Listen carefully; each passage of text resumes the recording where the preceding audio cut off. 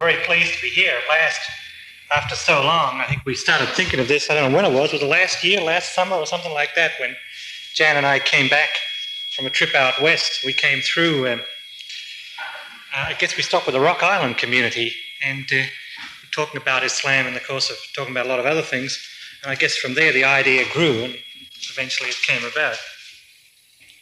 Well, as the chairman announced, the purpose of our institute this weekend is to discuss and study Islam together.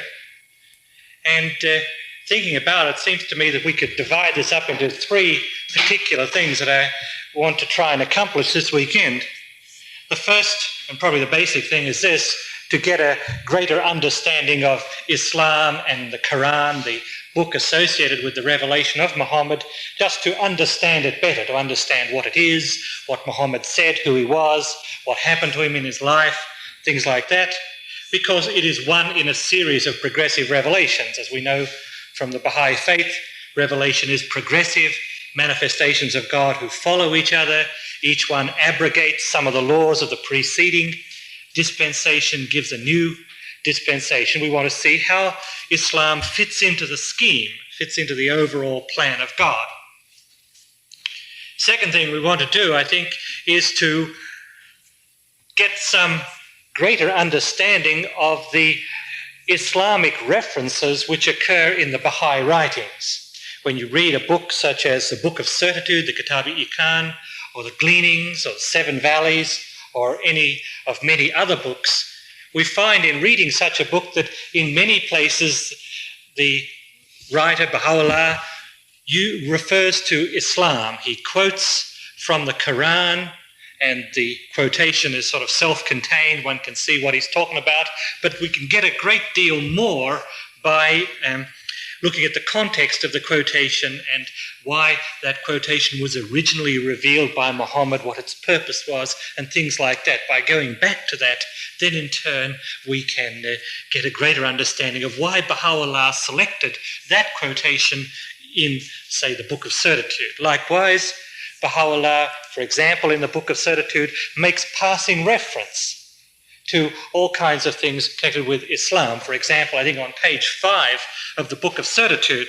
Baha'u'llah is talking about how manifestations have been rejected whenever they have come. He talks about the things that have happened to manifestations, and he says, I think on page 5, that if anybody were to meditate on a chapter of the Quran called the Surah of Hud, then this would be sufficient for him. Well, we need to go back and see what the Surah of Hud is, how come it's so important that Baha'u'llah said this about it, what's in it, what's it all about, who was Hud, things like that. Those are the kinds of things that we're aiming at. Some of the references of Baha'u'llah to the Quran are very direct, and some of them are very veiled, they're mysterious. There are some terms that occur which are not generally known. Another one that comes to mind is where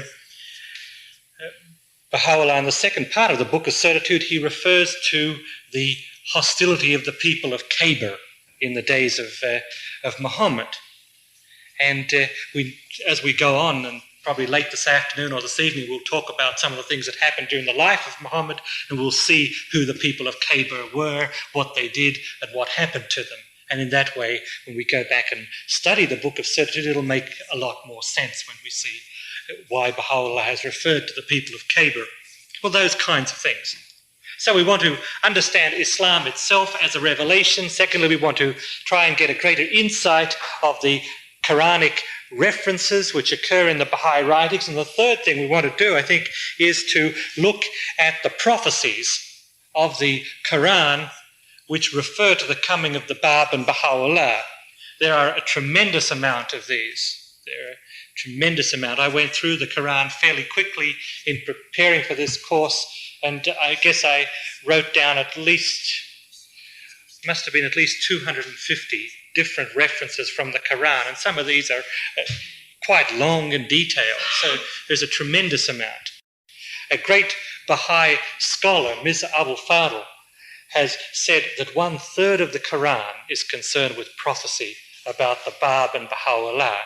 And what we'll do, of course, obviously time won't permit us to discuss in detail 1/3 of the Quran, but at least we can see some of the incredible things that are there. And this, I think, is one of the most exciting parts of looking at Islam from a Baha'i viewpoint. You can see how very clearly it was foretold. The fact that there would be two manifestations of God, the term gate or Bab is used in this context, the term Baha, the fact that on the day, the promised day that would come, people would stand up and their eyes would shine and they would speak of the glory of God. These things occur in the Quran. It says that Baha'u'llah would call, that the glory of God would call from the abode of peace. And Baghdad, where Baha'u'llah made his declaration, is the abode of peace. It has always been called the abode of peace ever since it was founded as a city many hundreds or over 1,000 years ago. There are very explicit and very detailed references to the faith of the Bab and Baha'u'llah in the Quran. And we'll want to at least take a look at some of these, and we'll find that when we look at them, that they cast a great deal of insight into the Baha'i teachings. And the overall purpose of it, putting all those three things together, is in fact no more than this: to understand more and more what Baha'u'llah has said and what the Baha'i faith is about. Because we'll see as we go on that the Baha'i faith ties in very closely with some aspects of Islam, although of course Baha'u'llah has abrogated many of the laws of the Quran. We'll look at one point at some of the laws of the Quran and see what they are and see how they have been changed by Baha'u'llah. In this regard, let me read a passage that The Guardian wrote some years ago in 1936, in the August 1936 Baha'i News. The Guardian wrote, and he said through his secretary, the Guardian would certainly advise and even urge the Friends to make a thorough study of the Quran, as the knowledge of this sacred scripture is absolutely indispensable for every believer who wishes to adequately understand and intelligently read the writings of Baha'u'llah. Well, this is very strong language. The Guardian says, firstly, that he advises and even urges us to make a thorough study of the Quran. And obviously we won't be doing that this weekend. What we'll hope to do this weekend is to make a start on a thorough study of the Quran, but that's not something that one is going to accomplish in a few hours in one weekend. It's a much larger work than that, but at least we can get started on it.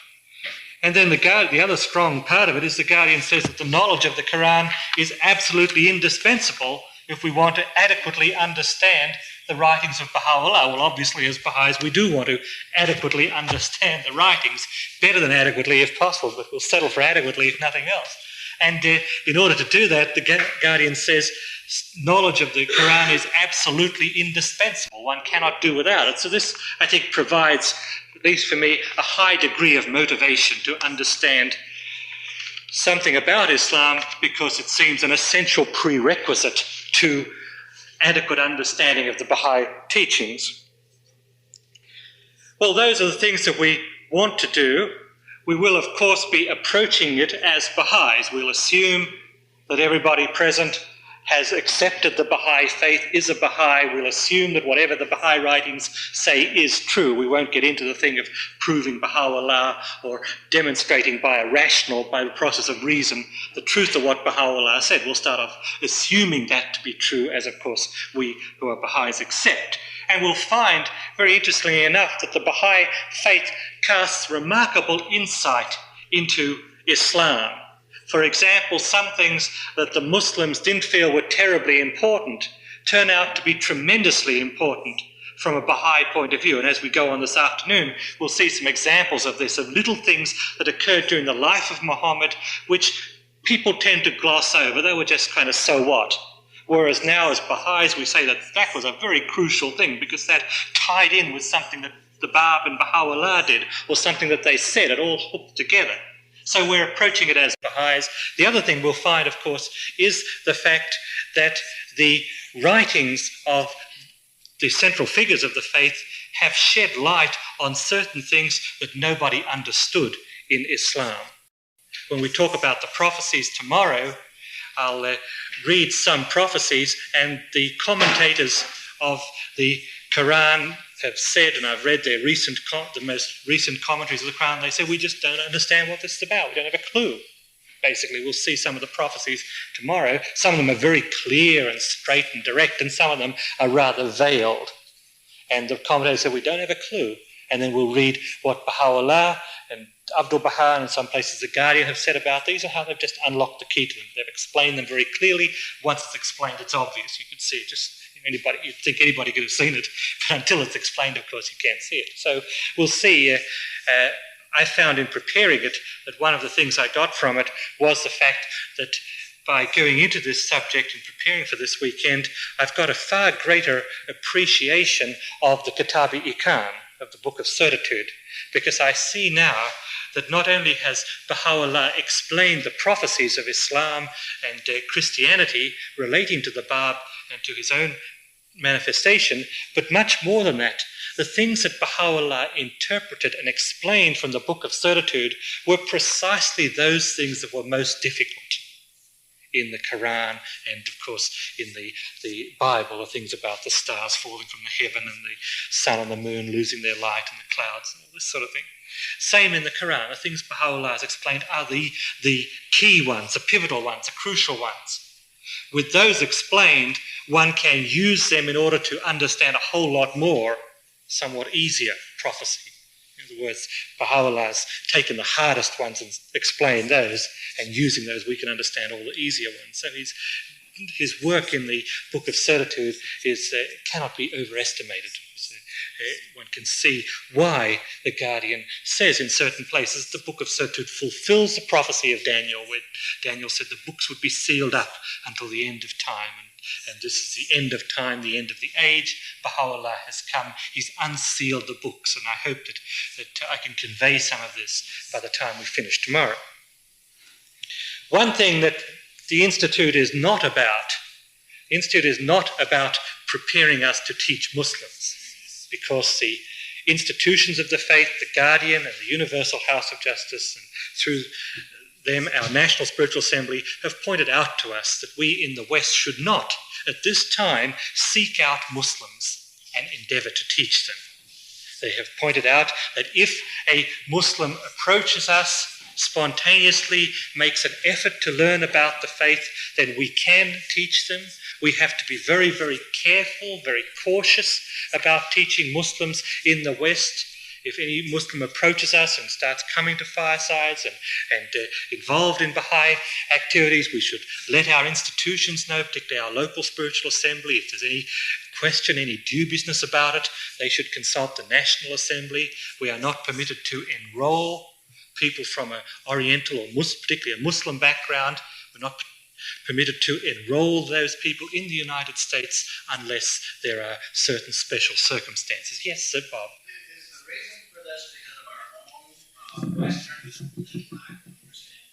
I think there are several reasons. One reason I've become very conscious of since I was appointed to the Auxiliary Board, and that is the fact that there are many instances, particularly in the college towns. We've had instances in Champaign-Urbana, Illinois, and in Indiana, and in Michigan, of Muslims coming to the Baha'is and deliberately representing themselves as knowing nothing about the Baha'i faith and interested in it.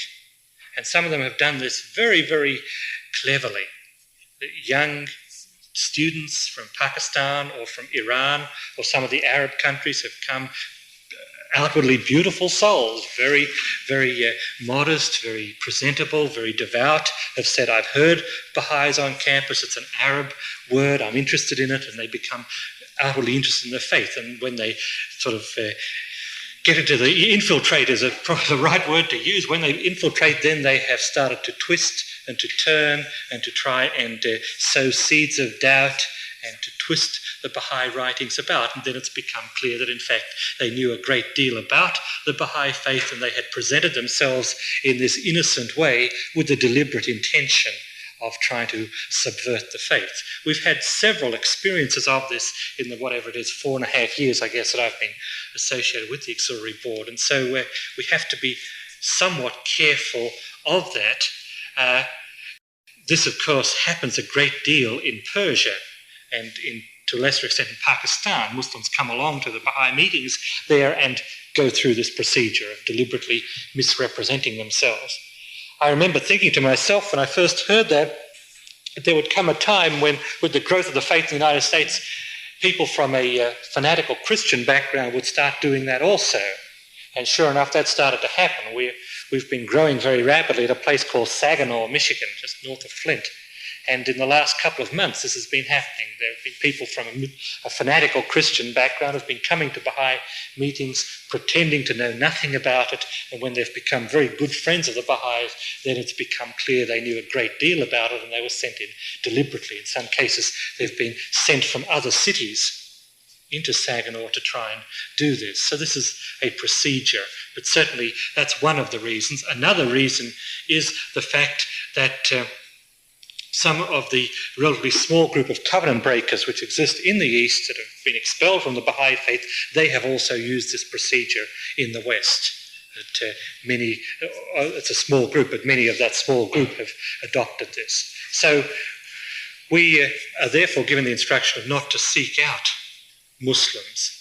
If they approach us, we should be very careful, but maybe they're sincere. We're not prejudging and saying that all Muslims are bad who approach us. But if they approach us and take the initiative, then we can play it along very carefully.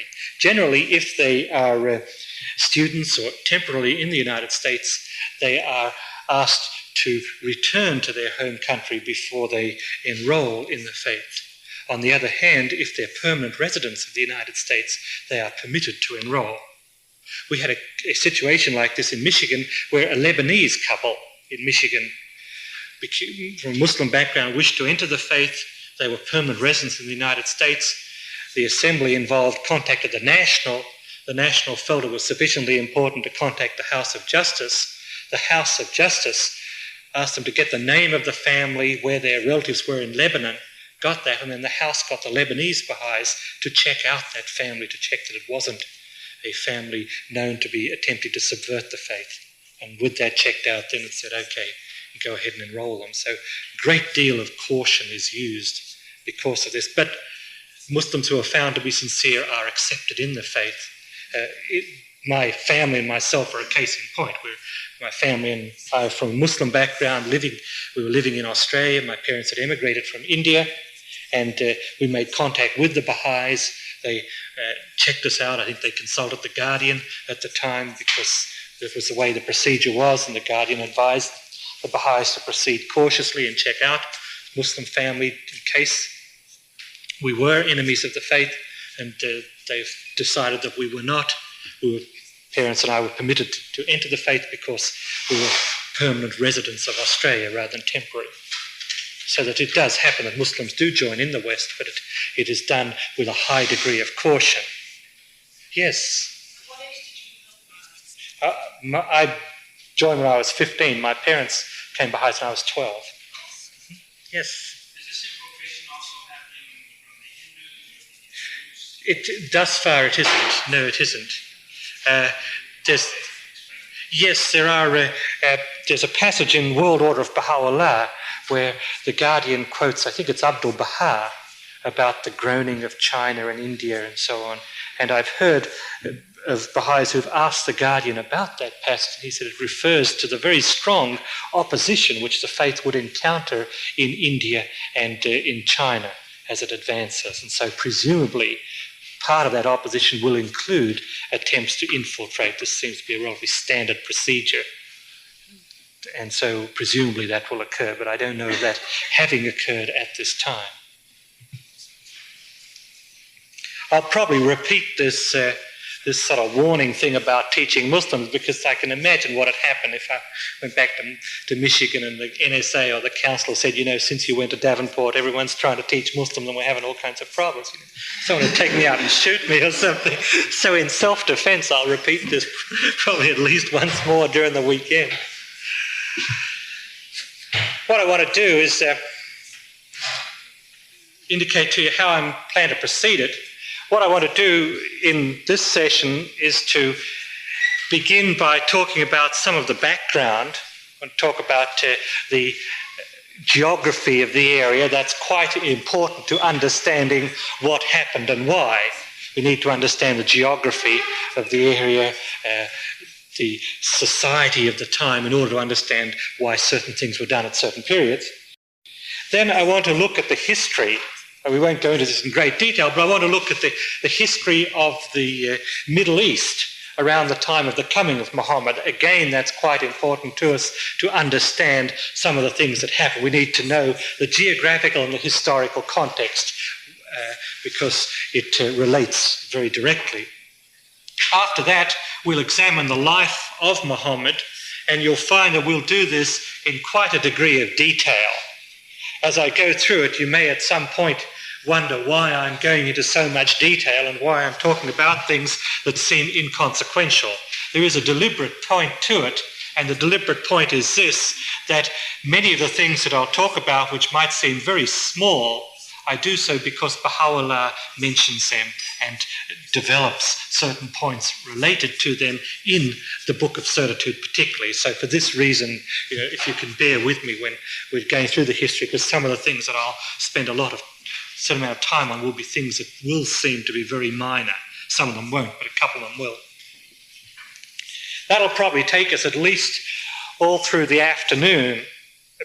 I think, I'm not sure. I said to Jan, I'm not sure whether this will go on forever or it'll stop about 8 p.m. But I think it'll probably take us all through the afternoon.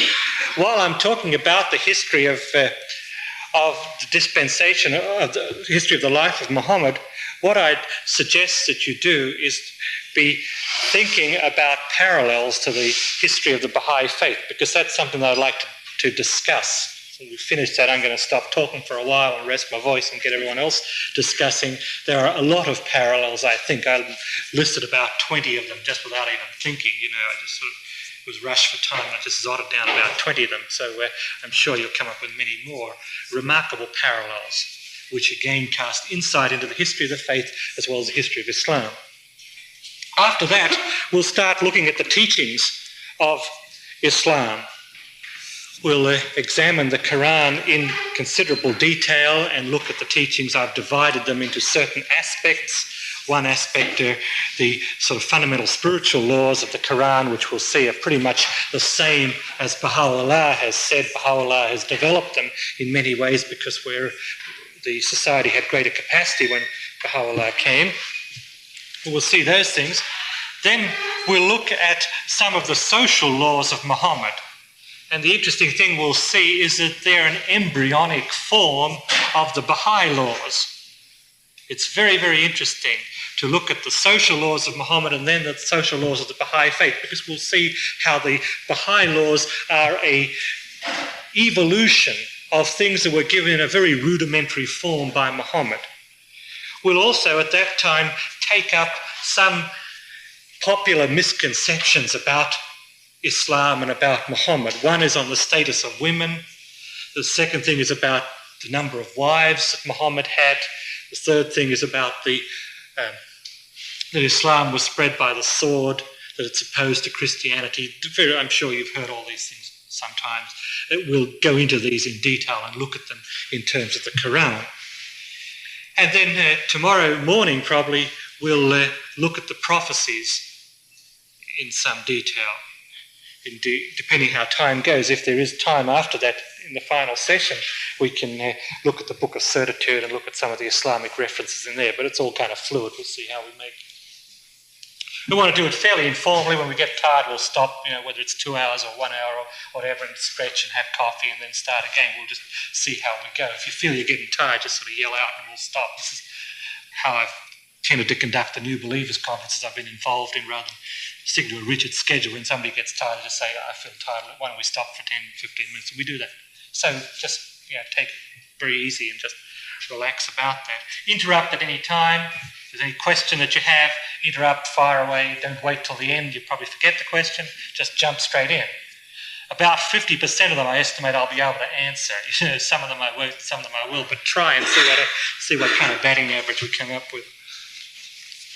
Again, preliminary, before we start, let me mention some of the books that I'll be referring to. The Quran was for many centuries, for most of the Muslim dispensation, was not translated out of Arabic. And in fact, Arabic became the international auxiliary language of the Muslim dispensation because the Quran was not translated out of Arabic. Devout Muslims wanted to read the Quran, and so they learnt Arabic. And this was one of the, I'm jumping right to the end, which is probably the worst way of starting, but anyhow, this is one of the major factors in the growth of the Muslim civilization, the fact that they had an international auxiliary language, international in the sense of wherever Islam expanded from western part of Africa to Indonesia, let's say. You could travel from the Atlantic coast of Africa to Indonesia and speak Arabic and get by. And so it induced a fostering and interchange of ideas and trade and things like that, and contributed to civilization. In the last 50 years, there have been various translations of the Quran. There were others made many hundreds of years ago, and they have become the classics. There's one by Sale, S-A-L-E, which the Guardian at times recommended to the Baha'is, George Sale's translation of the Quran. It is regarded as being a very literary one, quite good English, quite reasonable kind of a translation. Sale, S-A-L-E, he was, I can write some of these things up, I guess. Let me move this thing over. Sale, George Sale, he was opposed to Islam. He regarded it as a spurious religion, and this comes out in the translation. He has introductory notes and the like, and of course there a very strong prejudice against Islam comes out. One that the Guardian also recommended is by Rodwell. And this is the one in my hand, Rodwell's translation of the Quran. It's in Everyman's edition. It's relatively inexpensive. I bought this in Australia. It cost 9 shillings and threepence. I don't know what it would be in America. Maybe $2, something like that. But you can see it's about 400 or 500 pages, and a lot of junk stored in it, but basically it's all there, and you can see you can get some idea of the size of the Quran from this. Roughly, say 30% larger than the New Testament would be a rough figure for the size of it. And this again is regarded as quite a reasonable translation. It is, again, he was a Christian minister, and so he was somewhat opposed to Islam. That comes out in his translation.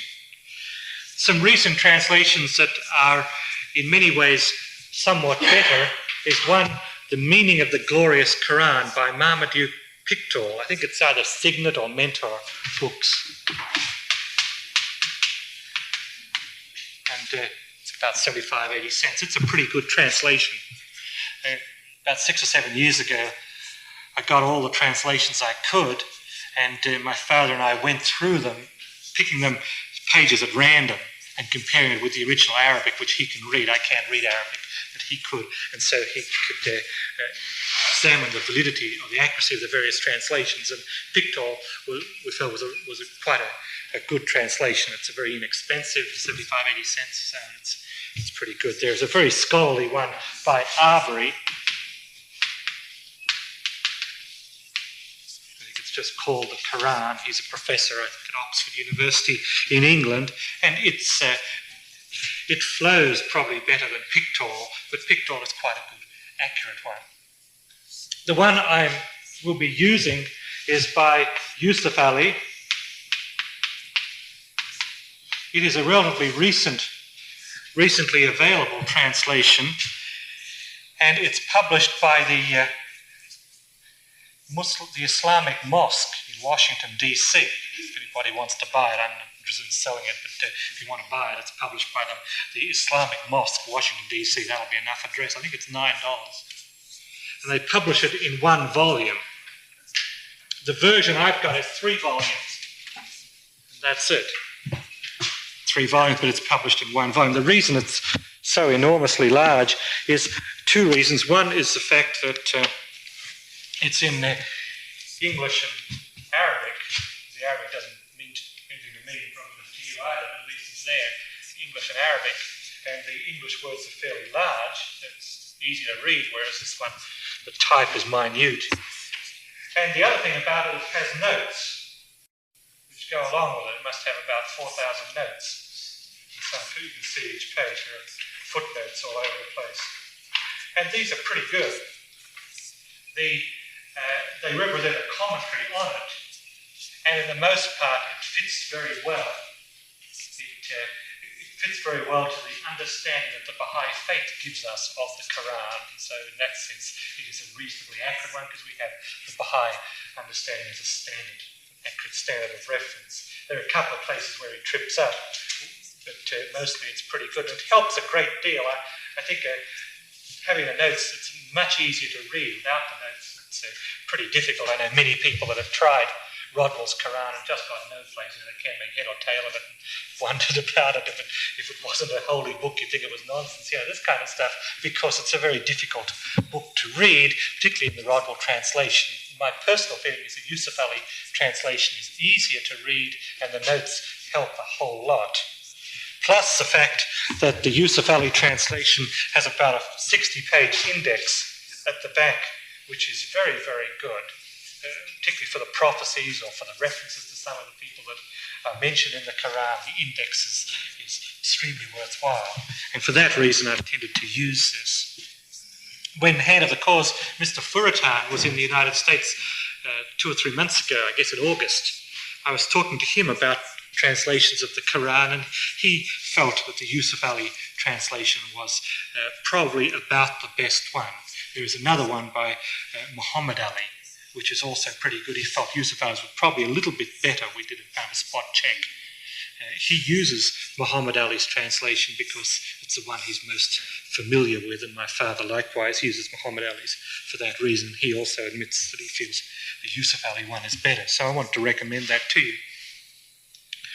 During the course of it, if we ever get around to starting it, we'll be I'll be reading certain things which are reputed to be eyewitness accounts of what happened at the time. These are taken originally from a manuscript by a person called Ibn Ishraq. It's not terribly important if you remember the names, though it's hardly worth writing up. Ibn Ishraq is well known in Islamic history as a sort of a rough equivalent of Nabil. He lived at the time. He was very interested. He tracked down things. He chased down all the people who were there at any particular time and got their eyewitness accounts of what happened, and he wrote it all down. And where he wasn't sure that somebody was accurately remembering, he said so. And where he was sure, he said, I feel sure this is true. And so in all the accounts, he qualified him. He said, this I'm sure is true, this I'm not so sure. In some of the places he says, God knows whether this is right or not. He's very direct. Ibn Ishraq also quotes a number of sayings of Muhammad, traditions, which we will talk about somewhat later. And in each case, he identifies who told him and who told that person. So when we'll get into it, we'll find some sayings of Muhammad, and he'll say, this person told me, someone else told him, that person was told by another person, all the way back to somebody was there when Muhammad said it. In other words, he traces it back. There is a particular Arabic word for this, which we'll talk about when we talk about the traditions, but essentially it is a means of tracing them back. The traditions were the sayings of Muhammad. They were distinct from the Quran.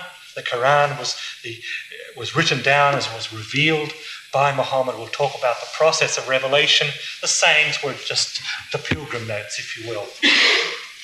And after the passing of Muhammad, the pilgrim notes were written down, and they got out of hand completely. There were hundreds of thousands of them. And eventually a great scholar called Al-Bukhari investigated them and reduced the number of traditions from 600,000 to what he felt were about 10 or 15,000 that could be relied on. And he wrote a 20-volume work in which he set out those traditions. Well, Ibn Ishraq was a person who interviewed the eyewitnesses. He wrote it all down. He wrote a history. Some of Ibn Ishraq's history was lost. The manuscript was not preserved because it was 1,300 years ago. But most of it was. About 200 years after Muhammad, another Muslim called Ibn Hisham took all that he could find of Ibn Ishraq's manuscript and he put it together and he edited it. And he made his own comments where he said this was a bit that got lost, we don't know what happened between there and there, and he made own comments from his own history. And he also did a pretty scholarly job in that he kept his own comments separate from what Ibn Ishraq said. So we know what Ibn Ishraq said, and we also know what the editor didn't sort of mess it up. He put his comments at the back of the book all by themselves. And this second person, Ibn Hisham, his manuscript has survived to the present day, and it was translated just a few years ago by Professor Guillaume in England, and it's published and called The Life of Muhammad. And I just came across this in the University of Michigan Library just a couple of weeks ago. It's about 900 pages, and you can see it's small type. There's a huge amount of information here, far more than we need this weekend, just everything you could possibly imagine. For example, I was very amused. He talks in one place about some of the battles that the Muslims fought when they were attacked, and he lists the names of everybody who was involved in the battle. So the Muslims who were present at the Battle of Badr, and he lists them all, every one of them. Yeah. I've heard that book quoted. Did you consider it It seems to be in the sense that many other books about Muhammad quote from Ibn Hisham. I've got some by Birmingham and Amir Ali and some of the other noted contemporary Muslim scholars all quote Ibn Hisham, so they all seem to regard it as being pretty good, and that's really all I have to go on. Plus the fact that the things he says seem to fit in with the Baha'i concepts, and we'll see this as we go along. There was one thing here, I guess I can't find it now, about one of the battles. He listed all the Muslims who were involved in the battle, all the enemies of Islam who were involved in the battle, and then he lists the names of the horses of the Muslims. Why anybody would want to know that, I don't have any idea, but sure enough, I guess I could find it if maybe at a coffee break or something I can dig in and find it. But, so there is very profound and also very inconsequential things there. Well, final comment before we really get started, and that is one of the difficulties that I think will occur this weekend is the difficulty of trying to separate one's thinking from several decades of prejudice in our culture. Our culture has prejudiced us in many ways against Muhammad and against Islam. Of course, when we become Baha'is, we start to roll back that tide, but there's still certain parts of it exist. We still have automatic feelings about Muhammad and about Islam and about the Muslims and what they did and stuff like that. And so we'll be continually sort of coming up against that during the weekend within our thinking, that trying to overcome that. Yes? One thing I was wondering if you were going to cover, I would kind of interested in this. I understand that one of the Ba''s proofs that he was the Ba was commentary on the chapter about Joseph. Yes. In the Quran. Yes. And I've read the chapter, but I haven't been able to find anything about Bob's commentary and how it was that, what he said that proved that he was the Ba in this particular story. Yeah, we can make a fairly introductory reference to it as well when we get to talk about the prophecies. I don't have a lot of light to cast on it because I am like you. I haven't been able to talk to anyone who's read the commentary on the Surah of Joseph. I only have fairly superficial things to say, but I'll certainly say them and maybe they'll help, maybe they won't. But that's one of the things I've got down to talk about. But let me not promise you that it'll be a dazzling ray of light. It probably won't help at all, but at least we'll try. Fine. Well, let's get started and talk about the background. The first thing I want to do is to talk about the geography of the area. Let me draw up an awful map.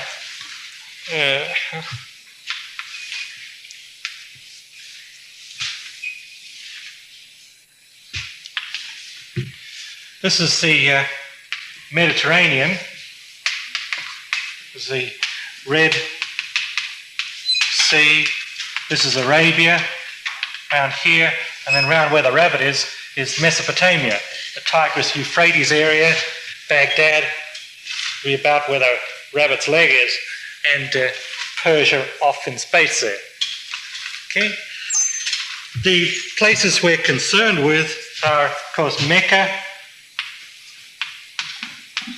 concerned with, this is out of scale, Medina, which is 270 miles north, roughly north.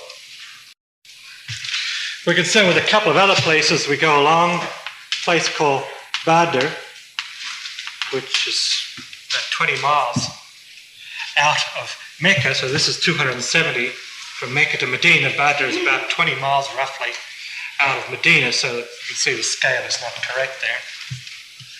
We'll also talk about this city called Khyber, and the reason we'll talk about it, of course, is the fact that Baha'u'llah refers to it in the Book of Certitude. The latest edition of the Book of Certitude has some notes, explanatory notes at the back, and they make a monumental lulu about Khyber. They say that Khyber is the pass, the Khyber Pass in the Himalayan mountains of India, which is dead wrong, because in the Book of Certitude, Baha'u'llah speaks about Muhammad going to Khyber and the things that happened to him there. Well, Muhammad went to this Khyber, not to the one over in the Himalayas, but that's good. I mean, by the way, it's not terribly important. Damascus, be up about here. Below Damascus is a city called Muta, called Muta for want of a better way of pronouncing it. But that also figures because a very important battle was fought there between the Byzantine Empire. It had a princedom centered in Damascus, and it was aggressive towards the Muslims. They fought a battle there, and some very outstanding Muslims died in that battle, so we'll talk about that at some time. Another place we'll talk about is the city of At-Taif, A-T-T-A-I-F, which is roughly 70 miles east of Mecca, and was distinguished by the fact that the city was dominated by a giant idol in the centre of the city, which I think was 70 feet high. Much the same as if you went to a European city, it'd be dominated by the huge cathedral, or At-Taif was dominated by a huge one-eyed idol. I think it's named Hobel. And we'll see how that was associated also with the Muhammad went to At-Taif in the year 620, and we'll talk about that as the time goes on. So that's the main places that we'll be concerned with. That's roughly where all the places are. Across the Red Sea, of course, is Abyssinia or Ethiopia. And it figures a great deal in this. For the Christian kingdom, the king was called the Negus, N-E-G-U-S, and he, as we shall see, very interesting things happened. Baha'u'llah mix the manifestation together. We go on this weekend. I'll call the Muslims Baha'is and the Baha'is Muslims. But Muhammad sent a proclamation to certain kings, including the king of Abyssinia, and the king of Abyssinia accepted the Muslim faith as a result of that proclamation. We'll read some of the things that happened at the time. Down the bottom of Arabia is the province of Hijaz, which is quite important to us because it was very fertile. It was an agricultural area. They grew vegetables. They had flocks. They grew cotton in certain parts of it. It was quite a rich area. Abyssinia was quite rich. The Mesopotamia area, what present-day Iraq, it was also a very fertile land. And of course, there was up here the Mediterranean with its somewhat developed civilization, and on further to the Byzantine Empire centered in Constantinople or Istanbul. So that's roughly the layout of it. There's a mountain range runs down the side here. It's not tremendously important to us. It's important to us in a couple of little bits and pieces. We'll find that Muhammad spent quite a bit of time in the mountains around Mecca. We'll find that one of the crucial battles in which Baha'u'llah discusses in some detail, the Battle of the Confederates, was fought in a mountainous area around Medina, but the mountains won't play a very major role in this. As you might expect, the climate is very, very hot in summer, extremely hot. We'll see as we go along that this provided a very easy way of torturing the early Muslims. They went and stuck them out on the desert and put a stone on their chest so they couldn't move and let them die of thirst unless they were willing to recant their faith, which of course they weren't willing to do. So the heat of the desert figures in some of the events that occur. It gets very cold in winter. They occasionally have snow in the mountains around Mecca, not very often, but it gets occasionally down to that temperature. They don't get a lot of rain in this area. The countryside here, as I understand it, is largely very barren. It's not so much sandy desert, but barren land with stones and not much growing and fairly bare. There are, in addition to that barren land, there are two other things. One, there are areas of sandy desert, which would be kind of like the beach, sand, shifting sands, things that you conventionally associate with Arabia. The other thing is that there are several oases where there is water and palm trees and things like that. And they're generally the areas where the cities were. Naturally, people settled near an oasis. Thirdly, there are areas of lava where there presumably were volcanoes many thousands of years ago, and there is lava rock, black lava rock, which is, very porous and real bad on the shoes. That's not terribly important to us. It is important in the sense that in the Quran, Muhammad at times makes reference to the black rock and associates it with some of his prophecies. Now, let's focus in on the two major areas of interest to us, Mecca and Medina. They're quite different as cities, and the differences are important to us. These are some of the things that I'm dwelling on because they're important once we get the story going. Mecca is a city. I'm going to start rubbing some of this out. Mecca is a fairly desolate city. It's like a bowl in the sense it's flat in the middle and there are mountains all around it. So if we looked at it in cross-section, we've got mountains and then the flat thing in the middle and then mountains all around.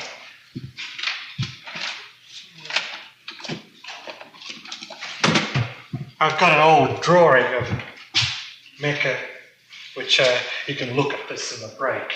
It's this thing, Muhammad by Dermingham. He's written many large books on Muhammad. This is a small popularized one, but there's a little drawing of Mecca there and gives you some idea of what we're saying about the mountains. That's the geography of it.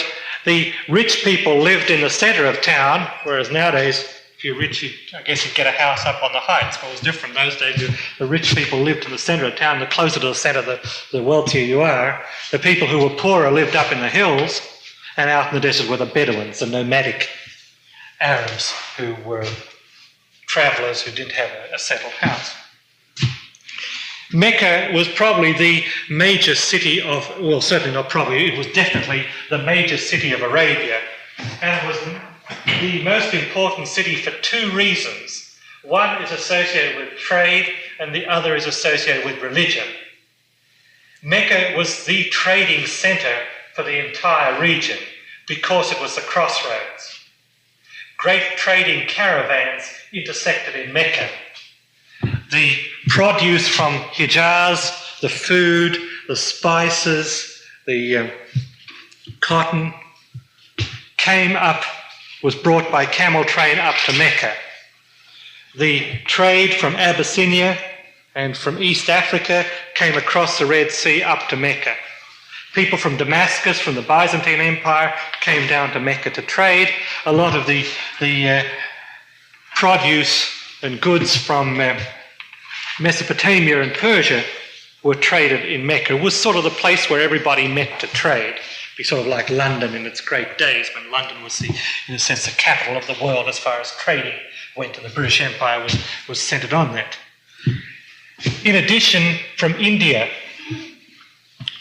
the things from India, mainly jewels, some foods, some manufactured goods, things that have been carved and so on.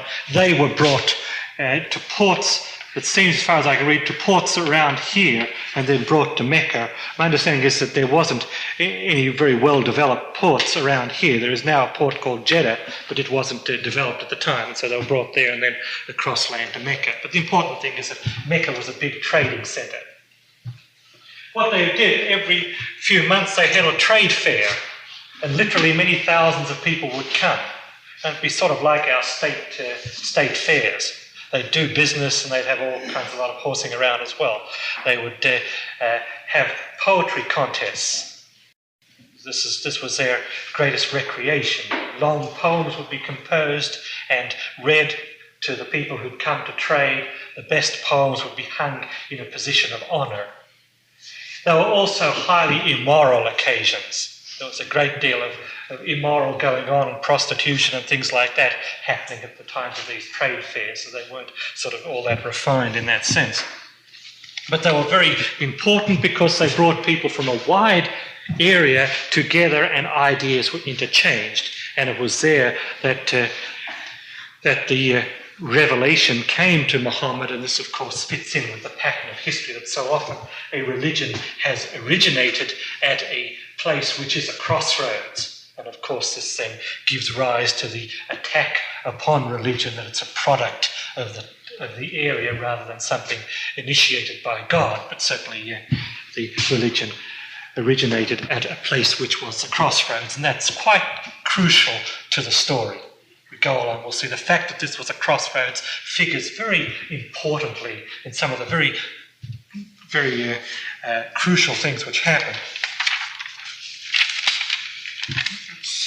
Every year, the Meccans who lived on trade, much the same as sort of the British people in the golden days of Britain, they themselves would finance two great caravans. One caravan would go down to the Yemen, to Hijaz. Another caravan would go up to Syria. And the whole city was involved in those caravans, either with people going on the caravan or with people financing them. Typically, the caravan had 300 men, and typically 2,500 to 3,000 camels. You see, when a caravan like that left with 300 men, it'd be roughly equivalent to a caravan of 3,000 trucks. You can see this would move a huge amount of goods. So you can imagine a city in the United States sending out 3,000 trucks to take produce across the country or to go and bring produce. It's a major event for the city. And we'll see that Muhammad was involved in these things, and again, that played a very crucial role. So that's the trading importance of Mecca. The other importance of it is it's religious. It was the religious centre for Arabia. And the religious centre that Mecca was associated with the Kaaba.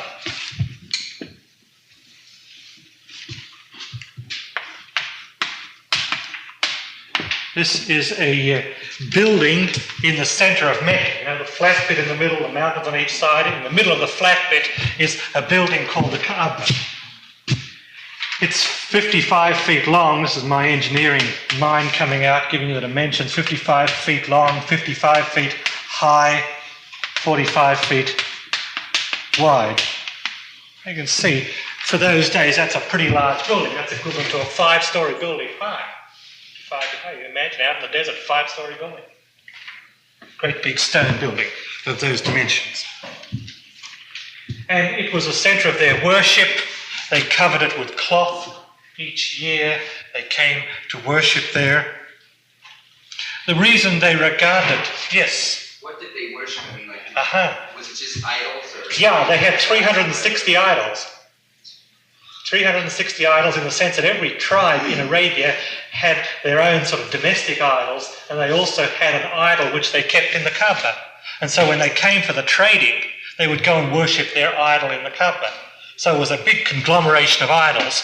From what I've read of descriptions of it, the idols weren't very highly sophisticated. Some of them were chunks of stone, like a piece of stone out here, but they worshipped it. So What was the origination of the... that's the next point. coming to there. Did you have anybody else have a question? Okay.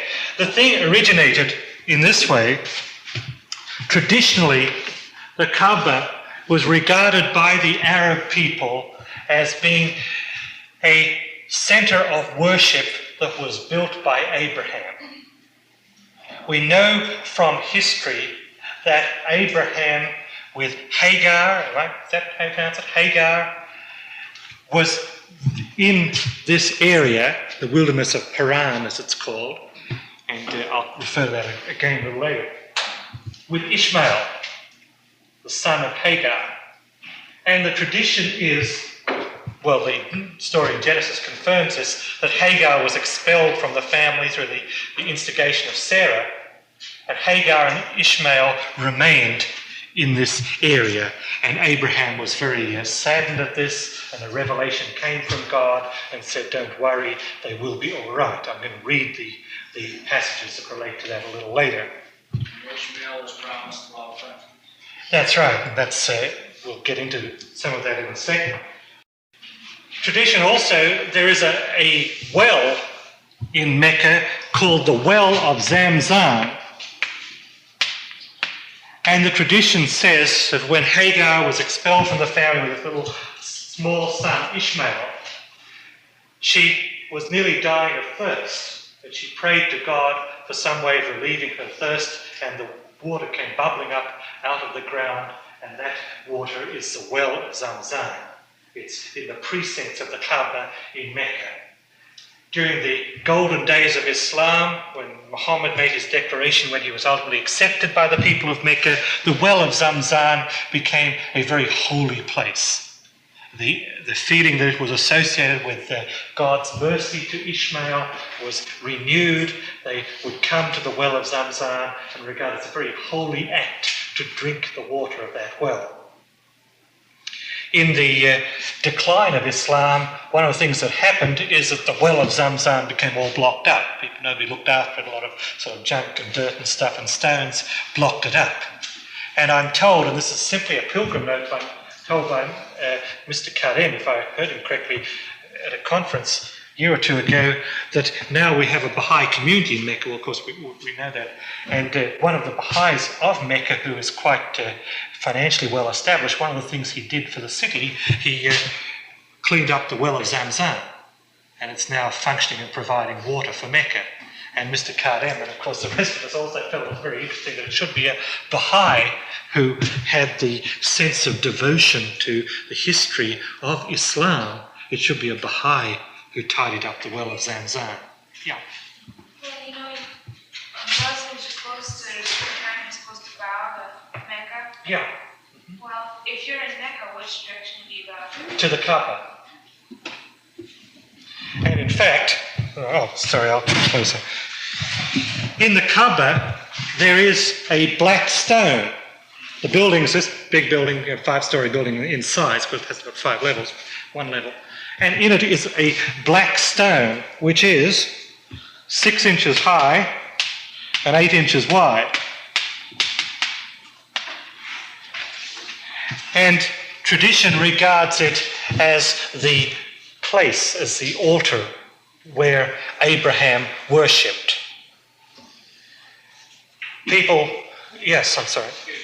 That's quite all right. Quite all right. I want people to break in any time. So go ahead. Isn't this black stone perhaps the only or one of the only stone idols that Muhammad kept from the old days, so to speak? In the sense that it was, the thing was, every tribe had their idol in the Kaaba, and then every tribe worshipped the god associated with the idol, and it also worshipped the supreme god associated with the black stone. And Muhammad came and he said, there is no god but Allah. Allah is the supreme God. So he used the black stone as a symbol of the supreme God, but it wasn't an idol in the sense that an idol is generally taken to be that stone thing, idol, is the God, is where the God is living or where the God is represented, whereas Muhammad took it as a symbol, just as we would take the 9-pointed star, or the Christian would take the cross as a symbol, but no Baha'i would say that the 9-pointed star is Baha'u'llah or whatever, or that the cross is Christ. So Muhammad took it as a symbol. In fact, what you've done is raise a very fundamental point, and it is this, that it seems that in every dispensation, the manifestation takes things which had been debased and sanctifies them. And this occurs in the Quran. One of the quotations I was reading, preparing this course, where Muhammad says this. He says that every manifestation sanctifies things that the people had debased. For example, we're getting into sort of minute detail, but in one of the rites of pilgrimage of the people in their pre-Muslim days, they would go to 2 certain mountains around Mecca, and they would throw stones or something to symbolise throwing stones at the devil. Well, Muhammad, in his pilgrimage that he gave to the Muslims, he had them go to those same 2 mountains, but go there and worship God rather than throw stones at the devil. So it was a sanctification of things that were debased. And I was thinking to myself when I read that, what is there in the Baha'i faith which has done that? And I really think there are many things. For example, voting and contribution of funds. To me, these are 2 things that are debased in our society. Voting is a joke. You've got to have $1 million to run for Senate, let alone for president. And everybody buys votes and people vote for the same old person, this kind of stuff. Well, we Baha'is are doing better. We've still got a long way to go, but we're doing a whole lot better. So that it seems that Baha'u'llah has sanctified the process of voting. The process of contribution of funds, particularly to a religion, had become debased in our society, the way religions twist your arm and the corruption that goes on in the use of funds by religion. Again, Baha'u'llah has sanctified that. So I think you've raised a very fundamental point about things that had a debased or very corrupt meaning were sanctified by the manifestation. And of course, this then is a source of attack for that reason. They say, well, all you've done is just compromise, whereas in fact it isn't compromise but rather sanctification. It's a subtle difference. Now, the black stone is apparently, from people who've looked at it as geologists, it seems to be a meteorite.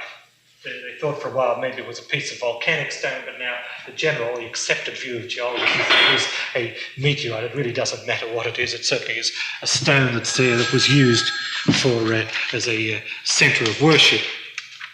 And a person who's in Mecca, say a Muslim who was facing towards the place in worship, would face towards the Kaaba. If he was in the Kaaba, he'd face toward the black stone. That was the centre of worship. Just as we as Baha'is face the world centre. If we're in the world centre, we face towards Akka. If we're in Akka, we face toward the shrine of Baha'u'llah. That's the centre of adoration for us. Now, that was tradition. What comes now is fact, because it's in the Quran. And the Guardian tells us that the Quran is an absolutely authenticated repository of the Word of God. And in the Quran it says this: the first house of worship appointed for men was that at Mecca. And this we can take as authentic because it's in the Quran. The first house of worship appointed for men was that of Mecca, full of blessing and of guidance for all kinds of beings. In it are signs manifest, for example, the station of Abraham. What the station of Abraham means is a matter of conjecture. My guess is it means the place where Abraham worshipped, but that's just my own guess. And around the Kaaba are certain other buildings, reputed to be the spot where Abraham stood when he decided to build the Kaaba. That is venerated by Muslims, just as we as Baha'is regard as holy the place where Baha'u'llah stood when he commanded Abdul Baha to build the shrine of the Bab. Remember that clump of trees just up from the shrine of the Bab where Baha'u'llah stood when he told Abdul Baha? That's where the shrine of the Bab is to be. We regard that as a holy spot. We have beautified it that way. Well, so Muslims beautified the spot where Abraham stood when he decided where the Kaaba was to be.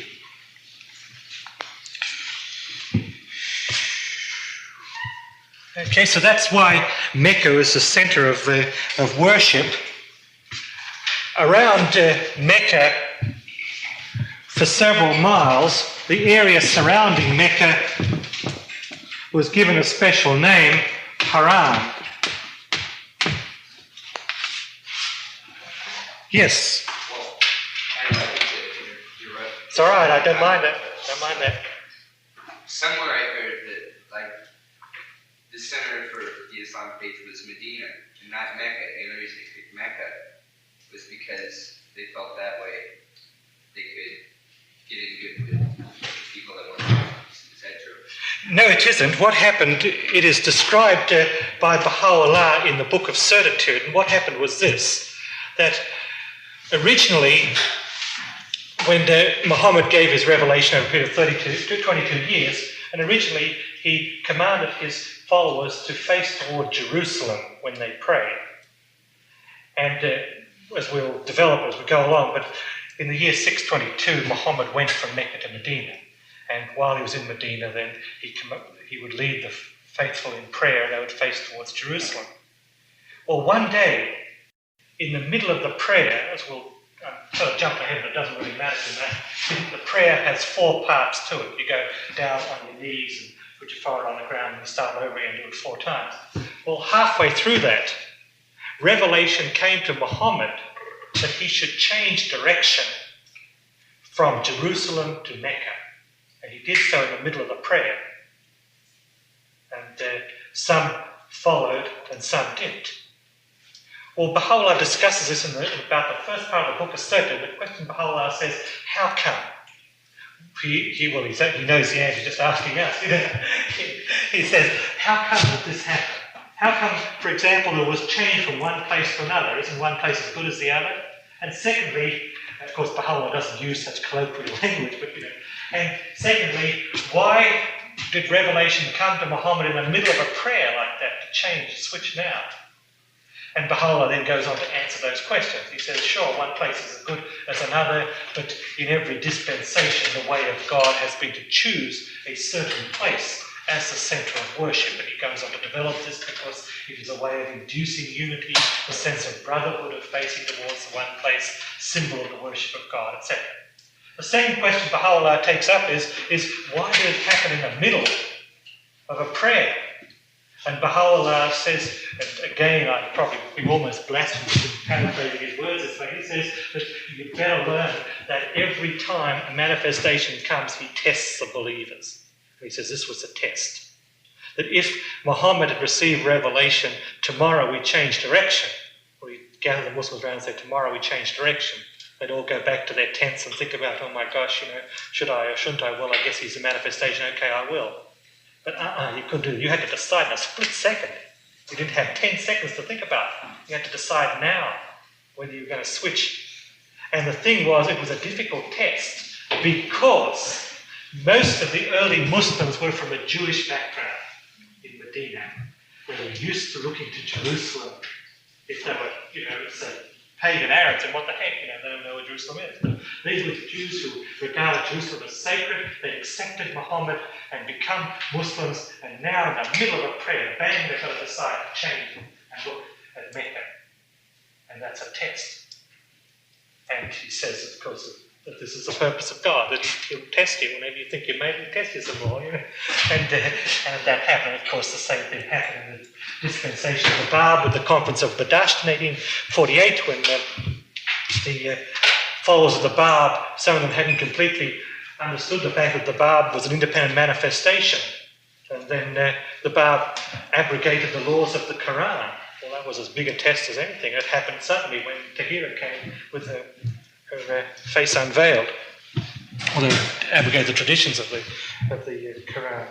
So, and that was a test. Were they going to sit there with Tahira among them without the veil, or were they going to run away or pick up a knife or whatever the person did? They had to decide there and then. They couldn't think about it for 24 hours. It's the same sort of thing. And of course, we have the same in the Baha'i faith and the various things that have happened in the history of Baha'u'llah's. So this is basically the way it happened. Well, the religion at the time There were the people of Arabia, the Arab people, are descendants of Ishmael. And the religion that most of them had was this pagan worship, idol worship rather. So they would be regarded as pagans in that sense. They worshipped stone idols. There were Christians and Jews. The Jewish people were concentrated, for the purpose of the story, in two places. There was a Jewish state in the Yemen, down the bottom of Arabia, and there was also a pretty strong Jewish colony in Medina. Medina was quite different from Mecca. Mecca was rough and stony, a trading centre, a religious centre. Medina is fertile. It's quite good land. There's agriculture goes on around Medina. It's a different kind of a city. There are a number of, just quite a strong Jewish colony in Medina. Christians were somewhat few and far between. Christians were in the Yemen. They were generally being persecuted by the Jews. It was sort of the other way around. The Jewish people held the material power and the Christians were the struggling religion trying to get itself going and persecuted. As I mentioned, Abyssinia was a Christian state, and there were some Abyssinian Christians who'd settled in Mecca. Some of these were associated with trade and others were slaves.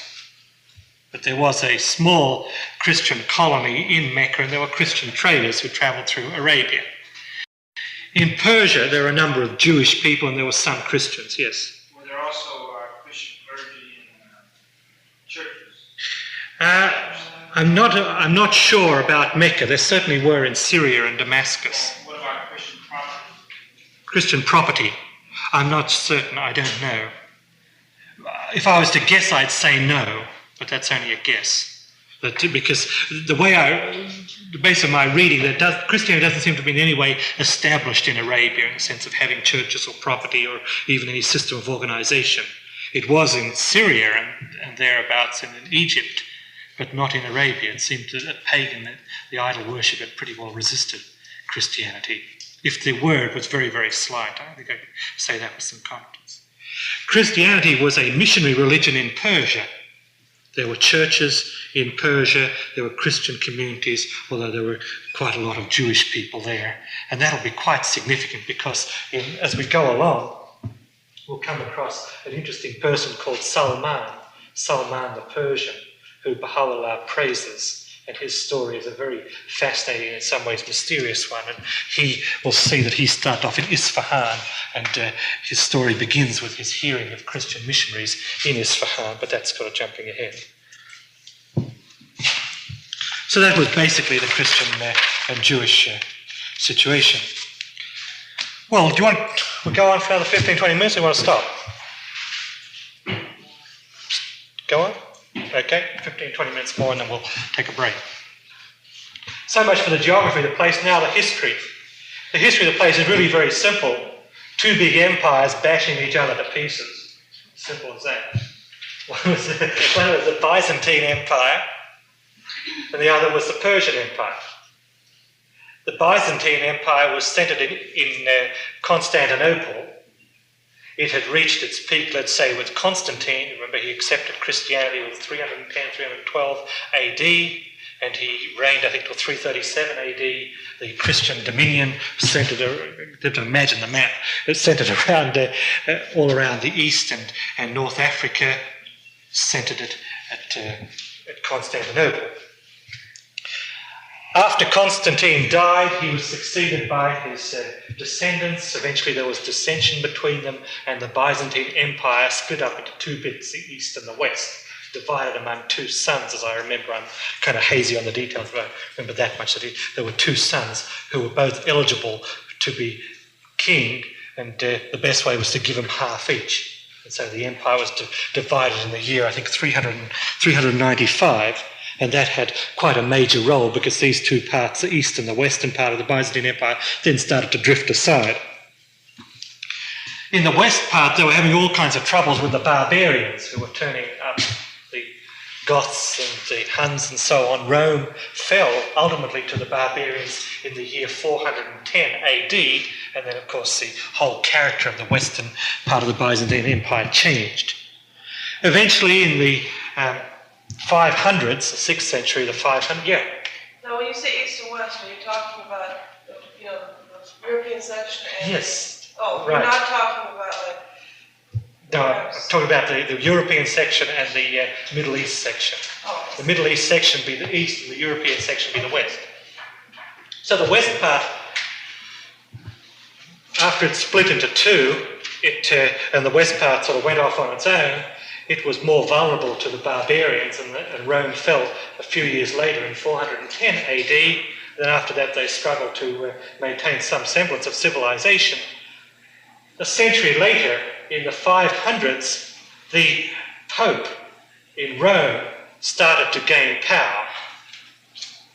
When it seems to me from my reading of the historians of the time that although the papacy is traced back by Roman Catholic to St. Peter, the power of the Pope to determine to have authority over other bishops only started to emerge in the 500s, the 6th century. We'll see after we take our break that there was a strong sense of expectation in the Christian community. There was a strong sense of expectation of Christians that a messenger of God was coming. And we'll see very beautiful stories. A messenger, not the return of the Spirit of Christ, but a messenger. And that's associated with some passages of the New Testament and the Old Testament, which we'll read after the break. And there are many instances, some of them we'll read from Ibn Hisham, where Christians said, aha, that's the one we were expecting when they heard of Muhammad. And they presented Muhammad's claim, and people said, I'm going to check it out with the Bible. And they'd come back and say, yes, he fits all the signs of the Bible. This kind of stuff. There was a strong sense of the Jewish people were expecting. There were forerunners. I'm given the second station, but there were forerunners in the Jewish faith who arose and said, the time is coming for a messenger of God. And they said, we believe his name will be Ahmed, which is one of the names of Muhammad. We'll read some of Ibn Hisham has some accounts of Jews in Medina who were from that background. In addition, there were four forerunners. 4 men who arose as forerunners. And read the first time. yeah, right. And Baha'u'llah refers to those 4 forerunners in the Book of Sirkir. We'll get into all that after the break.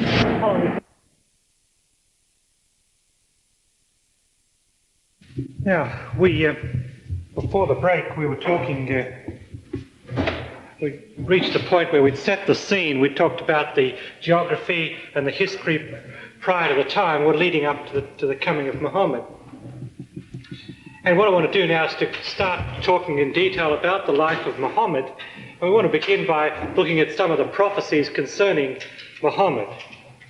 These occurred in many different religions, and we'll just mention a few of them. The most explicit ones seem to have occurred in the Old Testament. And I want to read some passages from the Old Testament which seem to refer to Muhammad. To understand them, we need to understand several things. One is the fact that the Arab people were descendants of Ishmael. The Jewish people are descendants of Isaac, the Arab people are descendants of Ishmael. Second thing we need to understand is the term Paran, P-A-R-A-N. This is a mountain which occurs in Arabia, Mount Paran. And it is associated with Ishmael and associated with the Arabs. In Genesis 21:21, it refers to Ishmael and it says he lived in the wilderness of Paran, referring to that mountainous area. That's quite important to us because, as many of you I'm sure realize, Baha'u'llah uses the word Paran in one of the hidden words, where he speaks in an allegorical way about the fact that we were there on Paran. He made an agreement with us, and have you forgotten that agreement? And I think it comes up a couple of other places. Well, with that background, let's look at some of the prophecies. In Genesis 17:20, God says to Abraham, he says this, as for Ishmael, I have heard you. Behold, I will bless him and make him fruitful and multiply him exceedingly. He shall be the father of 12 princes, and I will make him a great nation. It's of course referred to the greatness of the Arab people And if one has material values, then one would take that in a material way and say the Arabs would be materially great. If one had spiritual values, one would take it in a spiritual way and say the Arabs would be spiritually great. And so the spiritual values seem to be the ones meant generally in prophecy, and so we may take it to be a reference to the spiritually great things would happen among the Arab people. It also says in that passage he would be the father of 12 princes. This I take to be fulfilled by the fact that Muhammad appointed as successors the Imams, and we'll talk about them in detail a little later, but there were 12 Imams. And then there were no more because they were all killed one after the other by the enemies of Islam, as we shall see. And then there was a 1,000-year break, which was prophesied in the Quran, and then exactly at the end of that 1,000-year break, the Bab declared himself again as prophesied. So that seems to refer to that passage. Another passage that relates to this is in Deuteronomy, in chapter 18 and verse 18, where God speaks to the Israelites and he says, I will raise up for them a prophet like you from among their brethren. I will put my words in his mouth and he shall speak to them all that I command him. The brethren of the Israelite people were the Ishmaelites, because they were descendants of the brother of Isaac. If it were the descendants of Isaac, he would have, in keeping with the phraseology of the Old Testament, the word would have been seed. If it had meant a descendant of the Jewish people, seed would have been used, because that's the way the phrases go in the Old Testament. And when you look at the phraseology of the Old Testament, the term brethren refers, wherever it's used, to a brother people rather than a brother within this family. And so the brother people to the descendants of Isaac were the descendants of Ishmael, which was the Arabs. A very interesting prophecy is in Deuteronomy 33 verse 2, where it says, the Lord came from Sinai, you know that to be Moses, Mount Sinai, and dawned from Seir upon us. Seir is a mountain in Galilee, Jesus. He shone forth from Mount Paran, Arabia. He came with 10,000s of holy ones, and that seems to be the intensity of the Baha'i revelation, the fulfillment. So seems to, again, I'm just offering my own opinion, there's nothing authoritative in this. It seems to be a prophecy which speaks of Moses, of Jesus, of Muhammad, and then of the intensity of this day, which the Quran calls the day of judgment, the day of fulfillment, where 10,000s of saints seems to refer to the intensity and the magnitude of the revelation that's come in this age. There are others that are a little more obscure. Nebuchadnezzar had a dream in the book of Daniel, and Daniel interprets it. It's kind of complicated. No one's been able to make much of it, but then Abdu'l-Baha has interpreted it in the Star of the West, and he interpreted it to be a reference to Islam, and it's kind of a long, complex one. It's in Star of the West, Volume 7, if anybody wanted to track it down. The Christians were expecting the coming of a messenger of God, and so were the Jewish people. Both Christians and Jews in Arabia were expecting that a messenger of God was going to come very soon. This Ibn Hisham that I've referred to, he has some passages on this. And he refers to a man that spoke to the writer of this book, and the man was somebody called Asim, who was the son of Umar, who was the son of Qatada. And he said to this man, what induced us to accept Islam, apart from God's mercy and guidance, was what we used to hear the Jews say. We were polytheists, that's people who worship many gods, worshipping idols, while they were people of the scripture with knowledge we didn't possess. And they said, the time of a prophet who is to be sent has now come. He said, we worship idols, but we listened to what the Jews said because they had scriptures, and they said the time for a prophet has now come. Because that's why we accepted Muhammad, apart from the fact that God was merciful to us. And there are many other places, for example, I'm just, you could easily sort of just smell you in detail, but keep it coming. A person called Salwa said he was living in Medina and became a Muslim. He said, we had a Jewish neighbour who came out to us one day from his house. he spoke of the resurrection, the reckoning, scales, paradise and hell. And they said to him, "Good gracious, when will these things be? What will be a sign of them?" He said, when they asked for a sign, this Jewish man pointed with his hands to Mecca and said, "A prophet will be sent from the direction of that land." And this was while this fellow was living in Medina. And then they asked this Jewish person, when would the prophet come? And the prophet looked to this man who was a little boy and said, "This boy, if he lives his natural term, will see him." And the man says, "By God, a night and a day did not pass before God sent Muhammad as apostle, and he was living among us when Muhammad came to Medina." And there are several others like this. There are a couple of pages of them, but basically they're sort of repetitive. The point is that the Jewish people, there are many documented instances of the Jewish people at the time expecting a messenger of God to come. There was, as I say, a strong Christian expectation. I'm going to read some passages to indicate the way that the Christians were expecting Muhammad, but I'm going to read them later because they come into the story in a natural way somewhat later, because the passages I'm reading will refer to Muhammad appearing among the Christians and their reaction to him. Nevertheless, the Quran tells us that Jesus foretold the coming of Muhammad.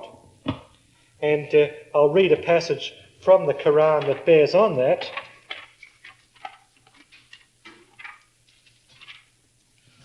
Muhammad says in the Quran, yes, 61 verse 6. The chapters are written in the Roman, the LXVI and stuff like that.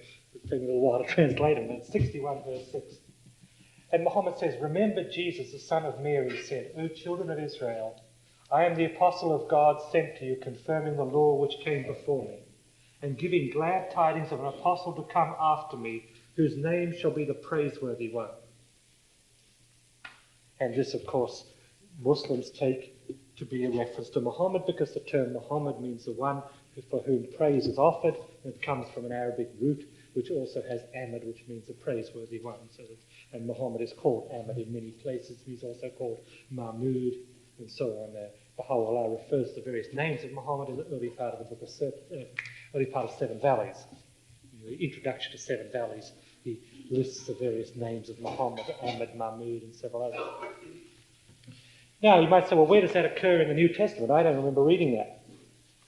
Muslims take that to be a reference to the passage where Jesus spoke of the Comforter, which is in John 14:16, and a couple of other places, John 15:16, where he spoke of the Comforter. The thing is that the word the Comforter is derived from an ancient root, a word which also is the word from which the word praiseworthy comes.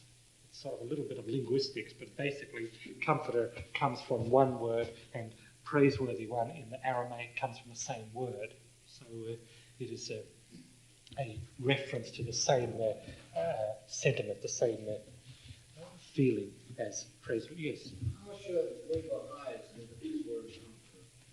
Some people talk of the comforter as being Baha'u'llah. Yes. Should we just express we don't really know it to be either? I think the way I can't say how Baha'i should look at it all the way anyway that the way I look at it, the way I look at it is that it really is both, because the same thing applies with the prophecies about the sun and the moon, and the sun losing its light and the moon falling from the sky. Baha'u'llah in the Book of Certitude points out that these things were fulfilled when Muhammad came, and he also refers to them as being fulfilled with the coming of the Bab and his own imminent manifestation, so that they're general to the coming of a messenger of God. So the same things would apply to yes. The word comforter as Holy Spirit. Yes, and right, and they take it to be the day of Pentecost. Yes, they certainly do. Christians, as I understand, take it to be the day of Pentecost, when the Holy Spirit was poured out to the disciples, that was the Comforter. And one can dispute this and get into an argument about it, but certainly the passage refers to a Comforter, and what does it say? That he will teach you many things, and things that I haven't told you, and stuff like that. So prophecy, I think, is often better as a confirmation to some people, because any prophecy you can argue about it, but So that with this, it's as a confirmation, but as far as proving Muhammad on that, would be we should just remain vague on it, because along with the word comforter is spirit of truth. Yes. We look at as Muhammad. Right. It's a way of looking at it, because one can say that any of the manifestations is the spirit of truth, and this is he reveals the will of God, so that one could equally use the phrase to apply to Muhammad. The return in the glory of the Father and the glory of God, those I think, my own feeling is that they would certainly be exclusively applying to this age. But the others not so. But I think your point is because it raises the fact that there is a multiplicity of possible interpretations to these prophecies. That's a good point.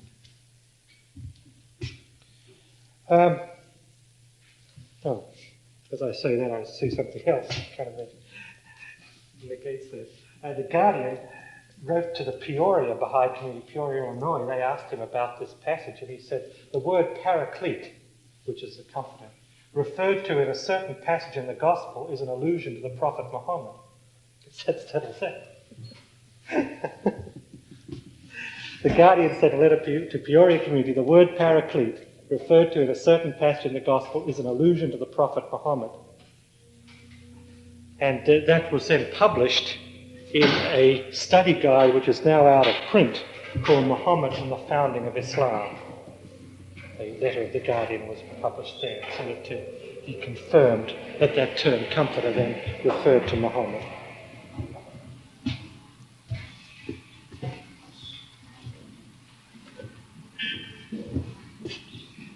So much then for Old Testament and New Testament prophecy. There was other New Testament prophecy that we won't go into, but that is covered in Revelations. There are passages in Revelations which Abdu'l-Baha has interpreted in some answered questions around page 45, and there Abdu'l-Baha interprets those passages to be references to Muhammad, and we'll get into those a little later about the beast coming out of the pit and stuff like that. We'll see what all that is a reference to, but they certainly, Abdu'l-Baha told us those passages were references to Muhammad. There were Zoroastrian prophecies which referred to Muhammad, and these are discussed in World Order of Baha'u'llah on page 101, where Abdu'l-Baha is quoted in answering a letter from a Zoroastrian believer who asked Abdu'l-Baha to explain a Zoroastrian prophecy about the sun standing still for certain times, and Abdu'l-Baha interpreted each time, and one of those was referring to the Mohammedan dispensation. It's pretty sort of clear-cut here, so I'll just leave you to read it. Pages 101 and 102 of World Order of Baha'u'llah for the Zoroastrian prophecies referring to Muhammad. The Baha'u'llah in the Book of Certitude tells us in one place that whenever a prophet appears, there are signs of his coming. And he says these signs appear in the terms of forerunners, and also there is a sign in the visible heavens. Baha'u'llah tells us in the Book of Certitude, before a manifestation comes, a sign appears in the sky. And you know this Biela's comet that Bill Sears talks about in Thief in the Night that split into two bits and stuff like that, the sign in the skies. And Bill Sears again, I think in Thief in the Night, points about the stars falling from the sky in 1833 and the 1840s prior to the declaration of the Ba'ath.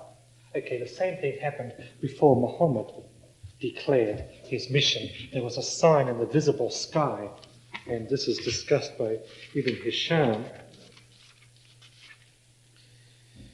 He said, somebody called Yaqub, I'm just mentioning the name, Ibn Hisham tells who Yaqub was the son of and who he was the son of and who he was the son of. In fact, I'll tell you, Yaqub was the son of Utbah, who was the son of Al-Mughira, who was the son of Al-Aqnas.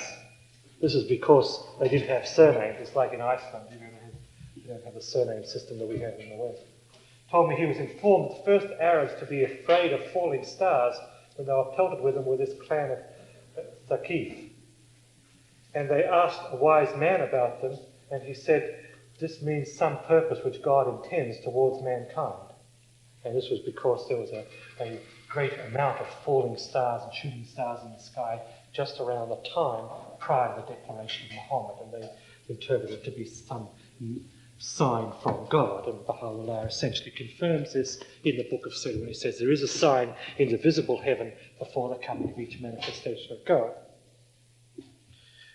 Ibn Hisham also points out that the wise men among the idol worshippers, among the pagan Arabs, they also were expecting some great event, some cataclysmic event to occur, some great change to occur in the world. They weren't saying it was necessarily a messenger of God. They were idol worshippers. They expected something tremendous was about to happen, and there's a lot of discussion here.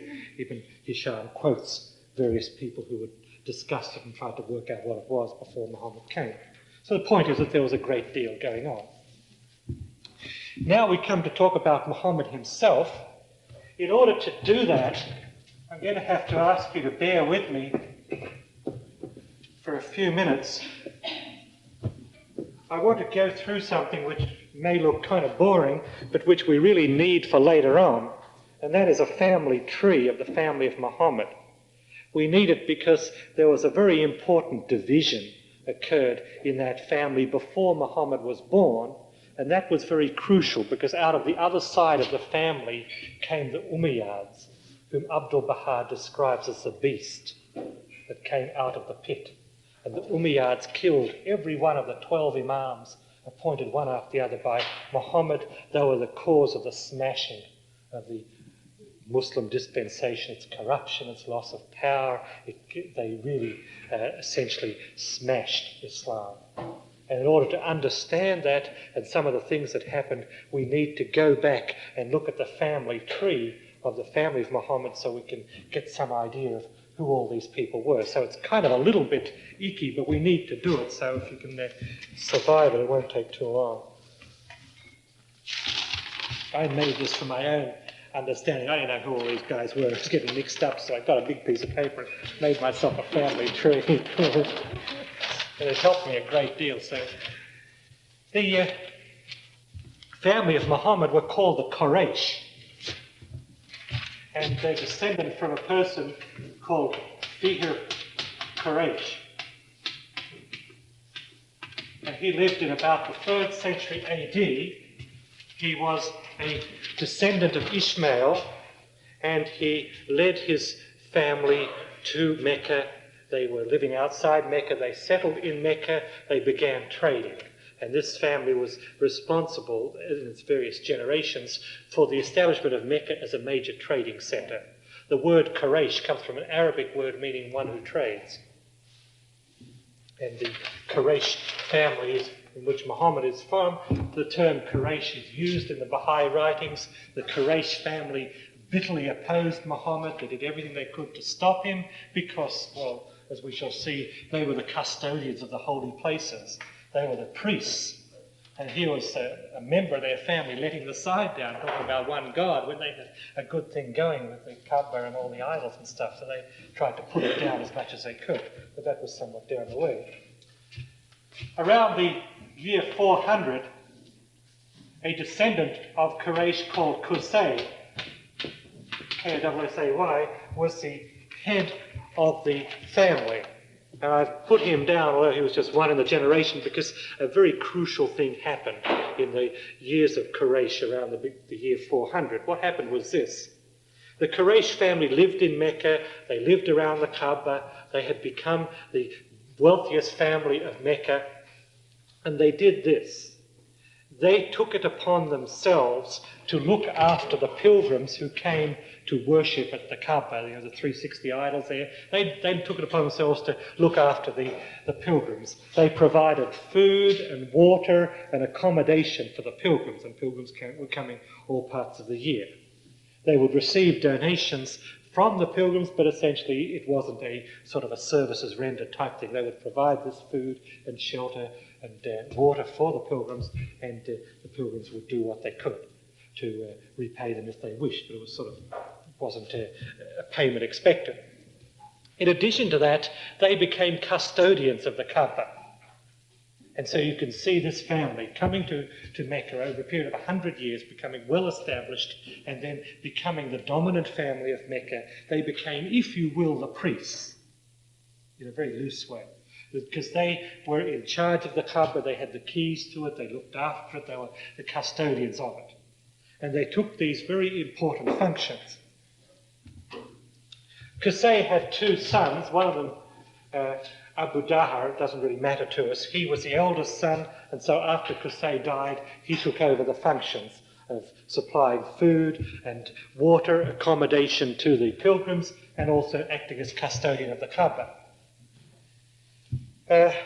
He wasn't too interested in doing it, so he passed it on, the duties, to his brother. His brother was called Abdul Manaf, and he's sort of interesting to us. So he took over all those functions. He then had several children. One of them was, the eldest one was Abdu Shams. So, we've got to the stage where Abdul Manaf is carrying out all this work for the pilgrims: food, drink, accommodation, custodian of the Kaaba. He dies, and so it passes to his eldest son, Abdu Shams. And this is where the party gets rough, because Abdu Shams was a poor man. He wasn't good at trading, and so he lost his money, basically, and he couldn't do it. And because he was poor, he gave the job to his brother. This guy gave it to his brother because he didn't want it. Abdu Shams wanted it, but he didn't have the money because he'd lost all his money trying to trade. So he gave it to his brother Hashim. And Hashim took over this work of acting as custodian of the holy shrines and doing all these things, and from there it went on. And then from Hashim it went down through Hashim's descendants, each one doing it. Okay, so far so good. Have I lost anybody, or are you still with me? Now, Abdu Shams had a son called Umayyah, and this is the bad guy. Umayyah resented the fact that his uncle Hashim had all these privileges and prerogatives. He felt he should have it as a son of Abdu Shams. Was Hashim born after? Yes, Hashim was younger than Abdu Shams. Abdu Shams was the eldest brother. He didn't have the money, so he formally assigned it to Hashim, and then it passed through Hashim's descendants. But Umayyah, born many years later, he resented the fact that it had been passed on to the Hashim's family. So he tried to stir up division in Mecca. And this was in about the early 500s, essentially. He tried to stir up division in Mecca. He began intrigue. He created problems in Mecca. Eventually, all the people in Mecca got together and they said to Umayyah out. They expelled him from the city and he had to go to Syria to live, because they all felt that he was such a bad influence in the city.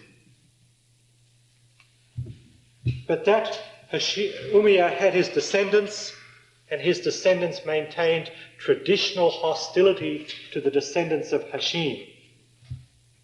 And that hostility existed generation from generation. The descendants of Umayyah are the Umayyads. The descendants of Hashim are the Hashemites. Muhammad was born of the Hashemite family. He was traditionally opposed by the Umayyad family who lived in Mecca. Umayyad's descendants came back to Mecca. Yeah. Where do these 12 princes come from? Way down the line, about there someplace. This is where about the year 500 at this point with Hashim, of 520. Muhammad was born 570, declared 610, died 632. The 12 princes were in the 200-odd years after that to about 800. So that's still a long way down the road, but that hostility of the Umayyads continued right through to the 800s, 300 years after this, and they killed every one of those 12 imams, even 300 years after all this happened. It was a traditional hostility between two. They became tribes, of course, by then. You know, one person had, say, 5 kids, and they all had another 5 kids, so you have big clumps of people as the generations proceeded, but the hostility was continued. And the followers, the descendants of Muhammad, are called Hashemites. that term persists to the present day. If you look at the title of, what's his name, King Hussein of Jordan, it's the Hashemite Kingdom of Jordan. He's the Hashemite king, because King Hussein is descended from the family Hashim, the Bani Hashim as it's called. In the mid-1950s, those of you who were alive that day, remember King Faisal of Iraq was assassinated and Iraq went socialistic.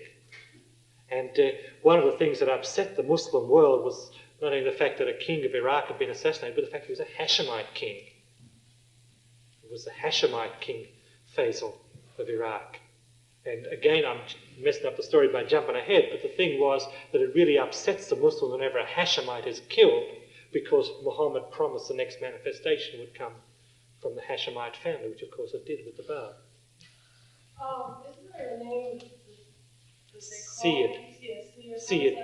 Yes, that's the same thing. Seyyid means a descendant of the manifestation. It happens to be the Hashemite family. The Hashemite is a very particular word meaning that family, because Seyyid, you could use it interchangeably. Seyyid is a lineal descendant of the family. I think Hashemite is used a little more broadly. Seyyid is a lineal descendant. Hashemite is often used to denote some of the other branches of the family other than the one that Muhammad came from. Okay, so that's why we've bothered with the family tree, because I wanted to indicate where the division between the Hashemites and the Umayyads started from. I'm going to have to inflict a little bit more of this on you, I'm afraid. There were two other brothers. One was called Muttalib. I don't know where we're going to put him. Let's put him back here. Let's start at the top again, shall we? We've got Hashim. Abdu Shams sort of disappears off the scene with Umayyad. This one was called Muttalib. And there was another one who was called Nawfal. They're all kind of interesting to us for various reasons. Nawfal, we can deal with him first because it's fairly straightforward. Nawfal was, of course, the fourth brother, the youngest brother. He had a son called Waraka. Incredible man.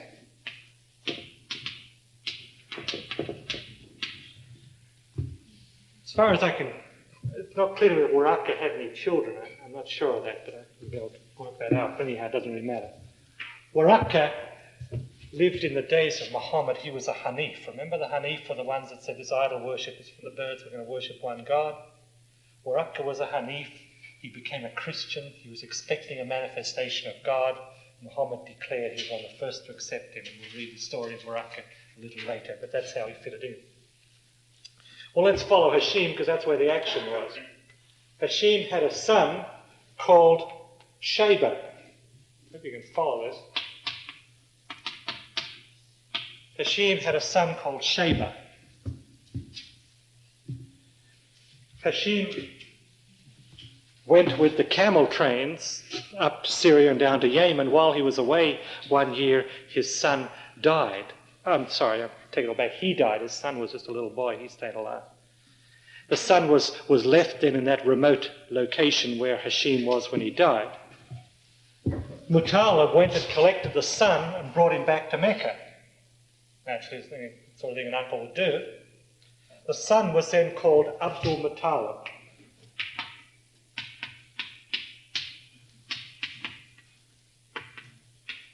The slave of Muttalib. The reason they called him is that the people of Mecca, they saw Muttalib leave, and he came back a few weeks later with this little boy, and they decided he must have bought a slave. So they called it the slave of Muttalib. Actually, it was his nephew, Shayba. So Shayba is called the slave or servant, Abdul Baha, servant of Baha, the slave or servant of Muttalib. Abdul Muttalib was the father of Muhammad. Oops, sorry, it was the father of Abdullah. You'll see why I needed the family tree, I really can't. And Abdullah was the father of Muhammad.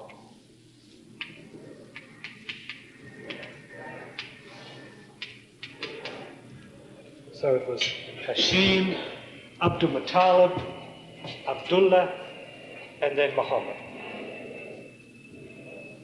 That's kind of enough family tree for us to go on. We'll need some more of it later. We'll need to talk about some of Abdullah's brothers, because some of them were good guys and some were bad guys, and Baha'u'llah mentions most all of them somewhere or other, so we'll need to look at their names, but we can worry about that when we get to it.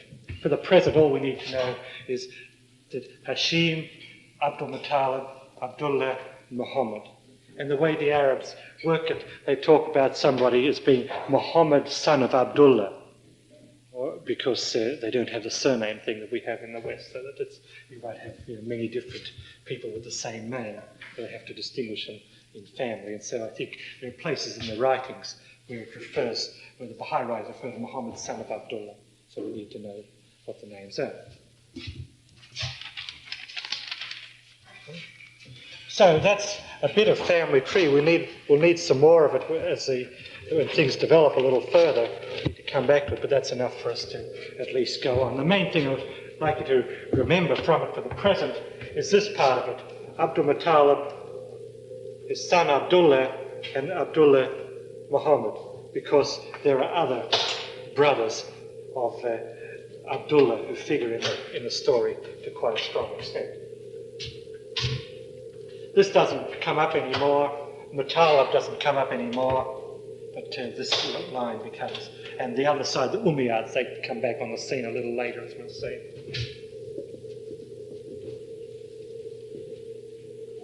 Okay, now let's talk about Muhammad himself.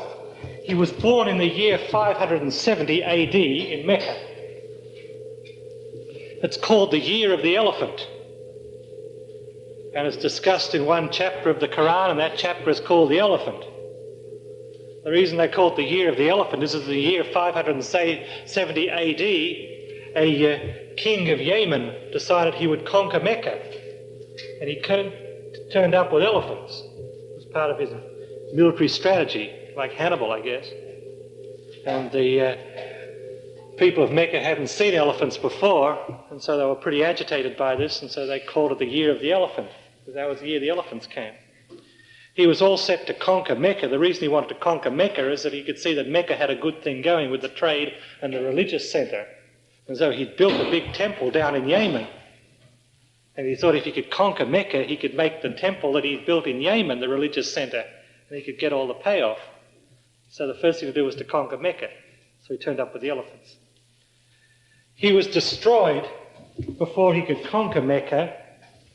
The present-day Muslims say it was a miracle that birds flew and threw small stones at his army, and those small stones destroyed the army by hitting them and breaking out in sores. Ibn Hisham investigates this and said what happened was that there was a smallpox outbreak, and this led to all the little sores, and the army was decimated by smallpox and retreated. And this was a miraculous thing to them. They were just fighting in the desert, in the dust and the sand and stuff, and then all these sores broke out. They didn't know what had caused it, whether it's a sickness from within, as we know now, or whether something had been thrown at them. And so the story grew that it was stones thrown at them. In fact, it was smallpox as far as we can tell. But it was part of the fact that Mecca was the holy place and was to remain the holy place. And Muhammad refers to that in the Quran. That Mecca, it was the will of God that Mecca remain the holy place. Muhammad's father's name was Abdullah. His mother's name was Amina, A-M-I-N-A. They were a family living in Mecca, Abdullah and Amina. Amina was pregnant, carrying Muhammad. Just a few days before Muhammad was born, Abdullah died. And from what I can read, it seems to me that he may have been born a little prematurely as a result of the trauma that Amina experienced when she was in the latter stages of pregnancy and her husband passed away. It's not clear to me what he passed away from was some illness. It wasn't a war or anything like that.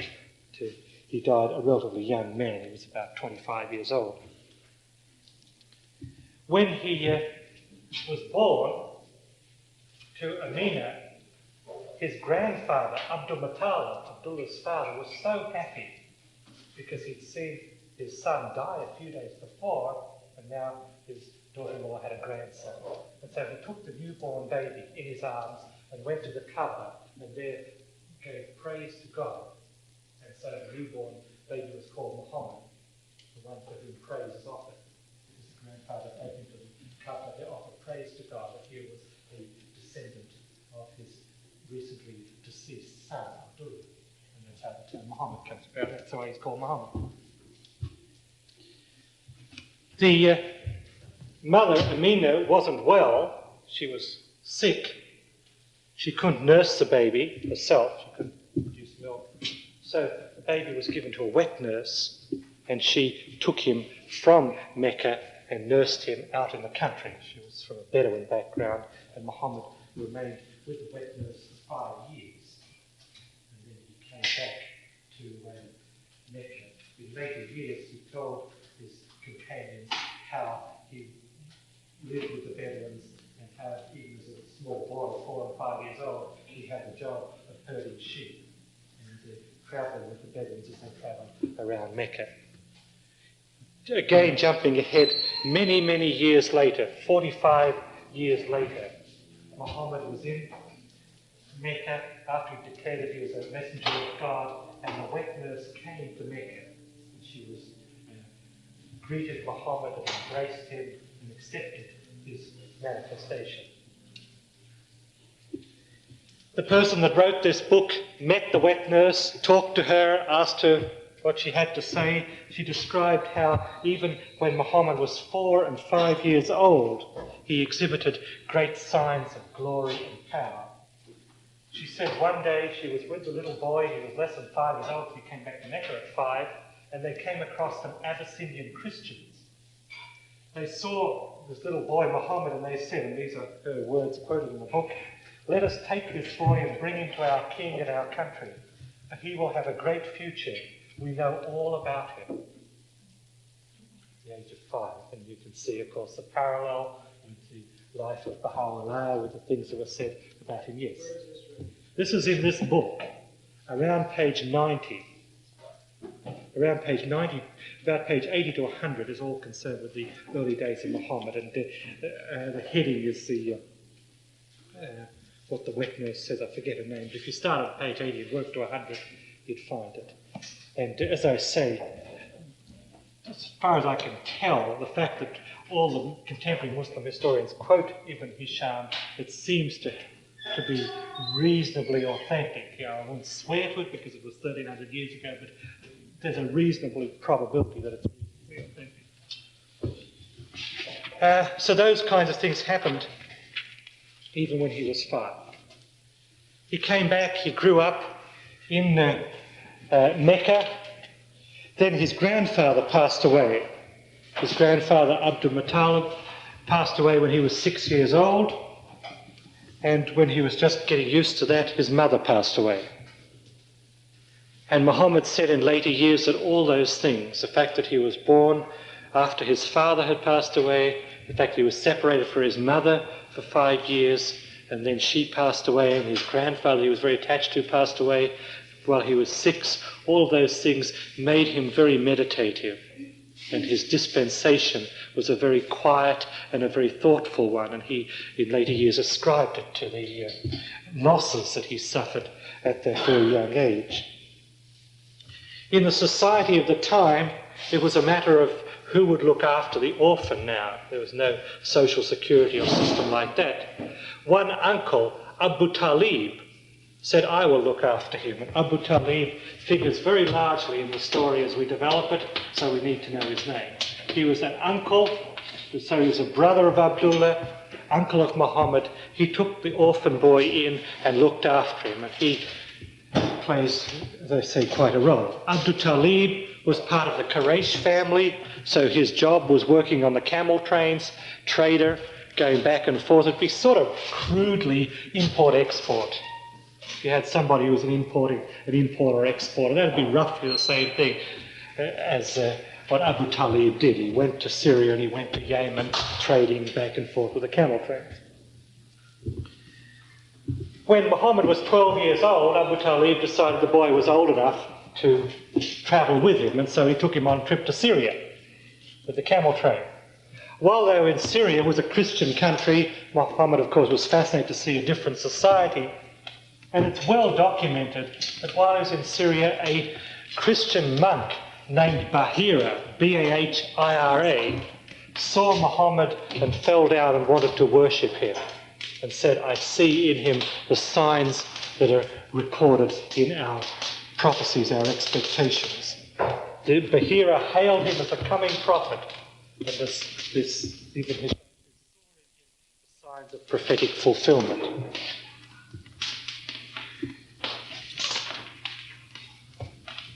Muhammad continued to work with his uncle Abu Talib. They went on the camel trains back and forth. He didn't have any schooling. This is typical of orphan children, even in more recent years. The generation of my parents were brought up in a Muslim society. The same thing applies. The orphans have no opportunities to get schooling, and this certainly was the time of Muhammad. The year 595, Muhammad was 25 years old. He was now, of course, a young man. He'd been trained in the travelling with the camels. There was living in Mecca a lady who was 40 years old. Her name was Khadija.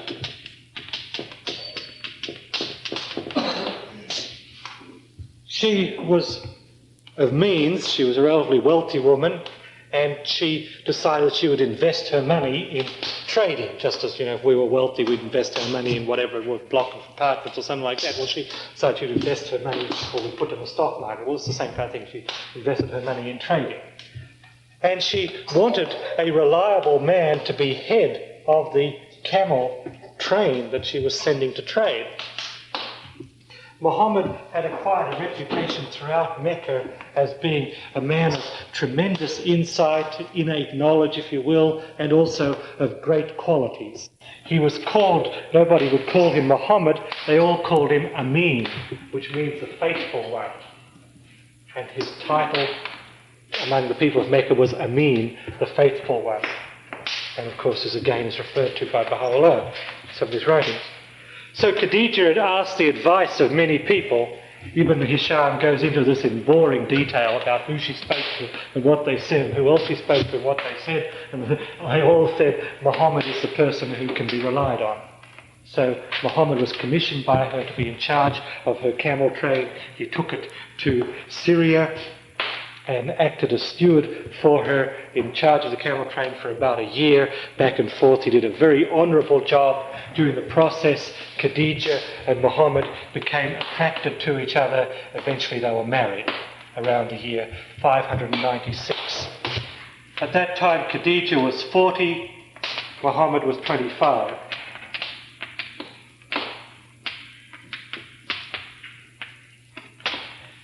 Their marriage persisted till Khadija passed away in the year 619.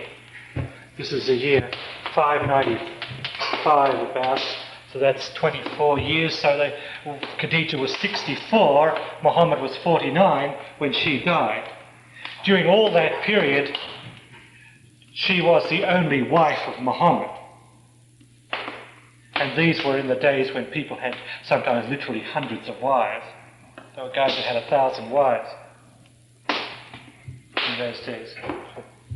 Kind of unusual. And this is quite important to us because when we talk about some of the attacks on the Islamic faith, one of the primary attacks is the statement, the accusation that Muhammad was a sensual man, was given to, sort of sexual promiscuity. And you can see how this is denied in many ways by the fact that at the age of 25 he married a lady 15 years older than him. She was his only wife until he was 49 and she was 64. And they were known to be a very, very devoted couple. Muslim commentators, historians regard her as being the true love of his life. One Muslim historian records how many years after Khadija passed away, some 10 years later, Muhammad was with his companions in Mecca, and Khadija's sister came, who was a very old lady, about in her late 70s. And they were watching Muhammad, and they saw him see Khadija's sister 10 years after Khadija had passed away. And as he saw her, he burst into tears. And this was because she had certain mannerisms which reminded him of Khadija. And so all of these things have led most scholars of Islamic history to regard Khadija as the true love of Muhammad, and that the other wives were they were married for various reasons, which we'll go into, including the need to protect women who did not have a husband or who were widowed. But that will come to later. So we're around about 595. We're working our way forward gradually. They had 3 sons, all of whom died, and they had 4 daughters. A couple of the daughters are interesting to us.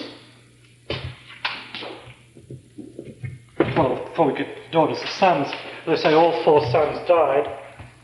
In later years, when Muhammad declared his mission and the Quraysh arose to attack him, they would attempt to ridicule him, and one of their major ways of ridiculing him was say this is a man who doesn't have any sons. This to them was a terrible thing, because they put pride in sons. They thought girl daughters should be buried in the sand, which they did every so often. They didn't mean too much to them, so that they ridiculed Muhammad because he had no sons. And in some ways it was kind of a test to some of the people. It was one of the clouds that obscured vision, as Baha'u'llah says, the fact he did not have male descendants at the time.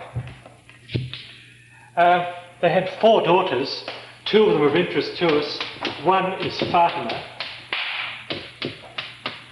The other one is Ruqayya. Fatima is interesting to us because she figures to a very large extent in Muslim history. She's praised by Baha'u'llah and Abdul Baha. They praise her in extremely high terms. She was very faithful to her father. When Baha'u'llah, I'm sorry, here I'm mixing manifestations again. When Muhammad passed away, she was almost inconsolable, so much as she'd been attracted to the spiritual qualities of her father. And the Muslim tradition, the Muslim belief, is that when Fatima was so in the depths of sorrow, inconsolable at the passing of Muhammad, the Spirit, the Holy Spirit, came to her and revealed to her a book which was the essence of religion, and that comforted her in her sorrow. And the Muslim tradition is that when the Promised One comes, he would reveal that book for all mankind. And until the Promised One came, that book was hidden. And Baha'u'llah has revealed it, and it's called the Hidden Words. And that's how we get the term Hidden Words. That we're told in the Baha'i writings that it is associated with the essence of religion, which came through the power of the Holy Spirit to Fatima after her passing of Muhammad, and it was hidden from mankind until the time of the Promised One, who they said would reveal it, and of course Baha'u'llah did. And as you read the Hidden Words, I think it's described someplace, as I guess at the end of it, he says this is the heart of religion, we've clothed it in brevity, or something like that. I don't remember clearly, but you know what I mean. And she appears in other ways. Ruqayya is a more minor figure. She marries a person called Uthman, who we'll see was kind of a bad news to Islam, but we'll catch up with him a little later. Okay, let's see. With my notes.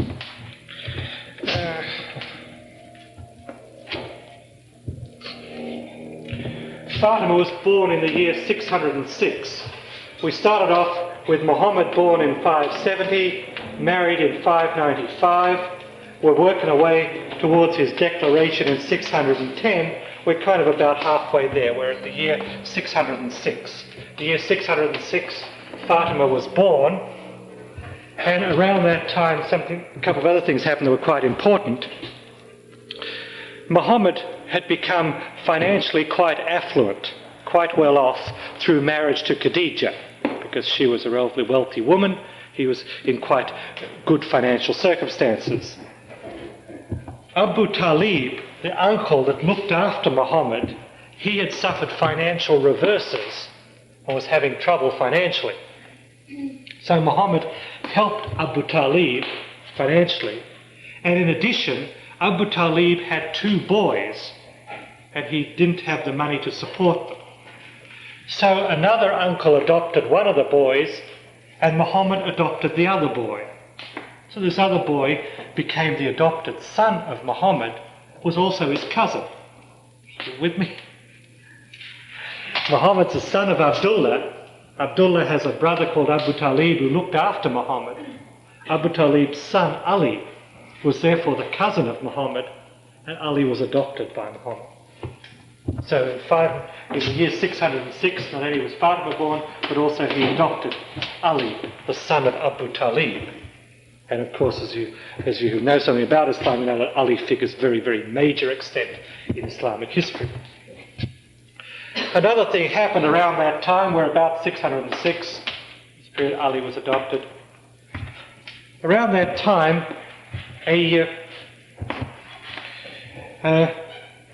Muhammad saw in the city of Mecca, he saw a slave, an Arab slave, being very cruelly ill-treated by his master. And Muhammad paid for the slave and bought that slave and set him free, so he wouldn't suffer anymore. That slave, who now became a free man, of course, was very attractive to Muhammad, came and lived in his family, would not separate himself from Muhammad, wanted to do everything he could for Muhammad, eventually was adopted by Muhammad. His name was Zayd.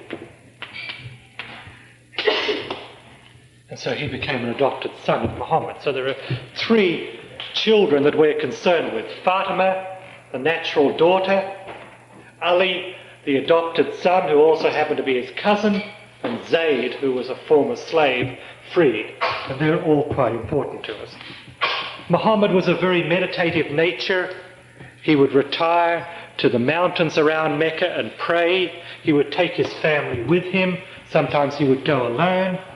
And he would go to a very remote mountain, since it was very dark and gloomy and kind of wet with a lot of moss and ferns and stuff like that. Around Mecca, he would retire there to pray. He'd go for the night, for the weekend, for a few days, and sometimes he would remain meditating all night. And it was there, in 610, that revelation came to Muhammad, and that was the time at which the religion begins, in the year 610. We've got an eyewitness description of Muhammad, his appearance in those days.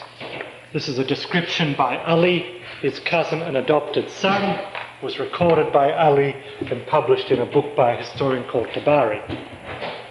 And it's this, describing Muhammad. He was of middle height, neither very tall nor very short.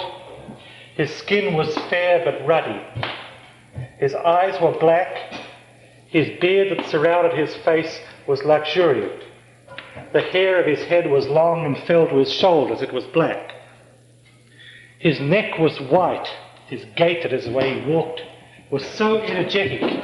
You would seem to feel as if he was wrenching his foot from a stone. You know, if you had your foot caught in a stone, you walk, use a lot of force to get your foot out, or you walk with great energy. Yet at the same time, his walk was so light, he seemed to float. He did not walk with pride as the princes do. There was such sweetness in his face that once you were in his presence, you could not leave him. If you were hungry, it fed you just to look at him. When they entered his presence, the afflicted forgot their anguish. Whoever saw him declared that he had never found before or after a man of such entrancing speech. His nose was aquiline, his teeth somewhat far apart. His hair fell free from his head. Yeah.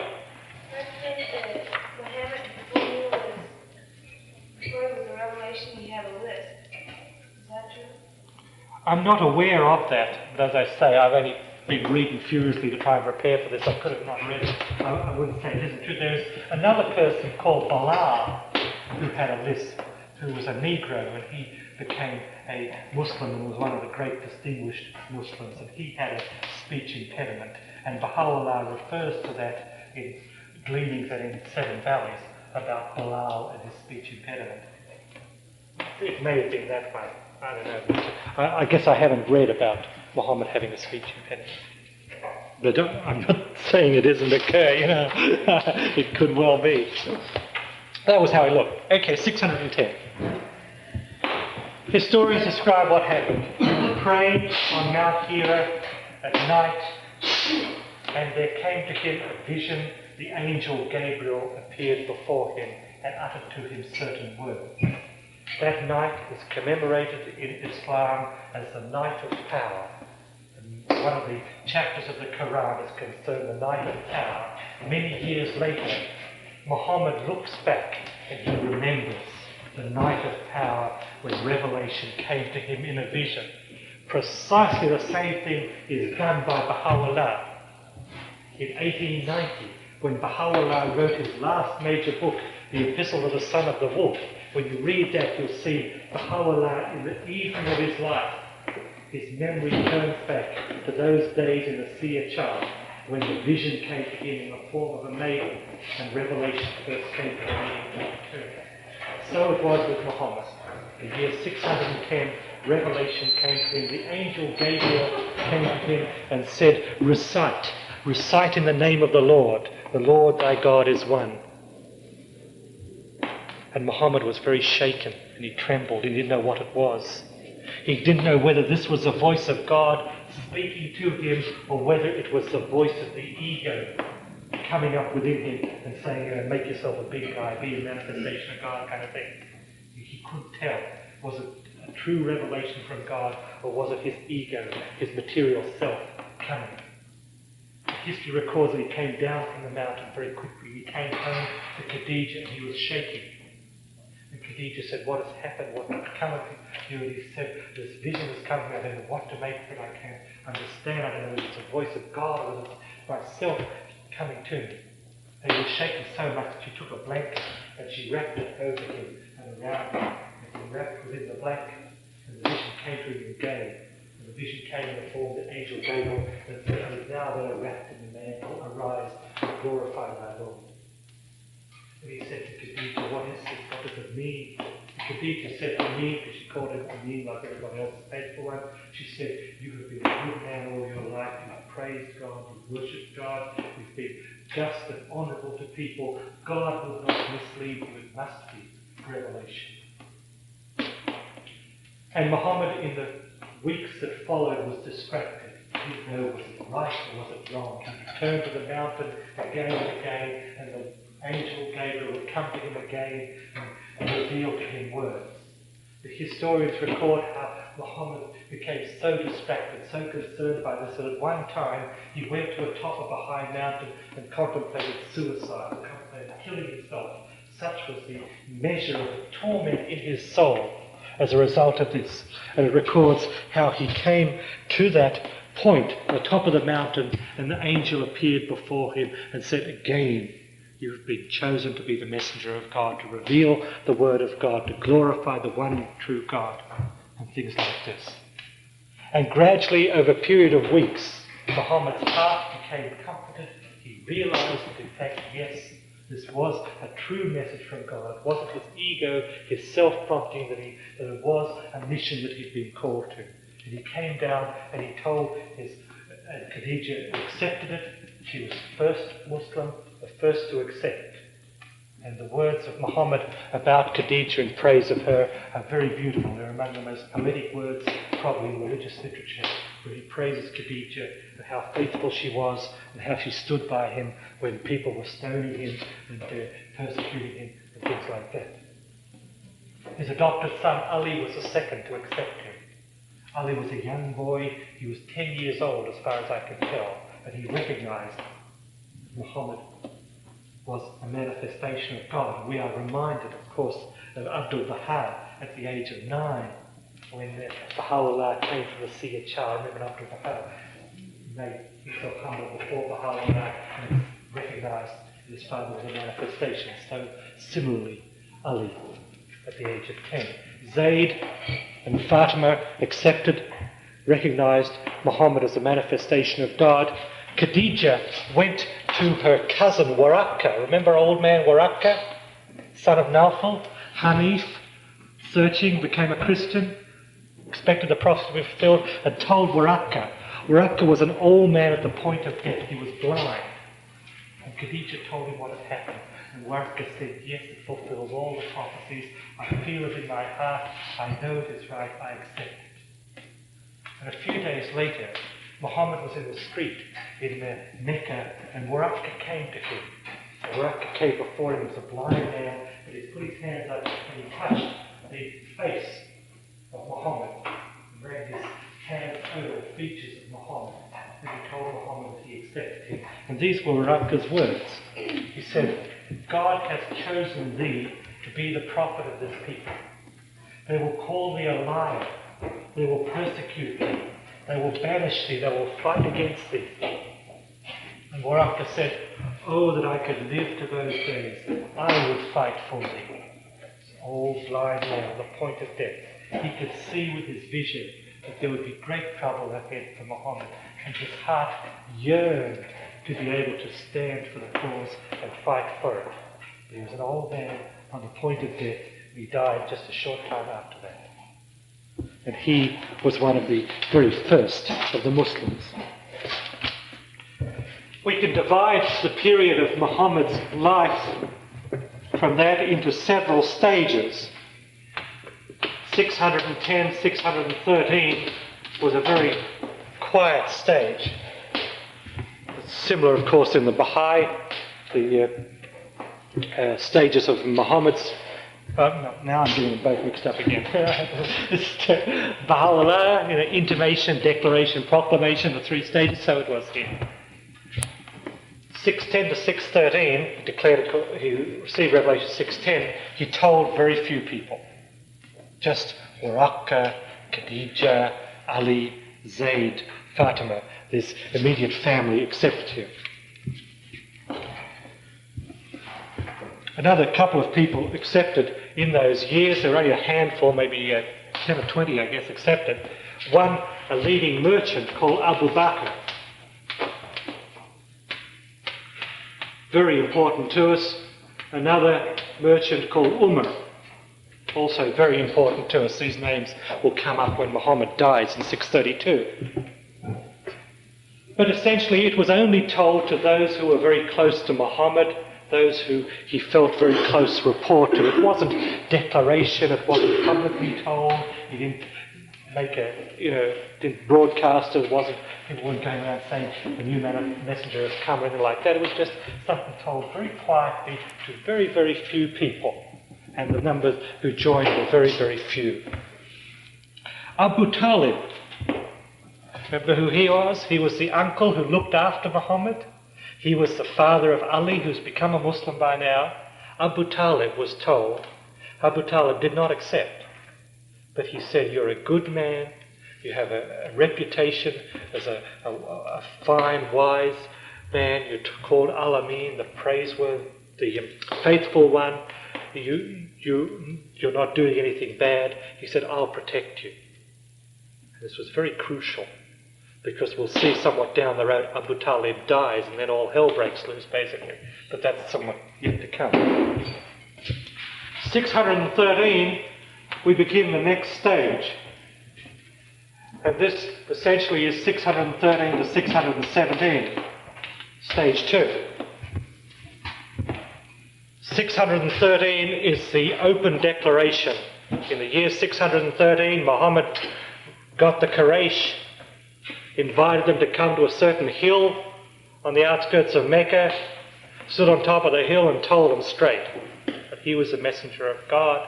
There is no God but God, and Muhammad is the messenger to come to the worship of one God, to turn away from idol worship. They were ridiculed it, they taunted him, they laughed at it, they denied it. They said, how could this be? Here is from our family, we are the custodians of the Kaaba, we're the priestly family of Mecca, and here's a member of our family saying we should turn away from the worship of idols.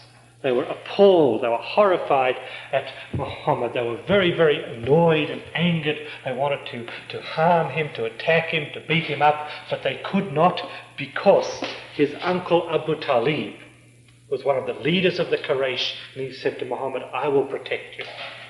And so Muhammad remained free from their physical persecution when he made his declaration.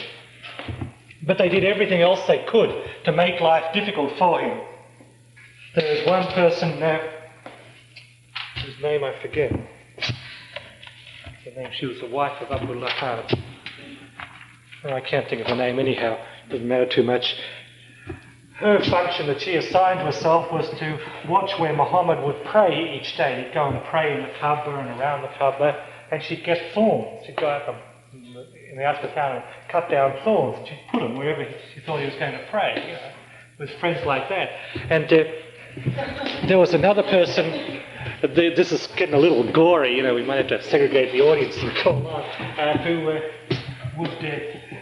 come to where Muhammad was and find his meal where his food was being cooked. And when the food was cooked and ready to be served, this person would take the insides of a sheep and dump it in, because it would spoil it. And, different things like that, some of which are best not repeated in a mixed audience. But basically that was the kind of stuff they did. They did everything they could to make life unpleasant for Muhammad. Whenever he would, after 613, from 613 to 613 it was open go. He was telling people about it. The early Muslims were telling people about it, full scale teaching the faith, if you will, to use that for high terms. And the Quraysh were getting more and more upset. Wherever Muhammad went, he'd tell people about it, and the Quraysh would follow him around, and they'll say, don't listen to it, it's a lot of nonsense. Eventually, Muhammad turned his attention away from the locals because he was getting no place with them, and he'd teach the pilgrims who came and the traders who came to Mecca for the trading or for the pilgrims. He'd talk to them. And the Quraysh would wait on the outskirts of the city before the pilgrims came into the city. And before Muhammad had a chance to get them, they'd wait and they'd see pilgrims coming and they'd say, there's a man in town called Muhammad, watch him, he's crazy, kind of thing. And this had the same effect as it has in the Baha'i faith. It spread the news of Muhammad all over the Middle East, because these were pilgrims from all over coming to trade, and they were warned about, watch for Muhammad, he's crazy, and tell you these funny things. They'd come into town, they'd meet Muhammad, and they'd see signs of greatness and glory in his manner, in his conduct, and know what a tremendous reputation he had, so they'd be intrigued. Very few of them joined, but they'd go back to where they were from the Yemen and Abyssinia and Syria and Mesopotamia, and they'd say, this very strange thing is happening, I don't know what to make of it. They say he's a bad guy, but he looks good, this kind of stuff. So it was being spread all around as a result. That, of course, the Guardian says the same happens in this day. Whenever they attack, the faith leads to a greater spread of it.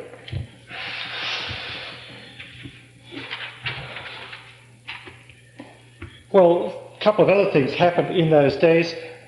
The Quraysh, you could see, were getting very uptight. Things were getting worse and worse. More people were joining. More people were hearing about it. Another very distinguished man, another uncle joined, Uncle Hamza, an uncle of Muhammad, brother of Abdullah, brother of Abu Talib, Hamza.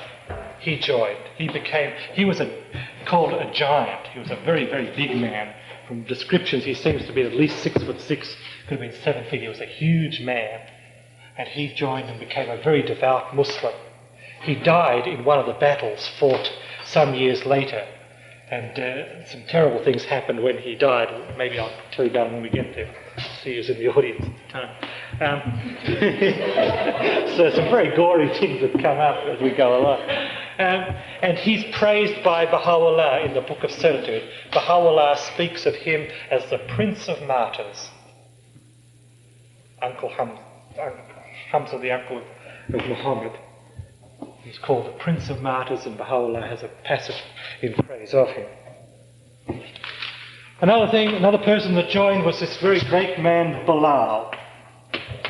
Bilal, who was a Negro from Abyssinia.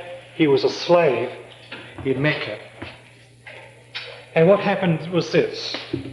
In the year 614, the Quraysh became so upset at what was happening that they got every family in Mecca, and they said, every family that has Muslims in it persecute them. It's responsible, he'll be the head of your family, to clean your family out of Muslims.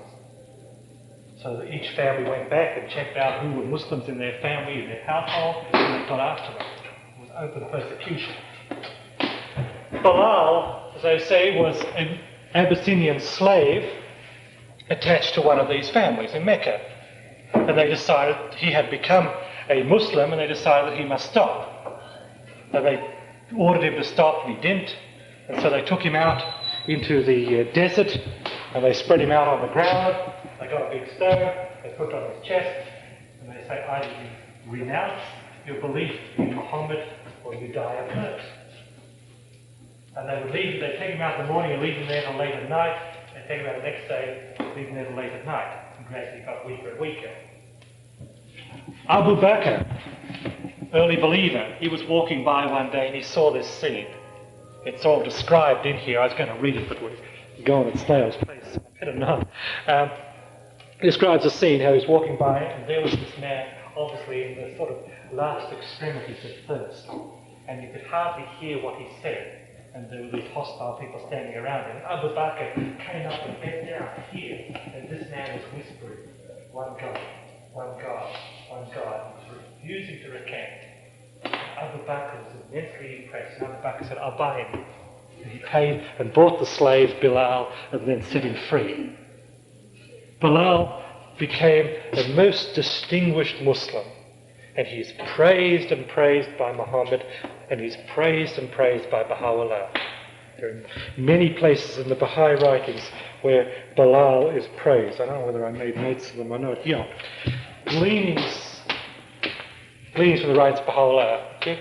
Page 83, and Epistle to the Son of the Wolf, page 76. If you read those two, you'll see some of the very beautiful statements that Baha'u'llah makes about Bilal the Ethiopian. Later, when Islam was a little more established, when the prayers were instituted and they had a mosque, and when they got to Medina, Muhammad appointed a muezzin to call people to pray 5 times a day. Bilal the Ethiopian was appointed the first muezzin. And in one of these two references, I forget which one, I think it's the epistle, I'm not certain, Baha'u'llah refers to Bilal and says Bilal has a speech impediment. He pronounced seen as sheen, or sheen as seen, or something like that, Baha'u'llah says. But despite his speech impediment, his faith was so great that Muhammad appointed him as the first muezzin. And Baha'u'llah calls upon us to take Bilal as an example of devoutness and staunchness of faith. And he is regarded, if you will, as a patron in many ways among the black African people who are Muslims in Nigeria and other parts of black Africa. He's a very, very distinguished and very much honoured man in the history of Islam and now in Baha'i history. In the year 615, this persecution thing hadn't worked because the Muslims wouldn't give up. One interesting thing, though, and I guess I'm jumping a little bit, I hope you can follow me, is, what time is it? Oh, we've still got a while. Getting tired, you stand another half hour? One interesting thing that occurs, yeah. Would you repeat those two references? Yeah, Gleanings from the Writings of Baha'u'llah, page 83. Epistle to the Son of the Wolf, page 76. In the Quran, the revelation brought by Muhammad, which the Guardian tells us is absolutely authentic, you're permitted to recant your faith under pressure. If pressure is brought to bear upon you, if physical pressure is brought to bear upon you, in Islam it was permissible to recant one's faith, and then when the pressure went, you reiterated the faith. In the Baha'i faith, that's not allowed. You die first. It says obedience to government up to the point of recanting faith, but for recanting the faith will die first. That's a law changed by Baha'u'llah.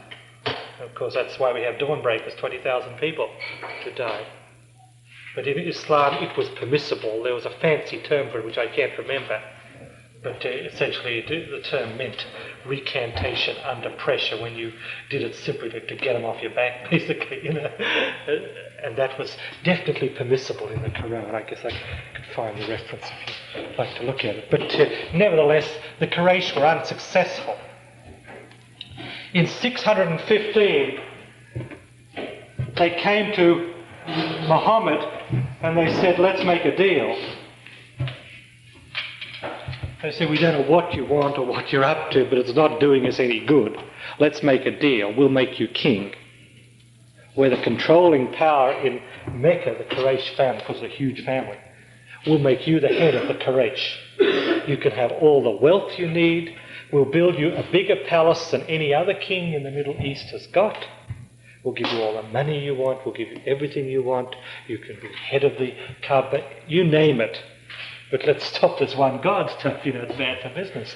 They didn't say it that way, but it was it's pretty much the same. That's what the actual words are in Ibn Hisham, and it's this kind of stuff.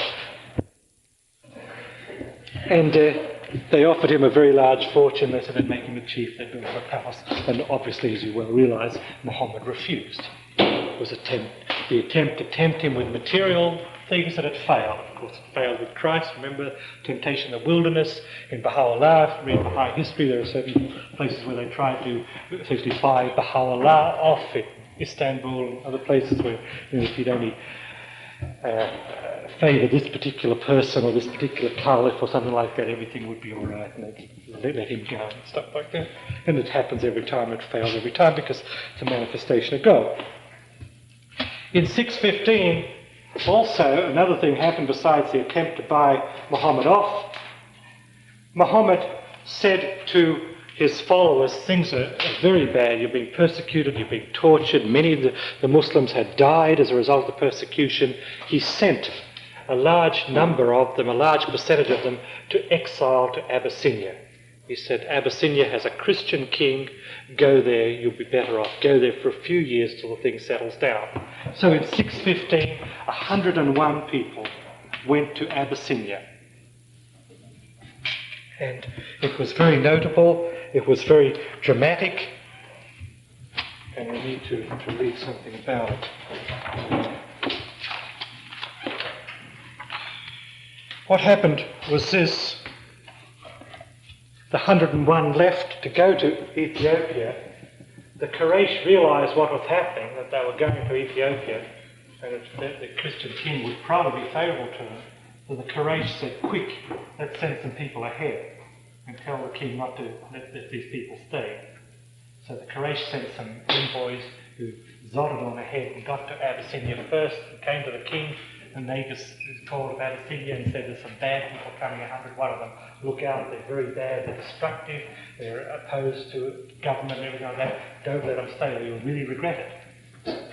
The Negus of Abyssinia was very perturbed by this, but the 101 turned up anyhow, and he called them to his presence. And he said to them, he spoke to one of them called Ja'far, who was the brother of Ali. And he said, why have you come? They said, we've come for reasons of religion. We have adopted a new religion, and we have been persecuted in Mecca, and we've come here. And he said to Ja'far, what is the new religion? What do you believe? And these were Ja'far's words in reply. He said, O king, we were plunged in the depths of ignorance and barbarism. We adored idols. We lived in unchastity. We ate dead bodies, and we spoke abominations. We disregarded every feeling of humanity and the duties of hospitality and neighbourhood.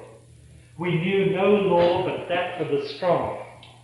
When God raised among us a man of whose birth, truthfulness, honesty and purity we are aware. He called us to the unity of God and taught us not to associate anything with him, meaning God. He forbade us the worship of idols. He enjoined us to speak the truth, to be faithful to our trust, to be merciful, to have regard for the rights of neighbours. He forbade us to speak evil of women or to eat the substance of orphans. He ordered us to fly from vices and abstain from evil, to offer prayers, to render alms, to observe the fast. We have believed in him.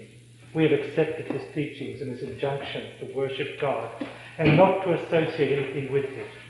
For this reason people have risen against us and persecuted us, to make us forego the worship of God and return to the worship of idols of wood and stone and other abomination. They have tortured us and injured us, until finding no safety among them, we've come to thy country, and we hope you will protect us from their oppression. And the king, I'm telling you this story in detail, it does happen to be true. We're sure it's true, as I'll explain later, but let's read the story first. The king then said to Ja'far, these things sound very beautiful. Do you have anything that your messenger of God has written or revealed? And Ja'far took chapter 19 of the Quran and read it to, because the Quran was revealed in bits and pieces, just how much was revealed. And the king listened to what was revealed, and he burst into tears, and he wept. And the king said, of a truth, this and what Jesus has brought come from the same place. He said to the Quraysh deputies, you too may go, for by God I will never give you up to them, and they shall not be betrayed. And the king then sent a message to Muhammad, and he said, I believe. Whoever inspired you is the same that inspired Jesus. I accept your claim. This story has come down in the traditions. There was a likelihood it was true. It came down in many traditions. Now we know for certain it is true because Baha'u'llah has repeated it to us. Baha'u'llah repeated it in the tablet to the Shah of Persia. In the tablet to the Shah of Persia, Baha'u'llah tells this same story, and so we know definitely it is true. Things are a little messy because it's in the full tablet of the Shah, to the Shah of Persia, and the books that we have, the Promises Come, Gleanings, and other places, we only have extracts from the tablet to the Shah of Persia. The full tablet was translated in the early days before the Guardian translated it, and the translation isn't the greatest. But in an old book called Baha'i Scriptures, which is out of print, it was a book collected of translations that were sort of ad hoc, made on the spot. And Horace Holly, who was our NSA Secretary of the United States in the early 1920s, collected it and put it together. And in that there is the full tablet to the Shah of Persia, and in it Baha'u'llah quotes the story of the exiles going to the Negus of Abyssinia and telling him about the Islamic faith and the Negus accepting it. In the old Baha'i Scriptures on page 72, if you have access to it. I guess somebody, maybe I'll track it down. Davenport, anybody got it? I got a copy, but I'd sell it to you for $1 million. It's the hardest thing in the world to get. How do you get? I guess Ruth Moffat will probably have. If you can find some of the early believers, indeed, you can page 72 of the old Baha'i Scriptures. You'll find the story told by Baha'u'llah. And this was very important that this king accepted at that time. The fact the king accepted the matter, the people did not accept it, but certainly it meant a very favourable situation for the Muslims in Abyssinia. Another thing happened in the year 600 yes? This was chapter 19, and one was the Quran. Okay. 610, the first revelation, you recite in the name of the Lord, that is part of the Quran. Everything, all the revelation that came from 610 when it started to 632 when Muhammad died, that is put together and makes up the Quran. All the revelation. Well, it's a good place to talk about it, I guess. The revelation was a very mysterious process. It was associated with great power. There were people present when revelation came to Muhammad. They said the power was tremendous. They could hardly stand it. One eyewitness was there when Muhammad was seated next to him, and they were sitting very close together, and he could feel Muhammad's hip resting against his hip. They were sort of close together. And revelation came to Muhammad, and he said he felt that this man felt as if his hip would break. So heavy did Muhammad's hip seemed to be against him, to the power, and Muhammad was perspiring, the veins would stand out on his head. When Muhammad would be on a camel, and revelation would come to him, the camel would be forced to its knees. And of course, from these things we have the accusation that Muhammad was epileptic. That's heavy. Revelation is a very mysterious process. I don't know whether I've told a lot of people the story about the Baga family when they visited Baha'u'llah. I guess I haven't printed it on you. Let's see if I got the exact quote. Not sure that I have it. I'll see if I got the exact quote, otherwise I can remember most of it. Yeah, I got it. It's really bad. The Baga family is a very distinguished family in Iran, and they produced first-hand record from Ali Baga, his father, and of course the martyrs from these days of faith. Some members of that family visited Baha'u'llah in about the 1880s, and among them was a young boy, Aziz al-Baga. And the young boy seemed to be very quiet when Baha'u'llah was there, and they interrupt him and don't talk, and wait till he talks to you, this kind of stuff. And this boy was sort of wide-eyed, seeing Baha'u'llah. And he said to his father while they were there on pilgrimage, I want to see Baha'u'llah reveal something. Because whenever Baha'u'llah wanted to reveal something, he'd send them out of the room where he saw revelation coming. The little boy said, I want to reveal something. I want to hear he reveal something. Tells us the story. Aziz al-Baga recounted another instance of visit, saying that when Baha'u'llah wished to reveal a tablet, he used to dismiss everybody with great haste, except for his secretary, Imam Musa. He, Aziz al said, one day I was in Baha'u'llah's presence with the whole family, and he called for the secretary to bring ink and paper quickly, and at the same moment he requested us all to go. I was just a child, but seeing this haste to send everyone away, I had a great longing to be present sometime when a tablet was being revealed. I had asked for one of the members of this family to ask Baha'u'llah if I could come please to see a tablet revealed. A few weeks later in the garden of Fajr, when I was playing with some children, the door of the home was open and one member of the family called me and said Baha'u'llah wished to see me. I ran to his room, and entering I saw he was chanting revealed tablets in poem. So entering his room that day, I thought everything was the same as the other days, if Baha'u'llah was only chanting. I stood near the door which I entered. It was only a few minutes in the room when I began trembling in my whole body. I felt I could not stand any more on my feet. His Holiness Baha'u'llah turned to me and said, goodbye. As I lifted the curtain to go out, I fell on the threshold and was unconscious.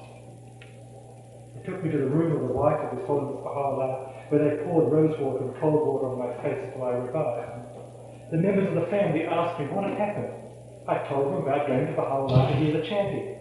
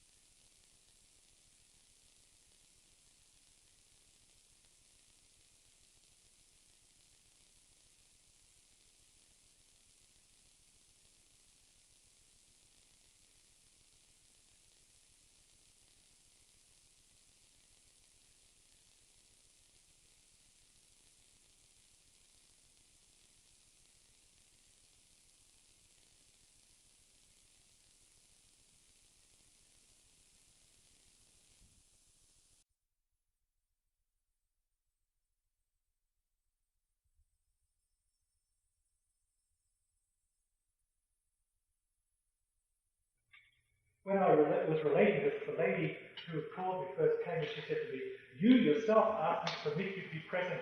Now, that was the time when a tablet was being revealed. Then I understood why Baha'u'llah in haste dismisses everybody. It's because the people cannot endure it. There is such a power in the room. And then Aziz al-Baga spoke to his father. His Aziz al-Thaqa said his father had a similar experience during his visit to Akka. This is Azizulah's words. Father had been asked by someone to implore Baha'u'llah's help concerning a certain matter, to beg that a tablet be sent. When my father presented this petition, Baha'u'llah called the secretary to bring ink and paper and sent for his brother Musa, Khalid, and another one of the relatives. He put it, this is Baha'u'llah, put a hand on each one's shoulder, began to walk up and down, revealing a tablet. Father began to tremble. He couldn't say what was happening. He heard Baha'u'llah's voice, but he couldn't understand the words. Some minutes passed, and Baha'u'llah dismissed them all. Outside they began to discuss. None of the three had understood him. They had only felt the power. It was interesting to hear about Baha'u'llah from those who saw and spoke with him. They said they could not look upon his face. It was so glorious. The eyes were shining. There was such a vibration that everyone began to tremble. They couldn't understand his words. There was such a power there. And of course, it's the time of Baha'u'llah, and we don't have well-documented accounts. Yeah. I've asked, that's a very good question. I've asked early Baha'is, and they said that Baha'u'llah specially protected his secretaries, that he would kind of protect them from it so they could copy it down. And he had the power to sort of immunize them from that effect. And he would specially do this to them. He would speak to them certain words and prepare them for that. Yeah. Is that the same thing as Bob with the teeth? Presumably, I have never read of it because there's so little translated to the Bible, it doesn't mean too much. Were the secretaries, were their scripts writing this down, were they aware at the time they were writing, did they understand? So I understand. I'm treading on fairly thin ice because I don't know too much about it, but I understand that they were immune from this sense of power and trembling, that they were protected from it, that Baha'u'llah deliberately did things, immunize them from it. Now let me give you the reference that I just read all this stuff from. Star of the West, volume 23, page 73. That's where it all came from. Star of the West, volume 23, page 73. Marcia Gale has written a book called The Sheltering Branch. It's in print. And in there she recounts how Abdul Baha had the same effect. I haven't read the book for ages, but maybe I think it's another. Marcia Gale's mother was standing and she saw Abdul Baha in the distance and he revealed something and she either fainted or fell over or couldn't stand the power. But I remember it very vaguely. The same thing seems to have happened. So revelation is a mysterious process and we just really don't know anything about it basically, but certainly these were some of the things that happened with Baha'u'llah and with Muhammad, and we have the account with Abdul Baha, and presumably the same was with the Bab.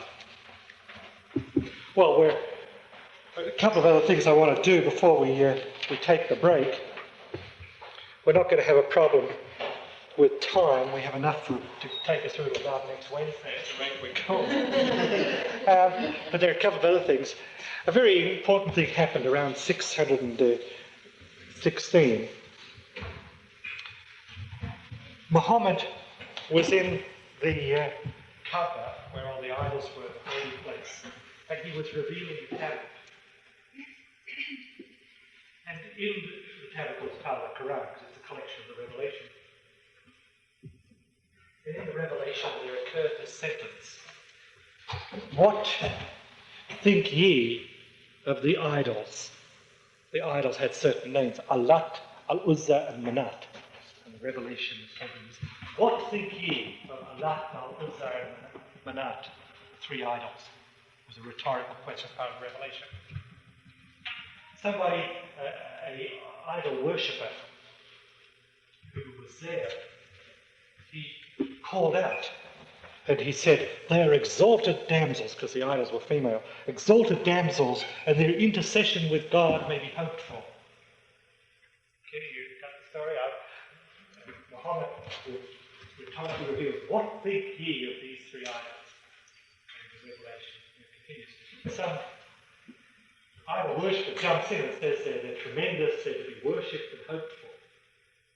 Some people who were present copied down, and they thought that That's what the other guy said was what Muhammad said. Muhammad immediately realized what had happened, and he continued the revelation, and he said, they are naught but empty names which you and your fathers have invented. So the revelation is, what think ye of these three idols? They are naught but empty names which you and your fathers have invented. But in the middle of it, this guy out there, the idol worshipper says they're tremendous, they're to be worshipped. So that was what happened. Little incident. It's blown up, yeah. Wait, is that the written down in the Quran? The Quran has the right version. Oh. Has Muhammad saying, what think ye of these three idols? And he says they're naught but empty names. That part of the other guy said isn't written in the Quran. Muhammad straightened it out. He said, yeah, I didn't say that was him. But it's fascinating how those stories have led to necessary division. Yes. Now what happens is that you'll find this story quoted in most attacks on Islam, and the missionaries and whatnot say Muhammad said that, and they say Muhammad compromised. I don't know in any Muslim literature that it has been, as you say, little thing like that gets used, and it's become one of the major weapons of attack on Islam, the fact that Muhammad allegedly compromised. Is that, did I explain it clearly? You see what happened? That how this guy jumped in and okay, let's take it a little further and then we'll stop. We've done the first part was quiet, not much happened. 6:10 to 6:13, just a few people who were close. 6:13 to 6:17 is open, whoever would listen. Quraysh tried to stop, they weren't able to stop, persecution didn't work, 101 Muslims exiled to Abyssinia. The Quraysh tried to defeat that, it bounced back in their face. 6:17, 6:19, it's actually 3 years, beginning of 1 year. They locked the Muslims up in a ghetto.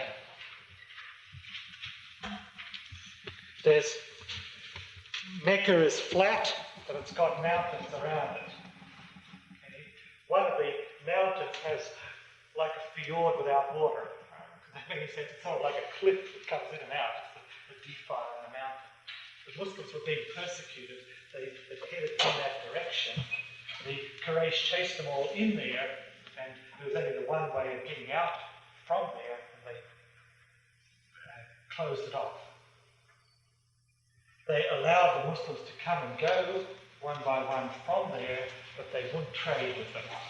And the Muslims were reduced to starvation, and a number of them died during that 3-year period. It was a siege or a sealing them off. The only way they tried growing some food, which wasn't too successful in that area, they eventually sent people who could come out from there to distant areas to try and get food. People went down to the Yemen and up to Syria, went hundreds of miles to get food for this beleaguered community. So for these 3 years they were locked into a ghetto, as simple as that, ghetto in the medieval sense of the word. They were confined to a very narrow area that they couldn't get out of. They were thirsting to go in, the Quraysh were thirsting to go in there and kill them because they were all weak, many of them were starving. But they could not because Abu Talib, the uncle of Muhammad, who did not accept Islam, said, I will defend Muhammad. He was their protector. He was a powerful man among the Quraysh. They couldn't kill Muhammad or attack him physically, so all they could do was lock him up for 3 years. During that period, of course, practically nobody joined Islam. It was pretty well static as far as numerical growth during that period. Revelation came to Muhammad, the Quran continued, the revelation makes up the Quran, continued to grow, but not much happened as far as growth. Then in 619, all kinds of things happened. In 619, we go now to 619 to 622. This was a few people. This was open teaching. This period was in the ghetto, let's say. 619 to 622 was a period of persecution. In 619, By that time, a groundswell of opinion among the Quraysh had said, this is terrible, we've locked these people up for 3 years, many of their children have starved to death, they're in very bad shape, they're people of Mecca after all, they are human beings, we should let them out. 619 they let them out. And so the Muslims were now out in Mecca, protected by Abu Talib, able to teach the faith of Islam, although there was still some persecution. In 619, then, Abu Talib died. But then all hell broke loose, basically. Muhammad's protector was removed, Abu Talib died. Muhammad mourned Abu Talib, he was very, very attached to his uncle. And then, just a few weeks later, after Abu Talib died, Khadija died at the age of 64. And Muhammad very deeply mourned her, and as the history indicates, he continued to mourn her for the rest of his life. And then things changed very dramatically because Muhammad's protectors were removed, Abu Talib. And so they took now to attacking him physically. Wherever he appeared, they would stone him. They would beat him, they would attack him with sticks, they would expel him from the town. Wherever he went, they would chase him and throw stones at him. They attacked him again and again. They inflicted all kinds of persecutions and tortures physically on Muhammad during this period. And one of the very sad things that happened at that time was Muhammad was being persecuted very, very terribly, stoned and everything. And he decided that he would go from Mecca to At-Taif, a city 70 miles east. I stuck it up on the map earlier this afternoon. And he went to At-Taif and gathered the people of that city, and he talked about one God. And they had this 70-foot idol in the city, Hobel, I think its name was, with one big eye, red eye in the middle. And they said, no, we won't turn away from our idol. And so they stoned him, and they pelted him and beat him with sticks. He was bleeding, his feet were bleeding, his legs were cut. He had a stone hit him on the forehead and the blood had come down his face and over his eyes. His clothes were torn. They refused to let him rest. They pursued him all the way back to Mecca. And history records how his daughter Fatima, waiting on the outskirts of Mecca at the end of the day, she saw her father coming, bloody and beaten and being pursued by this mob. And this was regarded as probably one of the most dramatic of the suffering of Muhammad during that period. Let me read one more. The same day in most of these cases, these are mobs and so on, Yeah. decided by the Umayyad, the other side of the family. Yes, they were, in the sense that the Quraysh were the dominant family in Mecca, and in At-Taif it was a different family. The Quraysh were headed by one of their number, and that man was called Abu Sufyan, and he was an Umayyad. He figures very, he was the head of the Quraysh. His name is Abu Sufyan. He's an Umayyad. He was really the leader of the Quraysh in Mecca. He was their head. He was the one that instigated all the opposition.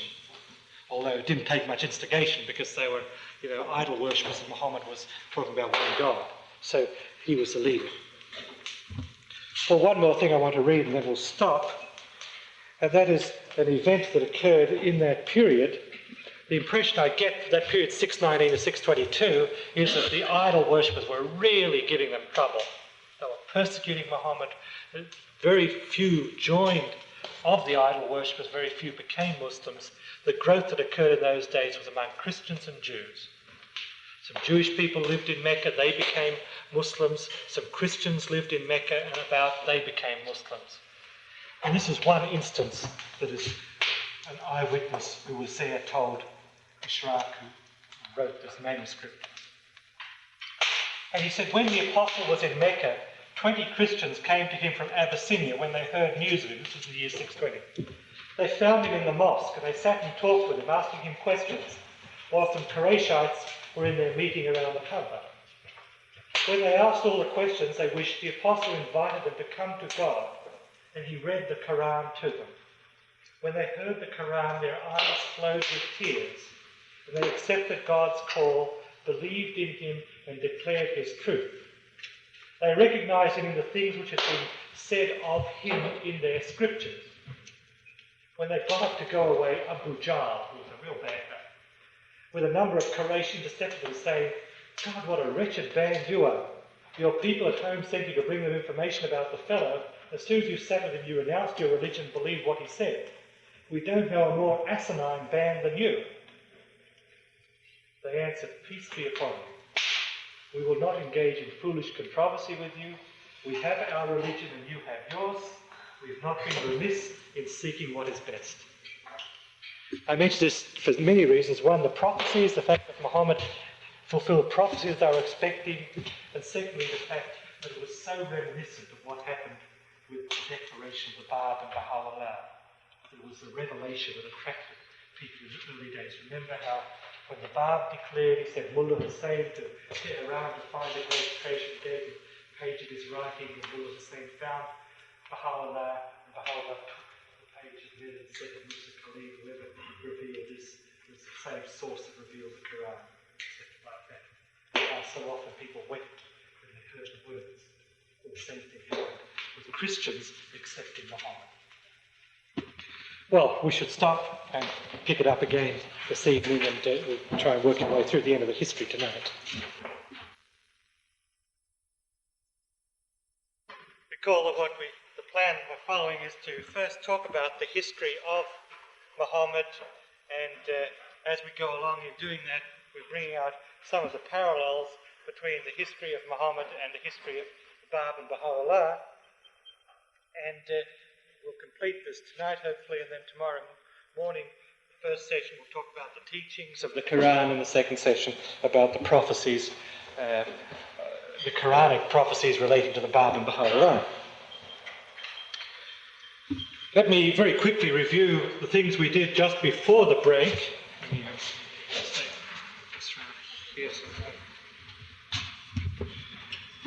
We talked about Muhammad, we talked about his family from the Quraysh, his grandfather Abu Muttalib, his father Abdullah, and then Muhammad born in 570 AD, his marriage to Khadija in 595, Fatima was born in 606, Ali was adopted as a son in 605, 610, the coming of revelation to Muhammad. 610 to 613 was a period that was very, very quiet, where the faith was told only to those who were very close, who could be trusted, and relatively few joined.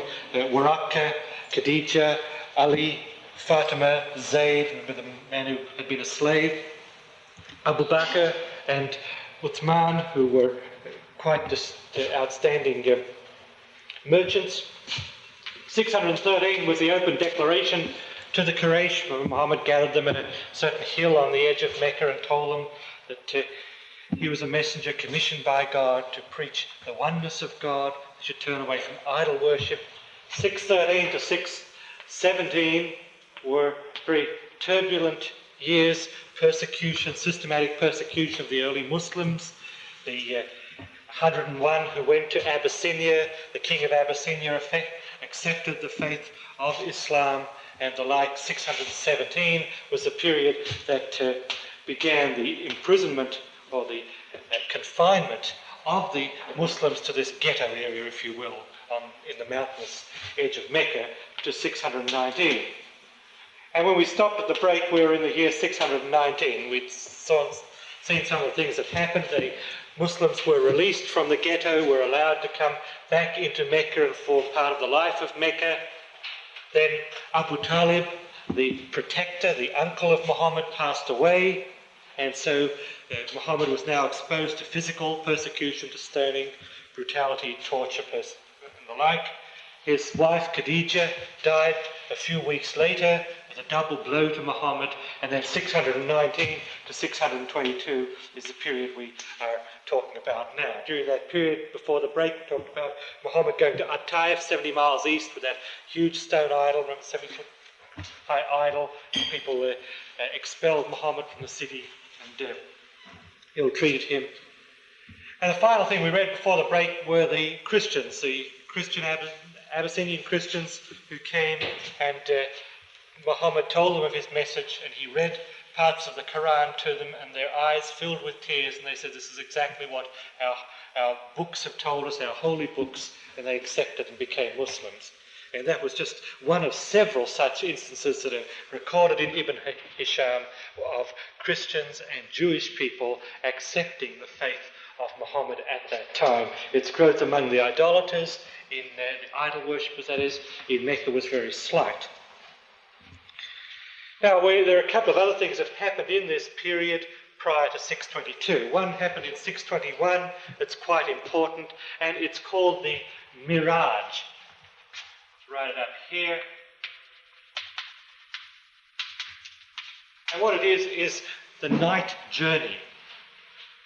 Muhammad, in a vision, was transported to a place around Jerusalem.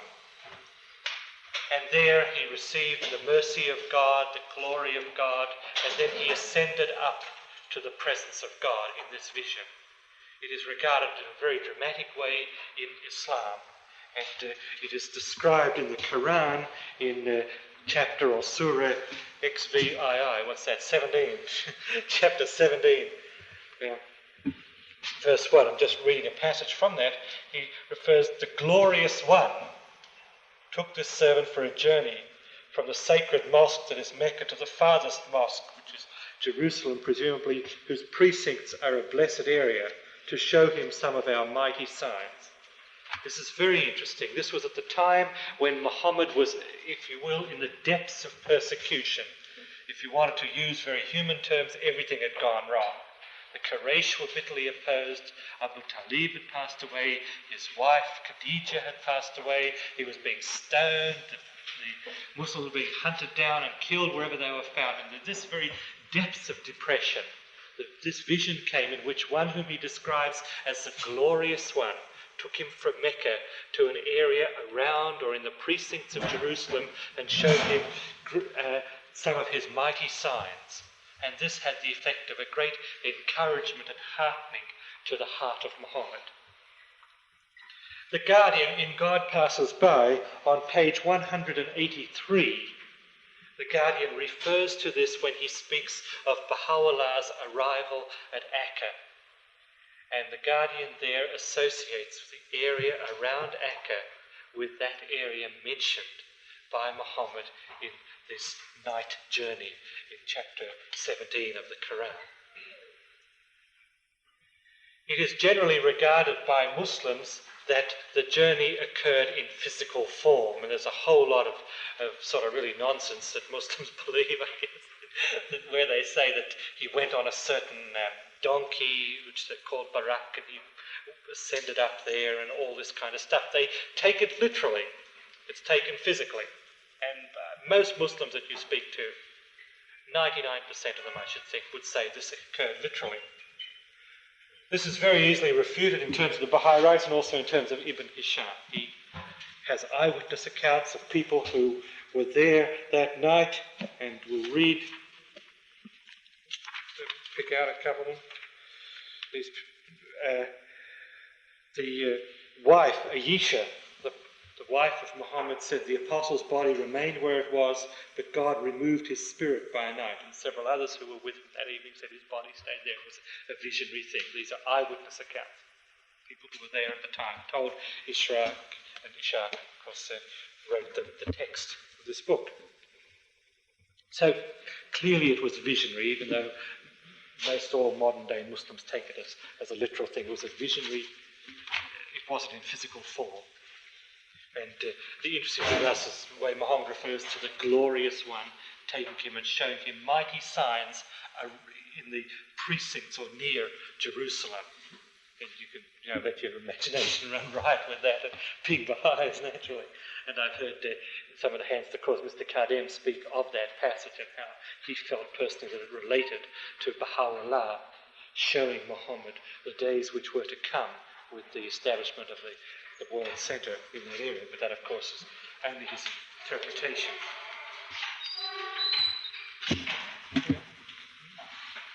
Well, that looks a big one. Well, sorry to be late and interrupt. All right. Put that in place of here. You still might have to hold it, Peter, when you write on it. Fine, when I write on it. Good. Okay. Good. I'm going to put a big family tree up there a little while, so I'll be able to use that. Thank you. Thanks for the charge. I've just been reviewing. Let me very quickly fill you in. Well, I spent some time reviewing, and then the other thing I did was talk about the night journey, the Miraj, where Muhammad had a vision in which he went to the precincts around Jerusalem, taken there by the Glorious One, and he saw mighty signs which heartened his mind. Well, we're in the period, I hate to draw on this nice clean board, I guess I got it, 622. 621 was the night journey, and in the year 620, just prior to that, a very important thing occurred. And what happened was this. Muhammad was teaching his faith in Mecca, and as we said earlier, he was mainly directing it to visiting pilgrims and to the Christians and Jews, because he wasn't getting any place with the idol worshippers. And 6 men came as traders from Medina, which you remember is a city 270 miles north of Mecca, quite different agricultural community, large Jewish population in Medina. 6 men came from Medina, and Muhammad spoke to them of his faith. They asked him questions about it. He recited some of the portions of the Quran to them, and they accepted. They were very excited by it. And they said, we're going to go back to Medina and tell our friends and other people about it. In 621, these 6 people returned the next year. They came trading again. These 6 that had joined the previous year, they came back. And they were very firm Muslims, very devoted to the Islamic faith, and they brought 6 other men with them. And these 6 other men, now there were 12 of them altogether, these 6 other men were specially chosen representatives of the 2 major Arab tribes of Medina. And they come as representatives of those 2 tribes, these other 6. And Muhammad spoke to them of his faith. They asked him about it, they questioned him about it, and then they accepted it. So now there were 12, but not only was it 12, the second 6 who joined were representatives of the major tribes. So it was a very significant thing. And they made a pledge to Muhammad at that time. And let me... Muhammad, when the 12 of them, the 6 that joined last year, the 6 that joined this year, they uttered this pledge to Muhammad before they went back to Medina. We will not associate anything with God. We will not steal, nor commit adultery, nor fornication. We will not kill our children. We will abstain from calumny and slander. We will obey the Prophet in everything that is right. We'll be faithful to him in weal and in sorrow. And that was the basic laws of Islam. We will not kill our children was because that's what people have been doing. And slander and backbiting are very strongly condemned in the Quranic writings, as we shall see tomorrow morning. And adultery, there's very strong penalties. So that was the pledge they made. 621, they went back to Medina. Now there were 12 going back to tell the 2 major tribes. 622, 75 came. They said that the faith of Muhammad had spread widely in Medina, the 2 major tribes of Medina. A lot of the members of those tribes had become Muslims. They wanted Muhammad to leave Mecca and come to Medina. So you can see the Islamic faith confined in Mecca, the idolaters harrowing Muhammad, the tremendous persecution, the stoning, the brutality. In the midst of that, there occurred the night vision where he went to the precincts around Jerusalem, and then there occurred the Medina people who joined 6 one year, 12 the next year, and in the 3rd year, 622, 75 came and said, it's really taking off in Medina. Please come to Medina. They met on a hill in the middle of the night. The 75 people who had come from Medina, they met with Muhammad, they discussed the faith. The 75, of course, were Muslims, and they another pledge, if I can find it, page 45, another pledge was given by these 75. The former pledge was repeated that they would worship none but God, they would observe the precepts of Islam, and so on. And they said to Muhammad, will you come with us? It was a meeting in the middle of the night. Muhammad said, yes, I will come. And they said to him, will you not leave us in the hour of prosperity to return to Mecca? And Muhammad smiled and said, nay, never. Your blood is my blood. I am yours, you are mine.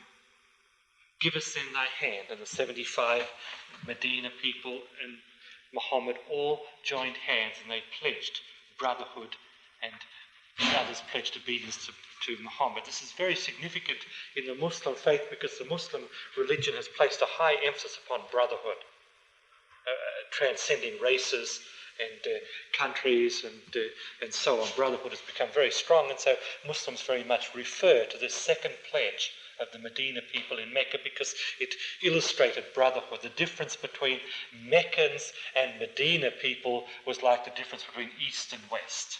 You know, between Americans and Chinese, let's say, well, these are very different people.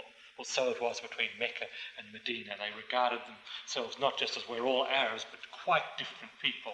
And a pledge of brotherhood between Muhammad and the Medina people was very crucial in the establishment of brotherhood as part of the Islamic religion. A person who was present on that time has written an account of it which Ibn Hisham quotes, and he says this, that the 75 met with Muhammad in the middle of the night on the hill, on the edge of Mecca. The pledge was recited, and just when they were ready to leave, they saw that somebody was watching them from another hill. That the Quraysh had sent a spy, and he was seeing and observing and listening to what they did. And as soon as they saw him, he took off. And they realized then that the Quraysh would find out what was happening, and they must leave very, very quickly before the Quraysh stopped the Muslims, and of course Muhammad, from going to Medina.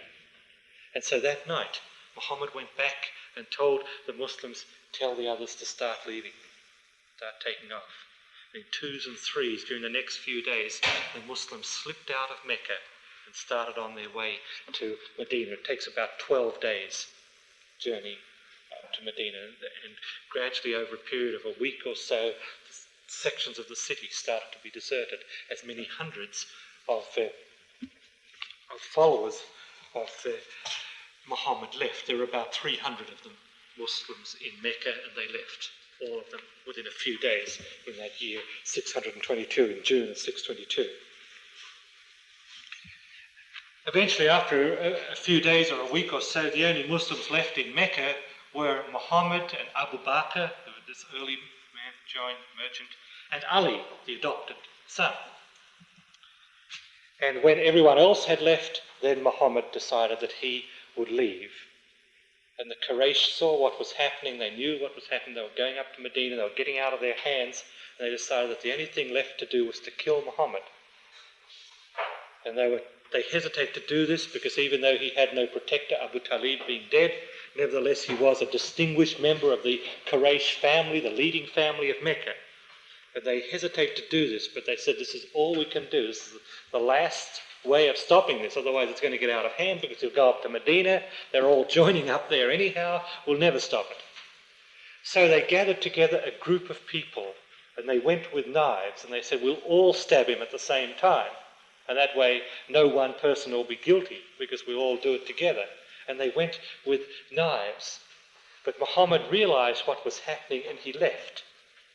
And when they went, they found Ali there, which was very frustrating because they'd come looking for Muhammad. So they beat up Ali some, and then Ali left.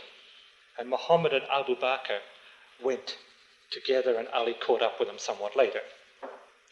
Muhammad and Abu Bakr spent several days hiding, traveling at night, hiding in caves during the day, with the Quraysh horsemen searching, scouring the countryside back and forth around Mecca, looking for Muhammad in order to kill him.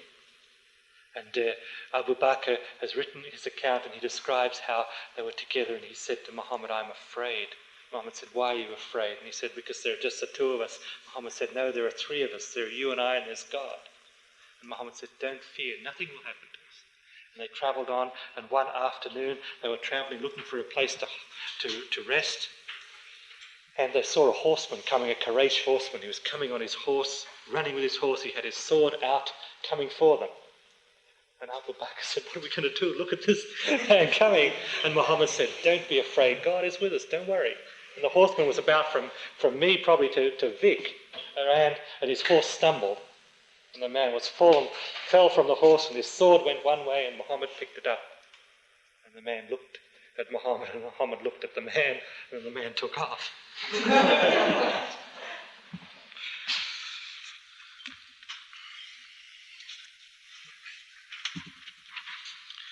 Well, so in 622 there occurred what's called the flight or the immigration, and from that period there dates the Muslim calendar. It dates from the year 622. Hijrah. There are various ways of spelling it. One way of spelling it is this. And from them, the scene shifts to Medina. 610, the declaration, or rather the coming of revelation. I don't know what you'd call the declaration, maybe 613. Anyhow, in 622, the emigration to Medina, and now our scene shifts from Mecca to Medina. Well, let's talk about Medina a little bit and then pick up what happened to Muhammad in Medina. Medina, as I say, 270 miles roughly north of Mecca, mainly an agricultural community. It's important to us as a subsequent development of the story that we take account of who was there. The two tribes were called the Aus and the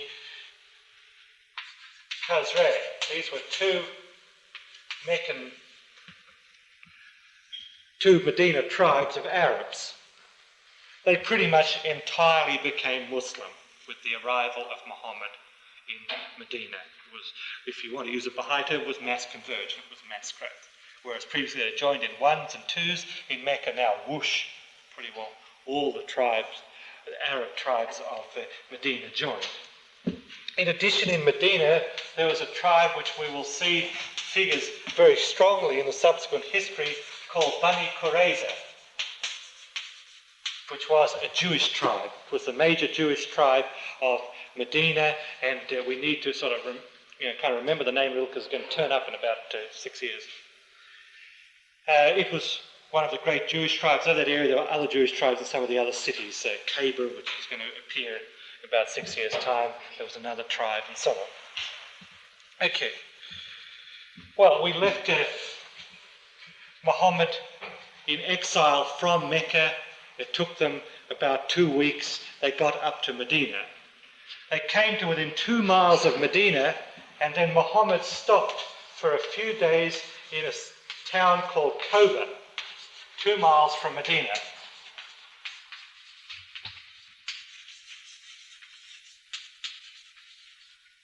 And it was there that Salman the Persian arrived. And we need to sort of take a bit of a detour and talk about Salman the Persian. And the reason we need to talk about him is that Baha'u'llah talks about him, and so does Abdul Baha.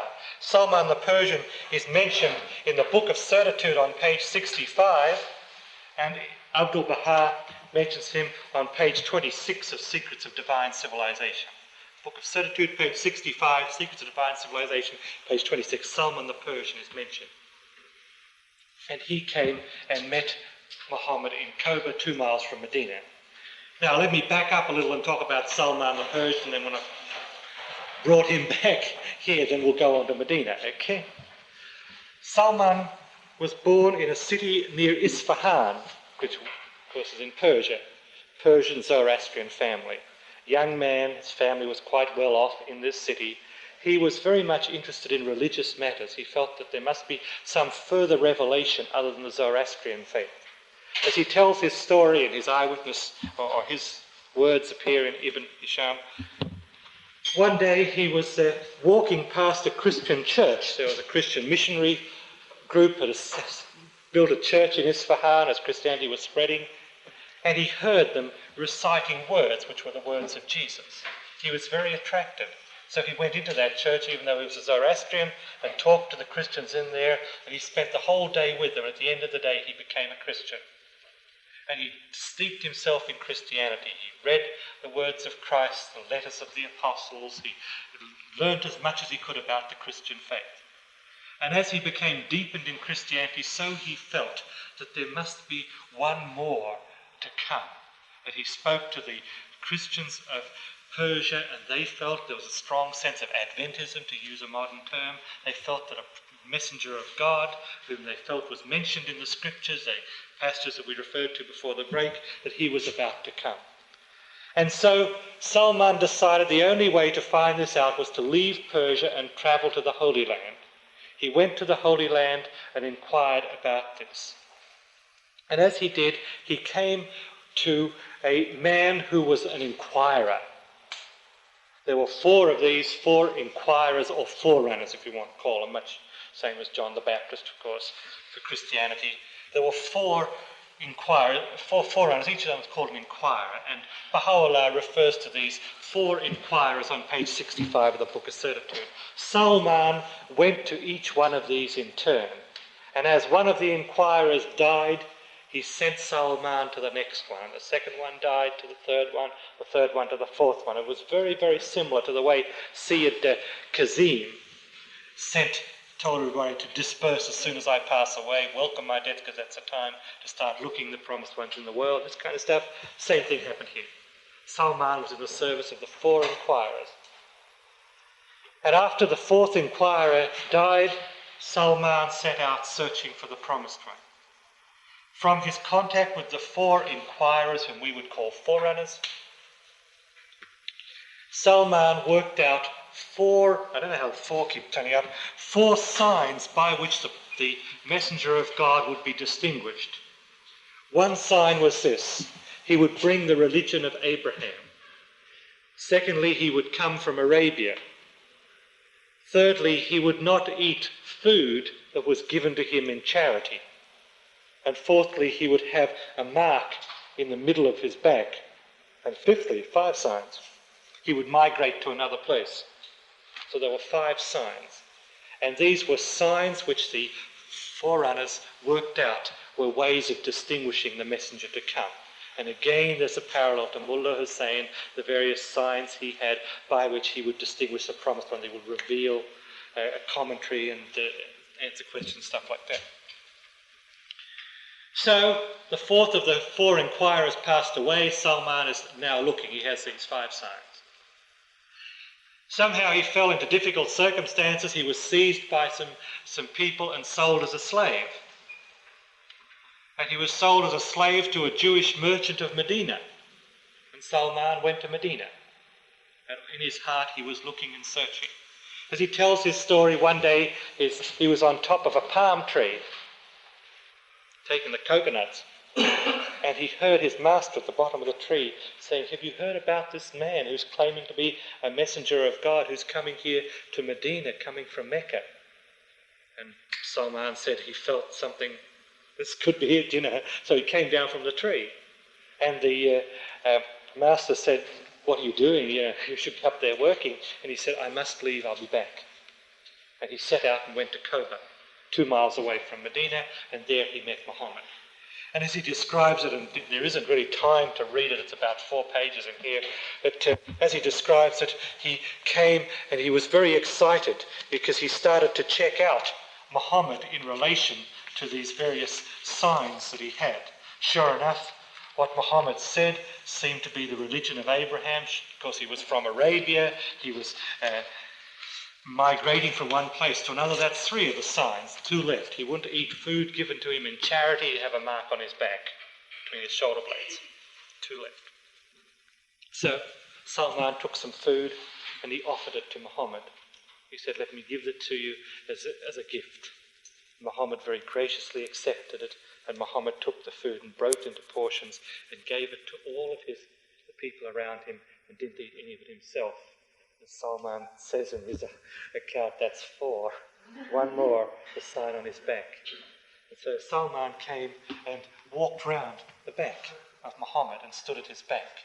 Muhammad was sitting kind of like this way, Salman's at his back, standing, say, where the table is. And Muhammad, of course, with divine vision, divine insight, knew what Salman was about, and Muhammad took his cloak off so that his bare back was exposed. And Salman looked, and sure enough, there was a mark between his shoulder blades. And Salman says, then I bent over him, kissing him and weeping. The apostle said, come here. So I came and sat before him and told him my story. And Salman told this to a person called Abbas. I told him my story as I have told you, O Abbas. And then Muhammad asked him to tell the people around him, and Salman told of his journey and his search over many years, and the 4 inquirers, the signs he had obtained from them and how they were fulfilled. And Salman remained a very close companion of Muhammad. And one of the mysterious things of Salman is that Muhammad asked his advice on certain occasions, and this is something that's always intrigued Muslims, why Muhammad, who was the word of God and the voice of God as we Baha'is accept, of course, why he asked advice. He asked advice of Salman the Persian. And of course, Mr. Kardem told me about less than a year ago that he was reading a book in the original Arabic, an ancient book of Muslim traditions. And I'm quoting him, and I could be quoting him wrong, but this is my memory of what Mr. Kardem told me. He said that one day, in this old book of traditions, there is record of Muhammad sitting with a group of people, and Muhammad began to weep. And the companions, this was in Medina, companions said to Muhammad, why are you weeping? And Muhammad said, I'm weeping for what will happen to my companions in the days to come. And they said, Apostle of God, we are your companions. And Muhammad said, no, I'm talking of the days which are to come in the future. And then Muhammad reached across and patted Salman's knee and said, his people are my companions. And that is in one of the great early books. It's accepted by most Muslims as being an authoritative account of the traditions of Muhammad. It's about 8th or 9th century AD was written. And it's intrigued Muslims for many, many centuries. Of course, everyone guesses the answer. We don't have to labour the point, You can see that he was talking about the dawnbreak. He was talking about the early Persian Baha'is. And this will become further reinforced when we talk about the Muslim prophecies tomorrow. So, Muhammad then came into Medina. And in Medina, they formed a Muslim community. It is very important because the Quran was revealed over the 22-year period, and there's a big difference between the teachings revealed in Mecca and those in Medina. The difference is this. In Mecca, the teachings revealed focused on 2 things. Judgment, Day of Judgment, very graphic prophecies which we know refer to the Bab and Baha'u'llah, we'll talk about them tomorrow, and individual teachings, personal teachings, individual prayer, fasting, food laws, things like that. In Medina, these themes also occur in the Medina revelation, but the revelation Medina in addition includes revelation concerning social laws, the building of the community, what we in Baha'i terms would call the administrative order, which of course was in a very rudimentary form in Islam, nothing like in the Baha'i faith. But there was some social teachings. They were revealed in Medina because a community was formed. Muhammad formed the community.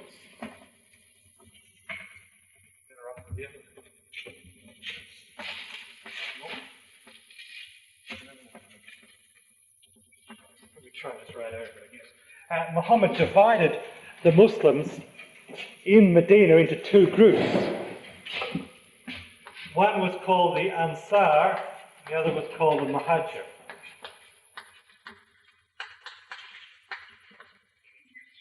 The Ansar means helpers, and they were the Muslims of Medina. Muhajir means exile, and they were the Muslims from Mecca. He gave them these two names. They, of course, were two of the groups. And what he did was this. They were paired up together. Each family of 2 or 3 people from Mecca of Muhajir were paired up with a family of 2 or 3 people of Medina, the Ansar, and they formed a compact or a brotherhood. They regarded each other as part of the same family. Well, this is very, very astute, apart from anything else, because it cemented unity. Otherwise, you'd have 2 camps.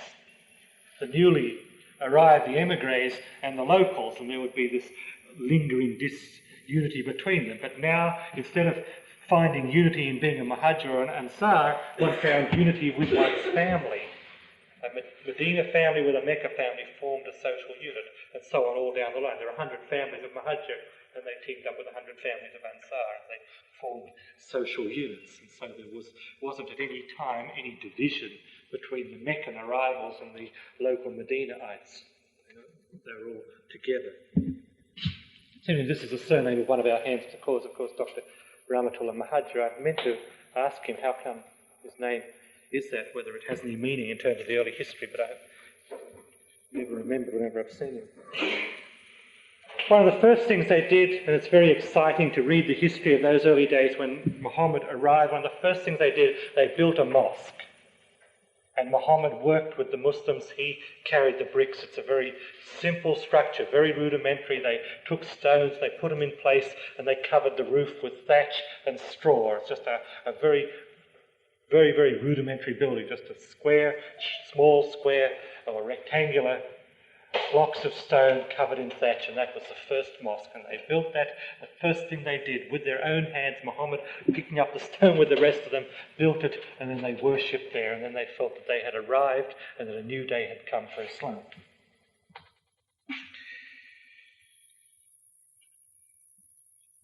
The next thing that happened was that they formed a covenant, or a agreement or contract. A covenant, the term covenant is used, we'd also use the term contract, with the Jewish tribes of Medina.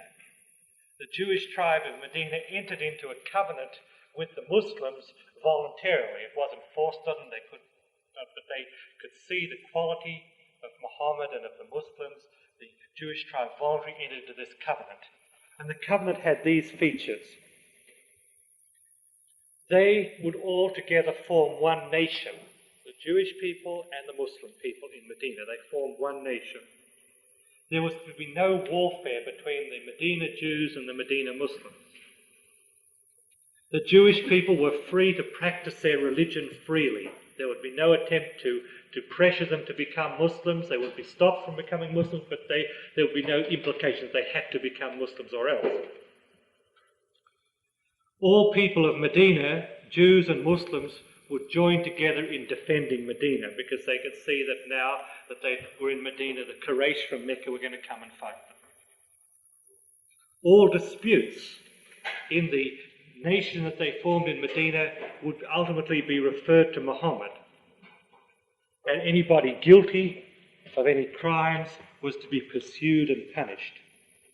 These were the terms of the agreement between the Jewish people of Medina and the Muslims of Medina. A covenant entered into between them under the aegis of Muhammad. And this is very significant because later we'll see that there was covenant breaking and it was dealt with in a very stern way, as we shall see. As the Muslim community developed in Medina, a faction appeared. And that faction was led by somebody called Abdullah Ubay. And we need to put his name up because Baha'u'llah discusses him.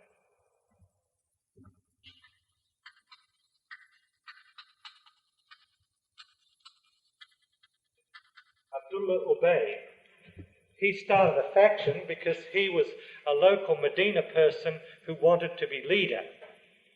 And he joined Islam with the expectation that he would become a leader under Muhammad. And there were no leaders, there was no priesthood, no religious priests in the Islamic sort of administrative order. They turned up later, but Muhammad never specified them. So he formed a faction which was called by Muhammad the hypocrites. You can see how he felt towards them. And they essentially were people who had a desire for leadership and, as the history proves, betrayed Muhammad whenever they felt they could satisfy that desire for leadership. They were bad guys. And they would be, as I read it and as I sort of learn a little more about covenant breaking, there seems to be some parallels between the hypocrites and the covenant breaking as defined in the Baha'i teachings. But that's just my own opinion. I don't know what I mentioned. Abdullah Ubay is mentioned in Gleanings on page 83, where Baha'u'llah also says nasty things about him, same as Muhammad.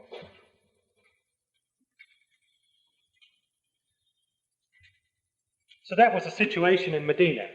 We've got the Medina, the Muslims of Medina, the Ansar and the Muhajir. We've got the unity between them. There's this small faction of hypocrites who are potential traitors, as they proved to be. We've got the Medina tribe, which has formed a covenant or overall contract with the Muslims, and that's how Medina functioned. Now, in 623, the war started.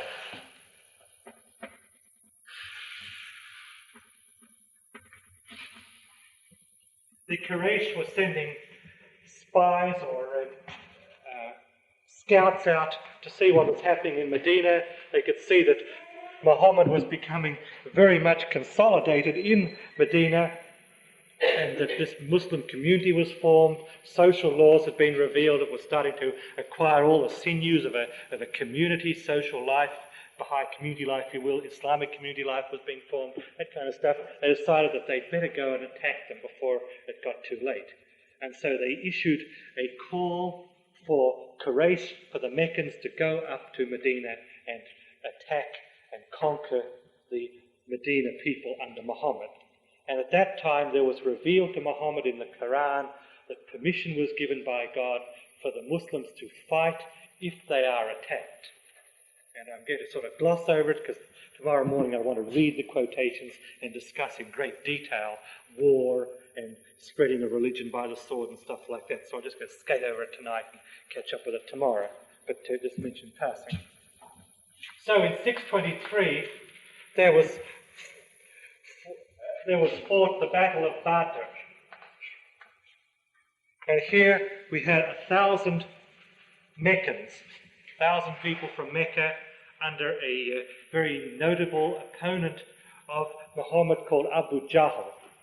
A very interesting man. He was called Abu Hikama, I think, which means father of wisdom, because he was supposed to be a wise guy. And Muhammad called him Abu Jahl, which means father of ignorance, because Muhammad said he was in the depths of ignorance. And of course, Baha'u'llah has done the same with the wolf, the son of the wolf, and things like this, the judgment of the manifestation. So Abu Jahl commanded 1,000 Meccans who marched as a military unit from Mecca up to Medina to conquer the Muslims in Medina. The Muslims came out with Muhammad, and they came out of Medina and occupied a valley out of Medina called Badr. It's roughly about 20 miles from Medina. That's Medina. Badr, we've got Mecca 250 miles away. And the Muslims waited in that valley for the Meccans to come. There were 313 Muslims. This number is very important. It's very important. Yes. Yes. Yes. He didn't die until 632. There are 3 major battles. This is the first one. There's 2 more to come. The Battle of Badr, the Muslims were commanded by Muhammad. He was their leader. They went out to wait for the attack. The Quran, the passages in the Quran revealed to Muhammad said it is permissible to fight when you're attacked. It's permissible to defend yourself. And of course, this is it's really different in the Baha'i faith. But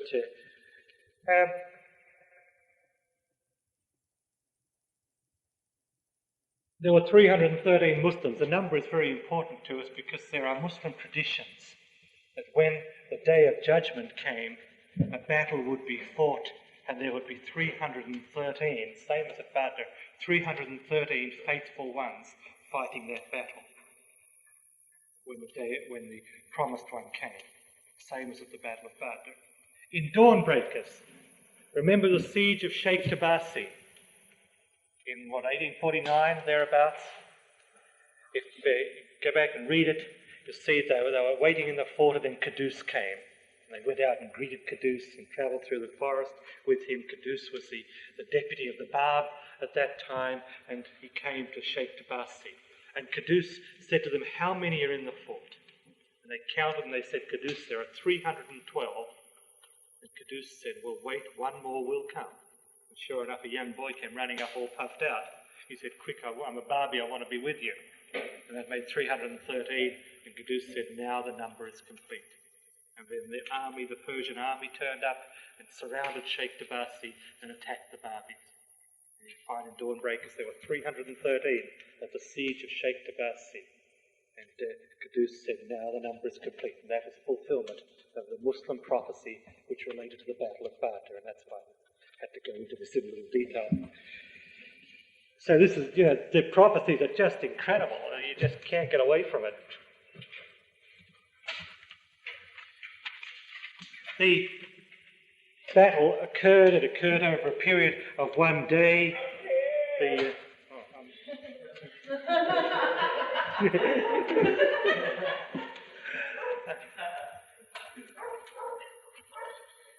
As you might expect, the Meccans were defeated.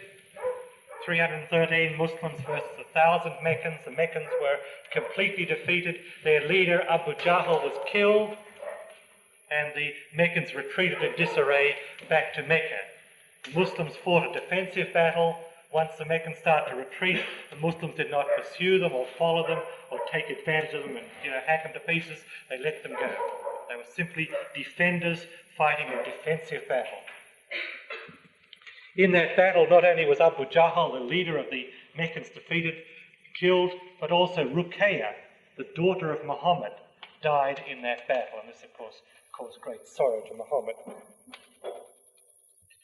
The remainder of the Meccans came back to Mecca and said, "Boy, we got clobbered." They straggled back all bleeding and beaten. The leader of the Meccans is Abu Sufyan, whom we talked about before the break. The Umayyads. Remember, the Umayyads, the bad guys who eventually smash Islam in years to come. You'll see, he was infuriated, he was incensed. He got horsemen and he went out immediately. And he didn't go back there because he knew what had happened. So they went around about Badr and Medina, wherever they found Muslim traders or Muslim farmers in the area, they killed them. And then after a few days of sort of venting their spleen, basically, they came back to Mecca. And they said, "This is very bad. We're going to have to start planning to make another attack because we just must beat him."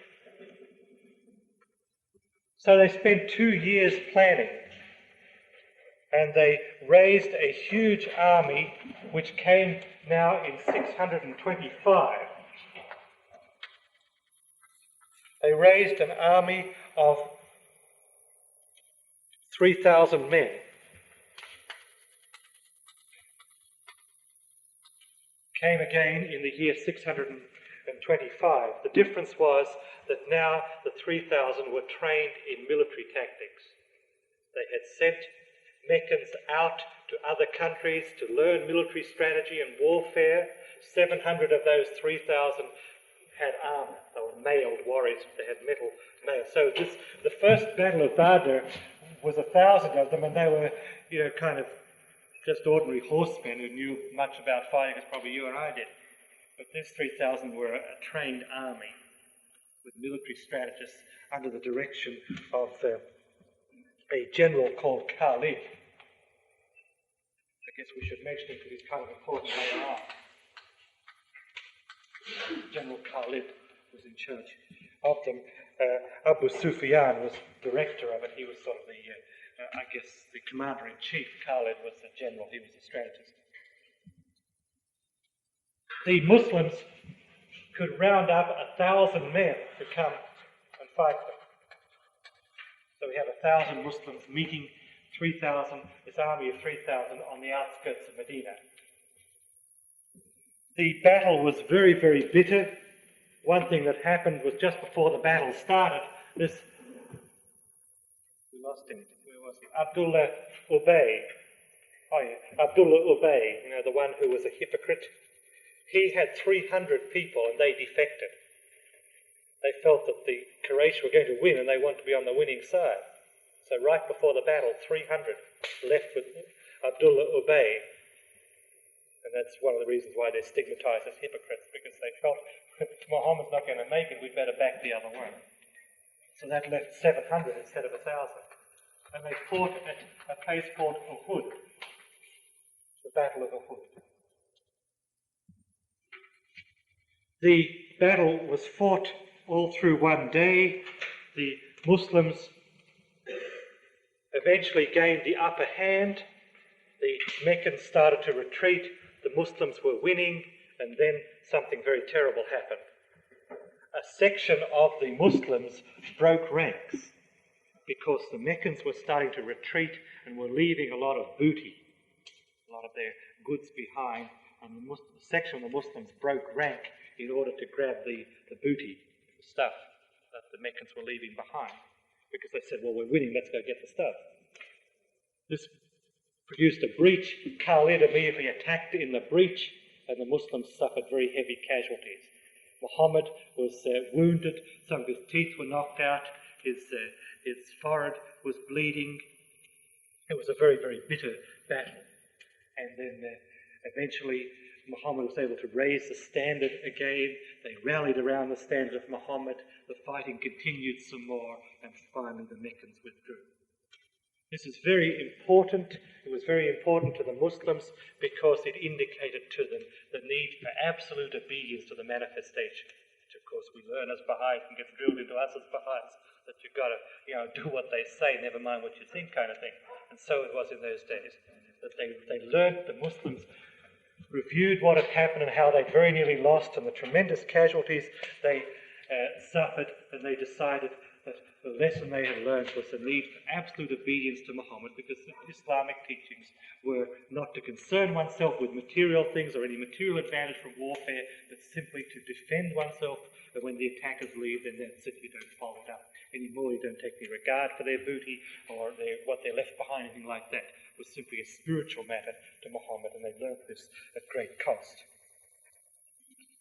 Muhammad was wounded there, eventually recovered. Ali was wounded, Abu Bakr was wounded, and that was the battle at which Hamza, the uncle of Muhammad, died. And he was a very courageous man, he was a very great defender of Muhammad. He died under heavy attack from the Meccans, and he is the one who is praised by Baha'u'llah. Baha'u'llah refers to Hamza in the Book of Certitude and calls him the Prince of Martyrs. And when Hamza died, I guess this probably won't upset the young kids, what happened was the Meccans believed that one of the ways of getting a person's strength was to eat his liver. And so they did. Yeah, that's what I thought, right. Sorry about that. So they did this. This is described very graphically. You think I'm making you sticky while you read the book? It was described very graphically by the Muslim historians who were present at the time. They also mutilated the body in other ways, and I won't sort of go into that. It doesn't sort of help any. But Muhammad was very grieved when he came across the body of his uncle Hamza and saw what they'd done to him. The person who'd inflicted that was the wife of Abu Sufyan. A woman, I guess, more than a lady called Hind. And she stood on a hill near Uhud, taunting the Muslims and said, look what I've done, ha ha. No, it wasn't. They didn't have the camp follower thing that occurred in later centuries. But the women came with the Meccans. Their function in military things was to whip up emotions, was to beat drums and not just sexual emotion, but, emotions of military type, to beat drums and sound bugles and stuff like that. You'll find the same in Dawnbreakers. It was, I think, the Nayriz upheaval, if I remember correctly, the women were beating drums and at Nayriz in the dawn breakers. I think that occurred. The same thing happened. Certainly it happened when the king of martyrs and prince of martyrs were killed at Isfahan.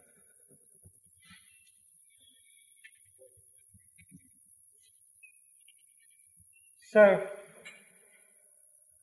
we come to 625. There isn't a great deal more to this story. How's the time going? Let's see, we've got about 40.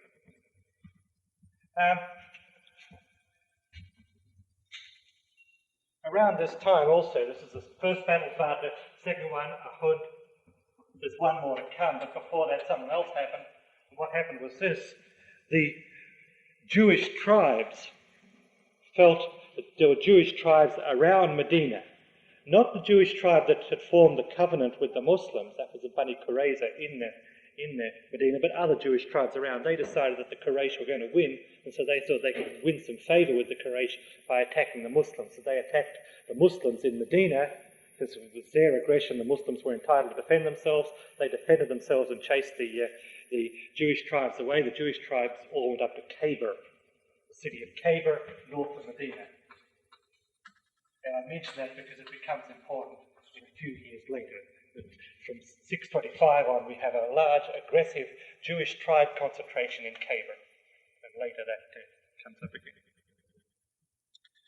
Well, let's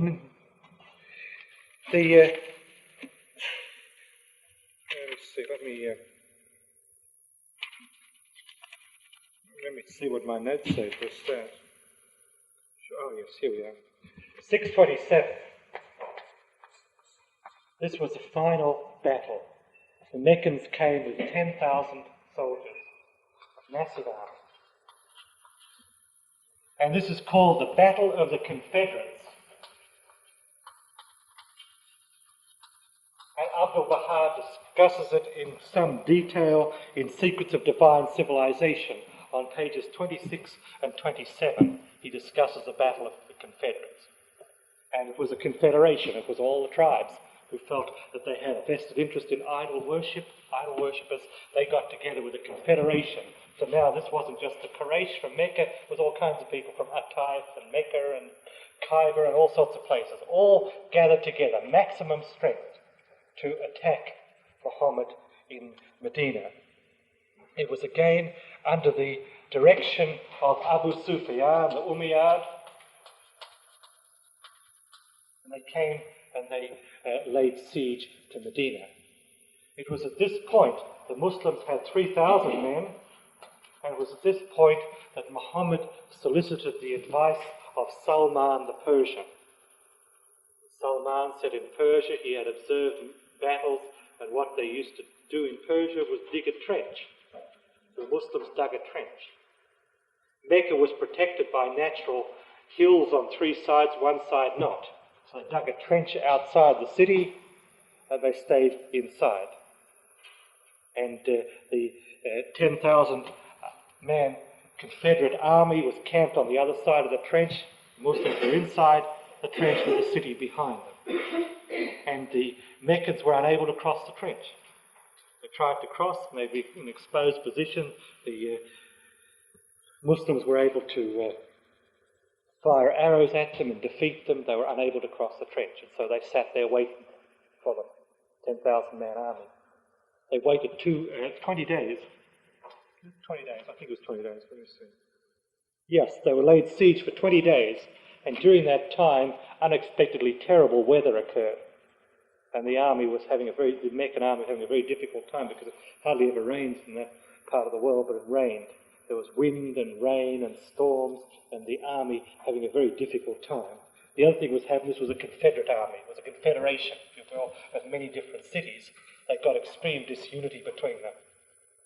And eventually the whole thing just came apart, and they all took off. There wasn't a major fight because they weren't able to get across the trench. When they tried to set across the trench, didn't make it, so it wasn't a clash of two armies, but they laid siege, and eventually they were defeated by the trench, the very bad weather, their horses got sick and died, and the food rotted and all kinds of things, and major thing, the disunity between them, and they left.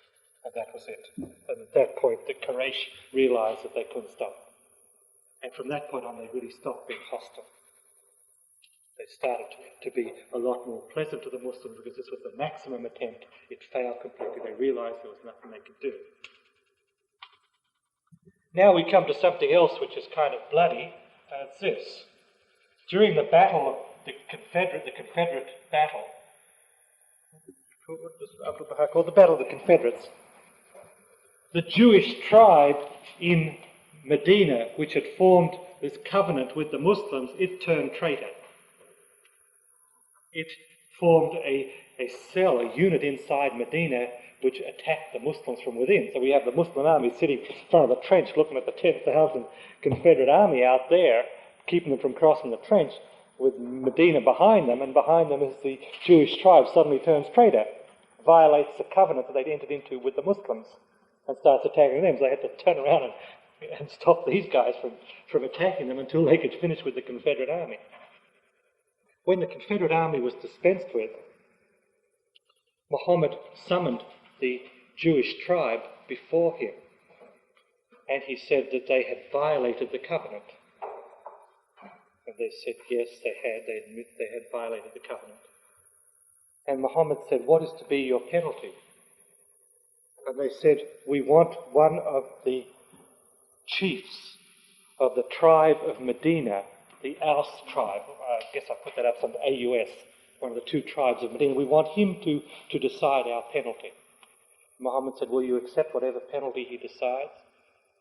And they said, yes, we will. So Muhammad said, get that chief. The chief came and Muhammad said, you decide what the penalty is.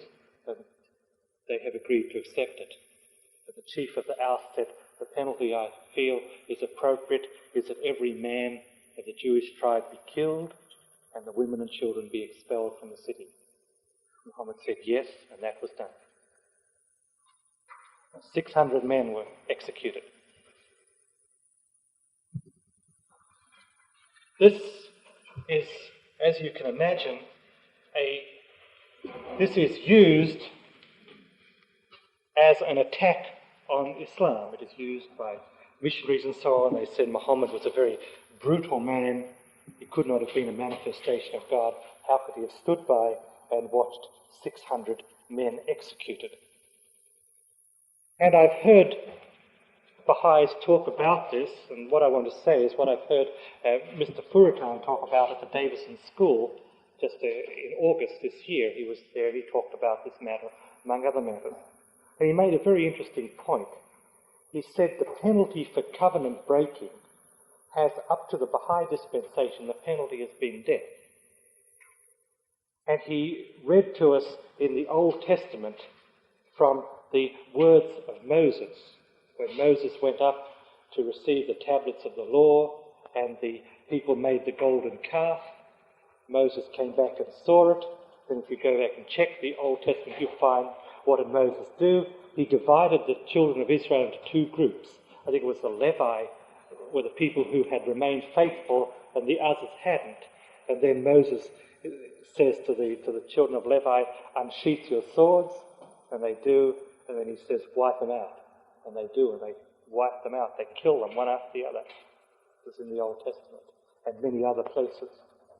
And of course, and the same thing occurred here. These were people who had violated the covenant they had entered into, and the penalty for covenant breaking in the days of Islam was the same as the penalty in the days of Moses. The penalty was death. And Mr. Furitan's point, which I'm repeating now, is that in this dispensation, the penalty for the covenant breaking is lenient compared to what it was in the past, because now the penalty for covenant breaking is expulsion from the Baha'i community. We don't associate with a person who is declared a covenant breaker, whereas in the days of Islam, in the days of Moses, the penalty was death. Yes. Mr. Furitan mentioned parallels, and I didn't remember them very clearly, so I haven't repeated them, but he mentioned parallels in the New Testament about setting father against son and things like that, and I just don't have them at my fingertips, so you might remember them clearly, but he felt that they also referred to this process of division into those who were faithful and those who betrayed. But I don't have that well enough, sort of at my fingers to be able to really present it. But he mentioned that, and let's see, who took tapes? Lots of Baha'is from Michigan took tapes of his talks, and so on those. I'm sure we could track it down from that. But that certainly occurred, and you'll find if you read books that attack Islam, they will bring this up, and it certainly is true. 600 men were executed like that. Muslims are kind of embarrassed about it. When you read Emir Ali, he attempts to sort of explain it away. He gets very defensive about it, and kind of uptight, and you can tell he doesn't know what to say about it. But in fact, it really is consistent with the strong laws about covenant breaking in the Baha'i faith, where we say that covenant breakers are expelled from our community. We have no association with them. This is a very strong Baha'i law, and so that was. In 627 also, Muhammad made contact with a Christian community, and he issued a charter to this Christian community which has been used to define the relations between Muslims and Christians. And this is the charter. It was dictated by Muhammad and written down by Ali and presented to the Christians who were the Christian monks of St. Catherine on Mount Sinai. And it's been preserved at that monastery and translated into English. This is a letter which is issued by Muhammad ibn Abdullah, which is Muhammad the son of Abdullah, the messenger, the prophet, the faithful, who is sent to all the people as a trust on the part of God to all his creatures. Verily, God is the mighty, the wise. This letter contains the oath given to the followers of the Nazarene. He who obeys that which is therein will be considered as a violator and transgressor.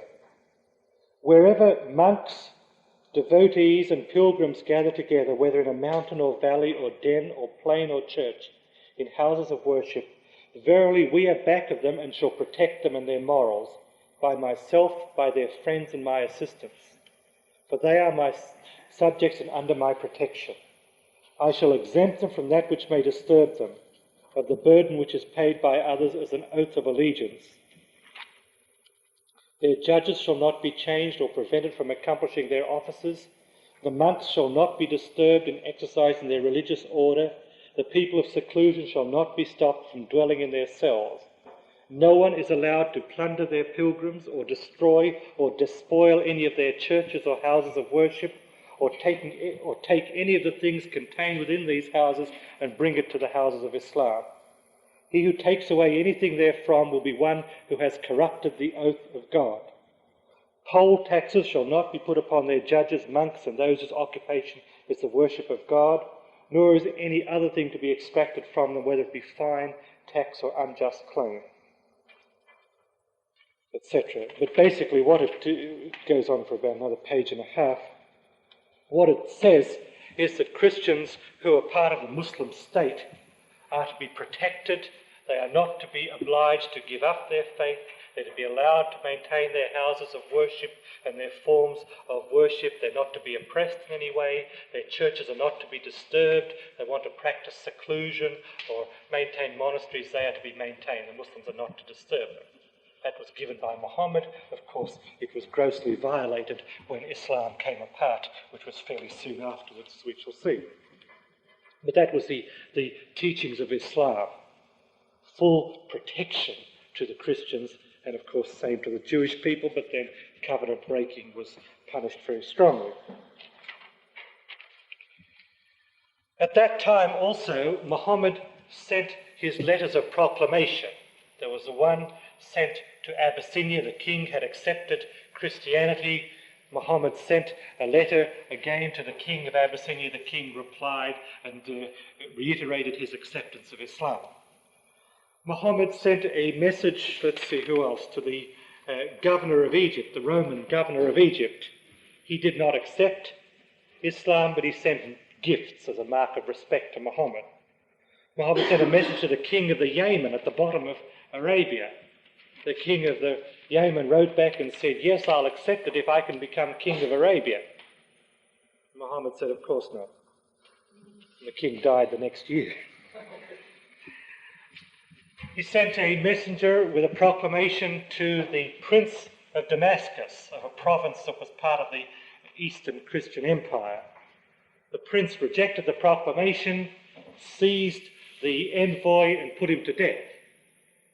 And this set in motion conflict between that tribe, the people around Damascus of that province, and the Muslims. They decided that having killed the envoy and got away with it, now they would attack the Muslims, and that sort of started some trouble later on. An envoy was sent to Heraclius, who was the Byzantine emperor. Heraclius was at that time living in Syria temporarily. His base was in Constantinople. He was living in Syria.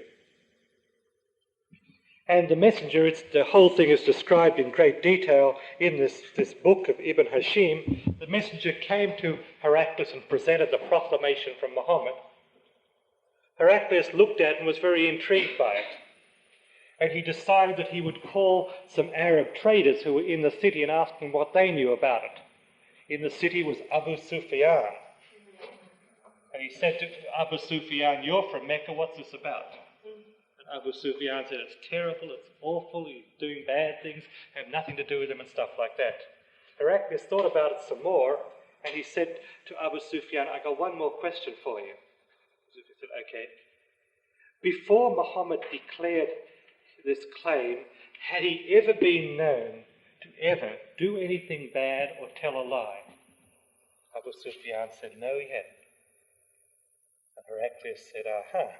Well, I don't know whether he said aha, but it makes a good story. It makes the story better if I say that. So Heraclius took the envoy stayed at Heraclius' court, and Heraclius took the message and sent it to Constantinople because he had friends who were dignitaries of the church, of the Eastern Church in Constantinople, and he said, "This has come, what do you make of it?"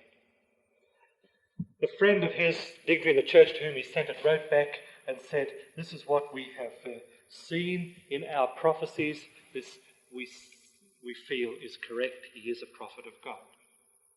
Heraclius then called the envoy before him, and he said this. Heraclius said to the envoy, I'm jumping ahead. The wise man in Constantinople wrote back to Heraclius and said this to Heraclius: "He is the prophet whom we expect. There is no doubt about it, so follow him and believe in him." The church dignitary in Constantinople told Heraclius, "This is the one we expect, there's no doubt about it, follow him." Heraclius then called the envoy to come to him, and Heraclius said this to the envoy: "Alas, I know that your master is a prophet sent by God, that it is he whom we expect and find in our book, but I go in fear of my life. But for that I would follow him." And Heraclius explained to the envoy that although he was emperor, there was a very strong military sort of system, and there were very, very strong military generals who really controlled the power of the empire because it had been fighting 100 years of war. So its sort of military establishment had become very strong and really ran the country on a military basis. He said, although I'm emperor, they're the ones that control the country. If I accept Christianity, they will kill me. So I cannot accept it. He said to the envoy, "There is a very wise bishop south of Damascus whose name is Dagatir. Go and take this message to Dagatir." So the envoy went to Bishop Dagatir, south of Damascus, and presented it to him. The bishop retired to examine it, and the next day called the envoy in and said, "I've examined the message." And the bishop said this. He said, "Your master is a prophet who has been sent. We know him by his description. We find him mentioned by name in our scriptures." Remember this Ahmed thing we talked about? The envoy says the next thing that happened, the bishop stood up and took off his robes as a bishop of the church and put on ordinary clothes and walked with the envoy out of the church and left his position as bishop. And he went to the marketplace of that city and called the people around him and told them that this had happened, that he had received this message. He checked it, he found it conformed with expectation. Muhammad was mentioned in the Christian books. Thank you. And so he accepted him. The bishop had finished speaking, and soldiers came and seized him and executed him on the spot. The Muslim envoy left the city and returned to Heraclius and said, "This has happened. I took it to Bishop Dagotyr. He's questioned it. He accepted it. He's been killed by the military people of that city." And Heraclius said, "It's precisely what I thought would happen." And then the envoy returned to Muhammad and reported this to him. Muhammad issued a proclamation to Khosroes II, the king of the Sassanid dynasty in Persia, proclaiming his message to him. Khosroes II tore it up, ripped it into shreds, and sent the envoy out. The envoy came back and told Muhammad this has happened. Muhammad said, exactly in the same way, Khosroes' empire will be torn into shreds.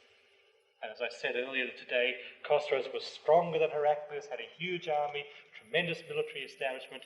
Nevertheless, the next year, Heraclius fought him and defeated him. Khosroes sent ambassadors to arrest Muhammad and put him in prison. And you remember the story I told this afternoon. The ambassadors came. Muhammad said, at this moment, Khosroes is dying, he's dead. They were upset. They went back. Sure enough, Khosroes had died that very moment that Muhammad said so. And then he was succeeded by his son, who was a very weak king. The Sassanid dynasty lingered on for a while. Eventually it collapsed and passed from the scene. And as you recall, one of the Sassanids was Yazdegerd III, and Baha'u'llah is descendant of Yazdegerd. Also, one of the daughters of Yazdegerd married one of the imams of the Muslim faith, Imam Hussein, who was very much praised by Baha'u'llah. Okay, well, we're drawing toward the end both of our time and our story.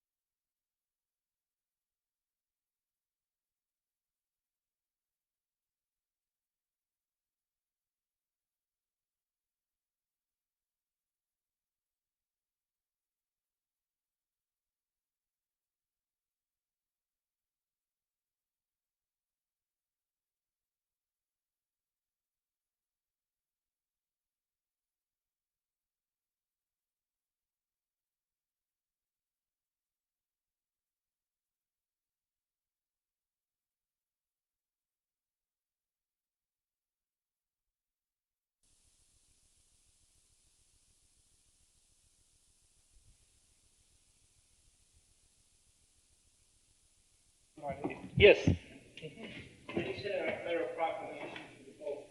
No, I'm not aware of that. Well, let me not say no. I'm certainly not aware of it. I've read nothing about it, and several of the books I read have very detailed accounts of the proclamation, so one would presume that they would mention it if he had. Let me also say that at the time, it seems to me that the major sort of emphasis of Christianity was in the East, was around Constantinople. The Roman part of it was relatively minor. Pope Gregory had just become a material king, a temporal dominion, and it really hadn't taken off. It took another couple of centuries before it was consolidated. Now, of course, it's a major thing. If you think of Christianity, you think of the Pope as being the major component. It wasn't so at the time. The weight of it was in Constantinople in the Byzantine Empire. And what happened really was that Islam spread rapidly among the Christians, basically because of this prophecy and expectation. The spreading by the sword, as we'll see tomorrow, was only occurred later. Initially it spread because people just gravitated to it, and that took off a big chunk of Christianity. What was left was mainly in Europe, and so the focus shifted to Rome, because what was previously the major focus had been lost, if you will, to the Muslims. So the whole sort of thing tipped over. You had no idea what Europe was doing at this time, Muhammad?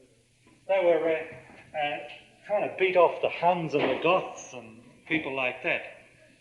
Rome had fallen to the Huns and things had come apart radically. It's discussed in great detail by Gibbon in Decline and Fall of the Roman Empire, in which he talks about what was happening at the time, and basically nothing much. They were in bad shape, essentially. Now, the 627 was the Battle of the Confederates. Muhammad passed away in 632. 628, the Quraysh were much more peaceful. Muhammad decided that he would like to go on pilgrimage to Mecca.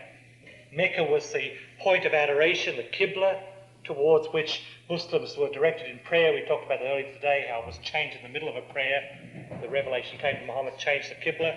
You can see how this would have an effect because a lot of the followers were Jewish. Changed it from Jerusalem to Mecca.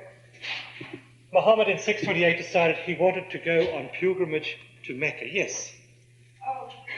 When did this change occur? 624. 624 was when it changed. That's right, 624 AD. And as I said, it's discussed by Baha'u'llah, early part of the Book of Certitude, change of the Qibla. So, 628, 700 Muslims set out under Muhammad to endeavour to make a peaceful pilgrimage to Mecca. They came down toward Mecca and were stopped by the Quraysh at a place called Hudaybiyah. And the Quraysh said, "We don't want you to come." And Muhammad said, "Fine, you're in control of the city, but we're certainly not going to come and fight.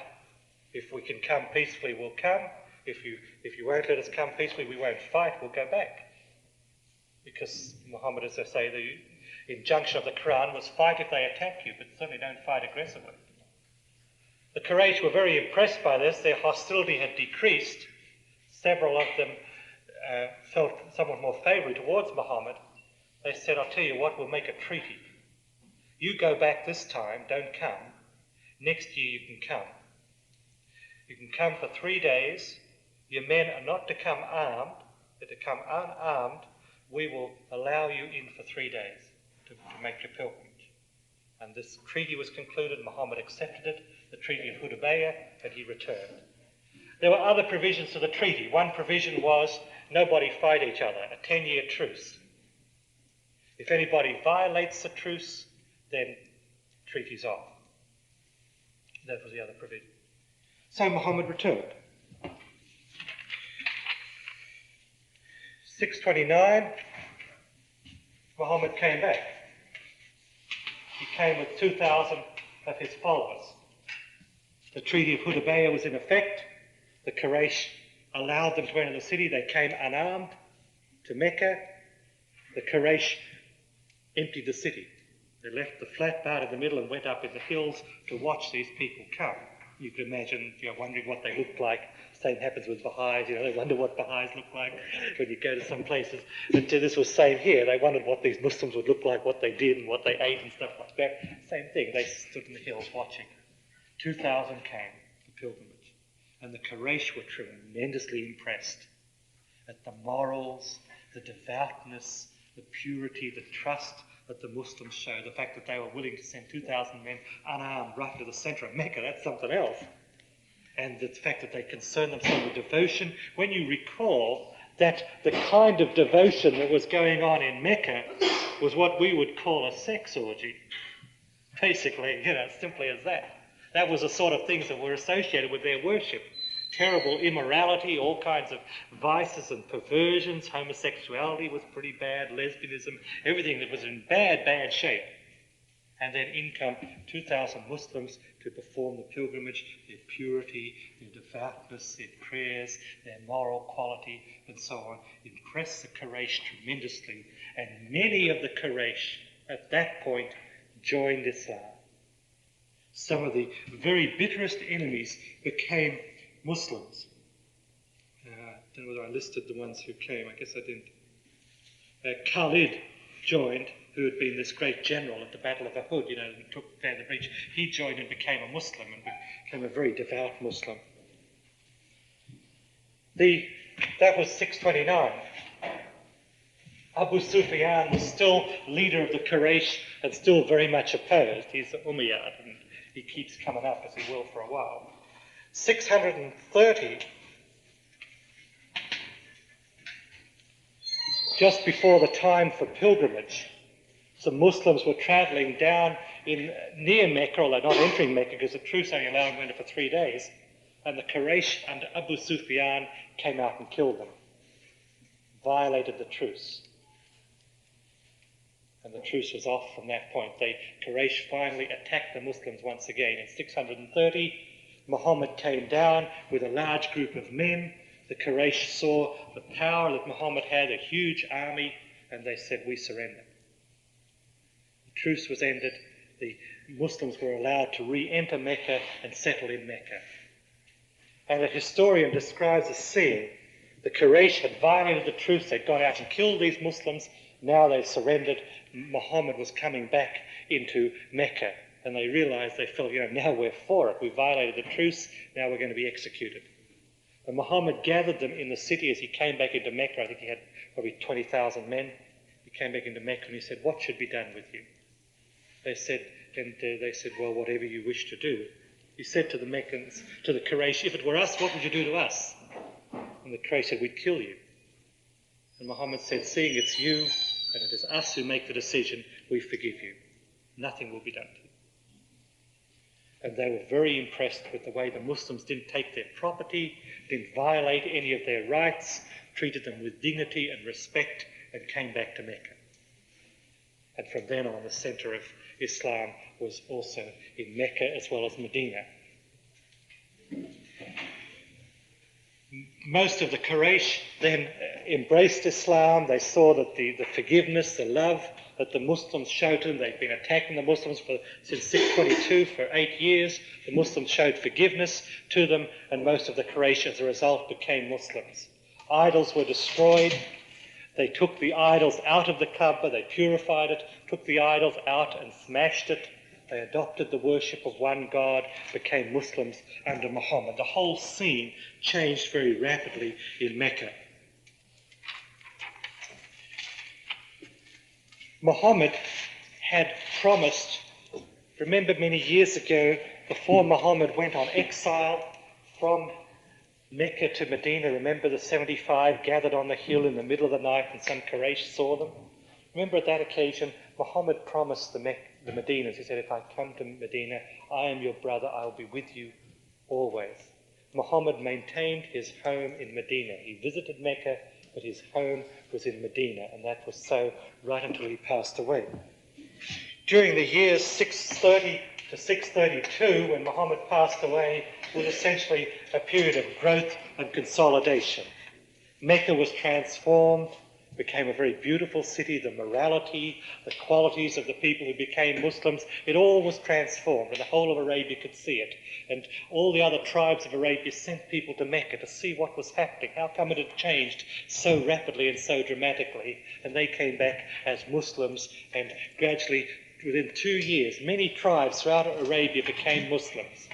And teachers were sent, Muslim teachers were sent from Mecca and Medina to deepen, if you will, the people of those tribes. And Mecca and Arabia became united under Muhammad in these closing years.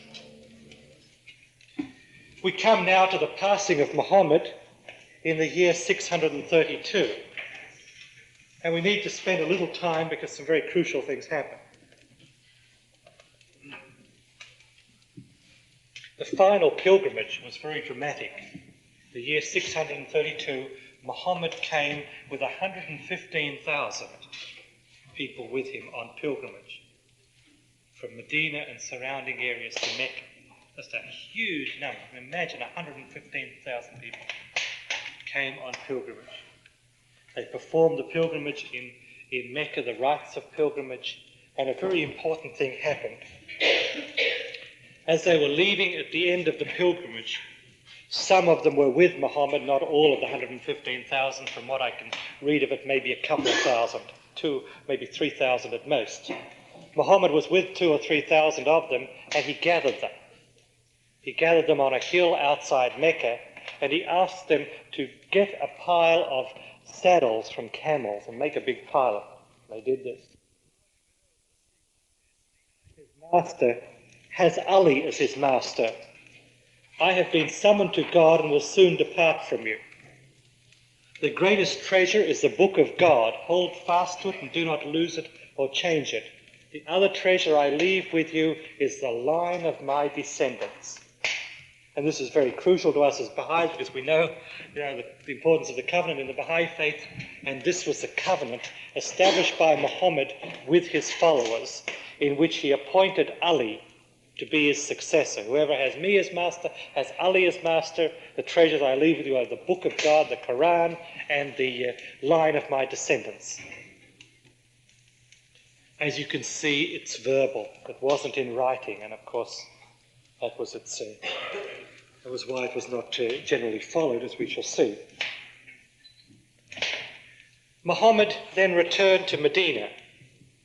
The news that he had appointed Ali to be his successor was circulated somewhat, not greatly, not widely, but a significant percentage of people knew about it.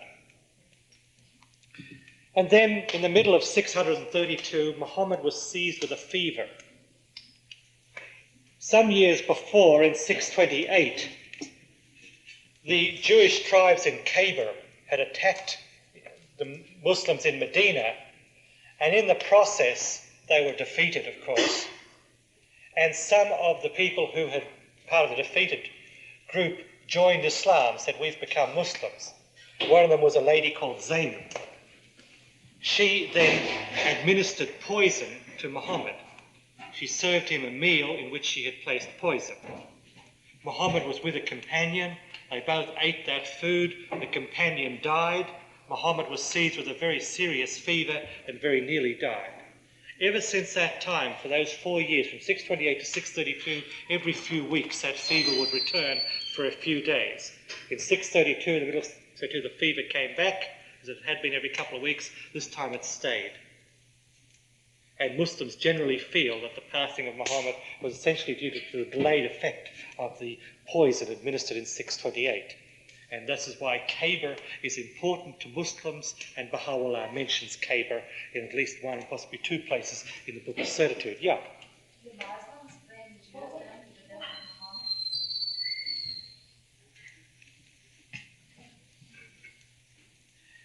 There isn't a strong feeling as there is in Christianity about the Jews killing Christ. There isn't that same feeling in Islam. I've never heard a Muslim, and of course I was brought up a Muslim, I've never heard Muslims say that Jews killed Muhammad, just as one hears Christians say that Jews killed Christ. There isn't that sort of feeling. Maybe it was because, he was whatever it was, 50, 62 years old. Then this fever continued, and ultimately he passed away. The story of his passing is very dramatic. It's described by Muslim historians how the fever continued. He weakened. He gathered his faithful around him and said that God was going to summon him and they must be unified. Precisely the same things, of course, that Baha'u'llah said when you hear the tape of Mr. Samandari at the Chicago conference, how he said Baha'u'llah gathered them and said, I'm going to pass away, you must be unified. And Abdu'l-Baha had them circulating the bed praying. The same kinds of things happened with Muhammad. He called the believers to unity. Just a couple of days before he died, he arose in the middle of one night, and a companion went with him, and they went to the graves in Medina of the early Muslims who had come with Muhammad when they made the exile. Muhammad, in the middle of the night, visited each of those graves and said prayers, and then returned in the morning. And the companion felt that he was doing that for the last time, that he realized he was going to leave. And there seems to be this feeling of reverence for the graves of those who have passed on. I've just read Memorials of the Faithful, and I get the same feeling from that, the sense of reverence and respect that Abdu'l-Baha has towards those who are faithful in the very difficult days, and how he treasures their memory. The same thing occurs with Muhammad. The final day Muhammad came to the mosque. He was very weak, and he used to lead the prayers in the mosque. And he was very weak, but he came to the mosque and he sat at the front. He said to his very old friend Abu Bakr, "You lead the prayers." Abu Bakr did. This is very crucial later on. And then that night his fever continued. He said to Uthman, who was one of his early companions, "Bring me pencil and paper because I'm going to die soon. Some things I want to write." Uthman said no. Uthman felt that Muhammad's fever had affected his judgment or his mind, and it was best not to bring him pencil and paper and get him to write anything. Some Muslims feel that what he would have written would have been the authority of his successor, but this is a question of speculation. The next day, Muhammad passed away in the year 632. The Muslims were very agitated, just as Baha'is were agitated when Abdul Baha passed away. Now it's 50 years, and we say, well, he was 75 years old, he had to die sooner or later, but this isn't the point, because they were so attracted to Abdul Baha. So it was with Muhammad. He was 62 years old, he had a very difficult life, as we've reviewed. Nevertheless, he passed away. The Muslims were shocked. They didn't know what to do. They were very agitated. Abu Bakr gathered all the Muslims in Medina. He was in Medina when he passed away. Abu Bakr gathered all the Muslims, and he made a very short speech to them, which has become famous. He said to them, "Those of you who worship Muhammad, Muhammad's dead. Those of you who worship God, God is living." And they realized that Muhammad had represented himself as a messenger of God. God lived, the spirit of Muhammad lived, but the body of Muhammad had died. The next couple of days are very confusing, and it's hard to work out exactly what happened. What I'll share with you is my impression. I really haven't sorted it out. My impression is this. Ali was there in Medina. Ali was very much grieved at the passing of Muhammad, and you get the same feeling, of course, with the passing of Baha'u'llah in the Memorials of the Faithful. How many of them died? Those early faithful died after Baha'u'llah. Just scads of them in that book. Well, so it was. Ali was very, very grieving at the passing of Muhammad. He concerned himself with the preparations for the burial and the funeral of Muhammad. And the Muslims began saying, well, who'll be next? Who'll be our leader now? And some of them said, well, I remember Ali was appointed verbally when we came back from pilgrimage. And the others said, no, I don't think this should be so. He's a Meccan, and we should have a Medinaite. And things started to get a little bit sour at this point. As far as I can tell, Abu Bakr, who was an old man, and Umar, who was a very strong personality, they got together. In fact, it seems pretty clear that they connived. And they said, we've got to do something, it'll all come apart, a decision has to be made. They decided Ali was young. Ali was, I think, 26 years old at the time. The same people as people who said the Guardian was too young, he was 24 and appointed as Guardian of the Faith. Well, this same feeling, Ali is too young, we'll have to do something. And so they decided that they would nominate each other. That Abu Bakr would nominate Umar to be head. Umar would nominate Abu Bakr, and then later Umar would withdraw, and Abu Bakr would be the only nomination, and then the people would accept it. And they did this. And they gathered all the Muslims around, and Abu Bakr said, we need a leader, Muhammad has passed away, we should select Umar. He's a fine man, a strong man, he's been very close to Muhammad. And I nominate Umar.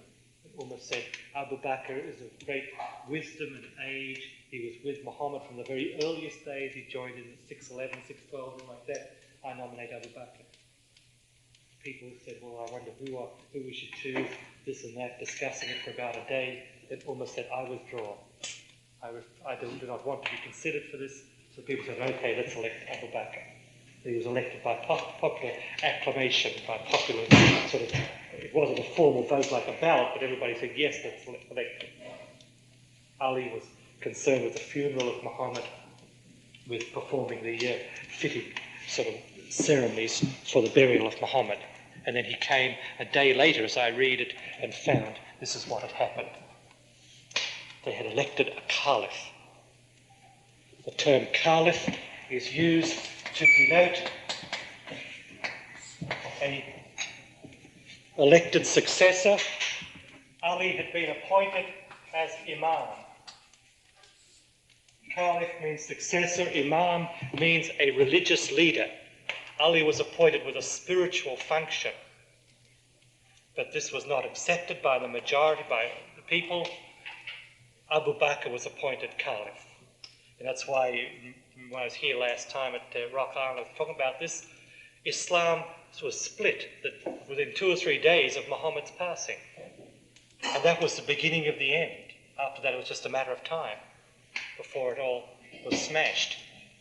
The death blow had been rendered.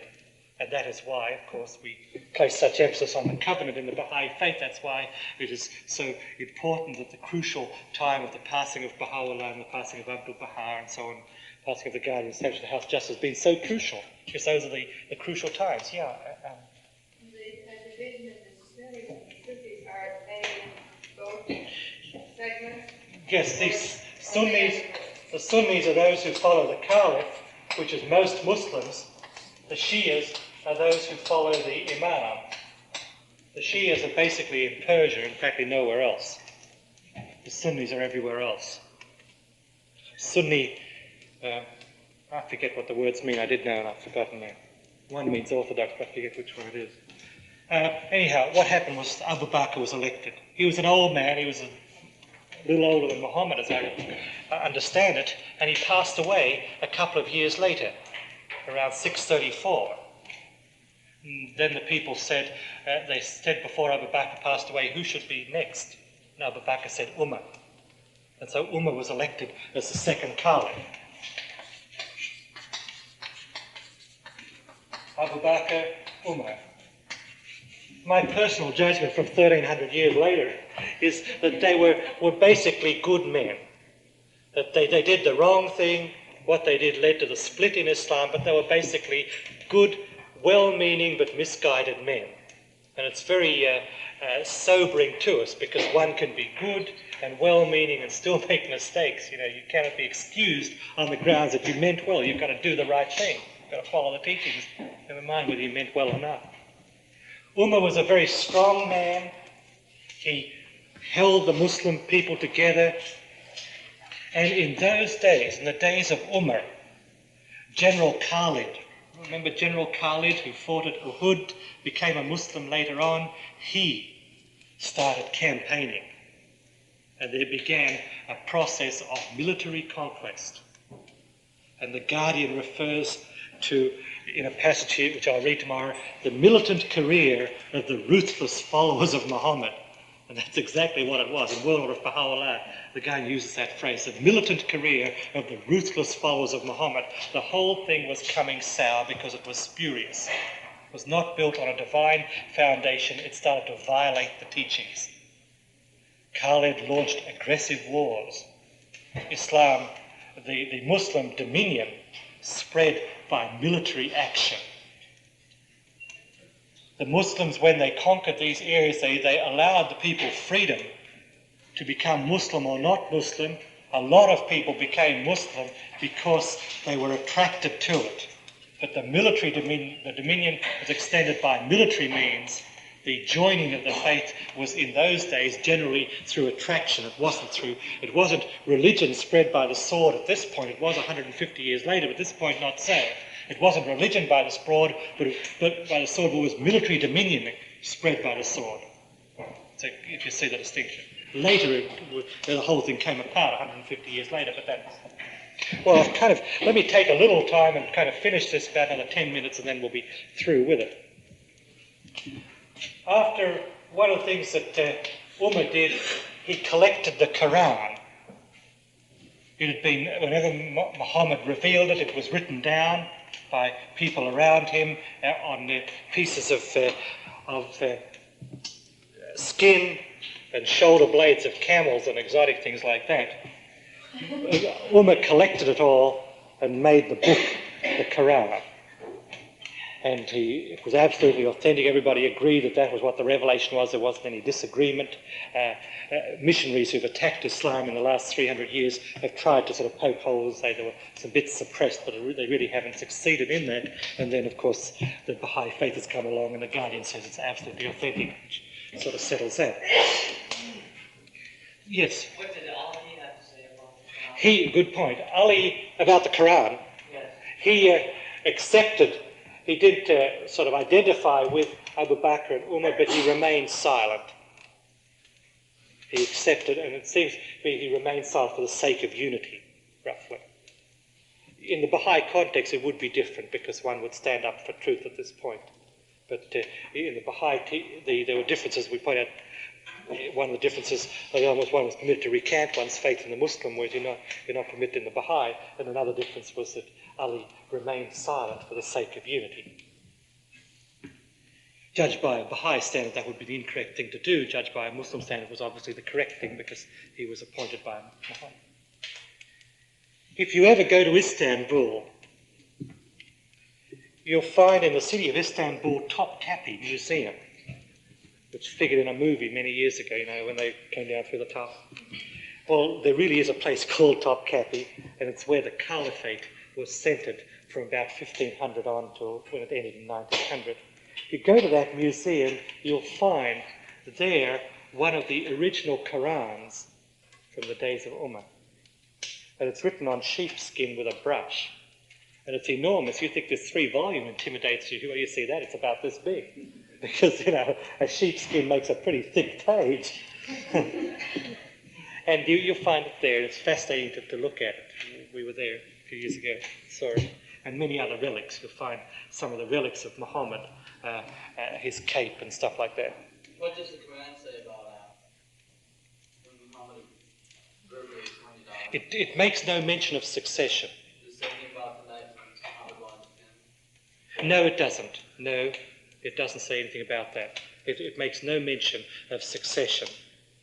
But there are places in the Quran where Muhammad refers to the division that has occurred in religion before, in Christianity, which was in a shambles at the state and at the time, and in Judaism.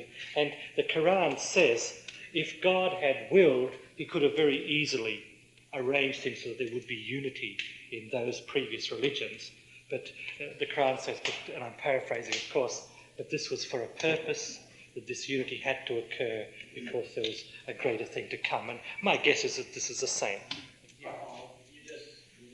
That this was part of the divine purpose, that Islam was to break down, and so that there would be the preparation for the coming of the Bab and Baha'u'llah. Even the spread the spread of Islam by the military effort is also part of the divine purpose. Otherwise it might not have happened. Yes, right, and it certainly was a means. The spreading by the military means was provide an avenue whereby people had the freedom to accept Islam if they wished to, and generally they wished to in those early days. As I say, 150 years later, it wasn't. They took the sword and said, you believe or else, gotcha, kind of thing. But in the early days, they had the freedom. Well, there are a couple more things that I want to say before I finish. After Umar came Uthman. And that's really where it all came apart in 2 years. It's one of the most tragic parts of the whole story of Islam. Uthman was appointed by Umar, and he was a good man, but he was extremely weak. He was from the Umayyad family. And he had very, very strong relatives who were Umayyads. Remember Abu Sufyan? Remember we talked about him? Bad guy who was leader of the Quraysh, attacking all the time. He was in command at Uhud and at Hudaybiyah. Oh, not Hudaybiyah, the Confederate battle. He had become a Muslim. And there is every evidence he did it only because the writing was on the wall. He still maintained this tremendous animosity towards the Hashemites. He decided that he would defeat them. His followers and his members of his family came to Uthman and said, we want power. We are your relatives, you've got to look after us. Uthman was a weak man, so he appointed Umayyads in positions of authority throughout the Muslim dominion. They became the governors, they became the generals, they became all the civil functions. The Umayyads took over completely. An early Muslim historian has recorded the horror of the faithful at what happened. Here were the Umayyads in control. They were drunkards. They were immoral. They practiced, practiced immorality. They had prostitutes and everything like this, concubines. Within a few years, there were up to about 645 at this point. 13 or 14 years after Muhammad's passing away, these people whose behaviour was the very antithesis of Islam, because Muhammad had forbidden alcohol, had called for a strict code of morality, they had taken over, yes. But faith still must have been growing. Yes, it was growing in leaps and bounds. The people were still following the teachings of Muhammad. It was only the leaders who had forsaken the Islamic principle. As soon as it spread, to Persia and Syria and places like that, did they start right out right then with priests? No, they didn't have priests for quite a while, for at least a good 150 years. What they had was a person called the Imam, who was simply a person appointed to lead in prayer. And what happens, and I remember this as a Muslim, when I was living in Australia, whenever we observed community prayer, there were very few Muslims in Australia, we would say to one member of the group, "You act as Imam." And he'd just stand up in front of the rest of us and he'd say the prayer would all follow, but there was no priest or paid thing. After about 100 years, priesthood crept in, because they had no principles against it. Well, Muhammad instead hadn't called for priests, but they were at this point violating the social laws, and so they did this as well. Yes? What year was Around about 645 or 650, because he was assassinated around 657.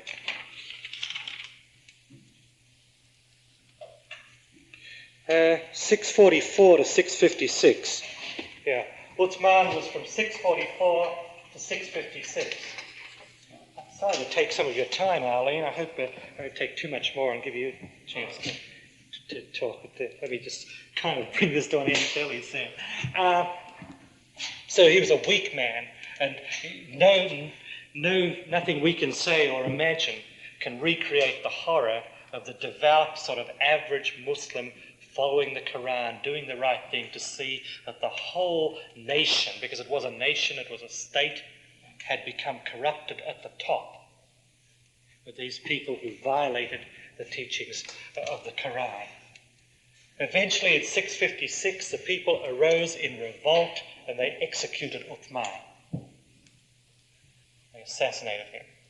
And the people then turned to Ali and they said, "Ali, you become our leader." And so Ali accepted leadership. So Ali was the fourth caliph, as well as the first imam. That's not too confusing, I hope. Ali was selected by the people as the fourth caliph. He was appointed by Muhammad, the imams are the appointed ones. He was the first imam. And when he was appointed as caliph, this was by popular will, but there were some who didn't agree. The people who didn't agree were the Umayyads. They gathered under Abu Sufyan's son Muawiyah, who went to Damascus.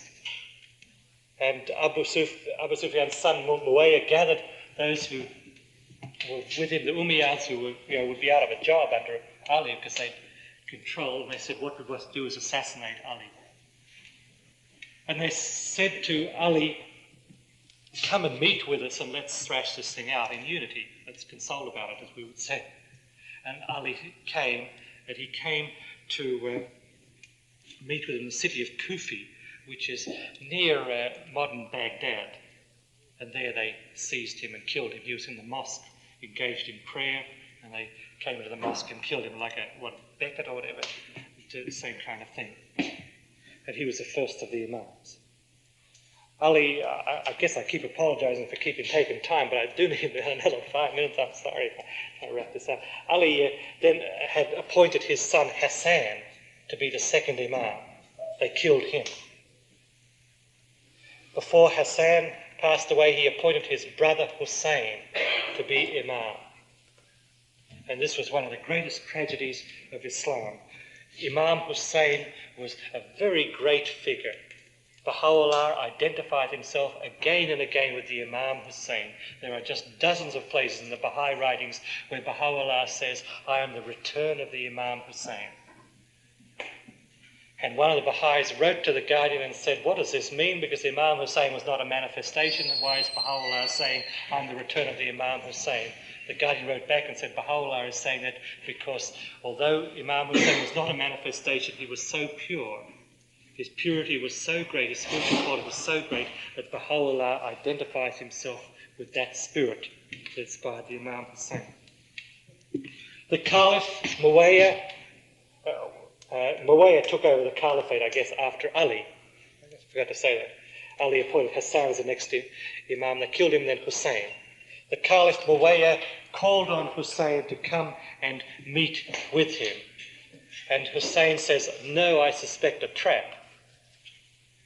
And then Muawiyah said, I take this Quran and I give you my oath on the Quran. And you can think of the parallel, Sheikh Tabasi, remember when they couldn't defeat the Babis in the Sheikh Tabasi, and then the Persian prince said, I give you our oath on the Quran, you can go and we won't kill you, and they came out and they were killed? Same thing. I give you my oath on the Quran, you will not be harmed. And Ali and Imam Hussein then came. He came with 72 people. Most of his family, except for one son, who became the next Imam, his wife, most 72 of his family, they came, and they were surrounded by an army sent by Caliph Muawiyah, the son of Abu Hussein. And they were surrounded on the plain of Karbala. And this is worth mentioning because Karbala figures in the Baha'i writing so much, near Baghdad. And they surrounded the 72 people, and they started to fire arrows at them, killing them one by one. And eventually they had killed most of them, and all that was left was the Imam Hussein and his immediate family. And they closed in on them. There must have been thousands of them, from what I read, maybe at least 5,000 troops. And here was a family that now was about 10 or 15 people. And they kept firing their arrows, picking them off one by one. And eventually all that was left was the Imam Hussein with his young son. And they had killed them all. And he sat holding his son, and they fired an arrow and killed the son. And then Hussein stood up and walked towards them, and they killed him.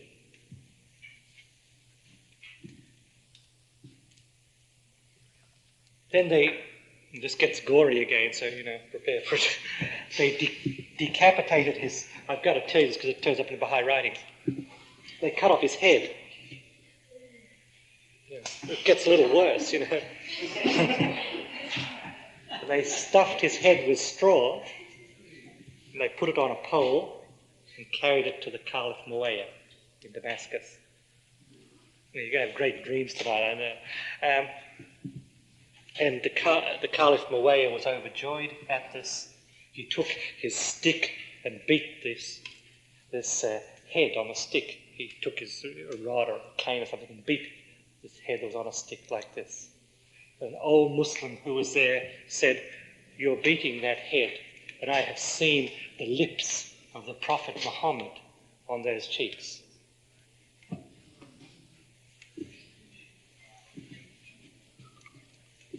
And I mention this because Baha'u'llah refers to this in great detail. There is a passage, I can't remember where it is, you may remember, where he says, at one time I was crucified, another time I was suspended before a mob, another time I was decapitated and my head was sent as a present from place to place.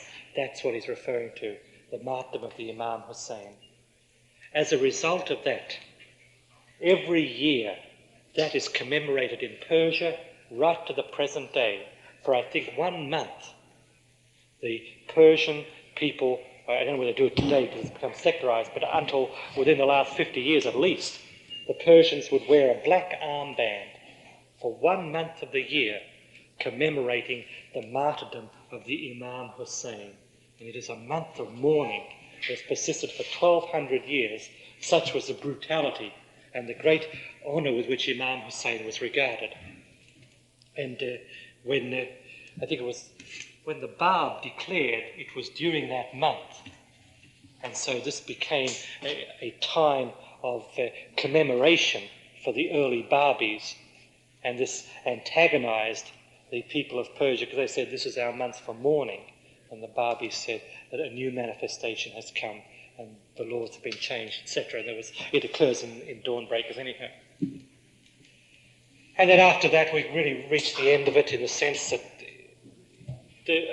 Hussein's son had survived. He became Imam. They killed him.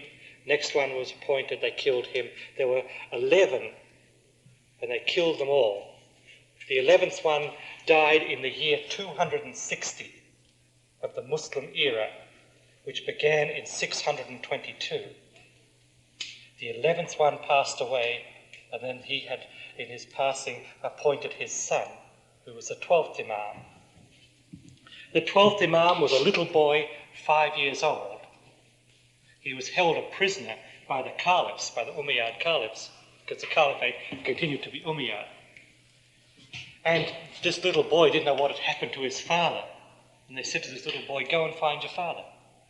This 5-year-old boy set off, wandered into a cave, was never seen again. He obviously died in the cave.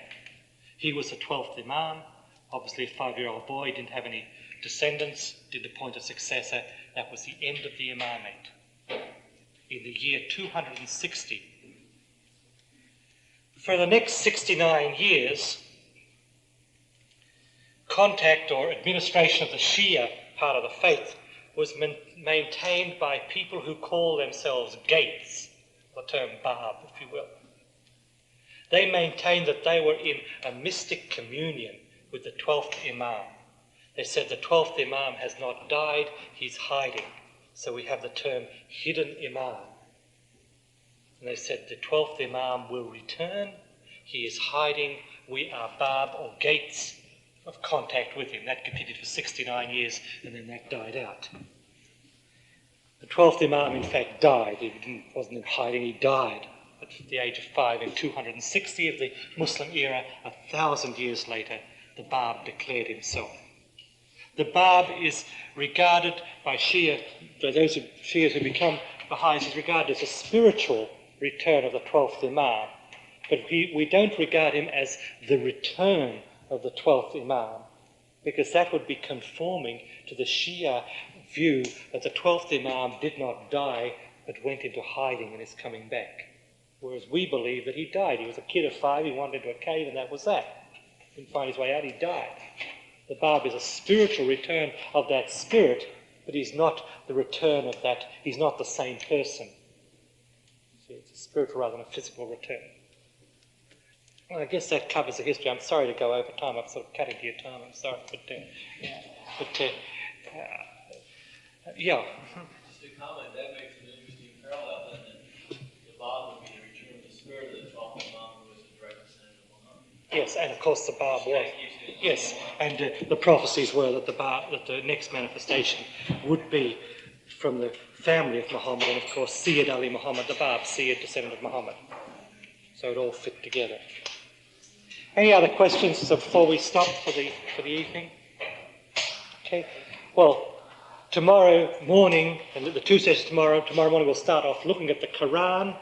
We'll talk about the Quran a little bit more. We'll look at its teachings, those teachings which are sort of basic spiritual teachings, same as Baha'i pretty much, those which are different from Baha'i, and then the prophecies.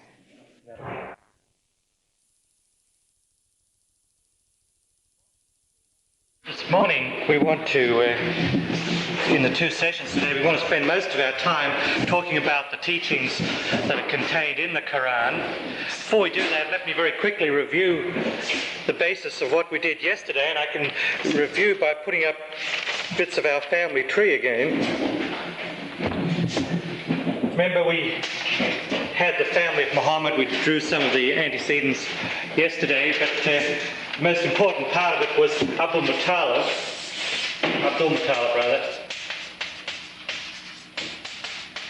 who was the grandfather of Muhammad. Remember that he, as a young boy, had been with his father in Syria, I think it was. The father died. This young boy's uncle Muttalib came and got him. He received been called by people Abdul Muttalib as a result. He had several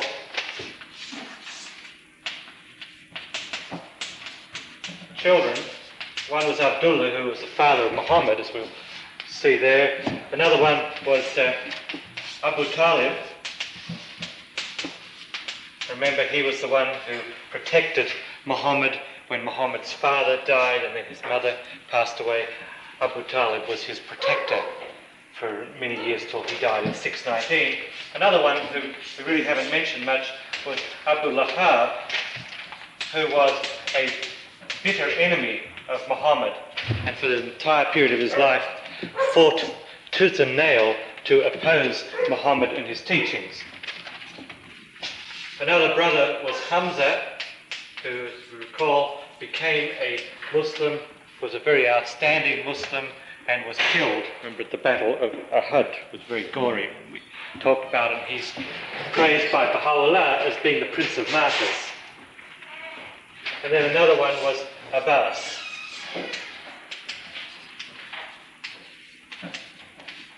And he really doesn't play a very major role in the history. Abdullah's son was Muhammad.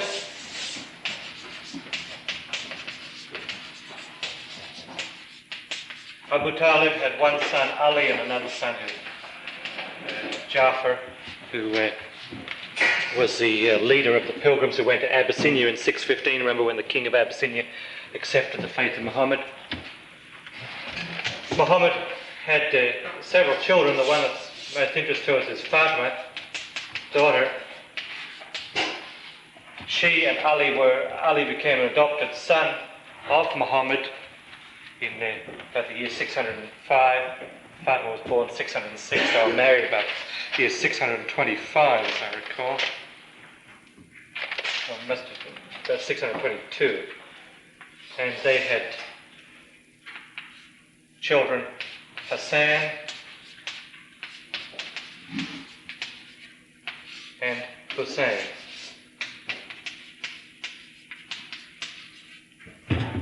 Muhammad was the manifestation of God, as we know from the writings. Ali was the appointed successor. He was the first Imam. Hassan was the second Imam. Hussein was the third Imam.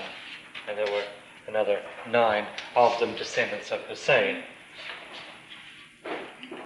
And the Baha'i writings tell us that these were the legitimate successors of Muhammad, Imam, meaning a spiritual leader. And so we find that in the book of, throughout the Baha'i writings, Muhammad, or Baha'u'llah rather, will at times quote from the Imams. He'll quote from Ali several places in the Book of Certitude and some of his other writings. Baha'u'llah quotes from some of the other Imams, and this is a sort of a validation of their authority, the fact that the later manifestation quotes from them. Hamza was the one killed. Abu Lahab was the bitter enemy. And the other Imams descend from Hussein. Ali was killed at a place called Kufi, which is near Baghdad. Imam Hussein was martyred at Karbala, which is also near Baghdad. Some of the other Imams are buried at yet another place near Baghdad called Najaf. So we have all these places that are close to Baghdad, and this is why that area around Karbala is the center of Shia religion. The religion is divided into 2 sects. The Sunnis, who follow the caliphs, and that's most of the people, and the Shia, who follow the Imams, and they are mainly found in Iran, in Persia. They are hardly found anywhere else in the Muslim world. Most of the Muslims, the overwhelming majority, are Sunni, say 5-6 of them are Sunni or something like that. And the Shias are the ones who follow the Imams, so that they regard with great reverence Ali, Hussein, and the other Imams. And so to the Shias, these places that I've circled are very important places, and that's where most of their theological colleges are. It's the center of their religious activity. This is very significant to us because it turns up in the Baha'i writings. We recall how Baha'u'llah went to Karbala between 1850 and 1852, before he was imprisoned in the Sea of Chal, and while he was there, a man recognized that he was the manifestation to come and wanted to publish it, to declare it abroad, and Baha'u'llah wouldn't permit him, and so the time had not come. before he was in the Siyar, and then of course when Baha'u'llah was released from the Siyar, they lived in Baghdad, and remember how the clergy from Karbala and Najaf and thereabouts sent a representative to question Baha'u'llah, and Baha'u'llah said, okay, all of you get together and choose one miracle and I'll agree to perform it, but then you've got to accept. And they could agree on one miracle, and they never took up Baha'u'llah's challenge. This was all in the environs of Karbala. The Imamate died or terminated when the 12th Imam passed away, as we said, at the age of 5 years old in the year 260. There are references in the Quran to the fact that there would be 1,000 years without divine guidance, and that of course was fulfilled very precisely in the sense that exactly 1,000 years later the Bab declared himself in 1844. That's on the lunar calendar, yes, measured by the lunar calendar. If you try it on the solar calendar, it doesn't come out. The Muslim had a calendar given by Muhammad, just as we have the calendar given by the Bab and then modified by Baha'u'llah. So the Muslims had their calendar. It was a lunar calendar based on phases of the moon, which meant it didn't coincide precisely with the solar calendar based upon the sun being in the same position year after year. Yes? Did you say the last Imam died in 280? 260. 260. Yeah.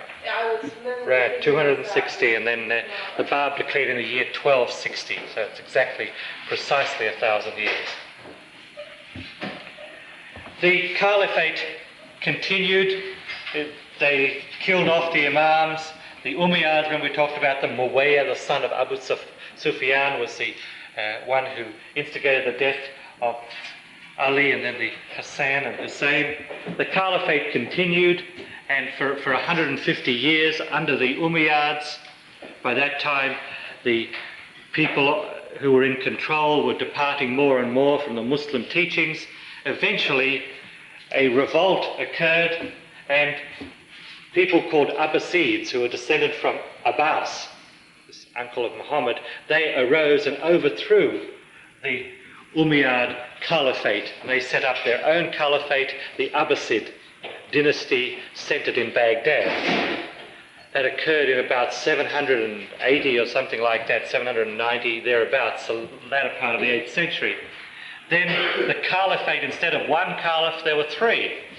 You can see once you get away from the religion of God, you have no unity at all. You start believers killing each other, as has occurred, and you start, nothing holds it together. If there's one spurious claim, you can just, well, have three. So in 780, we had the caliphate at Baghdad, the Abbasid Caliphate, which was the center then of the glory of the Muslim civilization. Another caliphate was in Damascus, and then the Umayyads set up a caliphate in Cordova in Spain. There were three caliphs. And this continued. The rest of it is very confusing. It's hard to follow. I don't fully follow it myself. There were caliphates coming and going. There was one in Egypt, and there was one in Baghdad and Damascus and Spain. It all was a great big mess, fighting each other. Eventually, in the 16th century, they all agreed to accept the Turkish Suleiman, centered in Constantinople, to accept him as caliph, because things had come apart very badly. The civilization had really collapsed by that time. Things were in terrible shape. And the Turkish emperor became caliph. The caliph at that time had two titles. He was called caliph, and he was also called sultan. Sultan means king, and caliph means successor. So he was regarded as the successor of Muhammad. He was also regarded as sultan, as king. And these two functions, kingship and successorship to Muhammad, which of course was spurious, but that's what they claimed, were combined in the caliphate centered, the Ottoman caliphs centered in Constantinople in Turkey. And that continued, and as long as it continued, the Muslims felt that there was hope for a resurgence of Islam. And the rest of it, I'm sure you know, how Baha'u'llah was persecuted by the Shias, the Shia clergy in Persia, and by the Sunni clergy under the Caliphate at Constantinople. Baha'u'llah condemned both clergy. They lost their power, And the dramatic thing that occurred in the early part of this century was that the Muslims themselves, under the reform movement of Kemal Ataturk in Turkey, abolished the caliphate because it had become so corrupt, so very, very degenerate in every way, morally, spiritually, every possible way. It had become the essence of degeneracy. And so when the reformers arose and reformed the Ottoman Empire, they abolished the caliphate. And the miraculous thing was not only was this was foretold by Baha'u'llah, but Muslims themselves tore down their own institution, which was a spurious one, a dishonest one, but the Muslims themselves destroyed it. It wasn't destroyed by Christians or people from outside, it was their own collapse. So, yes?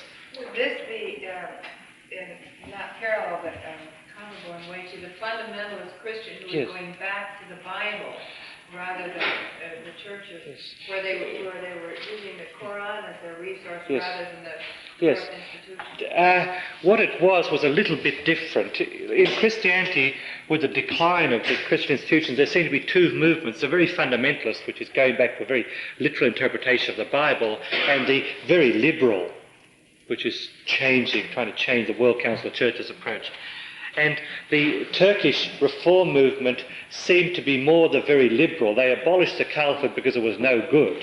They didn't abolish it because they felt it was not in the Quran and spurious. They didn't really care too much what was in the Quran. They felt it was out of date. The liberal Turkish movement made no attempt, for example, to re-implement the laws that are in the Quran, which are out of date, as we shall see. They're inappropriate. So it'd be rather equivalent to some of the Dutch movements and the Dutch Catholics who want to change the papacy because it's out of date. Let me interrupt you a second. There is also the literalist fundamentalist movement in Islam. It's centered in Arabia. The Saudis, Ibn Saud, the king of Arabia, the Wahhabi movement in Arabia, that's a fundamentalist, very literal. And so in Arabia today, the laws of the Quran are still applied. We'll see there's some very tough laws. They're still applied in Arabia. There is this fundamentalist movement. It's the same as in Christianity. The two are coming apart. There are places where the Guardian in World Order of Baha'u'llah refers to this in Christianity and Islam. It says it will continue, the gap will widen. Yes.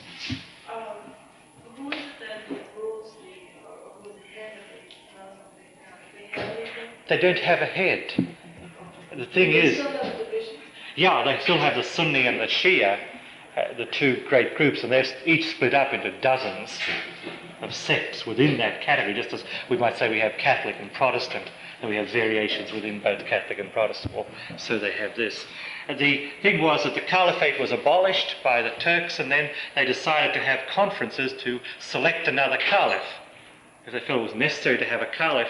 And so a series of conferences were held in the 1920s in Egypt and Turkey and thereabouts in an attempt to select another caliph. And they couldn't agree on one, and there is no caliph. There is no head. It is when you read Promised Day Has Come, the Guardian describes it that it's very similar to if the Roman Catholics, if they were to, say, depose the Pope and try and select another Pope and not be able to agree with it, and eventually they would get used to not having a Pope. It would be the same thing. It was just as dramatic, because when Baha'u'llah issued his tablets of proclamation to the Caliph, it was as strong then as the Roman Catholic Church is in, say, Spain or Portugal today. It's very strong. They held lots of property. There were scads of mullahs or priests around. They had control of the government. They were really looking at a big, strong institution. Within 50 years it had vanished. There was no caliph. Their property had been taken by the government. The priests were out of work, looking for jobs. The whole huge structure, which looked massive and impregnable, collapsed within 50 years. And this is the best way, I think, to understand it, to visualize, say, the Catholic Church in Portugal or Spain, how strong it seems, well, in Portugal more than Spain, how strong it looks, to visualize something like that vanishing in 50 years. And that gives you some idea of what happened between 1870 and 1920 after Baha'u'llah judged the Caliphate.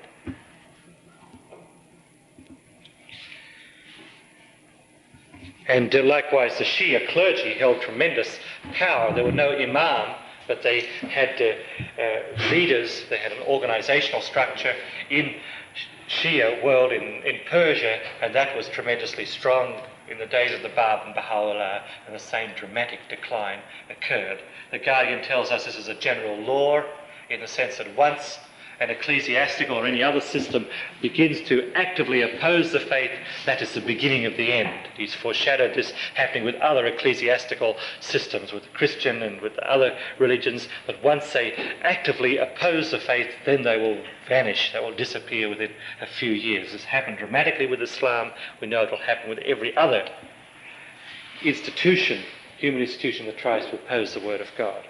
This is seen here.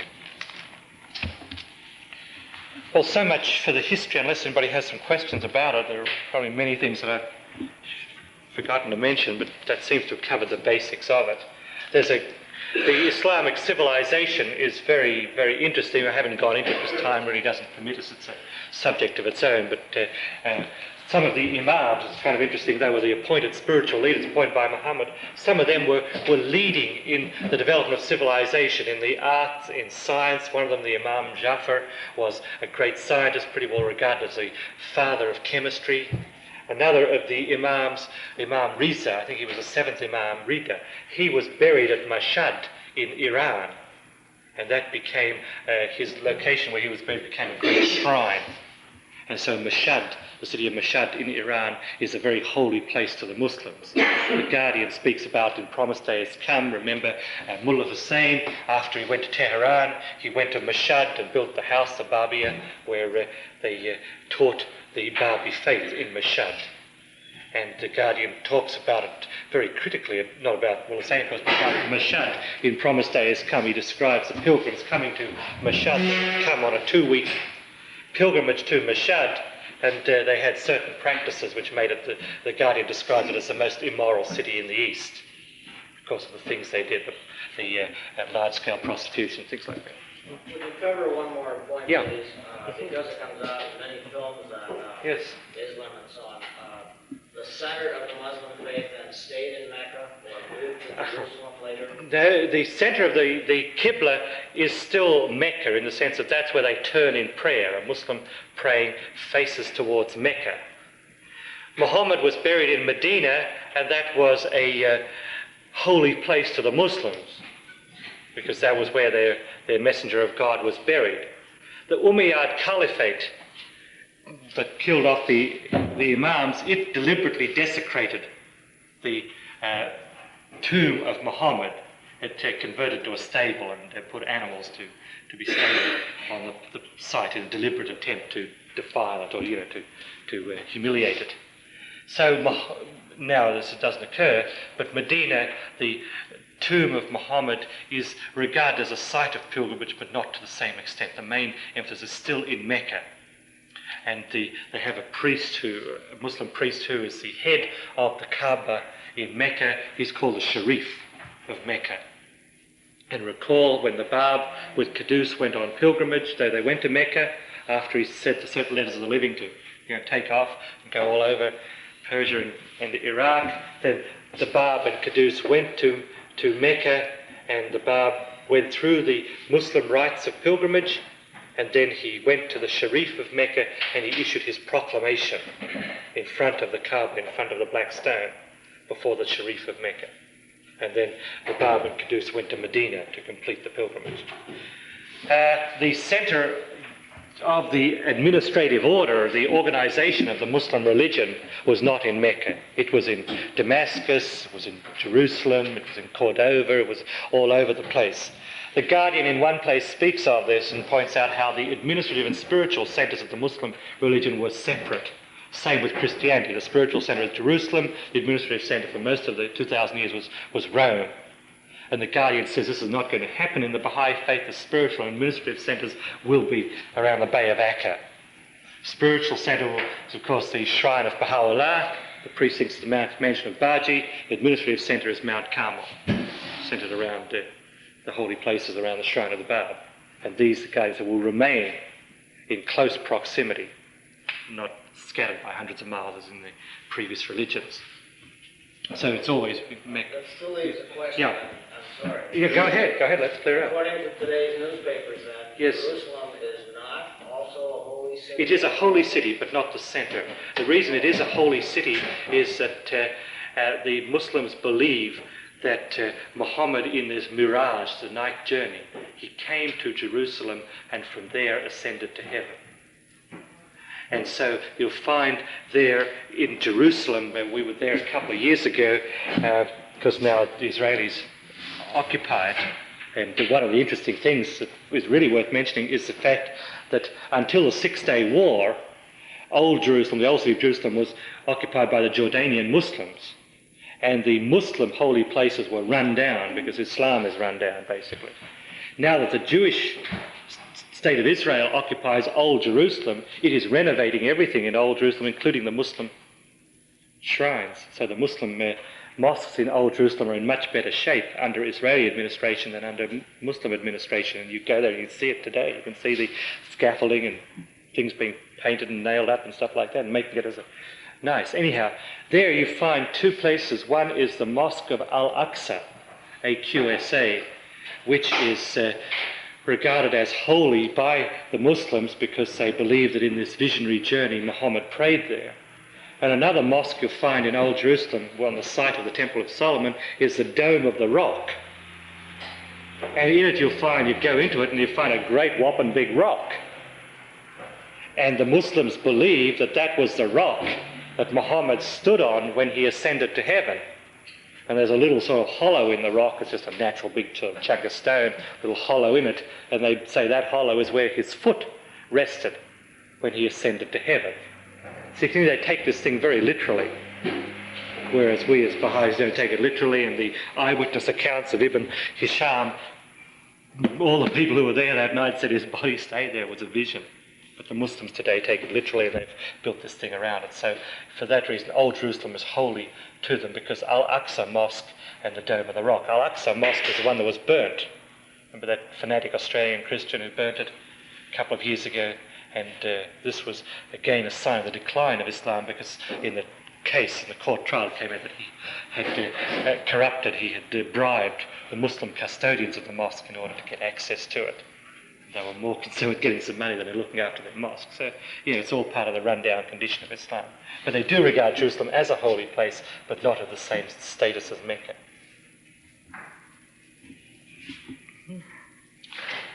Okay, well, now let's start talking about the teachings of Islam. I can find my notes.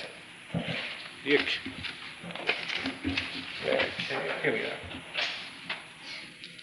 The teachings of Islam are centered in two places.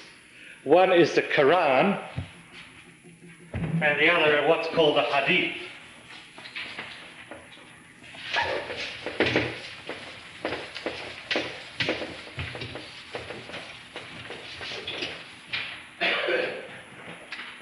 And the Quran and the Hadith, the traditions.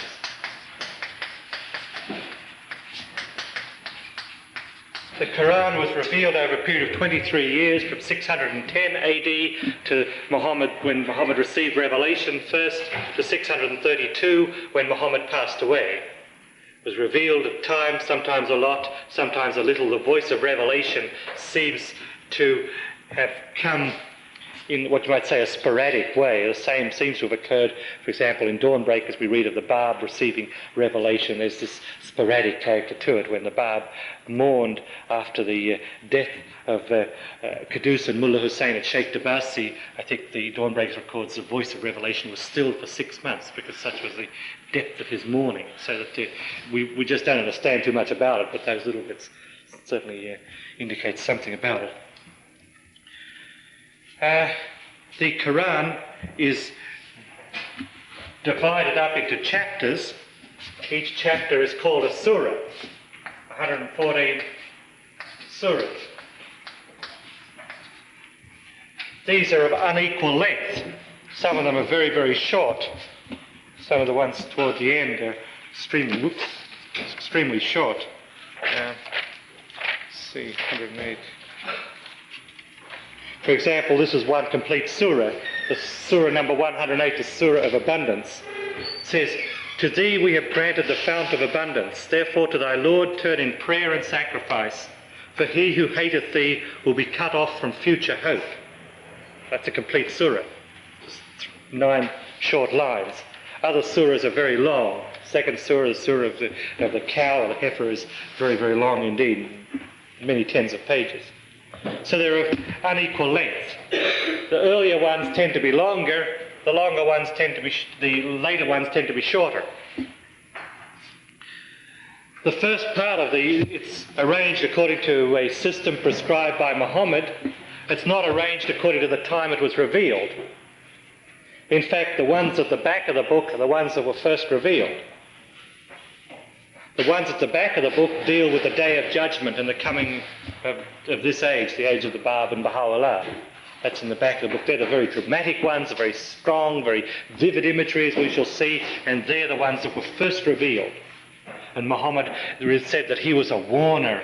He'd come to warn, to prepare for the Day of Judgment. It was close, was very, very close. It would come at an unexpected time. The hour was with God and stuff like that. These were in the early days, very vibrant, very strong and poetic and dramatic surahs there at the back of the book. So if you don't have time to read the whole book, but are sort of interested, start at the back and work forward, because they're the ones that are most interesting to us, because they're the ones that speak of the prophecy.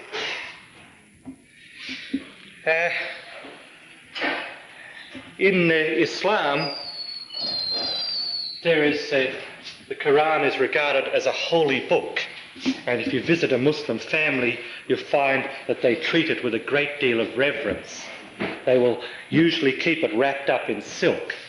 Even a very, very poor Muslim family, if you visit them, you find they have it all wrapped up, very, very precious to them. You notice some of the Persian Baha'is have carried this practice over, which seems a very reasonable idea. If you notice them, they have it wrapped up. And you notice we had at our commemoration this week, a Persian Baha'i in our community read some prayers from Baha'i prayer book, and at the end, they kiss it, put it to their forehead. And this is the sense of reverence which is part of the Muslim culture and which applies to the Quran. You'd never find a Muslim putting the Quran on the floor. He'd regard this as a very irreverent thing to do. It would be placed in a position of respect in the room. These kinds of things.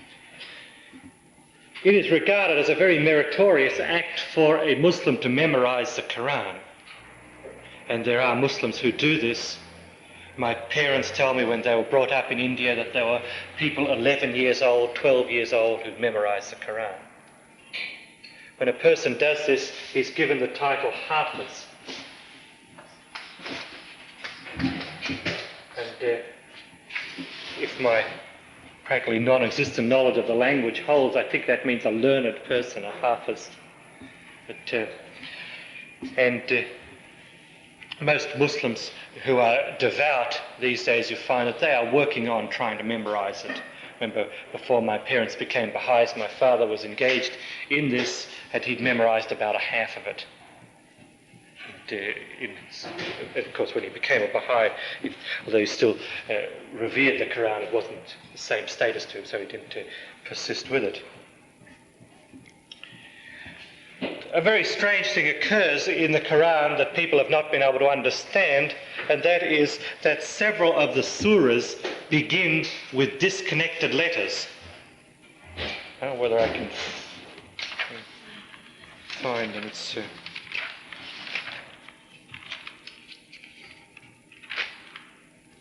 I'm not sure that I can find an example of this, but let me sort of look a little and see.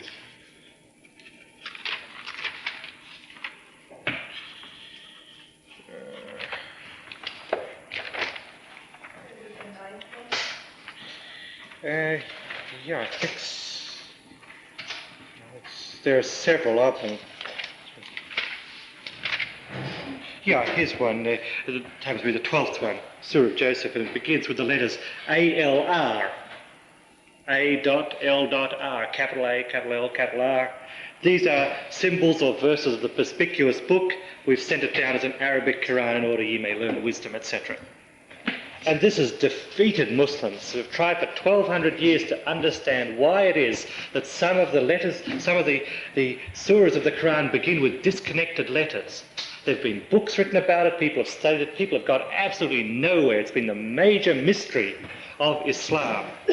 I remember as a child hearing my father talk to me about it, and he, like any other Muslim, was just puzzled at this, thinking about it, praying about it, trying to understand what do these disconnected letters mean, because they obviously mean something very important. The way they figure in the Quran, they're given a place of status at the beginning of the surah. It's tremendously important. And it's one of the great mysteries of Islam. And Baha'u'llah has revealed a tablet in which he's explained that.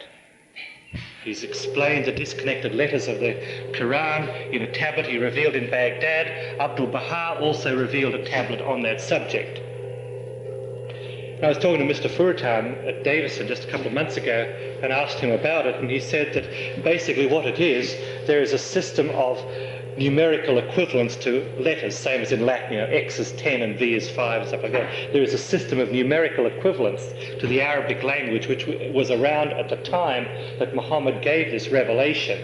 And when you use that system and apply it to the letters, the disconnected letters, you find each one gives a prophecy about Baha'u'llah, about the year of his coming and certain years associated with the events of Baha'u'llah's life. They are very detailed prophecies, and all the disconnected letters in the Quran are explained in that way, in a very consistent and very logical way. And this is something that means a great deal to people of a Muslim background. My father has been trying for years to get a copy of the tablet because it's something that had concerned him for many years before he became a Baha'i, and eventually he wrote to me in the United States and said, do you have any suggestions how I can get it? And I said, well, try Mr. Furtan and Faizi and try Ali Naqjavani. And eventually Mr. Furtan said, yes, I've got a copy of it. And Mr. Furtan, when he was in the United States, was going to the Sephora conference and then down to Australia, and he was going to give this to my father. So my father has just received it, and you can imagine the excitement, because for all his life he's wondered what this is all about. And now he's become a Baha'i. There's the access to finding out, and something that means a lot to him. The Guardian tells us that the Quran is what he calls the absolutely authenticated repository of the Word of God.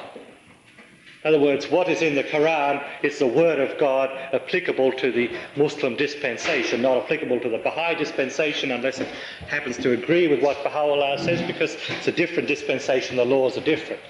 But we need to bear this in mind, because in a little while we'll talk about some of the laws in the Quran. We'll see that there are some very strong laws, some very, very firm laws, which will really be quite startling. And when we read about these very firm laws that exist in the Quran, it'll be necessary for us to remember what the Guardian says, that it is the Word of God applicable to the Muslim age, that the Word of God decreed that those laws be applicable. They were the right thing for that age. So this gives us some dimensions of understanding about the nature of law, and helps us in some ways to understand some of the very strong Baha'i laws which are gradually being given to us. In addition to the Quran, there is the Hadith traditions, which were the verbal statements of Muhammad. They're basically pilgrim notes. It's as simple as that. You'd call this pilgrim notes, and that'd be a very accurate description of them. And these proliferated during the days of Muhammad, just as they proliferated during the days of Baha'u'llah and Abdul Baha and the Guardian. There are all kinds of pilgrim notes floating around, as there are today in Baha'i circles. And eventually it got out of hand completely. Remember, we were talking yesterday that a great scholar, Al-Bukhari, tried to make some system out of it and found there were 600,000 of these that he collected. And so he went through them. His life work was to go through them and classify them. Those that seemed likely, those that he felt pretty sure about, those that seemed quite unlikely. With each hadith now, each tradition, there is associated a thing called an isnad. And what that basically means is a way of tracing the hadith, the tradition, back to Muhammad. So the hadiths would be that this person said that Muhammad said that. This person was told by that person, who was told by that person, told by that person, told by that person, who heard it from Muhammad. So an authentic hadith is one that can be traced back to Muhammad. By Muhammad said to this person, said to that person, etc. And the collections of hadith are classified into those that are regarded as highly authentic, and then gradually down those that are pretty unlikely. Baha'u'llah quotes certain hadith in his book, certain traditions. The ones he quotes are of course true because Baha'u'llah has validated them by quoting them. They also happen to be those that occur in places that are well regarded by Muslims as being authentic. So you find, for example, that the hadith that Baha'u'llah quotes at the back of the Epistle to the Son of the Wolf about Akka, and what a wonderful place Akka is, and a day spent in prayer at Akka is like 1,000 years praying anywhere else, and all this thing, and the visitor of Akka, and blessed is the person that visits the visitor of Akka, so on. All these things are authentic Muslim traditions, Muslim hadith. They're not obscure ones, they're ones that are regarded by Muslims as being quite authentic. So they have a lot of promises, a lot of traditions, as well as the prophecies of the Quran that we'll catch up with later today, a lot of traditions that are very, very authentic, which speak very explicitly of Baghdad, the abode of peace, of Akka, and so on, very directly. Well, so much then for the preliminaries of where the teachings are contained. The teachings, we can look at them firstly we can look at the 5 basic pillars of Islam, so-called. There are 5 basic obligations upon a Muslim. Very roughly, we might say it's sort of equivalent to the 12 principles that we have. It's a little bit different, but this would be a way of looking at it. The first is the profession of faith.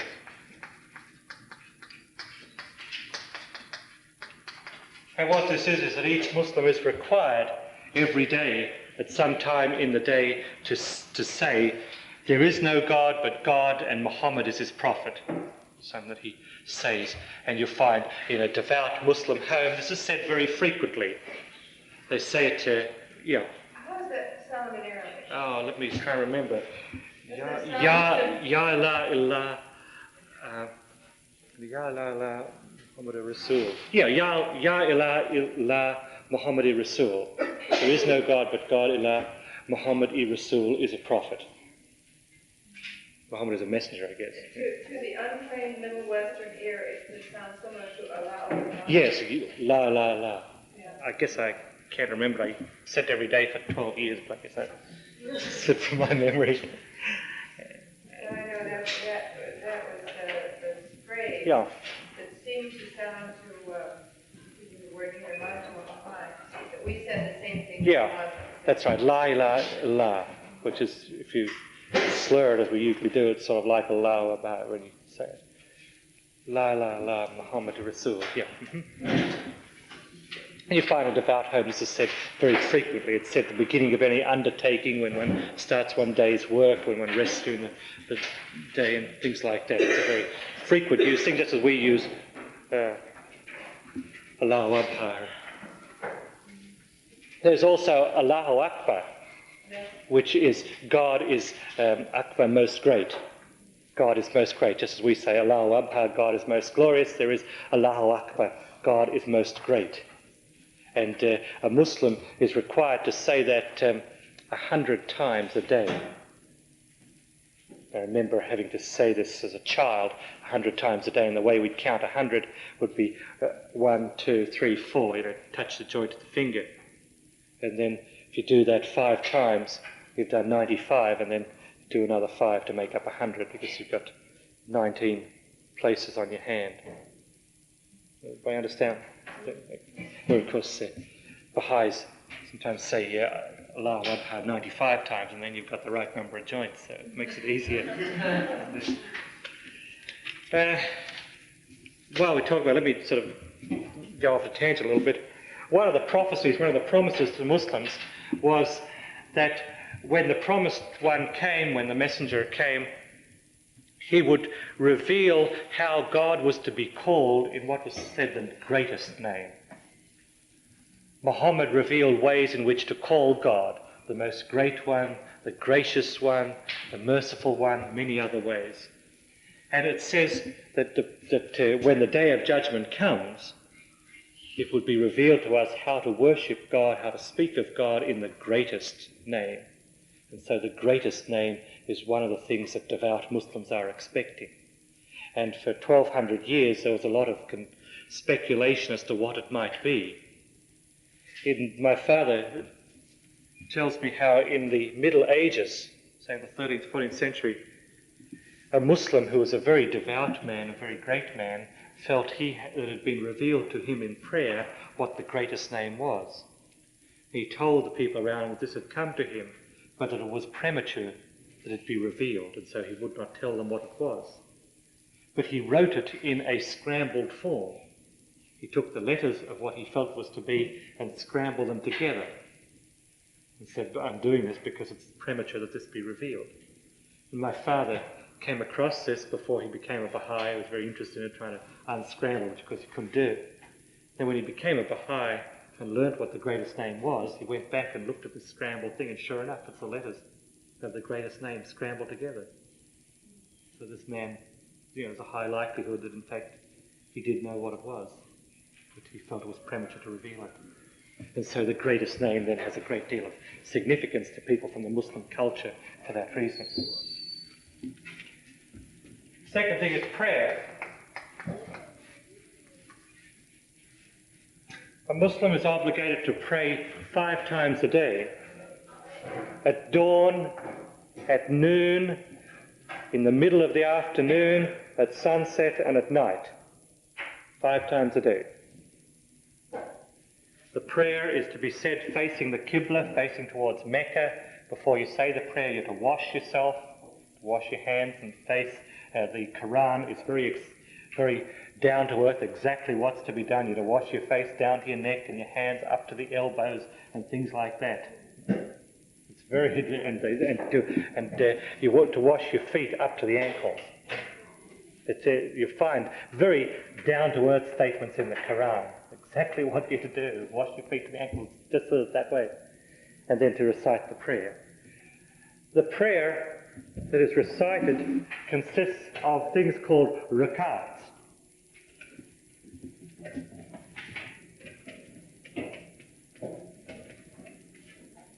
And a varying number of rakats are said on each of those 5 occasions. On some of those 5 occasions you say 2 rakats, sometimes you say 3, sometimes you say 4, the number is prescribed. Each rakat consists of a sequence of prayers. And the sequence is in many ways similar to our long obligatory prayer. In the sense that you start off standing, let's see, how do I remember it? You start off standing, the Muslim tradition was to stand like this, and of course over 1300 years it had all become ritualized. There was a very exact way, which I was from a Sunni Muslim background. You had to stand with your hands like this and recite prayers. Then what happened? Then you went down on your knees, and then like this with your invocation to God, and then you went down and put your forehead on the ground, and you sat on your sort of haunches, and that was 1 rakat. You got up and started the whole thing again. 2, 3, 4 rakats. And that was what the prayer. So there was a certain similarity to our long obligatory prayers. So we have certain genuflections, much similar to the way the Muslims have them. So in a very loose, crude way of looking at it, say the long obligatory prayer is about the size of 1 rakat, or 1.5 rakat. So you can see that God has shortened vastly the amount of obligatory prayer required, and of course the long obligatory prayer is only one of the 3 options we have available to us, whereas the Muslims had the 5 times a day each. One was 2, 3 or 4 rakats. It was a whole lot longer. Most Muslims today don't observe that. What they do is that either they skip it completely, or else they say them all together. I remember as a Muslim that's what we used to do. We'd say the morning prayer, the one for dawn we'd say whenever we got up, it usually wasn't dawn. And then at the end of the day, come home from school and say the one for noon, for mid-afternoon and sunset. And then later before we went to bed, he said the one for the night. So it was a different way of doing it.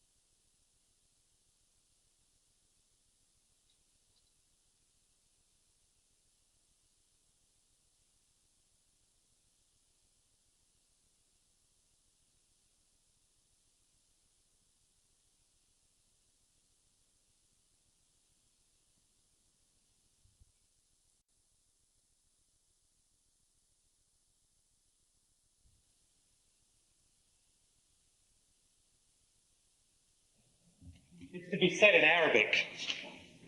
So it didn't mean a great deal to me because I didn't speak Arabic. It was a certain form. It's much the same as my wife Jan used to be Catholic, and they had to say the prayers in Latin in Australia. They didn't have the foggiest notion what they meant.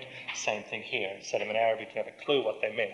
You know, had some idea, but not basically. And it was done with the same degree of feeling that Catholics say Latin. The third thing is a thing called charity or zakat. What that is, each Muslim is expected to give 1/40th of his income for charity each year. 2.5% of income is to be given to charity for some humanitarian purpose. It's an obligation upon each Muslim. It's quite distinct from any taxes that he pays to the state. If it's a Muslim state, as it was and still is in some countries, then there are certain taxes. But the zakat is a given for charity. There's no person you give it to whatever charitable purpose you wish. So that when we were living in Australia and were Muslims, my parents would give it to, say, the Red Cross or something like this, or spastic children, or, you know, infantile paralysis relief, this kind of stuff, anything that's of a humanitarian character. It is in some ways similar to the Hukukullah, which is spoken of in the Will and Testament of Abdul Baha, the right of God, Hukukullah, except the difference is that it is prescribed to whom we give this. It's not a set, certainly not revealed to us at this point, it's a set percentage, but we're to give Hukukullah to the centre of the faith, to the guardian of faith who's alive, and now it's administered by the World Centre, by the Universal House, just through the institution of hands, but Hukukullah is a offering distinct from any taxes which would be imposed by any state when the Baha'i world order is established to have different revenues to institutions of a tax character, but this is quite different. And presumably we'll get greater details about the Hukukullah when the Kitab-i-Aqdas is codified, as is planned by 1973. Next thing was the fasting. Again, some similarity to the Baha'i fast. One difference was you fasted from dawn to dusk, whereas we in Baha'i faith fast from sunrise to sunset. And that extra time makes a crucial difference. You get up that much earlier and you eat that much later, and around about that time it starts to mean something. It means, and it was to be carried out for 1 month, same as in the Baha'i faith. The difference was the month was a different length. Month in the Muslim calendar was 28 or 29 days. You abstained from food and drink from sunrise to sunset. From dawn to dusk during that period. Another quite significant difference was that in Islam it was based on the lunar calendar, which meant it occurred at a different time of the season, whereas in the Baha'i faith it's fairly evenly 12 hours light and dark every place on the globe, because it's around the equinox, so it's pretty well equal wherever you live around the world. In the Muslim calendar, it could occur in the middle of summer. In some parts of the East, you'd get kind of thirsty, with a very long day, and it was very hot. And my parents told me how as children they were farming in a little village in India, and you'd be out from dawn to dusk working out in the fields. In the middle of summer, fasting was quite arduous for that reason, and so Baha'u'llah has really made it a whole lot more lenient for us in this dispensation than it was in Islam. One interesting thing is that in Islam one is excused from the fast if one is ill or a traveller. It's the same in the Baha'i faith, but in the Baha'i faith it is left up to the individual to decide when he's ill and when he's a traveller. There are no definitions that I'm aware of in the Baha'i writings of what a traveller is. You know, you could travel from here to Davenport and say, I'm a traveller, I don't have to fast. If you can square that with your conscience, okay, go ahead. So it's between you and God, basically, as a Baha'i. In Islam, they attempted, because they didn't have divine institutions such as we have, they attempted to get into this sort of Pandora's box of defining it, and a never-ending job. There are books, my father had books this thick, written by Muslim scholars defining what is a traveller. It depends on 1,000,001 variables. How old you are, what shape you're in, you're travelling on foot or on camel, are you old or young, what time of the year it is, how far you're going, is it desert or is it temperate climate? You know, there are no end of variables. It just becomes a great big sort of horrible shambles when you try. The purpose of the travel. Right, the whole thing. And in the Baha'i faith, this is not done. One thing happened very recently, about 3 years ago. The Universal House of Justice gave a decision which seemed to me to be very significant with my background from Islam, was this. It occurred with a different subject. It occurred in the area of morality. So Baha'i youth from the United States wrote to the Universal House of Justice and said, we know that Baha'is are expected to be chaste and sensitive, to abstain from sexual relations outside marriage, but what we want to know is how far can you go, you know, in petting and stuff. So they wrote to the Universal House of Justice on this subject. The Universal House of Justice said it is neither, let me get the right words, it's neither possible nor appropriate for the Universal House just to lay down a minute set of rules and regulations, because this would, now I'm paraphrasing, this would kill the spirit of the religion, and that isn't what our code of morality is about. They said that there are certain definite things that Baha'u'llah says, for example, about premarital sexual relations, things like that, that are out. But how far to go is something that each Baha'i must define for himself. It's a matter of deepening in the writings, study the writings, pray about it. I said, then you will know how far to go in behaviour between the sexes before marriage. It's not a matter of a rigid code that you can, you know, hold hands or not hold hands and this and that. Rather, it is a matter of each individual deepening himself and being honest with himself and deciding. And this, of course, you know, makes a whole lot of sense, as you expect. But the interesting thing is that it indicated to me that the Universal House of Justice, of course expressing the will of God, is not going to get into that area that the Muslim fallible institutions did, where they got into the area of attempting to define minute rules and regulations, which is a never-ending job and doesn't get you any place anyway. The Universal House of Justice, being the divine institution, is not going that route, and that is very significant.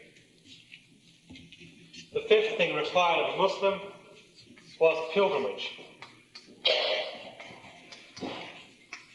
Well, one other thing about fasting. In Islam, if you get, say you've got fast as 29 days, if you're sick for 4 of the days, you don't fast, okay? But you've got to make them up. You've got to do another 4 at the end to make up for the 4 you missed.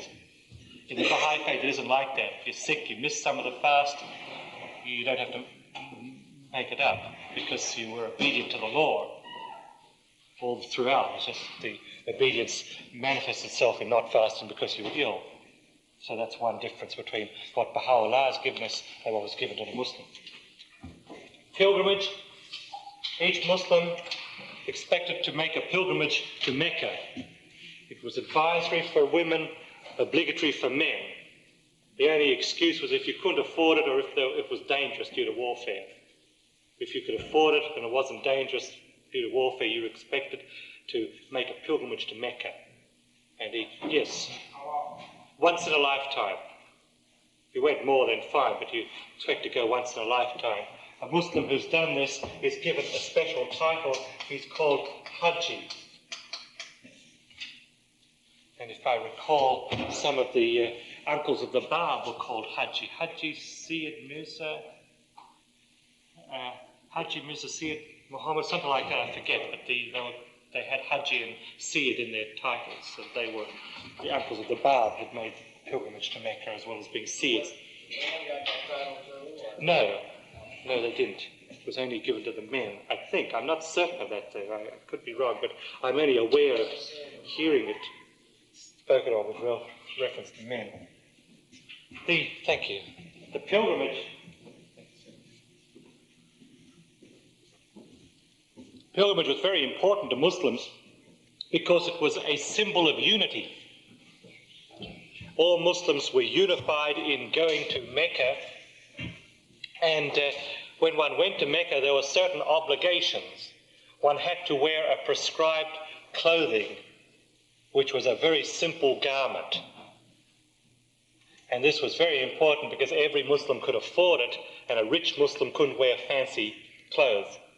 They all wore the same very simple garment. It was an expression of their unity. And nobody was more important than anybody because you couldn't tell who was who. Everybody was wearing the same clothes. They all did the pilgrimage together. So it was a symbol and an expression of their unity from all parts of the world, irrespective of worldly position, wearing the same clothes. They performed the same rites of pilgrimage together. And it meant a great deal to the building of their unity. In a very practical way, it had a profound effect because it led to cultural interchange. We found Muslims from Indonesia and from China going on pilgrimage to Mecca, Muslims from the Atlantic coast of Africa going on pilgrimage to Mecca. You can imagine the cultural interchange which would occur. It was permissible for them to engage in trade.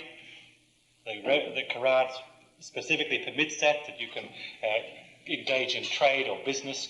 When you go on the way to pilgrimage, you can combine that with business. And so that it was a major factor in the growth of Muslim civilization, plus the fact that Arabic was an international auxiliary language because the Quran was not translated out of Arabic, so you had the Chinese Muslim and the Atlantic coast Muslim being able to talk in Arabic and meeting each other on the journey of pilgrimage. So there was a lot of sort of cultural mixing and creative ideas being spread around. When I talked about the proclamation of Muhammad last night, I forgot to mention China. Muhammad sent an emissary to the Tang dynasty of China in the year 628, received in Canton by the Tang emperor. He was very receptive to Islam. He did not accept it, but he felt it was a very good religion, and he said to the Muslim emissary, "You stay here and I'll help you build a mosque." A mosque was built in Canton in 630, and I don't know about now, but until the change of regime, it still existed. It was still in Canton. It was a very holy site to the Muslims. A mosque. It's supposed to be the first mosque built outside the Mecca-Medina area in Canton, China. The Muslim who went as emissary went by ship. He sailed in a ship around the coast of Arabia, the Persian Gulf, around India, around through Southeast Asia, up the Malayan coast and up to China. It was a long, long journey. And there's always been a Muslim community in China from that period. Of course, we don't know what's happening today with the Muslims in China, but certainly over the last few years. And one of the famous traditions of Muhammad is the pursuit of knowledge. He encouraged the Muslims to pursue knowledge, and one of his famous traditions is seek knowledge even if you have to go to China for it, because China represented the outermost limits of the world to the Arabs. So he was saying go anywhere around the world in order to find knowledge, even to China. It meant a great deal to Muslims because it said to them that knowledge per se is important even if you get it from non-Muslims, from the Chinese who were non-Muslims. Later this was obscured, and the Muslims came to feel that the only knowledge that was good was if it came from a Muslim. If it came from a non-Muslim, it was no good. And you find Abdu'l-Baha speaks of this in Secrets of Divine Civilization.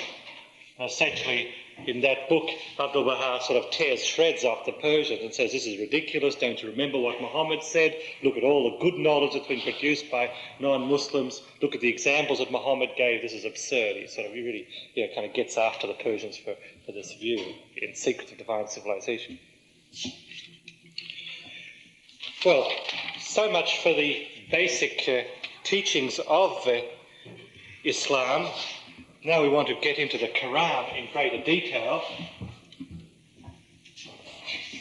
Anybody have any questions at this point as I'm going along about what we talked about? Yes? When you mentioned the disconnected letters at the beginning of some chapters, yes. are those the same as from the original Arabic, or do you think they've been changed in the translation and transliteration? No, they're the same because, for example, in Arabic, one of the letters is alf, and that is A. The alphabet, alphabet, first three letters of the Arabic alphabet, and that translates to A, B, and C.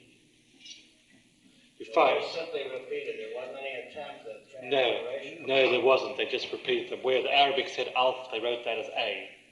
Where our Arabic said B, they wrote that as B in translation. So it's, yeah. Did you say that the Muslims do not drink water During during the period of the fast, from dawn to dusk, they neither eat nor drink.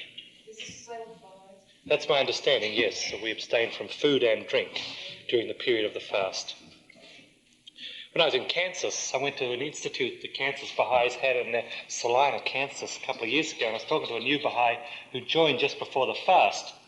And she was very devoted to the faith, and she joined, they said, you fast for 19 days, is it okay? She got to day 4 and collapsed.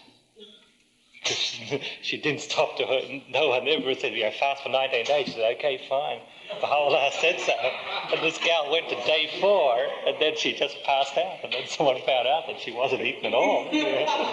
So now we're very careful to say, between sunrise and sunset in the Baha'i faith, but after sunset it's, open go. But eat what you like and drink what you like. Yeah. Mm-hmm.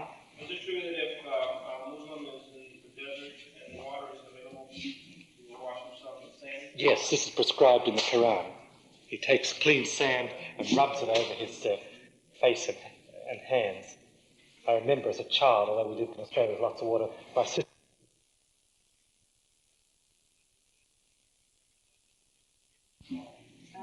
So that is a translation. That's right, that's a translation, yes.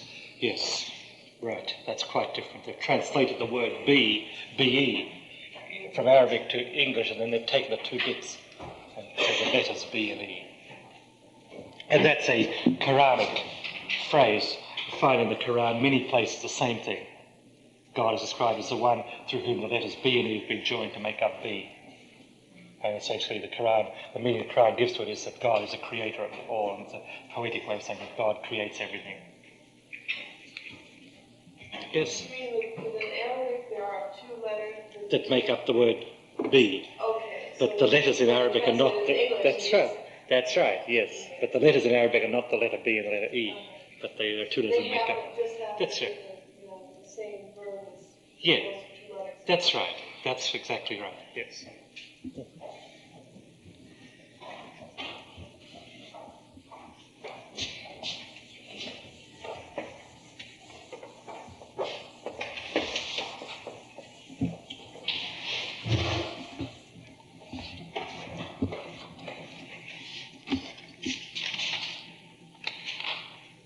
Firstly, what I'll do is I'll read passages from the Quran and I'll put the reference up. For example, the first one is 2:136, and what that means is Surah 2, verse 136. And I'll keep on doing this till you get sick of it, kind of thing. What I want to do is to read passages from the Quran which relate to various subjects, classifying it by subject matter. First subject, progressive revelation. You're familiar with this as a Baha'i concept of manifestations coming successively, revealing the will of God. Each one confirms the previous one, gives promises of the next one. Each one gives new laws, abrogates some of the laws of the previous dispensation. This is the concept of progressive revelation we have in the Baha'i faith. Find the same concept in the Quran. In this passage, Muhammad, it's revealed through Muhammad in the Quran, this: we believe in God and the revelation given to us, to Abraham, Ishmael, Isaac, Jacob, and all the tribes, and that given to Moses and Jesus, and that given to all prophets from their Lord. We make no difference between one and another of them, and we bow to God in Islam. So that's very roughly saying this kind of thing. We make no difference between the various prophets. I won't read this, but in this 2:106, it speaks of the fact that each revelation abrogates the preceding ones and gives a more appropriate one. If I remember what it says, something like that God never changes a revelation, but to give you something that is more suitable for you. And then it goes on and speaks of that way. So this one refers to the abrogation of dispensations by the following ones. In another place, 16:101, the Quran says, we substitute one revelation for another, and God knows best what he reveals in stages. And that's progressive revelation, what is revealed in stages. This is, in that case, in the Quran. In 667 it says this: for every message is a limit of time, and soon shall ye know it. So we as Baha'is can take this as a prophetic statement that he's saying to the Muslims, for every message there's a limited time and you'll soon find out. Because another one will come, basically. But nevertheless, as we'll see in a little while, Muslims felt that Islam was the end, there was no more revelation and stuff like that. But there were these statements which say, for every message is a limit of time, and soon shall ye know it. There's a passage 3:7 where Muhammad, through Muhammad, the Quran says that when a revelation comes, some parts of it are very clear and very direct, and some parts of it are veiled and allegorical. It can be categorized into two parts. Those things that are very clear and very direct, like this stuff about washing your feet up to the ankles, it's hard to take that in a symbolic way. You'd have to stretch to do it. But there are other parts that are veiled and symbolic. And he says the reason is that one of the things the revelation does is test the faithful from the faithless. Baha'u'llah says pretty much exactly the same thing. Baha'u'llah in the Book of Certitude says whatever revelation comes, it's in two parts. One part is clear, the other part is allegorical. The purpose of the allegorical is to test the faithful from the faithless. Find this in the Book of Certitude, Kitab Iqan, pages 254 to 255. Statement of Baha'u'llah, if you're really following up this subject, compare the two of them. Compare 3:7 in the Quran to Book of Certitude, page 254, and you'll see the remarkable similarity between the statements. Similarity, but then when you look at them, you'll find that Baha'u'llah has expanded the concept. He's repeated the concept that Muhammad has given, and he's expanded and taken it somewhat further, given more details about it, because Baha'u'llah talks for about a page and a half on it. Muhammad's section of is one verse with about 3 or 4 lines, so there is a continuity but a development. In the Quran, in this place 34:34, Muhammad says whenever a messenger comes, he's opposed by the wealthy and opposed by those vested interests. He says this is a law, this has happened every time. And again, of course, Baha'u'llah and Abdul Baha say this, that whenever the manifestation comes, he's opposed, but he eventually triumphs, etc. So there are all the bits and pieces that make up progressive revelation. We find them occurring in various parts of the Quran. The concept of punishment is set out in the Quran.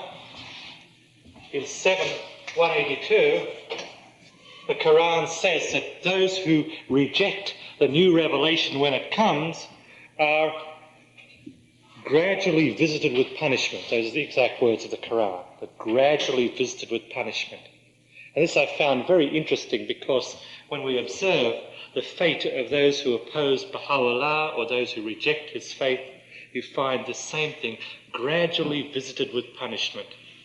If I may quote a pilgrim note, which is of course not authentic, somebody, I recall, asked the Guardian what happens to people who reject the message of Baha'u'llah. And the Guardian said, and this is, I must emphasize, only a pilgrim note, the Guardian said they are punished. And the person said, how?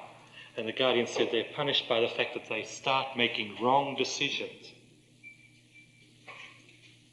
And let me again emphasize, it's only a pilgrim note, don't take it as authentic, but it certainly meant a lot to me because I've seen this happen. You see, I'm sure you've seen this near it.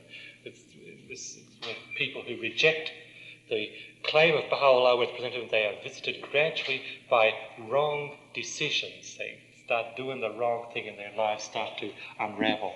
And what's the same concept then apply to the one who accepts the brand, but not necessarily the law or the beliefs, or ego is still stronger than... Yes, this kind of thing. It's not, there's a lack of commitment. It's the same sort of thing. And of course, it's all part of the mercy of God because it induces a person to reevaluate his decision. Because the promised days come speaks of the dual character of that it's partly punishment for those who reject and also partly a mercy, that through this they'll be impelled to reevaluate and eventually accept what will make their life happy. So it's love and justice combined. It's a very subtle one. In another place, the Quran says that sometimes the punishment comes suddenly And sometimes it comes, and the Quran says, through a process of slow wastage. And we find this occurring, of course, in the Baha'i context. And sometimes those who oppose are punished very suddenly. Very dramatic things happen to those who oppose Baha'u'llah sometimes. And other times it didn't seem. It seemed to have survived scot-free. But then you see the process, what the Quran calls slow wastage, occurring. And gradually the punishment comes to them. A separate thing in the Quran is the set of statements in 16:106 about those who accept the revelation and then deny it. And the Quran says to those people there comes what the Quran calls a dreadful penalty. In another place, the Quran says that those who reject, who accept and then turn away, it's as if a Satan is chained to them and is their fast companion. And we as Baha'is know that the term Satan means the material nature of man, the sort of ego, that we don't believe in a positive force of evil, but we do believe in the evil expressed through the material nature. So what we get from it is the material nature then takes over. The spiritual nature is stunted in its development. The material nature of man is fostered. And this is expressed graphically in the Quran, that to those who accept and turn away, it's as if a Satan has been chained to them and is their fast companion. The interesting thing is that Baha'u'llah quotes the same passage in the Book of Certitude. If you look in the very end of the Book of Certitude, I got someplace around. Oh yeah, you'll find Baha'u'llah. Yes, we conclude our arguments, as Baha'u'llah, with these words, exalted is he, quote, "Whoso shall withdraw from the remembrance of the merciful, we will chain a Satan unto him, and he shall be his fast companion." It's Baha'u'llah quoting from the Quran. Page 257, the very last page of the Book of Certitude. And Baha'u'llah also quotes again from the Quran, "Whoso turneth away from me, from my remembrance, truly his shall be a life of misery." Again, Baha'u'llah quoting from the Quran.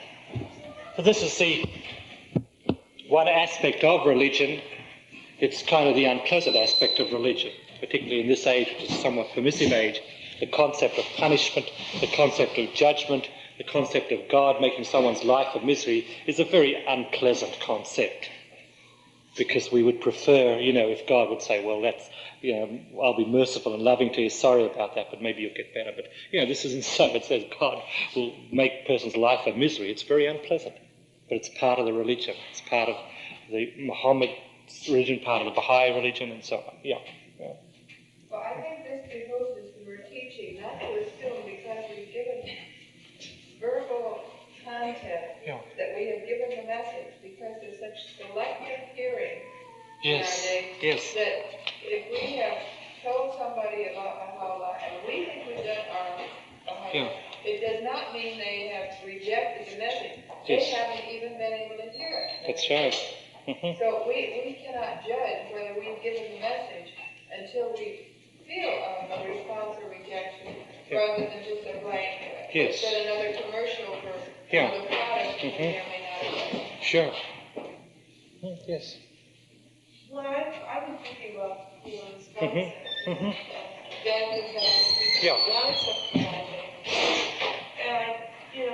thinking about it in terms of like a vengeance. Yes, because... I feel like God being all loving and be vengeful. Yes. And one thing I was thinking about was the fact that if a person doesn't eat the right sort of food, that's right. you become weak and sick. Yeah. And it's not because the physical environment hates you, or because that's the right. body is angry. Yes, that's a very good. Because you yourself do not accept the right sorts of food. Yes. And in the same way, if you don't accept the right sort of spiritual... That's a very good way of looking at it, because there is no concept of vengeance in the Quran. It doesn't speak of I guess it does speak of the wrath of God, but it's spoken of in context in terms of putting yourself out of kilter with the laws of nature. Which is really what you say, that the people who reject are putting themselves out of kilter with the spiritual laws which govern happiness and well-being. And so it's a consequence of that, just as with the laws of food. I think that's a very good way of looking at it. I agree with it.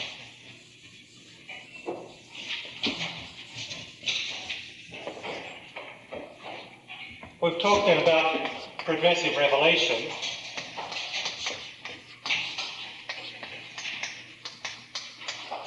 Next thing we want to talk about is the station of Christ.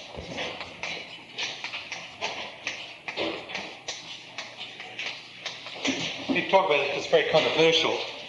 A lot of Christian missionaries and so on will say that Muhammad denies the station of Christ and he's anti-Christ and things like that.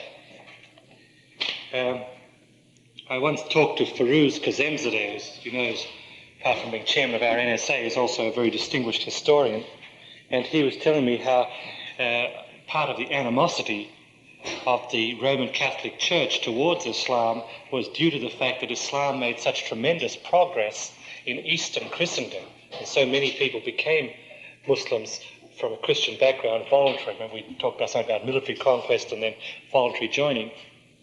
And Firuz told me that the Catholic Church in those days appointed a bishop to examine the claim of Muhammad, so they would know, what they're up against. And the bishop became a Muslim, and this was very upsetting to them. So they didn't know what to do about it, and ultimately the church spread, in those days, the story that Muhammad was actually a Christian who had wanted to be Pope and was defeated at the election for Pope, and so he was a cardinal, that's right, he was a cardinal who wanted to be Pope and had been defeated, and so he'd gone to Arabia and started his own religion. And this was a story spread in those days as it sort of died out. But I'm sure if you meet Firuz, he could give you more details about it. Do you have a question? I was wanting to know the time. Pardon? The time. My impression was it was within the first 200 years. But it's only a guess, and I don't know any more than this, what I've said, that it was something that Firuz mentioned once in a talk I heard. Well, the station of Christ, it's interesting to see what the Quran says. First, let's start with Mary, the mother of Christ. Some of the greatest praise in the whole Quran is that directed to Mary. She's praised and praised and praised again and again. Mary is given a very high station in the Quran. For example, it says in 337 that Mary, the mother of Jesus, grew in purity and beauty. And she's described in 578 as a woman of truth, which in the context of the Quran is a tremendous thing to say, because it really exalts her. When you read the Quran and you come across the statements of Mary as being growing in purity and beauty, and then being a woman of truth, this is tremendous praise. Now let's see what it says about Christ. 347. I'll read a passage where the Quran refers to Mary and to Christ. She, that's Mary, said, it speaks about the angel coming to Mary and giving her glad tidings. Let me start a little early. 345. Behold, the angel said, O Mary, God giveth thee glad tidings of a word from him. His name will be Christ Jesus, the Son of Mary, held in honour in this world and the hereafter, and of the company of those nearest to God. He shall speak to the people in childhood and maturity, and he shall be of the company of the righteous. And Mary said to the angel, O my Lord, how shall I have a son when no man has touched me? In other words, of virgin birth. He said, even so God createth what he willeth. When he has decreed a plan, he but saith to it, be, and it is. So that passage is one of many in the Quran which confirms the virgin birth. Let me read another one. This is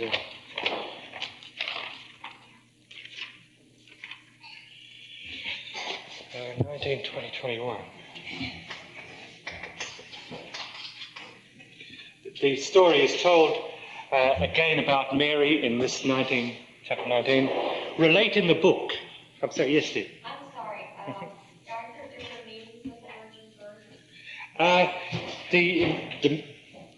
The understanding that we have derives from what the Guardian has said about it, And people asked the Guardian about it, and he said that Mary was, that Christ was conceived of Mary in a virgin way, in other words, without male intervention or involvement, that he was a virgin born of without male involvement in the fertilization.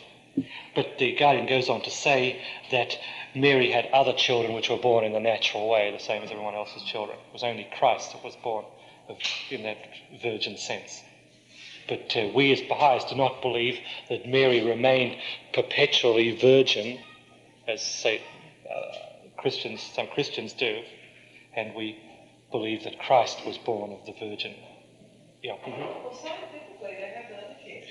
Pathogenesis, yes, Yeah, where the egg spontaneously fertilizes. Yeah. Mm-hmm. Right. And okay, the Book of Certitude discusses that in the early part, and Baha'u'llah points out in the Book of Certitude that with the coming of each manifestation there was a test. When Moses came, there was a test because they said, here's a murderer, because he killed a man. When Christ came, this was a test. Now it's the other way around. It's regarded as one of the signs of the uniqueness of Christ. Baha'u'llah points out in the Book of Certitude it was a test, because they said, oh boy, here's an illegitimate person claiming to be the Son of God, you know. You can imagine the kind of field day they could have with that. Well, this kind of stuff, it was a test to the early Christians. The fact that here was a man claiming to bring the signs of God and he didn't have a father.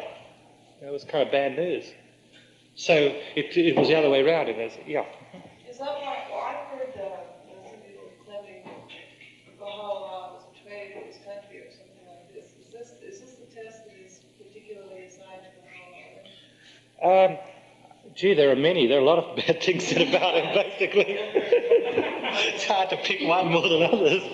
You know, he was regarded as betraying the Islam because he turned away from it, and I guess he would be regarded as a traitor to his country. It's hard to, literally hard to pick one more than others because they were very violent in the things they said about Baha'u'llah.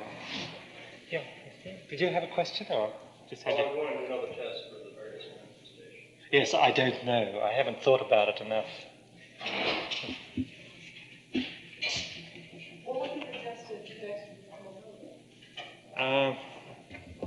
Gee, I don't know. I'd have to think about it. I'd be guessing. I don't have it fingertips.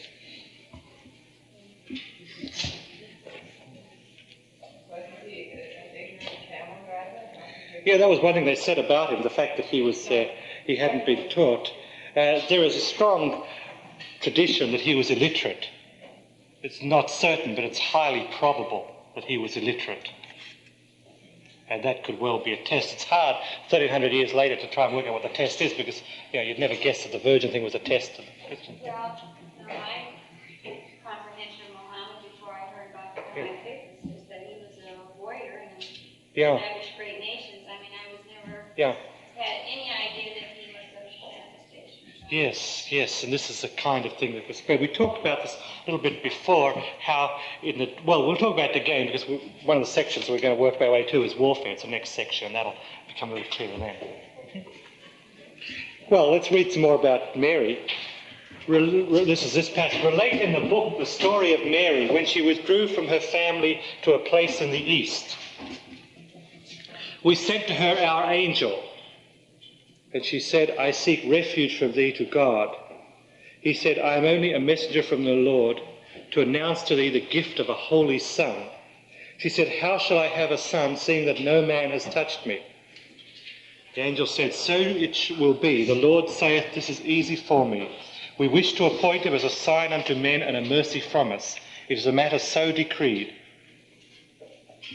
And so it goes on in detail about it.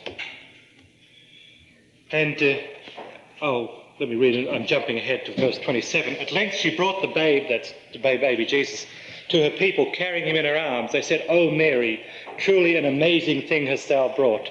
O sister of Aaron, thy father was not a man of evil, nor thy mother a woman unchaste.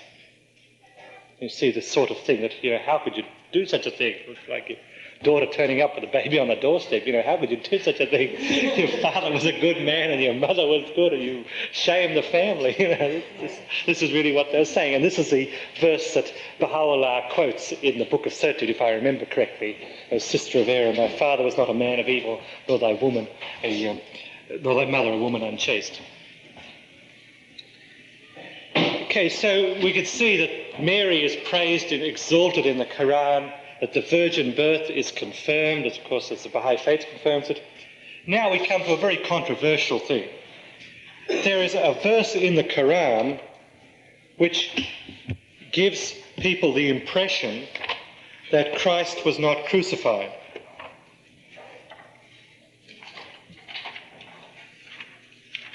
Let me read the verse, and we'll see how it fits together.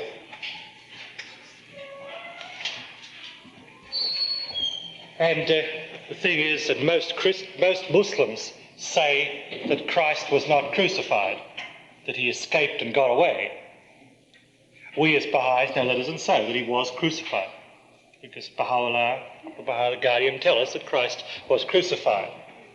So we want to read this and see how that fit together. Here's a apparent conflict. This is the Word of God. What the Baha'i central figures say is the Word of God too. The Baha'i central figures say clearly Christ was crucified. Muslims read this and say he wasn't crucified. This is the Word of God. Where does it all fit? Well, we'll see how it fits together. It's talking about the accusations of Christ. Said they, that is the people who oppose Christ, they have said in boast, we killed Christ Jesus, the son of Mary, the apostle of God. And the Quran says, but they killed him not, nor crucified him. So it was made to appear to them. Those who differ therein are full of doubts with no certain knowledge. Of a surety they killed him not. So you can see the problem that is created, that the Quran gives you the impression in that passage that they didn't kill him, so we know that they did, we know that Baha'u'llah says that they did, we know that this book is right and Baha'u'llah is right. What to do about it? What to do about it is very simple. What to do about it is read it in context, because the next verse says, nay, God raised him up unto himself. And God is exalted in power and wise. And when you take the whole, I've just read the two verses, you take all the verses that follow. So what it really is saying is that they felt they killed Christ. But what really happens is this: the Spirit of Christ is eternal and enduring. He was raised up to God.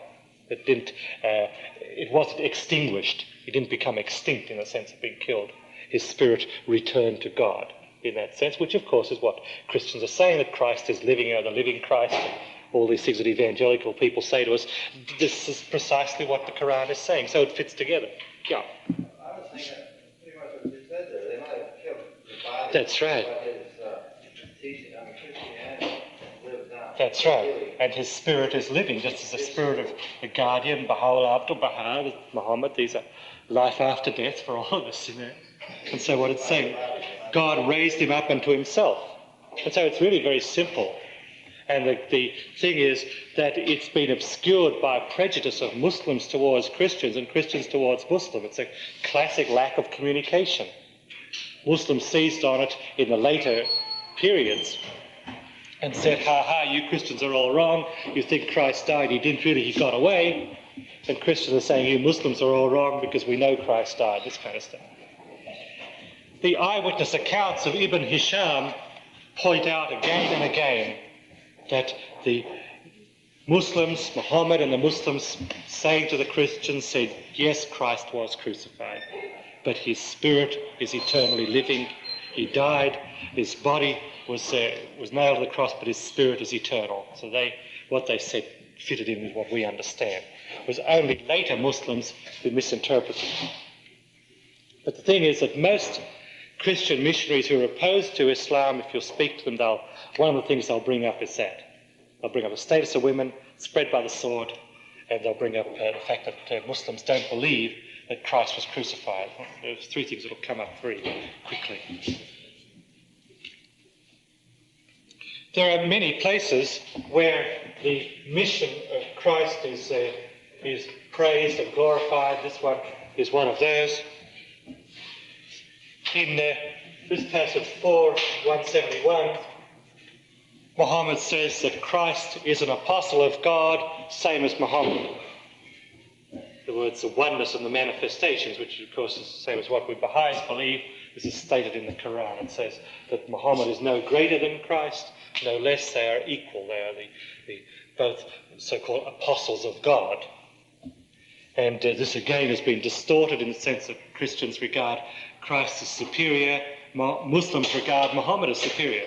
Talk to most Muslims today, they'll say, yeah, Christ was a good man, but Muhammad is greater. The Quran says they're both equal in 4:171. There are a couple of places that are quite interesting where the Christians of the time are criticised. In 931, it says that the Christians of that period are criticised in the Quran because of their blind obedience to their priests. It points out in the Quran that the Christians take their priests to be Lord, whereas in fact there is no Lord but God.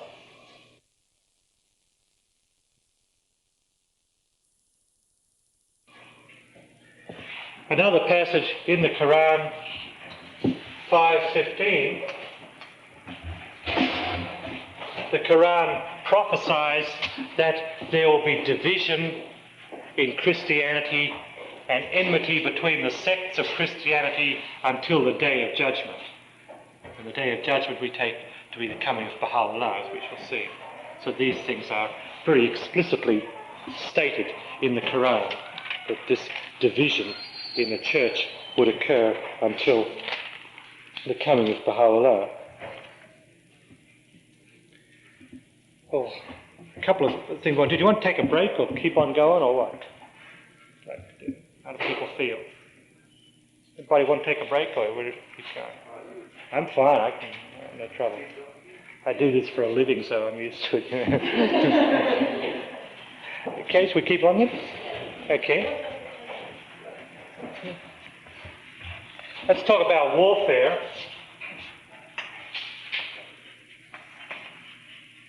The reason we talk about warfare is because of the fact that one of the traditional views, as you were so well pointing out, was that Islam was spread by the sword, that Muhammad was a military man who also became religious. And this appears in very subtle ways. As I was saying to somebody in preparing this course, I had access to the University of Michigan library, which has somewhat like 3,000 books on Islam. It's probably one of the world's best libraries on the subject, and just incredible. And some of the books are fascinating. I read a book called The Life of the Messenger. The Messenger, which is a book written in 1945 by a Western author, in which he's very attracted to Muhammad, and he writes this book in praise of Muhammad in novel form. And it's awful, it really is. It's written in this cheap Hollywood style. And he builds up this big love story between Muhammad and Khadija, and it's so soppy, it'll just drive you crazy. I was practically being sick as I read this thing, but I can imagine in 1945, when probably things were sort of different from 1971, it probably went over big. It became a book of the month selection, this kind of stuff. But to read it in 1971, you practically go out of your mind. But anyhow, in it, he praises Muhammad and he speaks about the establishment of the Muslim dominion, and he speculates that Muhammad in his later days must have been very amused at how people accepted the story he made up about that he was a messenger of God. It's a very speculative thing. And this is a traditional sort of liberal view of Muhammad, that he wasn't a messenger of God, but he was a good man. And of course you have the more conservative view that he was a bad man through and through. I also, in looking at the Michigan Library, I came across a book written in 1828 by a Scottish clergyman, a Scottish Presbyterian clergyman, in which he attacks the Presbyterian Church for its criticism of Muhammad. He takes the various criticisms of Muhammad and proves that they're all wrong. And it must have been an amazing thing in 1828 in Glasgow for this man to write this book. And I'm going to borrow it now that I've got this thing over. I have more time to read it. I'm going to borrow it and read it in detail. And there's also another book written by the same man around 1835 in which he defends himself about accusations from the dignitaries of the Presbyterian Church that he'd become a Muslim. So what I infer from those two books is in 1828 he wrote this book, so you're all wrong criticising Muhammad. They got very uptight about it and said, how you've become a Muslim. So he wrote the second book saying, no, I haven't. I'm just trying to, sort things out and show what's true and not true. And the book, I looked at it, it hadn't been borrowed since the turn of the century. So no one's read it for 70 years at the University of Michigan Library, so I'm going to borrow it, take it out, get the dust off. It's old, the pages are yellow and stuff like that. It's a kind of ancient book. Well, we need to look at warfare. And the thing we want to look at is the accusation that Islam was spread by the sword.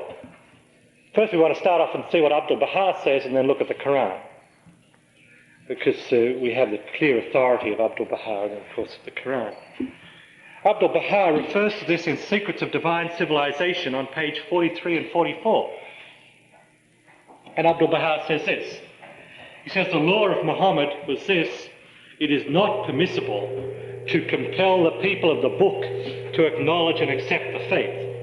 Abdu'l-Baha says the law of Muhammad was it was not permissible to compel people of the book to accept and acknowledge the law of the Islamic faith. People of the book is a phrase used by the Baha'i central figures and by Muhammad to refer to people who follow a revelation. Even if they've messed it up, still they follow it. Christians, Jews, Zoroastrians, Sabians, Buddhists, Hindus, people who follow a manifestation. Even if their following of it is sort of messy, nevertheless they do follow. They're called people of the book. And Abdu'l-Baha points out the law of the Quran was that you couldn't compel those people to accept Islam. Abdu'l-Baha also points out that idolaters, idol worshippers, people who worship idols, could be forced to give up idolatry since they had sunk to a subhuman level. So Abdu'l-Baha points out that in the Quran, you're not permitted to force the religion on people who followed a manifestation such as Christ, Moses or any others, but you were permitted to force idol worshippers to give up that idol worship. And Abdu'l-Baha points out that force was permissible with idol worshippers because they had sunk to a subhuman level. And we saw some little insights of that last night with the things they did to Hamza and stuff like that. This is interesting because there is a parallel to this in the Baha'i faith where the use of force is permitted under rare circumstances. And you're probably familiar with these. The use of force is permitted in the case of drug addiction, when a person is taking opium. You remember the Tablet of Purity on pages 333 and 334 of Baha'i World Faith. Abdu'l-Baha says that generally the use of force is not permitted in this religion, but it is permitted in the case of addiction to opium. That there, because of the addiction, one is permitted to use force. Likewise, force is permitted in the international governmental organisation to put down an aggressive government. So you can see that force is permitted in the Baha'i faith in certain very rare circumstances. Well, drug addiction isn't so rare nowadays, but it used to be kind of thing, and international dealings. And in Islam, the use of force was permitted with idol worshippers. People who worshipped idols. In Abdu'l-Baha, in Some Answered Questions on page 24, points out that Muhammad only took up arms in self-defense. We talked about this in great detail yesterday last night about the aggressive wars and how revelation came in the Quran which said to Muhammad, you're permitted to fight when they attack you, but not to fight aggressive war. So those are the statements of Abdu'l-Baha. They, of course, have the authority of Abdu'l-Baha, and that's our standard of knowledge. We can also read the Quran and find it says the same things. For example, in 2:256, the Quran says, let there be no compulsion in religion. It goes on to develop this and say essentially what Abdu'l-Baha has said later, that there should be no compulsion as far as people of the book, Christians, Jews, Zoroastrians, Buddhists, Sabians, etc. As far as warfare goes, in 26:227 and 22:39 on warfare, it says this: permission is given to fight when the believers, the Muslims, are wrong. They are permitted to defend themselves only after they are unjustly attacked. So one was permitted to defend oneself against an unjust attack, but not to wage aggressive warfare. And in 2:190 it says, fight in the cause of God against those who fight you. So if one was attacked, one was permitted to defend oneself, but one was not permitted to wage aggressive warfare. One was not permitted to compel anybody to join. But idol worshippers could be compelled to give up idol worship if they, through the use of force. When we look at the history of Muhammad, you find that these provisions were scrupulously followed during the days of Muhammad, and they were scrupulously followed by the Imams. But remember, we said last night, when Muhammad died, Islam split. Most people followed the Caliph, only a few followed the Imam. The Caliphate was spurious and illegitimate. It was a breaking of the covenant of Muhammad. It broke these laws.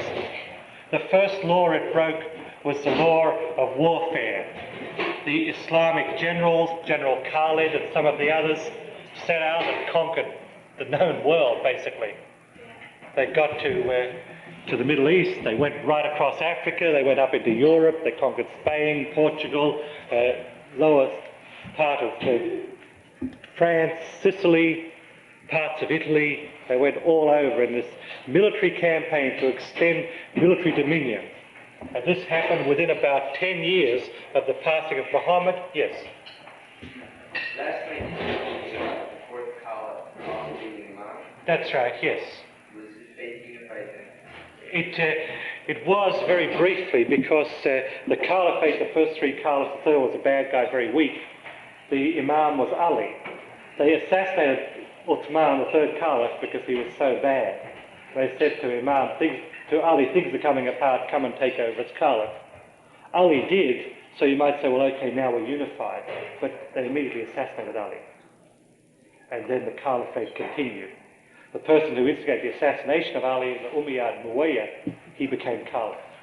So it was unified in a very transient condition, just in that as soon as Ali took over, they went and killed him. And then Ali appointed his son before he died as Imam, so the Imams continued. Muawiyah, the assassin, became caliph, and the caliphate continued. And most people followed the caliphate. Okay. Point was, within 10 or 15 years of the passing of Muhammad, the caliphs had initiated military warfare. They had directly violated the principles of the Quran about warfare. They launched aggressive warfare, and that's why Islam acquired the reputation for being a militant nation. The Guardian, in World Order of Baha'u'llah, on page 56, speaks of this. And the Guardian refers to what the Guardian describes as the militant career of the ruthless pioneers of the faith of Muhammad. Militant in the military sense, ruthless in the sense that they swept everything before them. And the Guardian refers to these early Muslims, refers to their excesses, their rivalries, their divisions, their fanatical outbursts. All the things that have given Islam a bad name: fanaticism, militancy, ruthlessness. These were associated with the Caliphate, which, as we'll see, were the breakers of the covenant. And they were the majority of the people. And that was sort of the problem of Islam.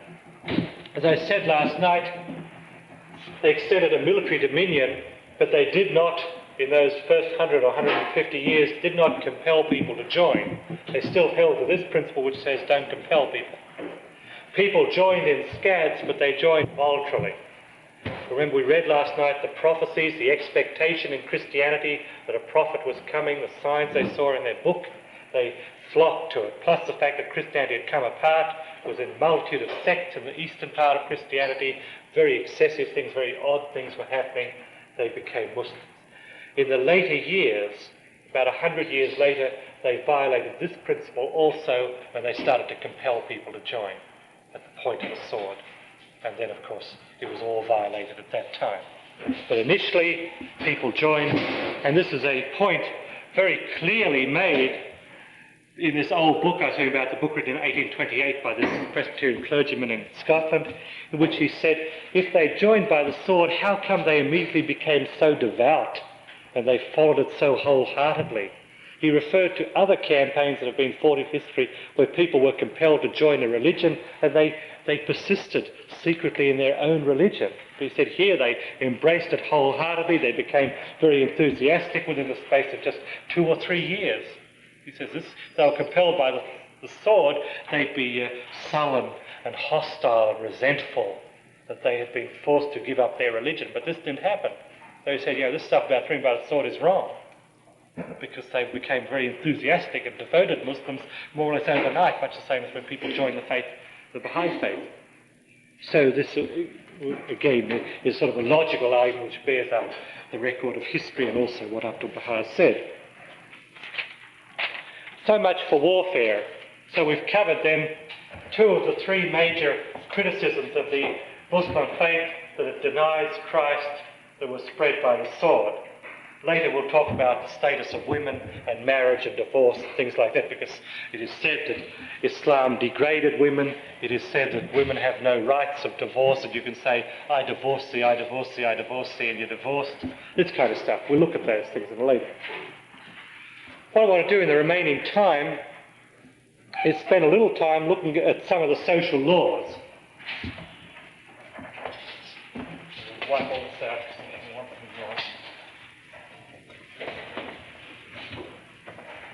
There are scattered of these, we'll just look at a few.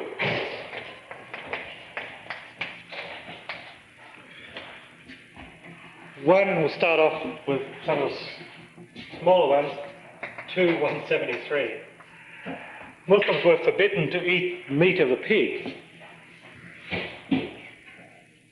because meat of the pig is regarded as unclean, and this has been explained to us by Baha'i authors, that this was because pig meat had a worm, trichinosis or something like that, which made it diseased and was a source of a great deal of sickness in the East, in the hot countries, and so it was a health rule.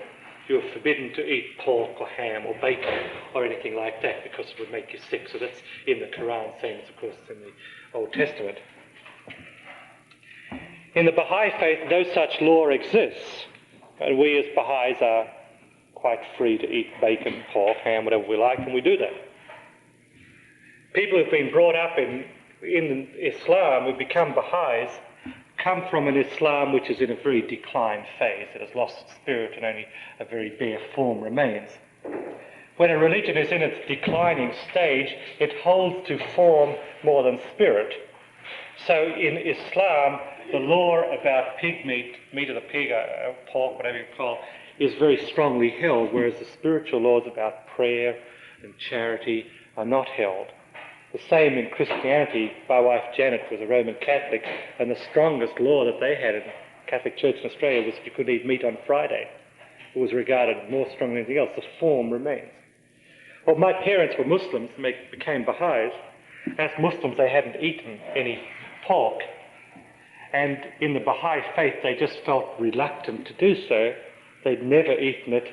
They weren't 100% convinced that Baha'is were permitted. They'd never seen it in the Baha'i writings that you were permitted to do so. They weren't quite sure what to do. So they continued not to eat pork. In 1961, Rahia Khanum came to Australia to dedicate our house of worship. But I was her chauffeur during her visit to Australia, so I had a chance to talk to her some, and I asked her, I said, what's it say in the Baha'i faith about eating pork? She said, it's perfectly appropriate.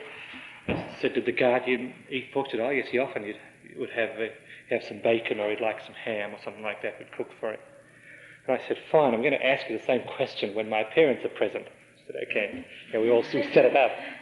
Well, while Rahia Khanum was there in Australia, my parents invited her to have supper with them one night. They took her to a downtown hotel in Sydney. I came along. We were sitting around the table with my parents, sister, Rahia Khanum, and myself. And I brought the subject around and said to Rahia Khanum, by the way, did the Guardian ever eat pork? And she picked up the cue like that, said yes he did, in fact he liked it very much, thought it was very nice. I could watch my parents out of the corner of the eye, I could see they were sitting and taking all this in. But they took it all in and they thought, okay, that settles it, Baha'is are free to eat pork. And then they went home, they lived in a little country town, I lived in Sydney, so I didn't see them for several weeks. I saw my mother after that, months later. And she said, you know what happened? We went home. And I said, no. She said, a few days later, my father said to me, to my mother, seeing that it's permissible to eat it, we should eat it, otherwise, we're establishing something that isn't according to the Baha'i writings. She said, yeah, we should eat it. So a couple of days after that, mother said to my father, you ought to go and buy some, we'll cook it. I said, okay. So they went and bought some, and I don't know what they bought, probably the wrong thing, They came home and they cooked it. And they had never had any experience cooking it. I don't know how they cooked, probably cooked it like mutton, because that's probably most of what they were eating in those days. And they served it to each other, and they sat down and they ate it. And my mother said, she ate it, she thought it was awful. She continued to eat it, and my father was eating it, and then he said to my mother, it tastes very good, doesn't it?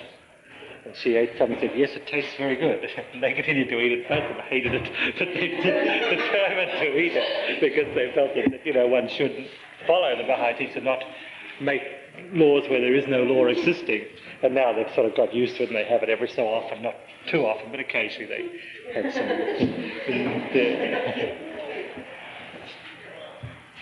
This same passage here that forbids Muslims to eat meat from the pig also says that they are not to eat meat over which the name of God has not been invoked. In other words, sort of kosher. They've got, when you kill an animal for eating, you have to, when you kill it, invoke the name of God. Say, Bismillah, in the name of God. This is something Muslims say a great deal. When they begin to eat, they say Bismillah. You find it used all over the place. And they're expected to do this when an animal is killed, to invoke the name of God over it. It says in the Quran that if you're starving and there is no meat available that has the name of God invoked over it at killing, then okay, eat whatever you can get. If you've got an option, eat meat that has this done.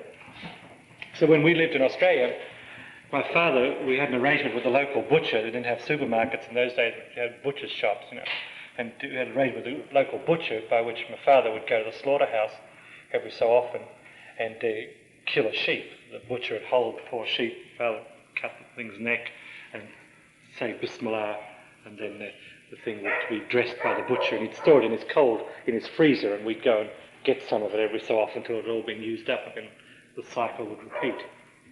And some of my graphic memories as a tiny child of the slaughterhouse and seeing the blood and gore and stuff like that, it's probably warped my nature for life, I suppose. But I remember it from those days.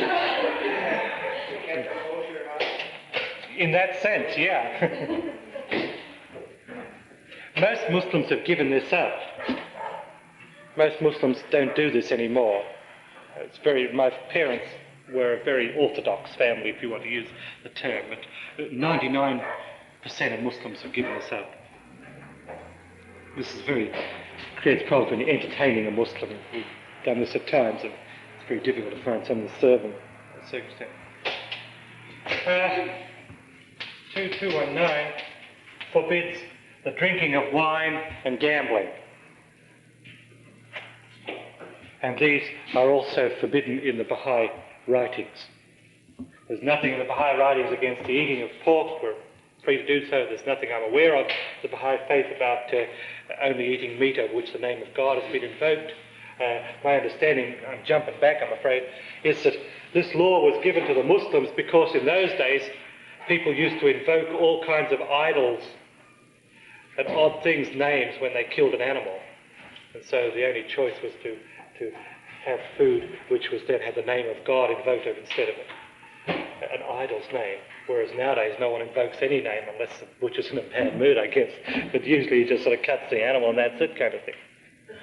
2219, the forbidding of drinking of alcohol and gambling, and that of course is reiterated in the Baha'i writings. You can see as we go through some of these laws are confirmed for this dispensation by Baha'u'llah, some of them he's changed. And he's confirmed the law against alcohol in the Baha'i faith and also the law against gambling. Baha'i writings, we're expected not to gamble. This law was revealed in Medina, if I remember correctly, I'm not certain.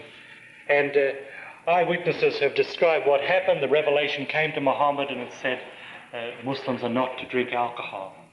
And it describes how the gutters in the city ran with alcohol as the Muslims took out whatever alcohol they had and poured it in the gutters. One imagines there were highly intoxicated cats and dogs for the next week or so, but this is what happened, that the gutters ran with alcohol at that time. And it was very dramatic evidence to people who were not Muslims of the power of Islam that could dramatically change something that had been going on, because remember we talked about Mecca, what a terrible city it was, tremendous drinking and carrying on and all kinds of things, and this was changed instantaneously among the Muslims by the revelation of one verse of the Quran, and it's a sign of the power of God. 273, you're forbidden to beg. Muslims are expected to offer charity, but they're forbidden to beg. Can I get some more of this? And again, that is in the Baha'i writings. You'll find in the Baha'i writings we are forbidden to beg also. 275, usury is forbidden. So you know what usury is? It's charging excessively high rates of interest for the borrowing of money.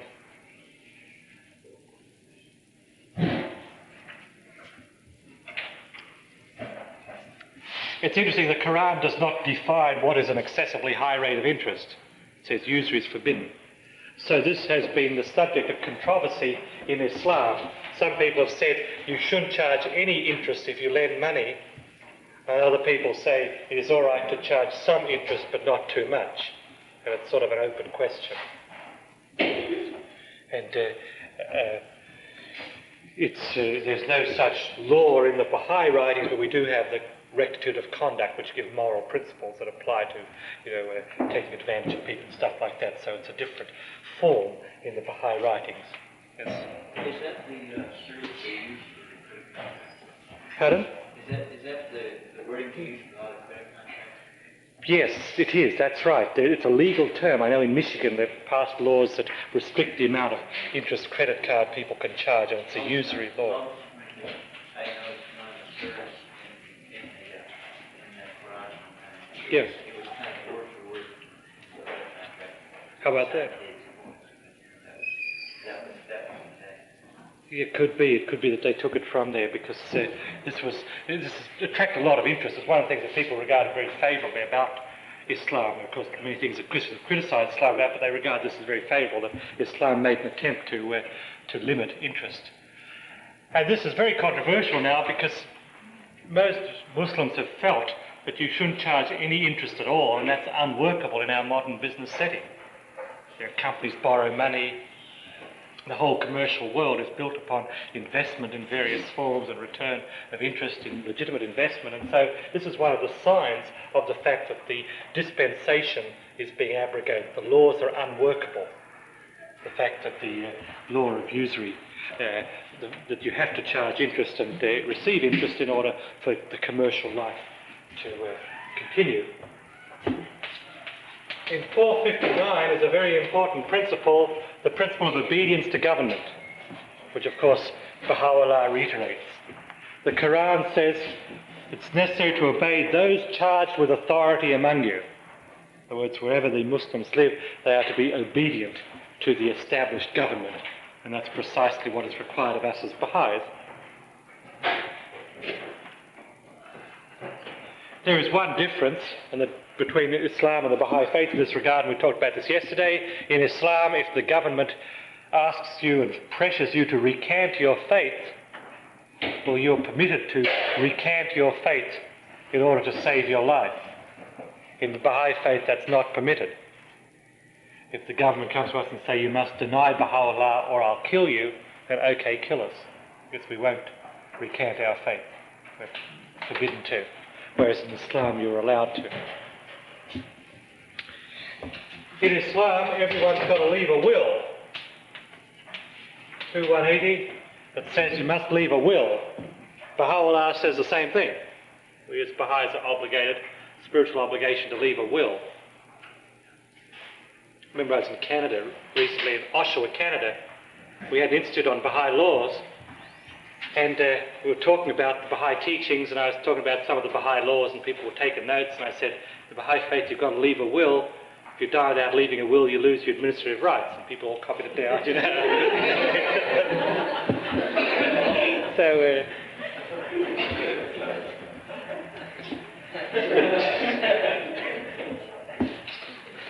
but 2180, Quran says you must leave a will.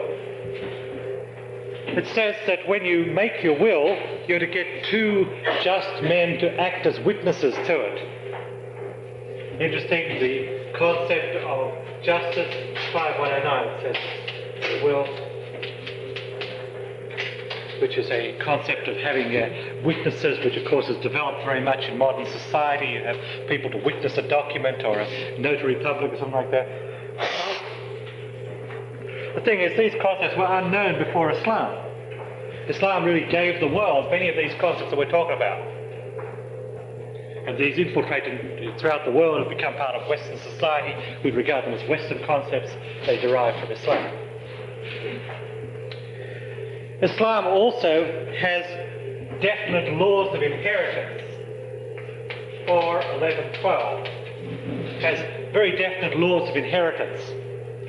And these are obligatory. Inheritance is prescribed. It's very complicated. I tried to make a table of it, but it's too complicated.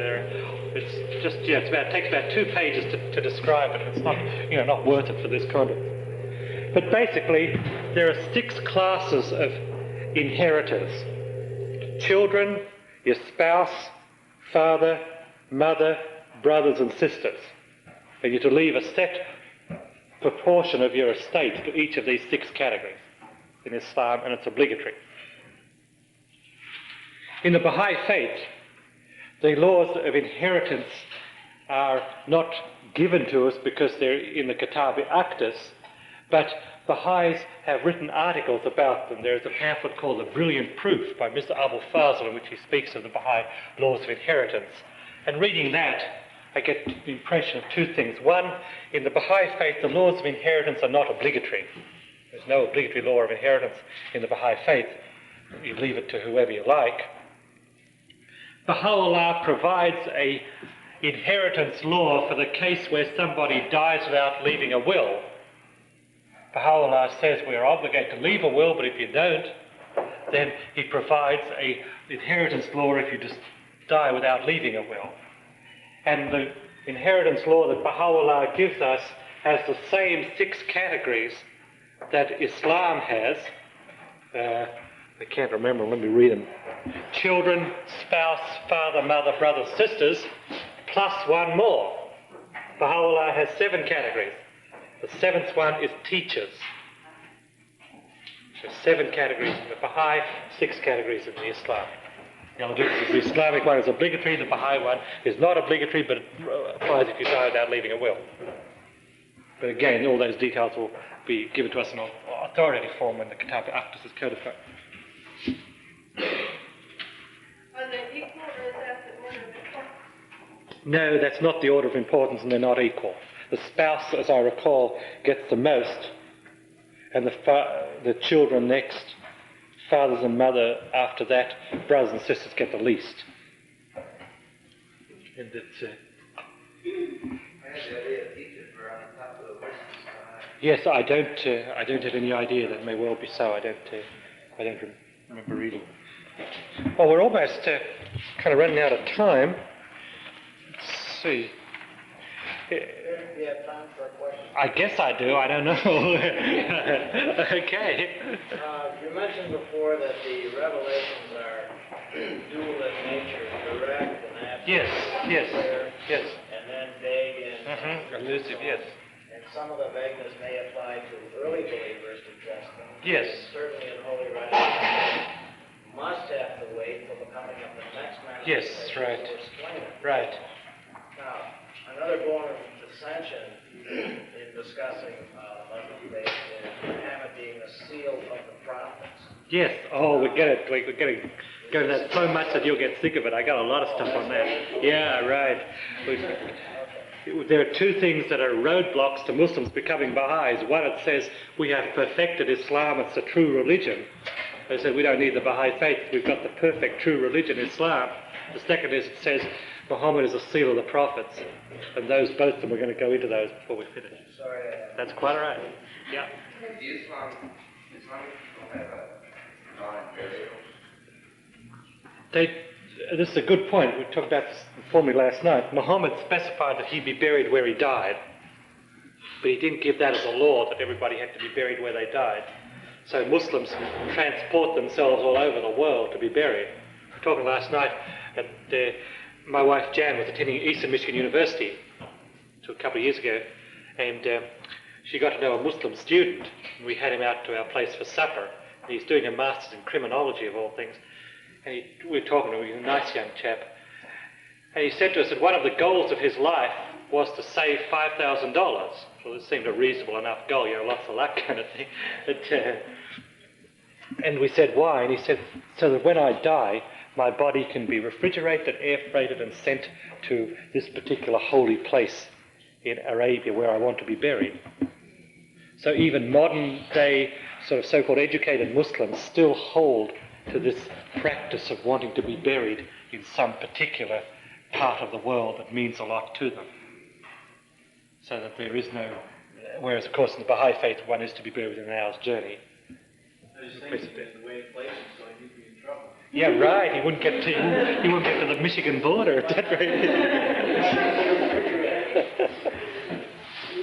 And Baha'is in the East tell about the terribly, this is getting kind of gory again, the terribly unhygienic character of this. You see bodies loaded on camels and travelling across the East. And of course, without refrigeration in the middle of summer, it gets kind of bad news after a while, So this is a source of disease. It gets very awful after a month, It's sort of bad. Well, we got 5 minutes, do we? Should I talk a little more then? 5 minutes? Okay, tell me if I'm holding you up. Some of the other laws that are very interesting to Baha'is, 4240 is the law of retaliation. What it says is that one is permitted to return injury for injury, the eye for an eye. One is permitted to do this, but God far prefers if one is forgiving and creates a reconciliation.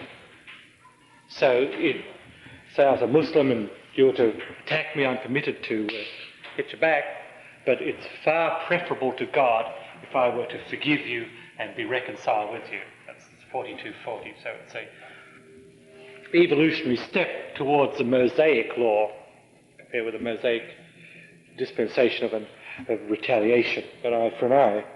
And we know that in the Baha'i faith it's been taken quite somewhat further, because Baha'u'llah says that if a person is aggressive to us, like some Buddha, or comes to mug you, we're permitted to defend ourselves, but we have to be very careful lest our defense turn into retaliation. We're not permitted to retaliate against the aggressor, but we are permitted to defend ourselves, which is again different from what Islam says, which of course was different from what Moses said. And in the Baha'i faith, we do not resist religious attack for religion.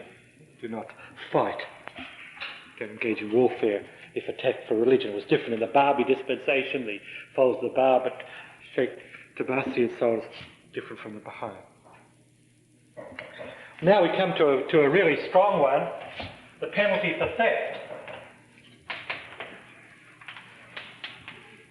The penalty for theft is specified here, and the Quran, which the Guardian tells us is the authentic word of God, it says if a person is a thief, cut off his hand unless he repents. And that's kind of a strong law here.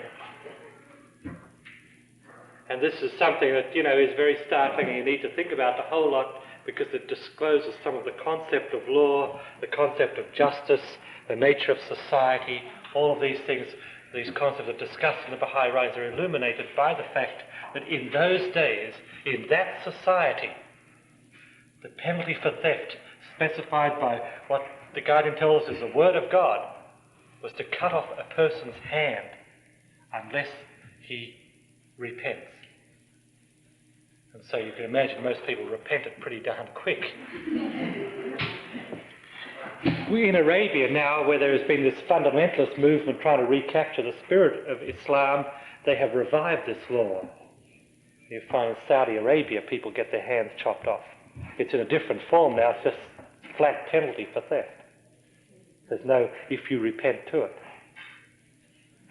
And they also have got carried away, and they cut off people's hand for all kinds of other reasons apart from the reason that the Quran specified.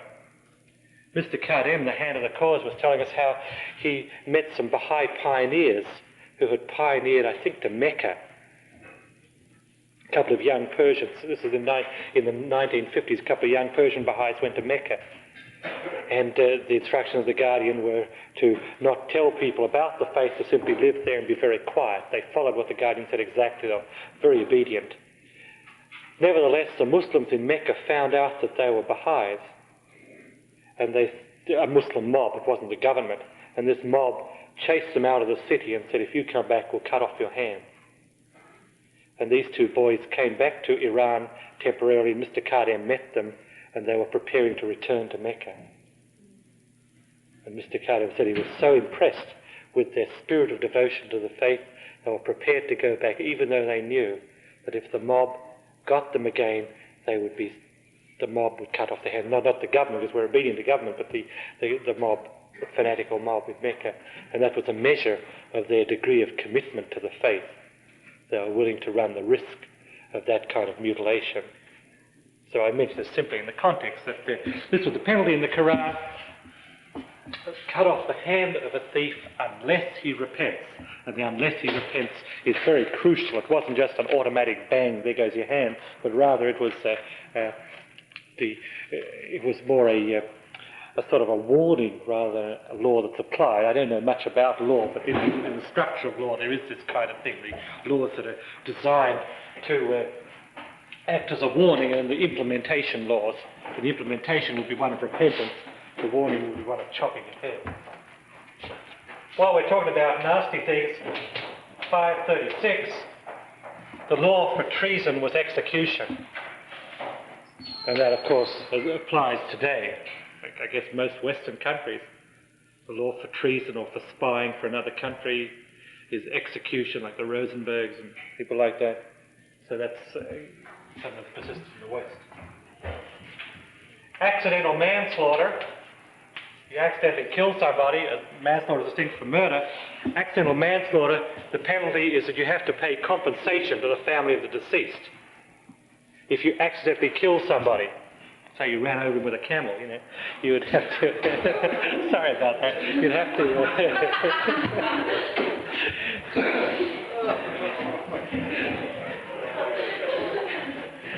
you'd have to pay a financial compensation to his family. 2178, the penalty for murder. The penalty for murder is death.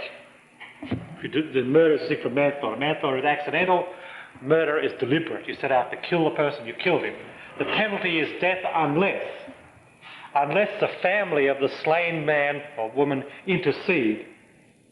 If the family agree, then instead of executing the murderer, a reasonable demand may be substituted. Yes? Is like the punishment for murder, is built into the governments of some of the Arabian... Yes, it is, right. Yes. Based on the Quran, they've incorporated in their legal structure of the government, yes. Penalty for death is murder. The Quran says, but if the family of the slain person intercede, they may substitute a reasonable demand instead of asking. That could be a financial penalty, or they could make the murderer work for them. You know, say they lose their husband who's a breadwinner, this murderer could be obligated to work and support them. This kind of reasonable demand. The Quran explains that you can't make an unreasonable demand, like an immoral demand. Yeah. He says that it is far preferable to release slaves to permit them to go free. He doesn't come out and say slavery is abolished, but he says slaves, it is far preferable to free slaves. He says that if you hold any slaves, you must respect their human rights. They have the right to dignity, the right of worship, the right of family life, and things like that. He sets down the rights of a slave, which are essentially what we call human rights. They have the right of participation in government. A slave became a ruler. The Mameluke sultans, they were from a slave family in Egypt. So they had human rights, but they were in bondage in terms of perpetual employment.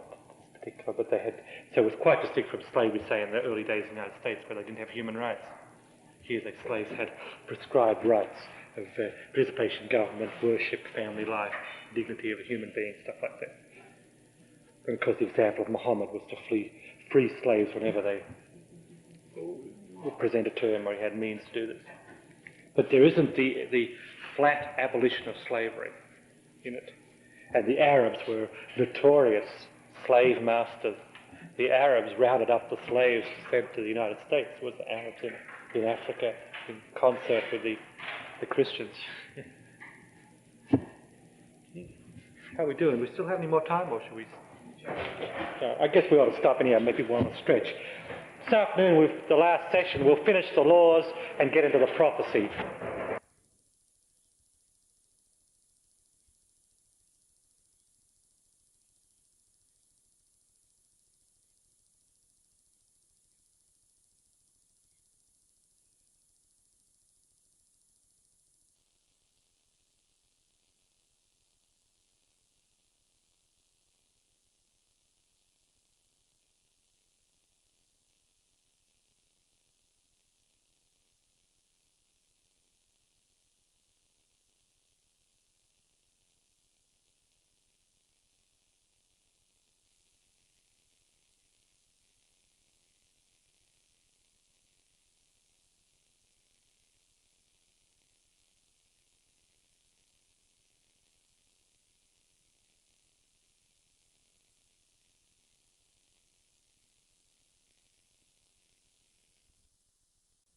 Well, this is the final session on this subject for this institute. Before we begin it, I'd like to repeat the statement I made at the very beginning of the institute, and that is that the purpose of it is for us to get a greater understanding of Islam, of some of the prophecies of Islam that relate to the coming of the Bab and Baha'u'llah, which we'll talk about this afternoon, and also to understand some of the references that occur in the Baha'i writings, which are references to Islam.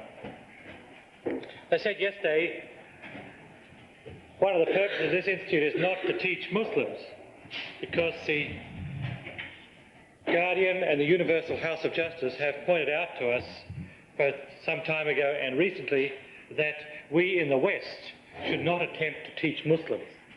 We should not seek out Orientals of a Muslim background in the United States or in other Western countries and attempt to teach them.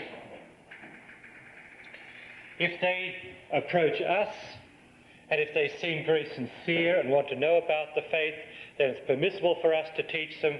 We should be very cautious, very vigilant and careful. We should consult our institutions, particularly our local spiritual assembly. It may, in certain circumstances, consult the national. If a person from an Oriental background, Muslim background, in the United States approaches us, becomes interested in the faith, wishes to join it, then we should certainly consult the National Assembly before a person is permitted to join, and under certain circumstances they are if they're a permanent resident of the United States. So, as I mentioned yesterday, it's most important that we not from this institute go out and start trying to seek out Muslims and looking for them and try to teach them, because that would be directly contrary to what the Universal House of Justice has given us as very recent guidance. And as we went into yesterday, some of the reasons some of the duplicity, the deliberate attempts by Muslims in the United States that have been going on to pretend to be ignorant of the Baha'i faith, to infiltrate the Baha'i community and then to try and twist it and divide it, and also, on a lesser extent, occasionally covenant breakers from the East come to America with this intention. So it is a matter of being very careful to protect the faith, protect its unity. And these are some reasons. Yes? How does this apply to black Muslims? To what? Black Muslims. Black Muslims, it's different because black Muslims are almost entirely in the United States are people of a black American background who have become Muslims in America. And so there again, it would be permissible for us to teach them, but we would still have to exercise a certain degree of caution because it is certainly conceivable for black Muslims to have been poisoned with ideas against the faith from the Muslims of the East. The Muslims of the East are very interested in the black Muslim movement, have sent people across to work with the black Muslims in America, and there is this kind of thing going on. So again, it'd be a matter of caution. Anything connected with Islam. We've had some instances where the believers in certain campus towns in the Midwest haven't been as cautious as they might, and it's created a lot of problems as far as unity in a community. So it's really to our own advantage that we be very careful on this. All I want to do this afternoon in this session is spend a little time finishing talking about some of the laws of the Quran and then talk most of the time about prophecies in the Quran. Before the break, we were talking about some of the social laws. We talked about the penalties, for theft, the fact that the laws of inheritance, the need to leave a will, the penalty for murder. And in each case, we were comparing and in many cases contrasting them with Baha'i laws.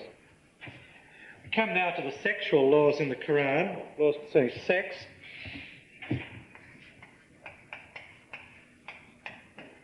There are several aspects of these. 23:5, the Quran, it says this, that one is expected to abstain from sex except with those joined to them in the marriage bond. In other words, that one should not engage in sexual relations outside marriage, either before marriage or with someone other than one's marriage partner. And this is precisely identical with the Baha'i teachings in the sense that the central figures of the Baha'i faith have said precisely the same thing. Baha'is are expected not to have sexual relations outside marriage. In the Quran, there are other things that relate to that about sexual relations. Was it permissible to have sexual relations during the month of fasting after the fast was over, in the evening? And yes, it was. And is there any restriction upon the frequency of sexual acts? No, there isn't. This kind of stuff appears in the Quran. Adultery, discussed in 24:2. The Quran says the penalty for adultery is 100 lashes for each person, each of the couple. So you can see a very, very strong penalty. Just as the penalty for theft in the Quran was the cutting off of a hand unless the person repents. So we have a very strong penalty in the Quran for adultery, 100 lashes for each of the couple. And further to that, a person who is found guilty of adultery is restricted to marry only another person found guilty of adultery. So you can see this is a very, very harsh, very, very strong law. And in many ways, although the Baha'i teachings, we have not been given any laws like this in the Baha'i teachings, nevertheless, it's best understood in terms of the concept of marriage. The sanctity of the marriage bond, the need for respect for the marriage partner, and things like that. This seems to be the best way to understand why it is that the Quran has such a very strong law concerning adultery.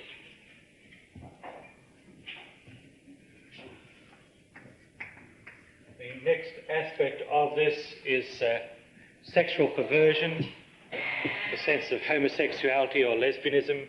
The Quran is quite direct on this point. It speaks very plainly, very bluntly on this subject. It says that these things are not permissible to Muslims. Sexual liaison with a person of the same sex.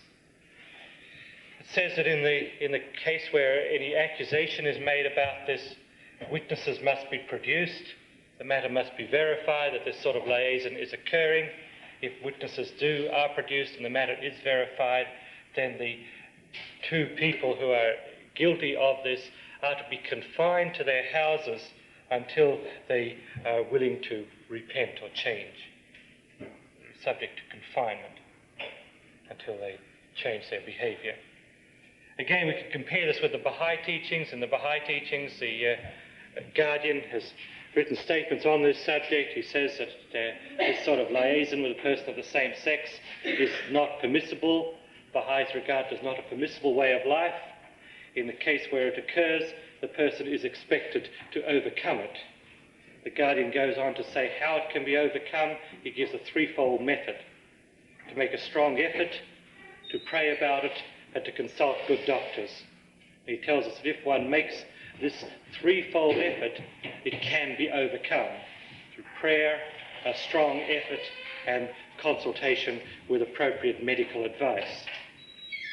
So we are permitted in the Baha'i faith to enroll people who come into the Baha'i faith from that background or from that way of life, but we expect them, when they become Baha'is, to make an effort. And the effort we mean the local assembly, we as individuals, none of our business, but the local assembly expect them to make the effort to pray about it and to consult proper medical advice. In some cases, psychiatrists that one would consult about this would argue that if you are that way, don't try and change it, you'll only mess yourself up. Whereas what one needs to do is consult psychiatrists or neuropsychiatrists who have an orientation which is in keeping with the Baha'i teachings, which state that it's not a permissible way of life.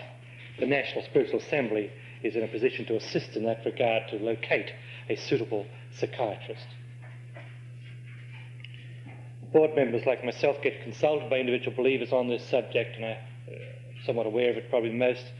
A believer wrote to the Universal House of Justice very recently about it and said it's appropriate for a Baha'i to get neuropsychiatric help in this, or to get psychotherapy with a problem of homosexuality.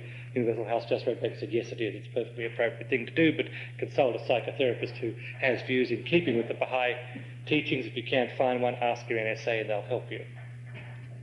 So you can see that it's really a development of the Islamic law. In the Islamic law, of course, there wasn't no developed theory of psychology or psychotherapy, so all they could do was say, well, this person is not to associate with other people until they change, whereas Baha'u'llah comes in a much more developed state of civilization, so he says it's not good to be changed, but he offers a more developed way of changing it with prayer, effort, and consultation with appropriate medical help.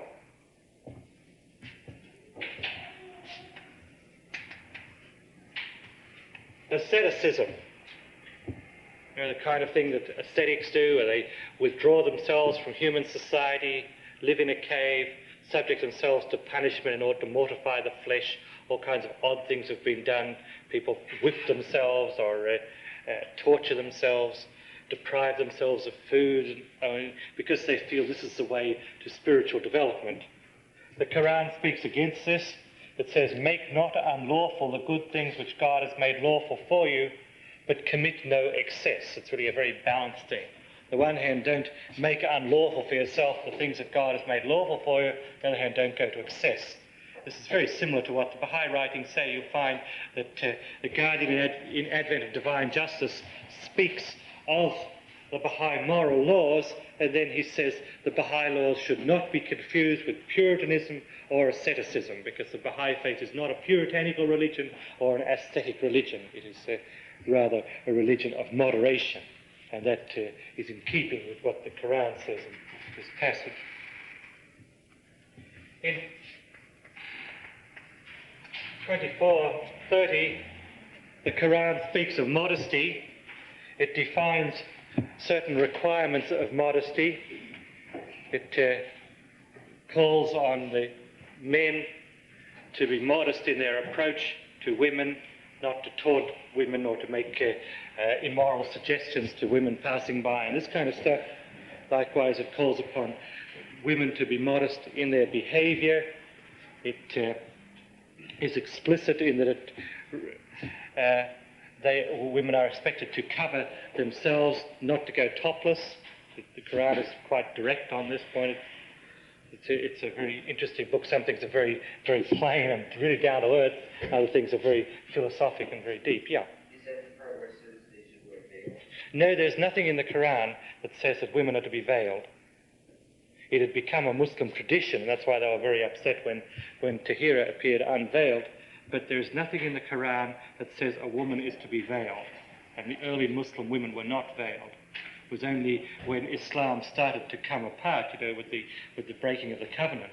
Because once the covenant was broken, then of course everything went wrong, as we're told in the writings. When the covenant is violated, the whole thing comes apart. And then one of the things that happened was that women started to be required to wear a veil. And in some Muslim countries, they are veiled sort of like this, and other times they have to wear what's called purdah, where they're covered completely. And you can't tell whether they're walking, you're facing them or got their back to you. They're just completely covered, literally.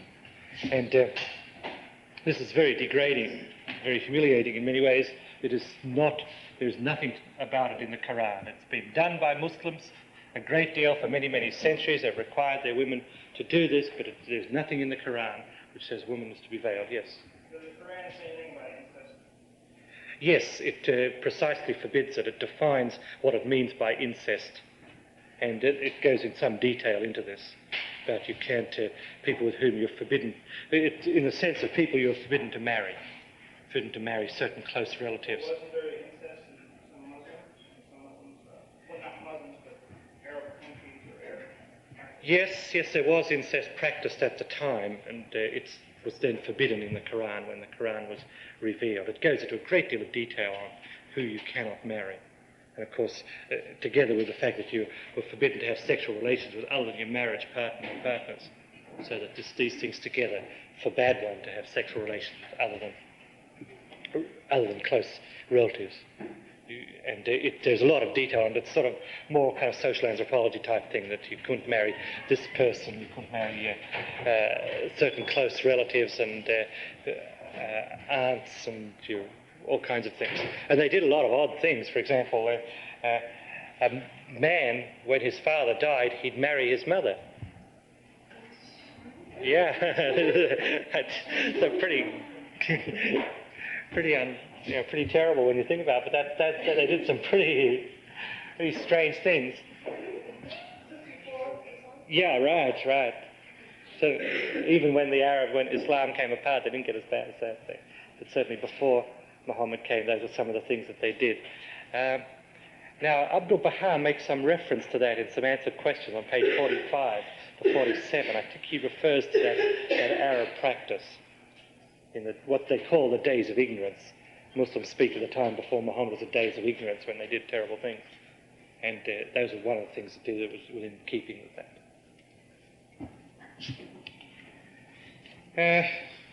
But the point I want to make was, the point came up in the question, that modesty is called for from both men and women. There is nothing in the Quran, or nothing that Muhammad said that women were to be veiled. It was something that came afterwards, introduced by the Muslims without any direct authority. Some of the other things were parents. One is expected to be obedient to one's parents, but obedience ceases with questions of belief. If one's parents were to forbid one to become a Muslim, then at that point one disobeyed one's parents. Up to that point, one was required to be obedient to parents. And this is, also there's statements in the Baha'i writings which are in some ways similar to this, in the sense that a youth who wishes to become a Baha'i is free to do so in terms of the Baha'i law, even if their parents say no. But if the parents restrict the youth from attending Baha'i meetings or getting Baha'i literature, stuff like that, then while the youth is living in their home, they're obligated to obey them, yes. Did your mother wear veils? No. In the part of India they were from, the women didn't wear veils. The Muslim women did not wear veils. Someone else hand? Yes, okay. Backbiting. There are some of the strongest statements in the Quran apply to backbiting. 24:19. 49:12.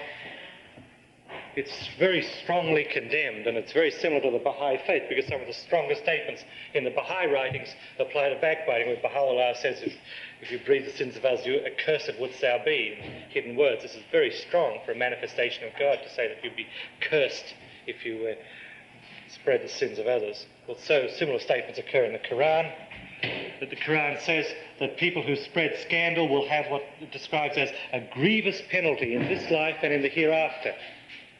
And in this second passage, 49:12, Muhammad says in the Quran that a person who spreads gossip and backbiting about another person, it is the same as if he were to eat his flesh. It's as repugnant and as distasteful as that.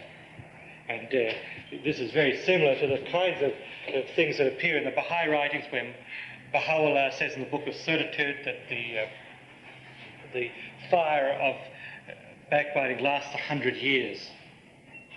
Using it poetically, not an exact 100 years, but that type of thing, that it has a very enduring effect. So the Baha'i writings are very similar to the Quran in terms of backbiting. When some charge is made, or accusation, or somebody says that another Muslim is doing something contrary to public welfare, it's to be referred to those charged with authority for investigation. Words, what the Quran says, if you hear somebody is doing something bad, don't you investigate it, but refer to those charged with authority. Those charged with authority is kind of vague, depends whoever is in authority at the time. In the Baha'i faith, this law is now evolved, where Baha'u'llah says if you hear somebody is doing something contrary to public welfare, report it to your assembly, they investigate it, don't you investigate it, it's none of your business. It's a function of the assembly. So this is a development of the Quranic idea of taking it to those charged with authority. If somebody brings you some kind of news or says something bad about a person, investigate it before you accept it. 49:6. If you hear something bad, investigate it. This is distinct in the Baha'i writings, where we say take it to the assembly. The way we'd have a whole lot of private detectives among us. The thing is, take it to the assembly, it then becomes their responsibility. Quarrelling. The Quran says that if two Muslims are engaged in dispute or quarrelling, then the other Muslims are to get together and make peace between the two of them with justice. And you can see again that this has evolved in the Baha'i faith to where Baha'u'llah says if there is a dispute between believers, then it's to be referred to the assembly, and the local spiritual assembly administers justice and resolves this disunity. There is no institution comparable in the Islamic faith, so what they do is just say everybody else make justice between them. It's not the same thing as where we say it's up to the assembly. There are other kinds of things in the Quran. There are a whole lot of social laws, so there's enough for us to go on with. Where in the Quran one is expected to avoid ridiculing other people, defamation, sarcasm is forbidden. The use of offensive nicknames to a person is forbidden. One is forbidden to spy another person, to engage in spying, or to spread suspicion. Some of the sort of unusual things. Yes, darling. Teaching the faith is discussed in the Quran, and there's a very interesting passage, 16:125, where Muhammad says this about teaching the faith, how it's to be done. He says, invite all to the way of thy Lord with wisdom and beautiful preaching. So the way in which Islam was to be spread, 16:125, Muhammad says to invite all to the way of the Lord with wisdom and beautiful preaching. And this is really very similar to what the Baha'i writings say. We invite people to enter the cause of God. The cause of God is to be spread in this age by wisdom, by the power of deeds, like that. And this is similar to the wisdom and beautiful preaching that the Quran speaks. Of course, preaching has become a tainted word in our culture, but it didn't have that context in their society. And finally, in that section, Muhammad is held up to the believers as an example. In 33:21, they say, you have indeed in the apostle of God a beautiful pattern of conduct. Muhammad's behavior represents to a Muslim a pattern of conduct. And this, of course, is very much similar to the Baha'i writings, particularly, of course, the life of Abdu'l-Baha as our exemplar. So that the Muslims had the laws of the Quran, they also had the life of Muhammad as their pattern. And so this was one of the reasons why the hadith or traditions became quite important to them, because people were very interested in what Muhammad said and did. And in the same way as Baha'is were very interested in what Abdu'l-Baha said and did and how he responded in certain ways. But the distinction is that where we hear a statement that Abdu'l-Baha is reported to have said or did, we measure it against the authoritative teachings. If it doesn't measure, then we can discard it, as has pointed out to us, whereas there wasn't this same concept in Islam, and so all kinds of very strange things became part of the hadith, the traditions. So much for the social laws. Now we want to talk about the laws on marriage and divorce. The reason we want to talk about these is this subject of considerable controversy. It's generally regarded by Christian missionaries opposed to the Islamic faith, that the laws of marriage and divorce were very degrading. Firstly, about marriage itself. The Quran speaks of marriage in these two places, 2:187 and 4:24. It says that the purpose of marriage is this: for the marriage partners to be for mutual support of each other. The purpose of marriage in the Islamic faith is that they both would be mutual support of each other. And there's a very interesting phrase that occurs, which I'm still sort of thinking about, where it says that in the marriage, men are to be the protectors of the women, and women are to be the protectors of the men. Wise guy. And this is very interesting, that it implies that sense of both being responsible for the helping of each other. It says in the second of the two quotations, 4:24, it says that marriage is a fortress of chastity. And this is a phrase that is used in the Baha'i writings. You find Abdu'l-Baha uses almost the exact words. The Guardian, in speaking about sexual relations, points out that the purpose of marriage is for the protection of chastity, that sexual relations within marriage are proper, out of marriage not so. So that the same concept occurs in the Baha'i faith. Some of the sort of minute details about marriage were, if there is a quarrel between the married couple, there's marital discord, and the procedure set out in the Quran is that you appoint two arbiters, one from his family and one from her family, and they adjudicate and investigate it and render their decision. This, of course, has changed in the Baha'i writings. The Baha'i faith, if there is marital discord, then the marriage couple are free and, in fact, encouraged to take it to the local spiritual assembly, and they will counsel them or help them in any way. This is a not unusual thing for a Baha'i assembly to do. But as I say, you can see that one of the major differences between the social laws in the Baha'i faith and in the Quran, in the Quran they didn't have the divine institutions, divinely ordained institutions that we have, and so these kinds of procedures were adopted. For marriage, difficulty, appoint an arbiter, one from his family, one from her family, and they adjudicate. At marriage, the man is expected to give the woman a dowry. I don't hear you clapping over there.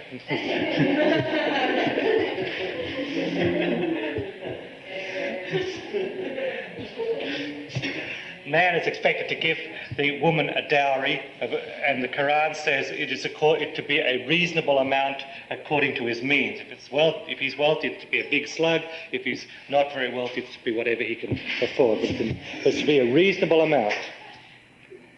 If he divorces her, he can't get it back. It's hers.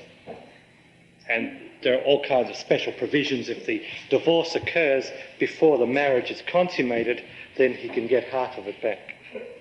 But as I say, the Quran is very direct on some places. It calls a spade in many places. as well as being very philosophical and deep. And this has been the Muslim practice. I guess I don't know whether it's a practice in modern days, but it used to be the Muslim practice for many centuries that they would in fact give the woman a dowry. Divorce, very interesting. 228, the divorce law. Divorce is permitted. It can be initiated by either the husband or the wife. Not only the husband can initiate, but both, either one. There is a waiting period of 3 months. In the Baha'i faith, divorce is permissible. The waiting period is 1 year. In Islam, there is a waiting period of 3 months prior to divorce. And during that period, they're expected to make an effort to be reconciled. Just as we say, within the year of waiting, the marriage couple is expected to make an effort to see if reconciliation can be effected. If not, then okay, go ahead and divorce. Quranic law very similar, except it's 3 months. During that effort, during that time, make an effort. If you can't be reconciled in that 3 months, then go ahead and divorce. It very strongly emphasises here that the rights of men are the same as the rights of women in divorce. The woman has the right to initiate the divorce, same as the man, and so on. Well, I guess this is getting into... There are a lot of minor details that I'm skipping over. Let me mention some of them just so you know the kind of minor details. Let's say the woman has a baby just before the divorce. The divorce can go through, but she is to nurse the baby, and the couple who have now become divorced are to decide how long she's to nurse it. And her divorced husband, is to maintain her during all the period that she's nursing the baby. And when the let's say the divorce occurs, then the husband, the ex-husband now, he's to provide alimony, he's to provide maintenance for the divorced woman on a reasonable scale. That alimony provision is in 241. And a lot of minor details. If the marriage has not been consummated, there is no waiting period. They can go ahead and get divorced immediately. So you can see that this aspect of the Quranic teachings on divorce is quite different from what the Muslims did. Because the stories about what the Muslims did, many of them are true. That they would simply discard wives. Wives had very few rights. They could be discarded very readily. The Muslim would say, I divorce thee, I divorce thee, I divorce thee 3 times, and that would be the end of that. Well, this is what they did. It was miles different from what the Quran said. And again, we come back to the covenant. Because the covenant was violated, the laws broke down, the whole thing came apart. Yeah. Very obviously, quite a bit of this has evolved into something called Western statute. Yes, right. Decree Nisi, decree absolute. Was this a result of the growth of the Muslim civilization? This seems to be. It takes some research, but it's really a legal question, the evolution of Western law. I think one could show with some effort that Western law was influenced by Muslim concepts. And that a lot of the... Right. Even discuss in fireside? Yeah, I think so, because I think it's very logical. It's, particularly as one can show that divorce in the West at the time was pretty bad. Women had very few rights. And that, whereas in Islam they had civil rights. In spite of the Christian clergy. That's right, yes. But the tragedy, if there is a tragedy, is that these really very beautiful laws were not implemented in Islam because of the breaking of the covenant. They've gradually, as Bob points out, they permeated into the West and they became part of Western culture. The protection in divorce, things like that. But certainly the Muslims violated these things in their treatment of women. Marriage, 4.3 deals with the number of people that one can marry. And likewise 4.129. And it says in 4.3, I should read it because it's kind of important.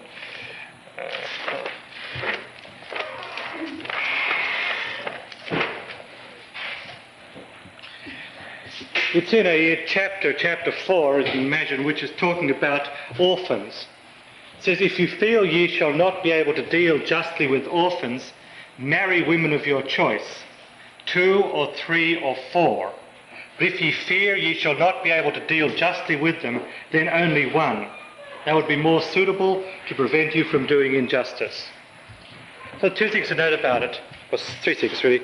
Firstly, it is permissible under the Quranic law for a person to marry up to 4 wives simultaneously. They have 4 wives, one at the same time. If he did that, he could only do it if he felt he could deal justly with them, if he could treat them equally. And the Quran says, if you fear you're not able to deal justly with them, they'll be more suitable for you to marry 1 to prevent you from doing injustice. So you could only marry 4 if you felt that you could treat them justly or equally, if you will. If you couldn't, then you were to confine yourself to 1 wife. The other thing to notice about it is that it occurs in context. The verse begins, if you fear you shall not be able to deal justly with orphans. And what, as I understand it, this was because the society at the time, orphans had no protection, orphan girls, and so the context, as I see it, was that one could marry orphans or later widows or so on in order to give them social protection, because there was no protection. An orphan girl or a widowed woman was, just to use the code, was kind of fair game. You know, anybody could come and take advantage of her. The only protection was whatever strength she had to fight him off. It was a different society, somewhat. It wasn't the law then that if their brother died, then it was obligatory for the brother to marry. No, there was no such law. That was an Arab practice. And it later recurred in Islam when the whole thing came apart. But during the golden days of Islam, it didn't happen because the Quran says nothing on it. But the Muslims did it when they got away from the Quran. No, Lord, no, definitely not. He had 3 wives because he had his marriages were contracted under the Muslim law because it was before the revelation was disclosed, before the Kitab-i-Aqdas was disclosed. He had 3 wives. And I'm not familiar with all the details of this. Nawab, 1 wife, is the one whom he says is his perpetual consort in all the worlds of God.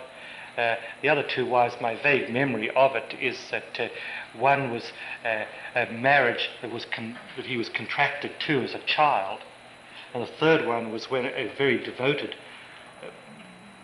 admirer of Baha'u'llah sent his daughter to be married to Baha'u'llah, and Baha'u'llah felt that if he was to reject her, this would be such a humiliation, because it was a public thing, that the girl would have no obligation but to commit suicide, kind of thing, you can imagine sort of thing.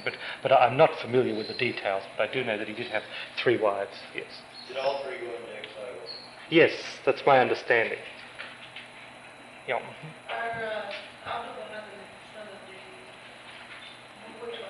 Pardon? Abdul Baha was the son of Nawab. And of course, by the time Abdul Baha was married, the Aqdas had been revealed, in which it specifies monogamy, 1 wife, and so from then on, monogamy was the practice. So you find that, the situation is once the law is revealed or given to us, then we practice it.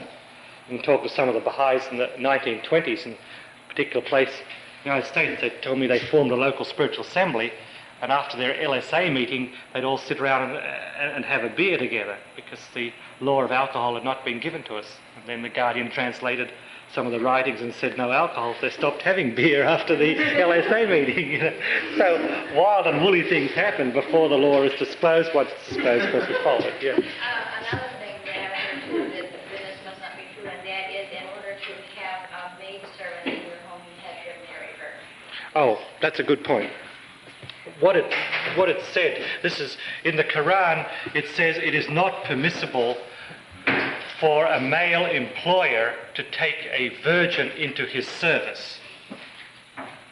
Because if a male employer employed a young lady who's a virgin, then this could bring her reputation into dispute. Now, the question of a girl working in a domestic setting is a different setting, because then she's working with the entire family, with the husband and wife. And so her reputation would not be brought into dispute.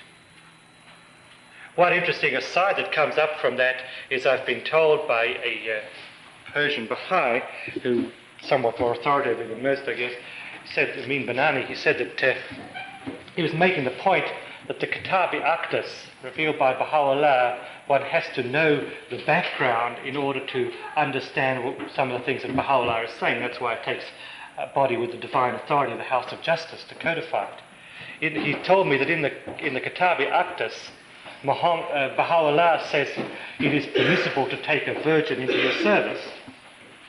And Christian missionaries who have examined the Aqdas have said, oh my gosh, Baha'u'llah is a dirty old man. He's saying permitted to take virgins and have sexual relations with them.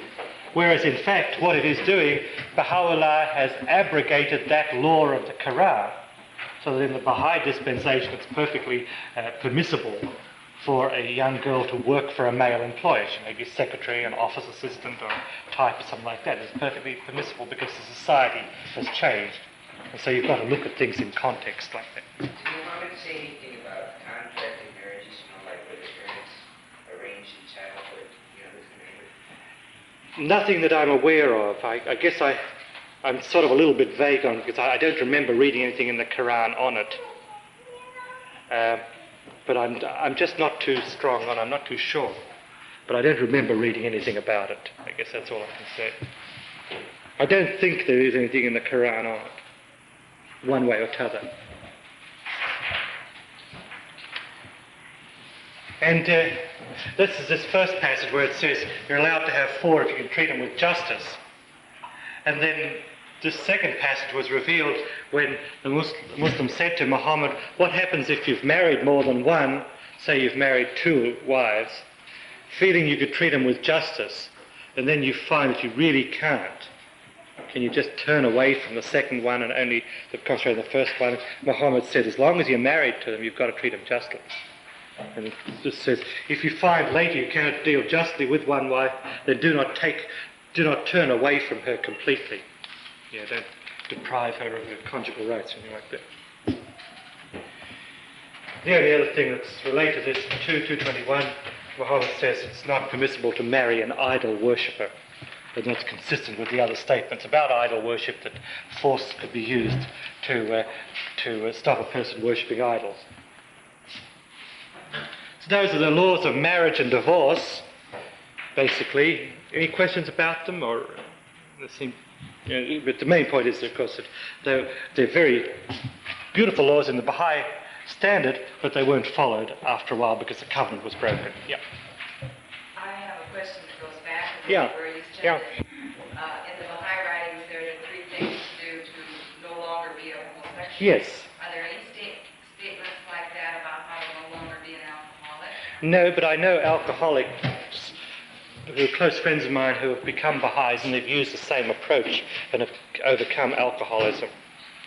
My personal impression, it's no more than a personal impression, is that what the Guardian said about homosexuality defines a general method of overcoming problems. The use of prayer, yes, but not only prayer, also effort, not only prayer and effort, but also rational science or rational methods. So the Baha'i is a very non-fanatic religion. We don't say, well, we believe that prayer is limitless in power, but we don't say, well, only pray about it, it'll all work out. We say pray about it, also make an effort, also use the fruit of rational thinking, which is medical knowledge or whatever. The only thought that came to my mind in this light was that there would be degrees of sin in Yes. the faith, a violation of either one of Yes. those 2, and I was very puzzled that there was not the Yeah. specific way listed Yes. for alcoholism Yes. or for homosexuality. Yes, I don't know why that is. And whether it's because not that much has been translated or whether there is a more fundamental reason, I don't know. Yes, Sammy. I think that one of the startling things that can happen is when somebody who has read non-Baha'i writings and has been aware that Baha'u'llah had more than the Bab as wife, Yes.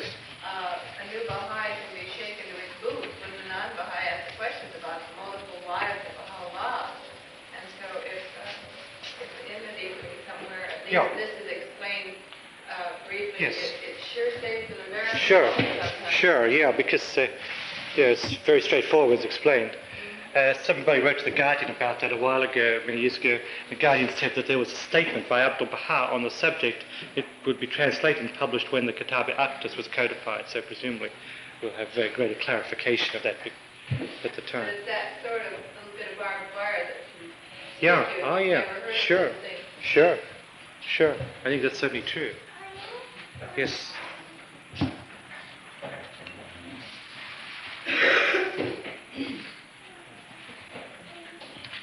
Okay, a couple of other things we want to tidy up as we go along. The status of women, we've sort of alluded to this, but there's some more definite statements.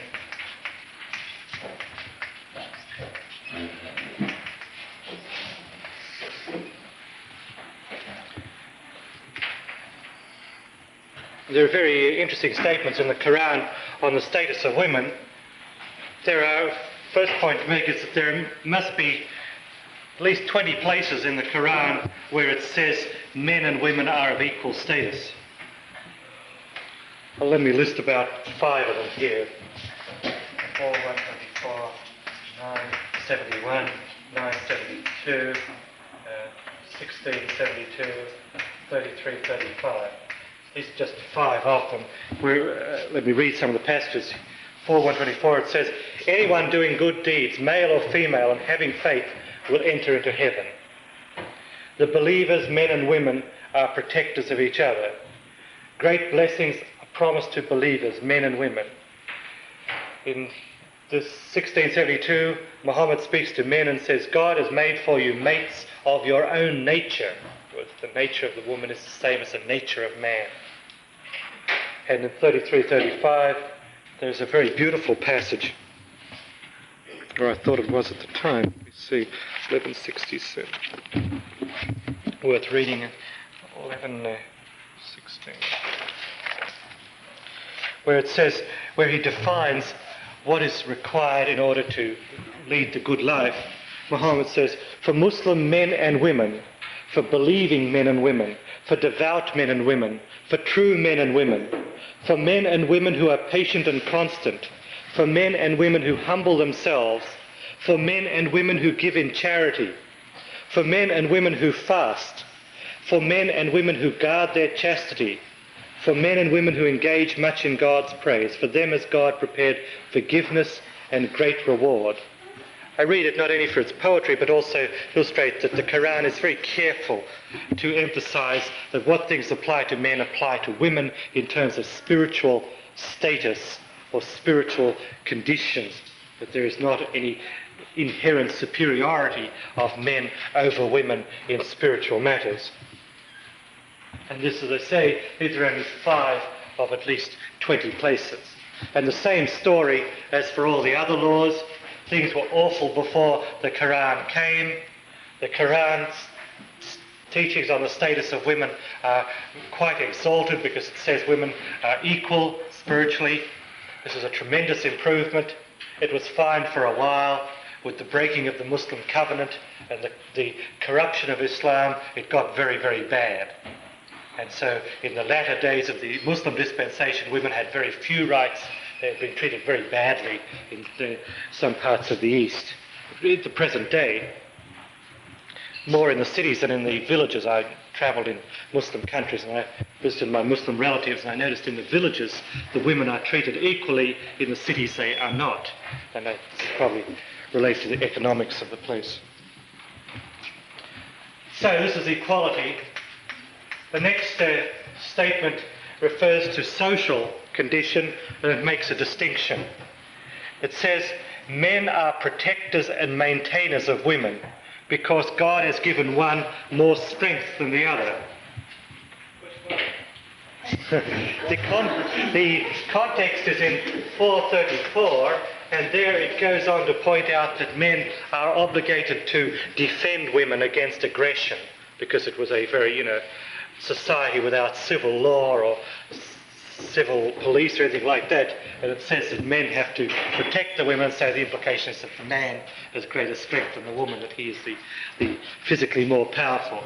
But the point to be made is that the Quran emphasizes that man is physically stronger and therefore is to protect the woman. but woman is of the same spiritual status as man. It emphasizes that, as I say, at least 20 times. It could be 40 times. It's just all over the place. Men and women have the same spiritual status. There's another passage, 25:53, where it says, man and woman are compared to two bodies of water, one salt and the other fresh water. And this is an analogy used to describe the relationship between man and woman. And the analogy as I see it is this, that in life one needs both. One needs the salt water because for the travel and for food and things like that. One also needs and of course for the climate and the weather, one also needs the fresh water for drinking. Both are required. Both are distinct from each other, but both do have a common meeting and a degree of merging. And this seems to be the definition of the marriage condition in Islam. The man and the wife remain distinct from each other. They are both indispensable. They are both required. They maintain distinction, but there is a merging. Just as there is a merging between salt and seawater when a river comes down to the sea, there is a merging, but yet there is a distinction between the salt and the seawater. And I dwell on this because Baha'u'llah quotes this in one of the marriage prayers, in the prayer book, Marriage 27, prayer number 27, page 188 of the prayer book. He says, he has let loose the two seas, that they meet each other. Between them is a barrier which they overpass not. Which then of the bounties of your Lord will ye deny? And so on. What that is a quotation. Baha'u'llah is quoting the Quran, and it's a quotation from that analogy. So that's why Baha'u'llah has used it in that context. The entire chapter is very poetic. He speaks of the things that God has given to man, the beautiful weather and good health and the climate and food. And each one he mentions and he says, which of the bounties of your Lord will you deny? And he mentions another thing that God has given to man. Which of the bounties of your Lord will you deny? It's a poetic thing. It's beautiful to have two people read it, one to read the thing and the other to read the response. The thing and the response. Just the same as you sometimes do with the Baha'i writings. There's some statements like that in the Baha'i writings where there's question and response throughout. Okay. Well, so much for the laws of Islam. As I say, we attempt to cover some of the major ones. There are many others. It's a big book. There's a lot of stuff in it. Now we come to the very important subject of prophecy,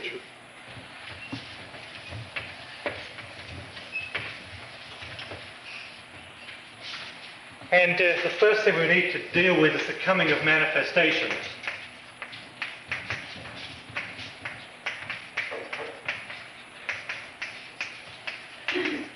And the interesting thing is that present-day Islam and contemporary Islam is in a very ambiguous position.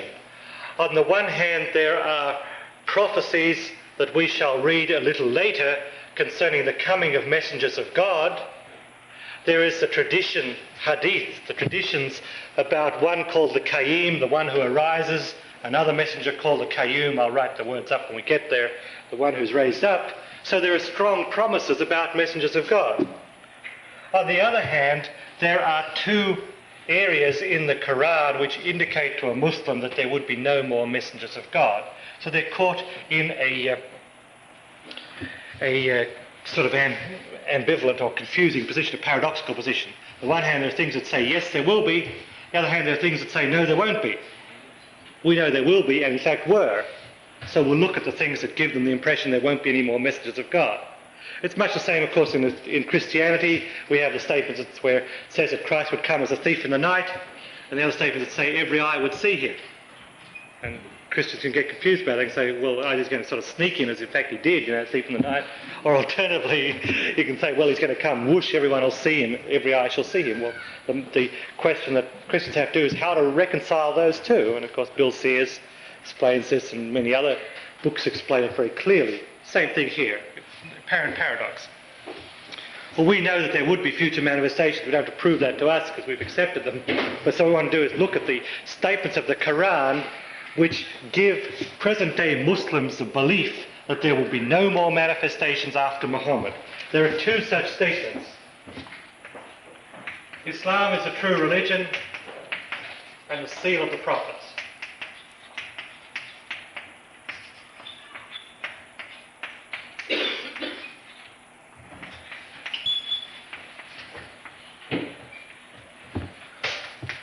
There are statements in the Quran which we're going to read which says Islam is the true religion, and so Muslims say, we don't need you for high faith because Islam is a true religion.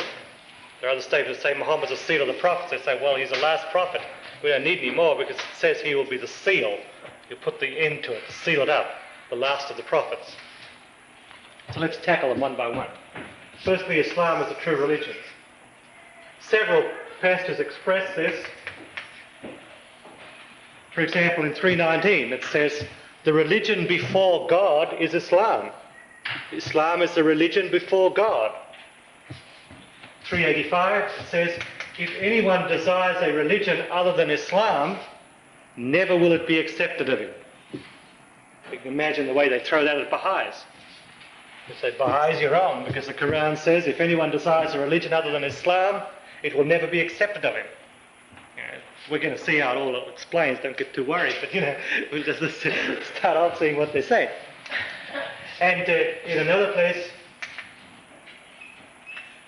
it says this, Muhammad, toward the end of his dispensation, he says to the Muslims, this day he'd revealed certain laws to them. In that context, he says, this day I've perfected your religion for you, completed my favour for you, and have chosen for you Islam as your religion. So on these three statements you can see why Muslims are saying Islam is the religion, no other religion is acceptable. That includes the Baha'i faith, nothing's acceptable except Islam. Okay, how are we going to explain it? How are we going to explain this? Really very easy. How are we going to explain this? We say, what does Islam mean? What does he mean by the word Islam? To answer that, we have to look and see what Muhammad says he means by the word Islam. And he explains it in many places. The word Islam itself means submission to the will of God. A Muslim is one who submits to the will of God. If you want to insult a Muslim, call him a Mohammedan, because that's a follower of Muhammad. And that's insulting to him. He regards himself as a Muslim, one who submits his will to the will of God. And so the word Islam means submission to the will of God. Okay, let's see how Muhammad used the term Islam. In 2:133, he said that Abraham was a Muslim, a follower of Islam. Well, what does that mean? Abraham came a long time before Muhammad, a couple thousand years. What it means is this: Abraham submitted himself to the will of God. In that same passage, 2:133, he says, Ishmael and Isaac and Jacob were Muslims, followed Islam. In 2:126, he said that Moses and his people prayed to God as Muslims, as followers of Islam. And in 5:114, he says that Christ and his followers were Muslims. Let's read that one.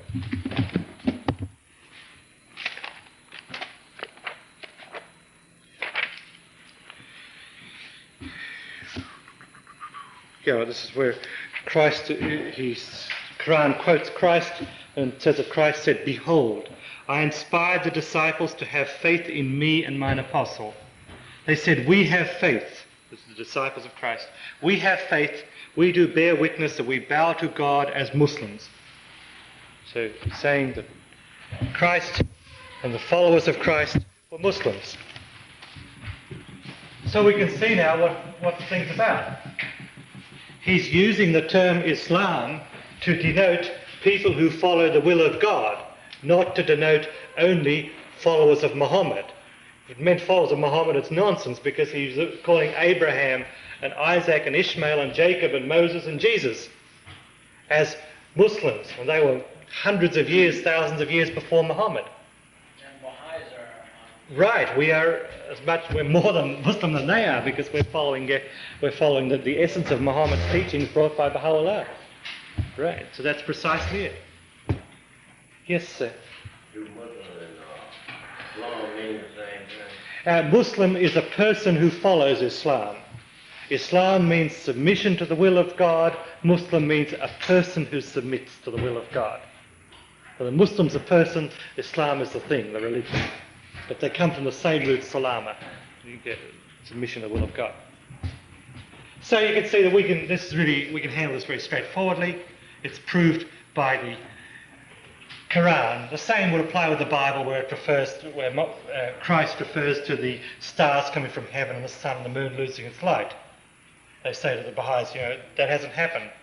Bab and Baha'u'llah are wrong. What we say, we can show you what that means from the Bible. And there are passages, in Revelations and many other places where it explains what the stars are and things like that.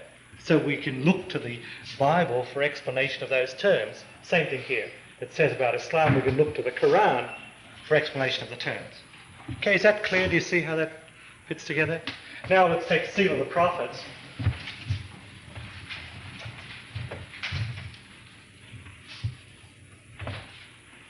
Firstly, let's see what Muhammad said, then let's see what it means. This one, 3340, says this: Muhammad is not the father of any of your men, but he is the apostle of God and the seal of the prophets. Seal meaning the last of the prophets. So it says very clearly, it's the apostle of God and the seal of the prophets. And so naturally, they say when Bab and Baha'u'llah, they can, you're wrong, Muhammad's the seal of the prophets. The Bab and Baha'u'llah can't be prophets. Interestingly enough, the Epistle to the Son of the Wolf, page 42, Baha'u'llah refers to Muhammad as a seal of the prophets.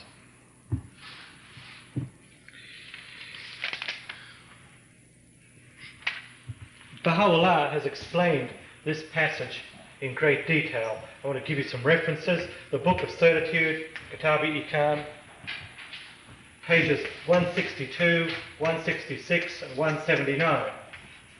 In those passages, Baha'u'llah explains the term seal of the prophets used by Muhammad. And the explanation is really quite simple, and I'm sure you'll be able to see it very readily. It's really nothing very complicated. There are two dimensions to the explanation.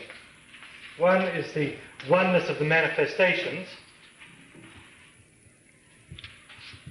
the fact that every manifestation represents the reality of every other manifestation, and that's referred to in 2:136 in the Quran, where it says, we make no difference between one and another of them, referring to the apostles of God, 2:136. So that is, in a sense, every manifestation is the seal of the prophets, because every manifestation is the same reality as the other one.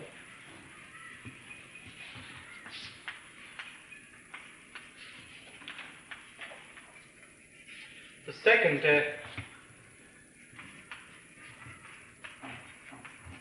reason is a little more complicated, but it's very interesting.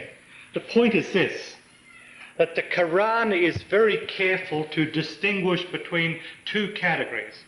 One category is messengers of God. The other category is prophets. Messengers of God, it uses the Arabic word Rasul.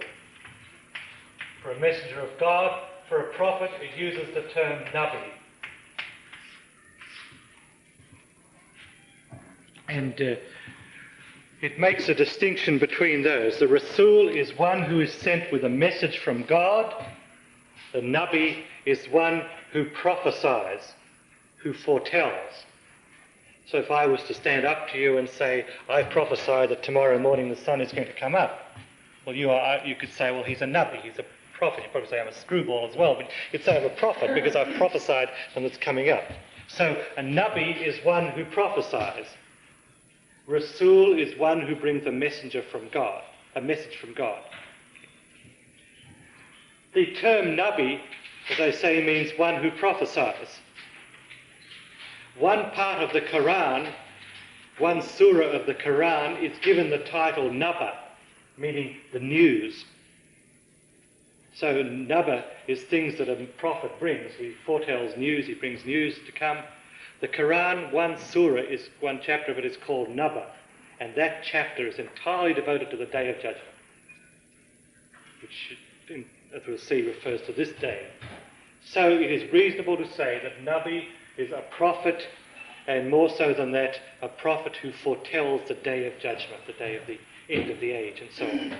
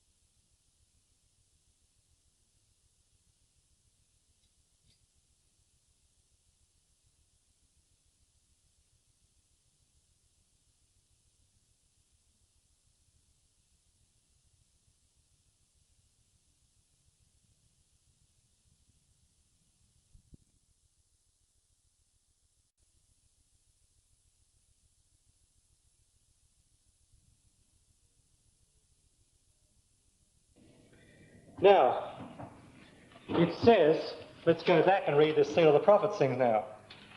It says, Muhammad is not the father of any of you, that's this passage. Muhammad is not the father of any of your men, but he is the apostle of God and the seal of the prophets.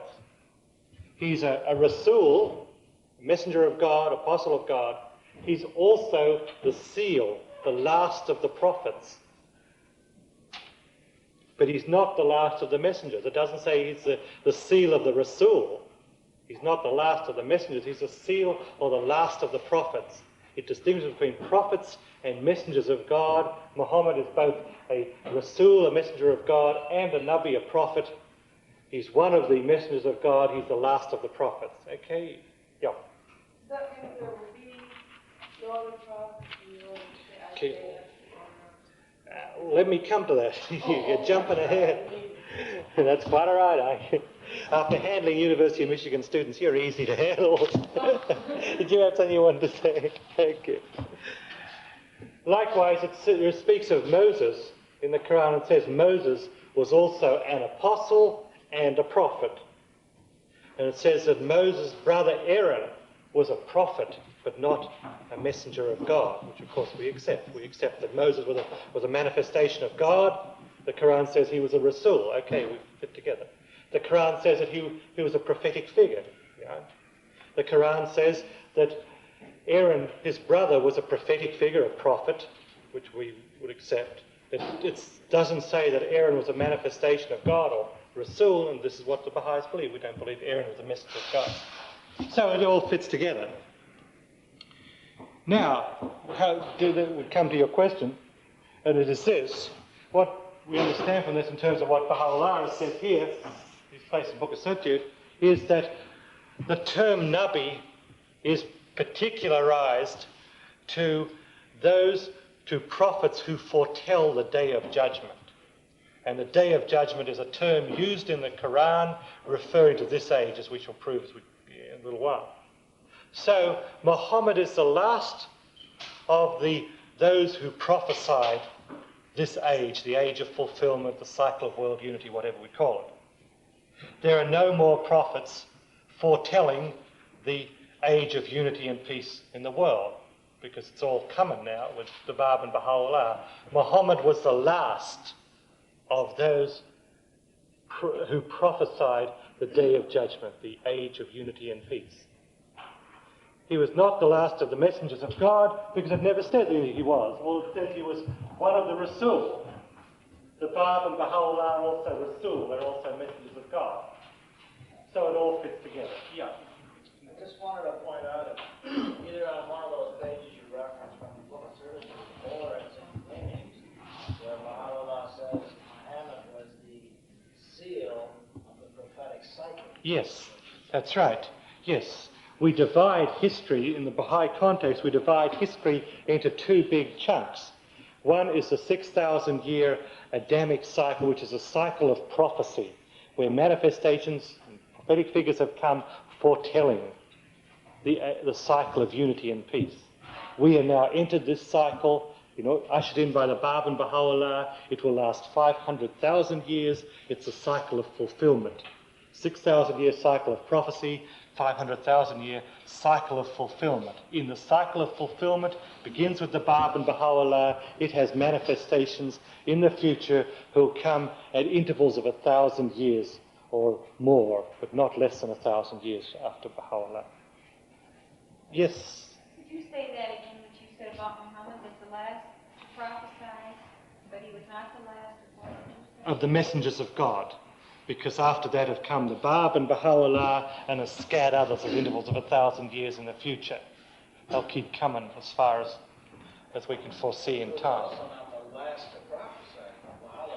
Right, he was the last to give prophecy about the Day of Judgment, about this age we're in, the age of the cycle of world unity and world peace. He was the last to prophesy about that. But of course, every manifestation, including the Bab and Baha'u'llah, gives prophecies fulfilled. Is that clear? It's kind of a little bit complex, but once we get the hang of it, it's a very handy thing to know, because it's the sort of thing that Muslims are liable to toss at us. Yeah. How long did you say that the cycle of fulfillment, we're told in the Baha'i writings, will last for at least 500,000 years. The cycle of prophecy is 6,000 years, fulfillment 500,000 years. And the cycle of prophecy is regarded in the Baha'i writings as being sort of like the formation of the body of mankind. And it's interesting, if you want to play with numbers, the ratio between 6,000 years and 500,000 years is the same ratio as between 9 months that the baby's being made and 70 years that a person lives in the world. It's the same ratio. So, but this is just a little aside. It may not mean too much. Yeah. When the Muslims say yes, sure. are they saying Rasul or Nabi? They say Rasul because they're doing what they, because that was part of the dispensation. But wherever they say seal, it's seal of the prophets. There's never any place where it's seal of the Rasul. He's never the last of the messengers of God. He's the last of the prophets. And that term is particularized to those who prophesy about the age of fulfillment. Is that clear to everybody? Do you see how it all fits together? It gets a little complicated. This is the major thing that Muslims throw at the Baha'i faith. The first thing they say, tell a Muslim about the Baha'i faith, that's the first thing you'll say. Of course, as we've said, we're not to seek out Muslims and try and teach them, but if we came across a Muslim or he approached us or came to a meeting and tried to harass us, that'd be the first thing he'd say. When my parents heard of the Baha'i faith, that was the first thing that came to their minds. It must be wrong because Muhammad is the seal of the prophets. It must be wrong because it says in the Quran, Islam is the true religion, and any other religion won't be enough. So what the Baha'is in Australia did, they sent across to the East, and in the East there are books written by Baha'is which are like Thief in the Night, except based on the Quran, whereas Thief in the Night is based on the Bible. And they got one of these from the Baha'is in Iran and gave it to my parents. It was in an Asian language called Urdu, which no Baha'is in Australia could read. They said, it must be good, you read it, kind of thing. So my parents worked their way through it. They found it was impossible to deny the truth of the Bab and Baha'u'llah. The prophecies in the Quran were so strong, so watertight, there was no getting around them, and they felt obligated to join. They did. I'm compressing about 3 years of turbulence into a couple of sentences, but that was basically it. So in this case, when your parents became Baha'i, they were removed from the Arabs. That's right, and that was why the Baha'is were permitted to have contact. Were they persecuted or ridiculed by the Muslim clergymen in the land where they lived? There were no Muslim clergymen in Australia. It was a small Muslim community, so there was nobody. What was the attitude of the rest of the people? The other Muslims thought it was crazy. The Roman Catholics yes. put so much pressure. Yeah, right. There was a small Muslim community in Australia, no more than 200 people. The others thought it was ridiculous, quite ridiculous. And it was informally organised. They'd elected one of their company to be sort of imam or spiritual leader, and he was kind of uptight about it, but we didn't like them anyhow, so it didn't matter. We thought there were a lot of hypocrites. So, that didn't have any effect. I'm sure in other countries it would have had more effect. But the point was that the Baha'is, when they made contact with my parents, they had to get permission in those days from the Guardian, because this was a Muslim family living in Australia. They were not permitted to approach them without the permission of the institutions. And today the National Assembly would do that. Or they would refer to the House Justice if necessary.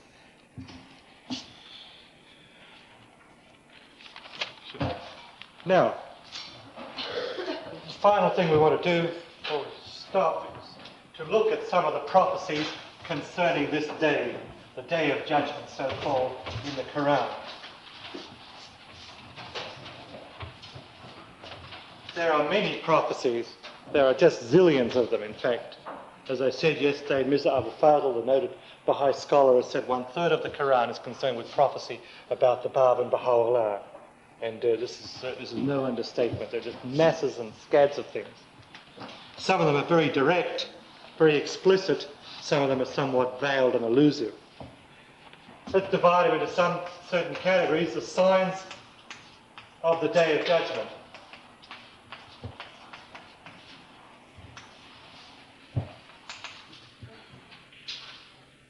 There are many places where the Quran speaks of this day, the Day of Judgment, and gives signs of the times by which it may be distinguished. Let me read some of the passages and give you the references. It says, the mountains will be crushed to powder at one stroke. Heaven will be rent asunder, for on that day heaven will be flimsy. 69:14. 79, the mountains will be like wool, except they'll be very flimsy and blow away. 75:8, the moon will be buried in darkness. 77:8, when the stars become dim, when the heaven is cleft asunder, when the mountains are scattered to the winds as dust, those will be the signs of the Day of Judgment. Just a couple more. I could go on the rest of the day. Sorry about that. When the sun is folded up, when the stars fall, losing their luster, when the mountains vanish like a mirage, when the oceans boil over with a swell, when the scrolls are laid open, those will be the signs of the Day of Judgment. So we see some patterns emerging. The sun losing its light, the moon becoming dark, the stars falling from heaven, the mountains flattened into dust. 84:3, when the earth is flattened out. 14:48, when the earth is changed. And just many others. The days of noise and clamour. A day whereon men will be like moths scattered as dust, and the mountains will be like carded wool. And one other, 44:10, refers to the day when the sky will bring forth a black smoke. This is a very interesting one because Baha'u'llah talks about it at some length. He talks about all of these, we'll see. The Quran says it may come to them all of a sudden and confound them, which of course it did. 21:40. May come to them all of a sudden and confound them. In another place, 21:10, 42:17, it says, what will make thee realize that perhaps the hour is close at hand? He says to the Muslim. So those are basically the signs of the signs of the promised day, of the day to come. Let me get some more.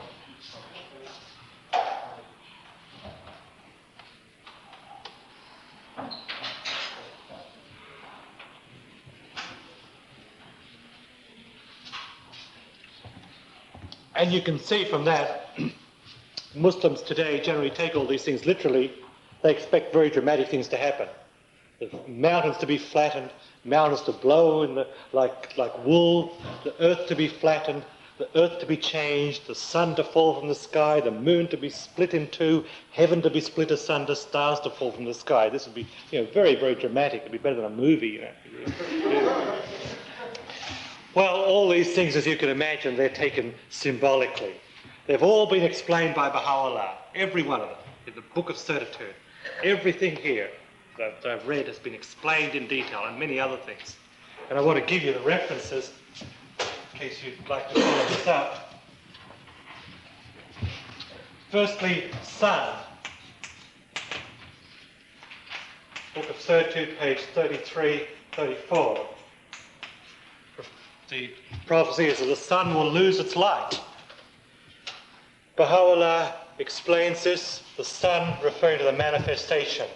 The power of the manifestation vanishes from the world. This is, of course, consistent with the Bible, where it says the same things and the same explanation is given. For the sun losing its light is at the power of the manifestation. The sun is used to denote the manifestation as a source of life. The manifestation is a source of spiritual life, just as the physical sun in the sky is a source... I've got that wrong. The manifestation is a source of spiritual life, just as the sun in the sky is a source of physical life. So that's explanation of the term sun becoming dark. Another explanation of sun is in Book of Certitude, page 36, where Baha'u'llah explains sun has many meanings. Another meaning is it refers to the religious leaders who are darkened when the new religion comes because they don't accept it. As Baha'u'llah says, the Book of Sirajud, leaders of religion have in every age hindered their people from attaining the shores of truth. It's the leaders of religion that have held to account again and again, and they are darkened. They are the sun of the revelation. They're darkened when the new revelation comes. And then again, in Book of Sirajud on page 38, he refers to the sun, moon and stars. And he says that they are the laws and teachings of the religion, which are changed when the new manifestation comes. The thing is that the term heaven is used as a symbol of a religion.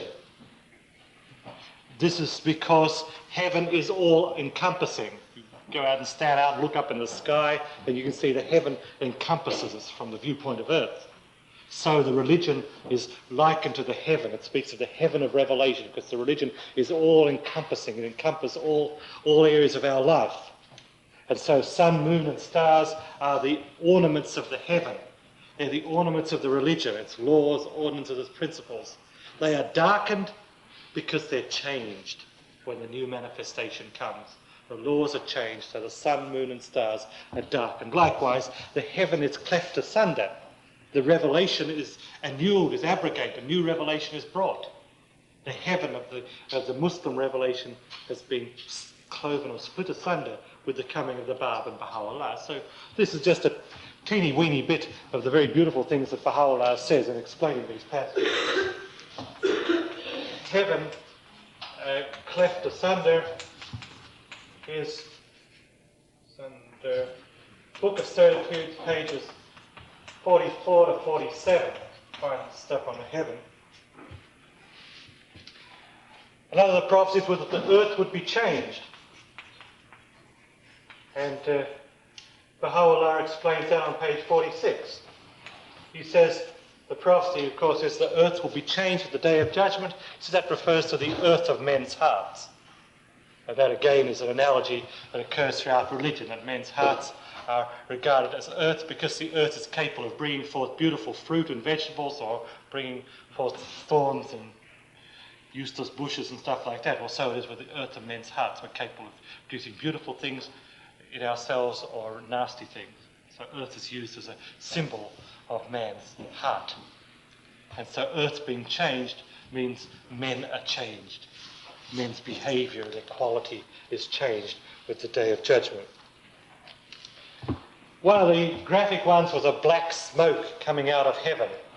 Baha'u'llah has explained that, as same as explained everything else. I guess I'm running out of smoke.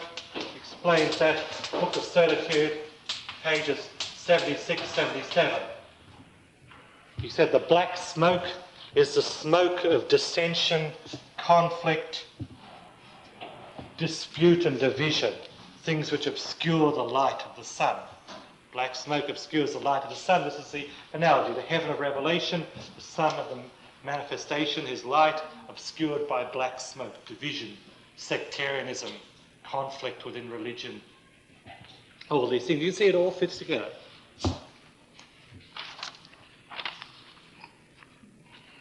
And there are many passages where Baha'u'llah in Gleanings, I'll give you one more reference, Gleanings, pages 39 to 45. Because from pages 39 to 45, Baha'u'llah very beautifully uses all these statements. He says this, black smoke is coming out of the sky. There's some of the things he says. The moon of idle fancy has been cleft. Heaven has given out a black smoke. The earth has been shaken and the mountains have passed away. Heavens have been folded together. The earth is held within its grasp. Will ye not recognize that the mountains have become like flocks of wool? The heaven of every religion has been rent. The earth of human understanding is cleft asunder, and so on. You find about 6 pages there where Baha'u'llah uses all these statements. And if you were to read the passages of the Quran that I've listed there, and then read Gleanings, you'd be just amazed how they fit together. And then it's possible to understand, because unless you read that, it reads kind of odd. And you read this, you wonder what in the world he's talking about. The black smoke has come out of the heaven here. What does he mean? But when you read this before, you can see what he means. It all fits together. Yeah, it looks odd. Right. So what he's saying then, he's saying to the Muslims, all your promises are fulfilled. He's explaining them and saying they're fulfilled. Like he says, the moon of idle fancy has been clapped asunder. He explains to the Muslims what the term moons means, and then he tells them it's been fulfilled. There's another passage that I guess I'm end up referencing the whole Revelation to you, but there's another thing. Yeah, okay. Doesn't he indicate that there's a spiritual significance to everyone? There's also a physical? To the stars, he says, there is a physical. That the stars falling from heaven has a physical as well as a spiritual one, yes. I don't recall him saying that about the others, but certainly he says that there's the stars falling from the sky that physically occurs before the manifestation comes. And that happened, of course, with the Bab and Baha'u'llah, that Biela's comet. And we read yesterday, I guess before you arrived, was the eyewitness accounts from this Ibn Hisham, which was written about people who were there when Muhammad declared. And they said that in the years before Muhammad declared, there was an unprecedented amount of shooting stars in the sky, and people looked at it and felt it was a sign from God that some great thing was going to happen. So it, yes, and the pestilences and stuff. Yeah, that's right. The earthquakes, likewise, are changing of the earth. Yes. Right. I think that's certainly true. The other thing I wanted to refer you to was the Epistle of the Son of the Wolf. I don't have a page number. It's about 3/4 or 7/8 of the way through the book. You'll come across about 3 pages which are in question and answer form. And roughly it says something like this: has the hour come? Yea, it has verily come. Has the trumpet blast been blown? Yes, it has. Has heaven been cleft asunder? Yes, that's occurred, because it's poetic, but I'm not poetic, but that kind of stuff. It goes on for about 3 pages. If you've read these references, it's beautiful. If you haven't read it and you read that, you wonder what in the world he's talking about. But if you've read these and then you read that passage in Epistle of the Wolf, it's really beautiful. And it's very, very... we had a holy day once, I guess it was the Rizwan or the Declaration of the Bab or something, and we read some of the prophecies of the Bible and the Quran, and then we read this passage from the Epistle of the Son of the Wolf. And we got 2 copies of the book, and we had 2, so we were sort of a bit theatrical, but we had 2 people in opposite ends of the room, both the same book, and one person read the question, has the hour come? The other person, yea, verily it has.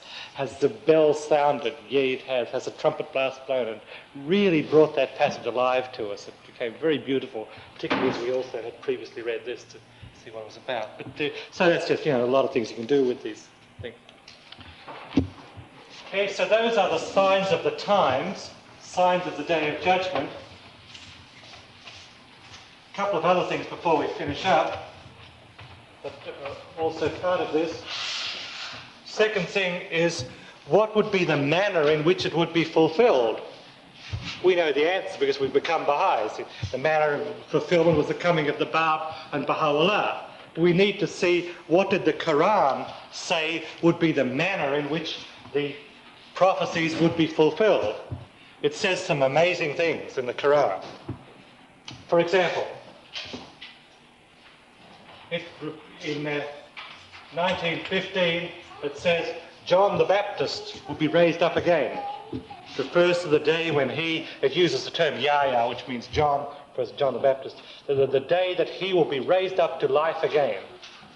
So one of the things that would occur in the day of judgment would be the return of John the Baptist as forerunner to Christ. And of course we know we could take this to be the coming of the Bab. The Bab was the forerunner, but of course he was also an independent manifestation. The other thing it says in the Quran is that there would be 2 trumpet blasts, 2 great calls. I'll read you the passage. The trumpet will be sounded when all that are in the heavens and on earth will swoon, except such as it pleased God to exempt. Then will a second one be sounded, when behold they will be standing and looking up, and the earth will shine with the glory of its God. The glory of God, of course, Baha'u'llah. And that's just one sample. Time was running out when I prepared this, as it is when I'm giving it, you know. But I could read you another dozen that are pretty well exactly the same about the glory of God when the trumpet call. Yes, it's this one, 3968, with the two trumpet blasts. That's the reference. Pardon? Yeah. If you start at about chapter 50, Surah 50, and work on, you'll find almost every chapter. Some of the ones I've got listed here are...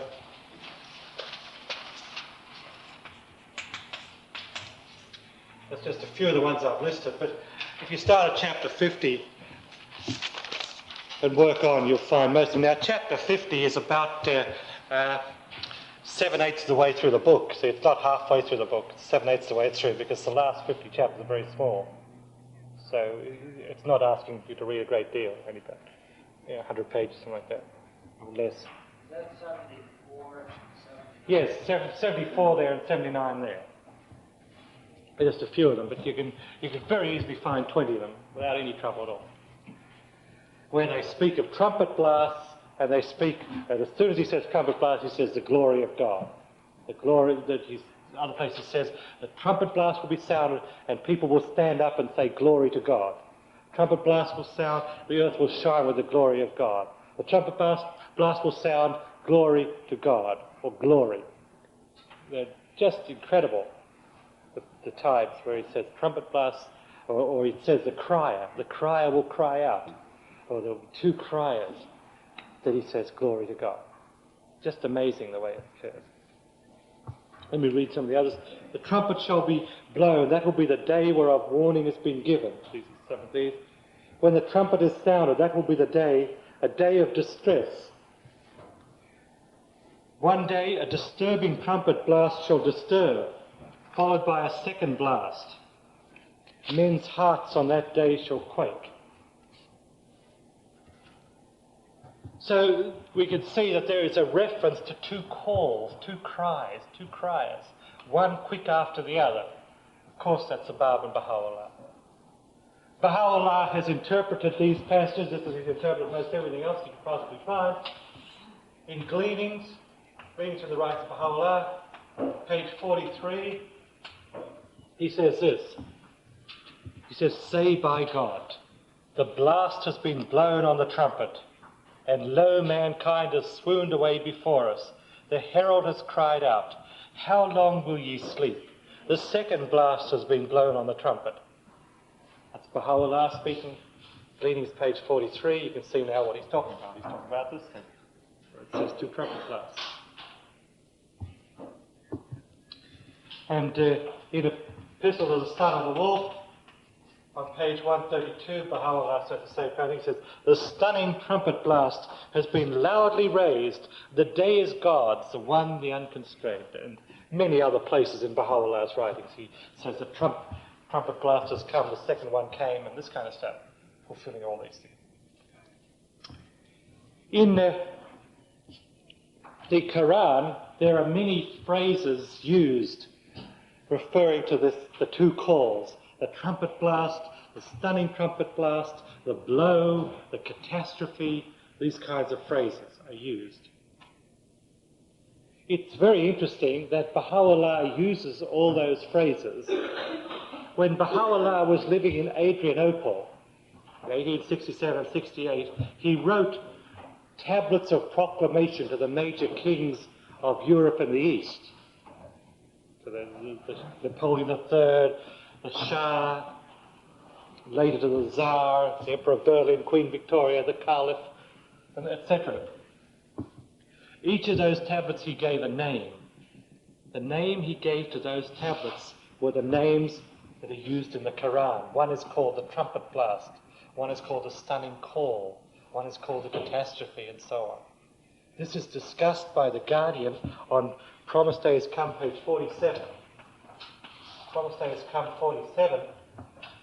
you'll find there the Guardian refers to the fact that Baha'u'llah gave a name or a title to each of his tablets of proclamation, such as trumpet blast, etc. And then when you read these things in the Quran, you'll see that the titles Baha'u'llah used were the ones that used in the Quran. Yeah. One of the, or several of the Baha'i world, the sequence of the revelations. Yes. Oh, yes. Sure. And you can find versions. Yes. Yes. Those titles are there. Yes. The thing was, the titles that are there are not the terms Baha'u'llah called each one, like the Surah Mulk, the tablet to the kings. And but he also gave it a title, trumpet blast, stuff like that. But they're identified in that sequence in Baha'i world by the other name, not this term. It's very, it's very, yeah. But, I'm sure if one was to ask Mr. Kardem, he'd be able to tell you just like that. But I certainly don't know. And there must be many other Persian Baha'is who could help us on that. The Quran uses the term trumpet. It also uses the term cry. It refers to a crier. It refers to two cries, and it says the two cries would be like a single compelling cry. And that's, of course, we regard the call of the Bab and the call of Baha'u'llah as really the single proclamation. The two manifestations came. And Baha'u'llah refers to this cry on Gleanings on page 40, where he says very clearly, the crier has cried out. And that's precisely as the Quran said, the crier would come and cry out. The term, as we've said, the term glory occurs very much. The term gate occurs in the Quran. In one place, Muhammad, well, not just one place, I can give you exactly where it was, 1514, Muhammad is speaking about the Day of Judgment and how people will be heedless and reject and stuff like that. He says, if we opened out to them a gate from heaven, they would just say our eyes have been intoxicated, we've been bewitched by sorcery. In speaking about the Day of Judgment, he said, if we were to open a gate from heaven, and as you know, the term gate in Arabic is the Bab, and this is the same as the title. Again, in another place where Muhammad is speaking of the Day of Judgment, he says, a wall will be put up between them. It's between the believers and the unbelievers, with a gate therein. Within will be mercy throughout, and without it will be wrath and punishment. So he refers to the Day of Judgment, a wall with a gate. Within is mercy, outside is wrath and punishment. Again, the use of the term gate. Yes?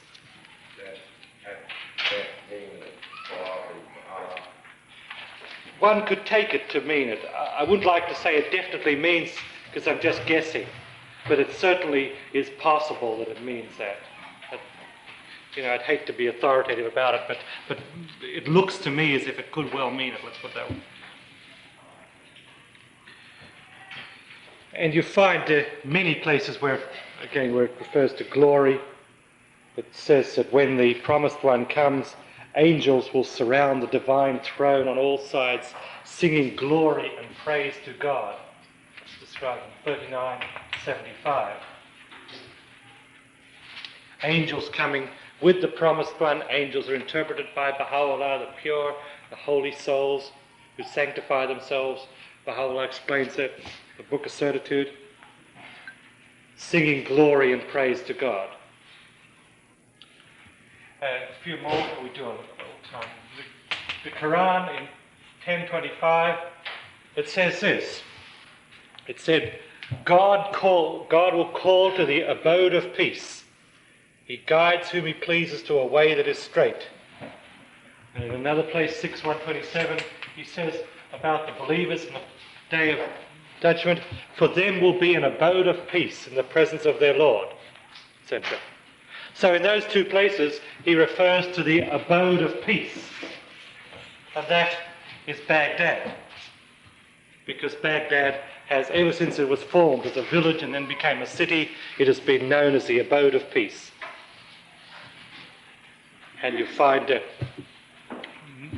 non-Baha'i Muslims who are very clear about this. Baghdad means abode of peace. It's been associated with Baghdad ever since its origin. And here we have two places in the Quran where Muhammad, revealing the Quran, says that God will call the believers to the abode of peace. And that it seems to relate to the fact that Baha'u'llah's declaration occurred in Baghdad, which is known as the abode of peace. Baha'u'llah discusses that in Book of Certitude, pages 174, 175, the fact that Baghdad is the abode of peace and fulfills the stuff in the Quran. Baha'u'llah goes into it there. And in one place where we're kind of burying in references, I'm afraid that there's not too many more of them. Another place, 5041, Muhammad speaks of the day of judgment and the trumpet call, and he says, "Listen for the day when the caller will call out from a place quite near." The day when they will hear a mighty blast in very truth. This will be the day of resurrection.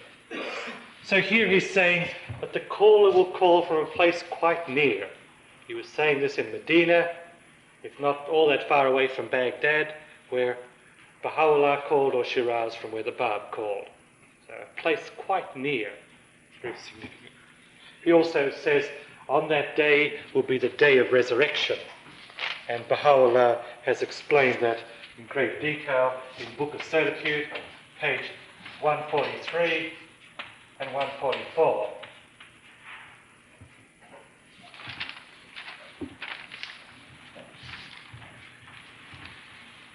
Well, those are basically the very clear prophecies of the Quran concerning this day of judgment and the coming of the twin manifestations. There are some others that are not so clear, that are somewhat elusive.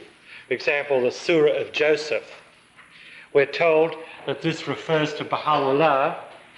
It's 112 verses, and the Bab revealed a commentary on it of 112 chapters, one chapter on each verse, so it's very detailed.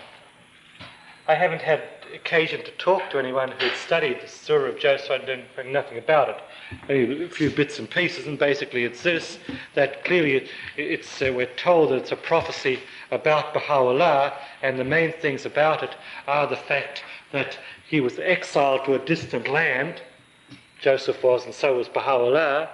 Secondly, Joseph was betrayed by his brothers, and so was Baha'u'llah, in the sense that Mirza Yahya, his half-brother, instigated so much of the persecution of Baha'u'llah, so rumours which led to Baha'u'llah's exiles stirred up enemies against him, poisoned him, and so on.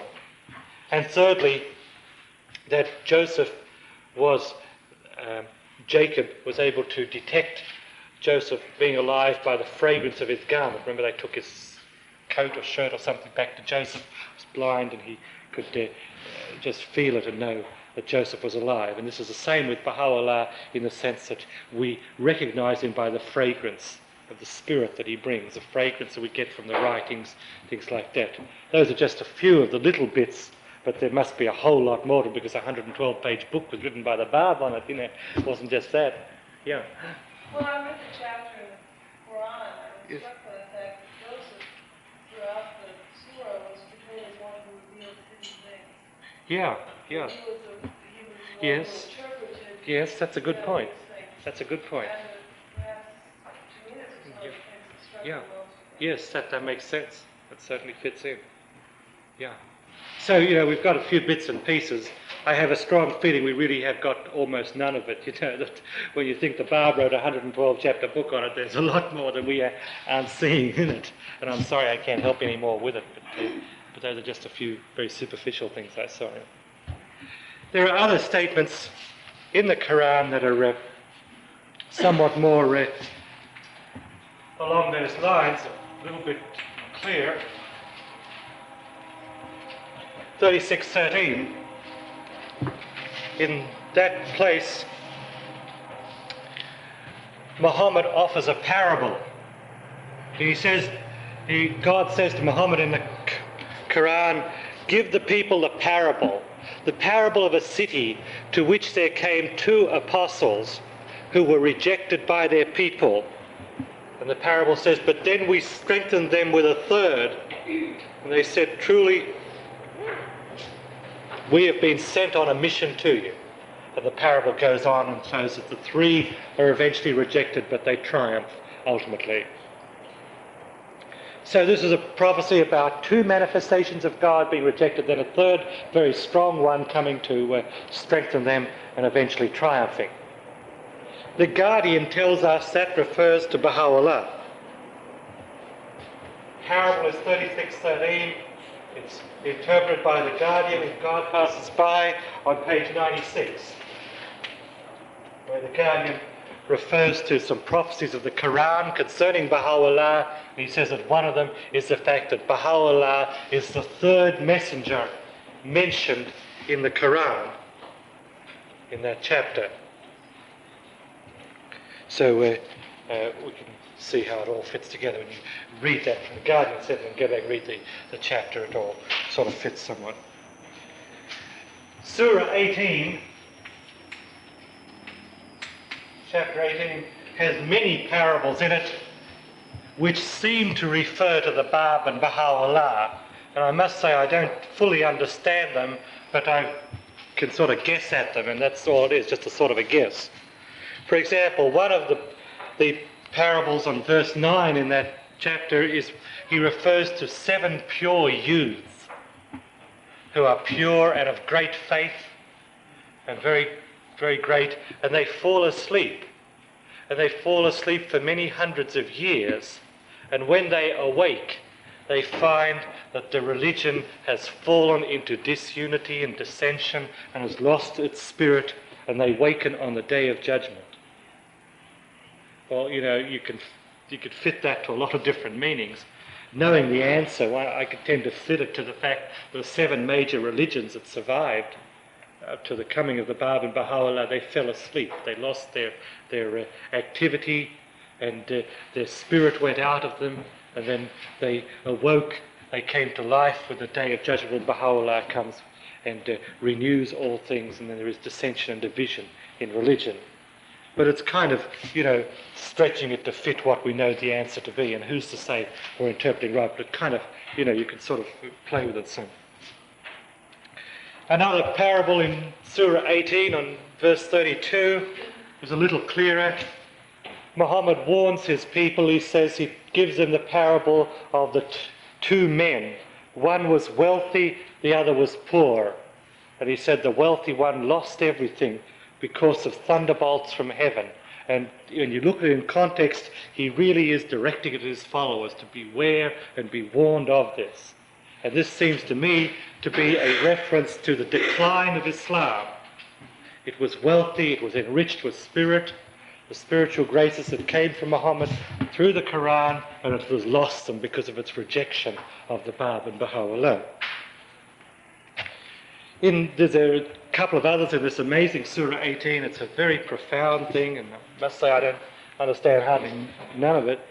Verse 65, there is the story of Moses. And Moses, there's a parable about Moses and somebody called Khidr, Khidr. I may be mispronouncing it, but Khidr is also mentioned in 7 Valleys. And what happens is this: Moses goes to Khidr, who is a great teacher, and teaches Moses, so he must have great status because Moses is a kind of manifestation of God. And Khidr takes Moses and shows him wonderful signs. First, Moses sees a boat being scuttled. Then he sees a young man being slain. And then he sees a wall which was in danger of breaking down being put together. And each time he wonders what it is. And then the Khidr explains it to Moses.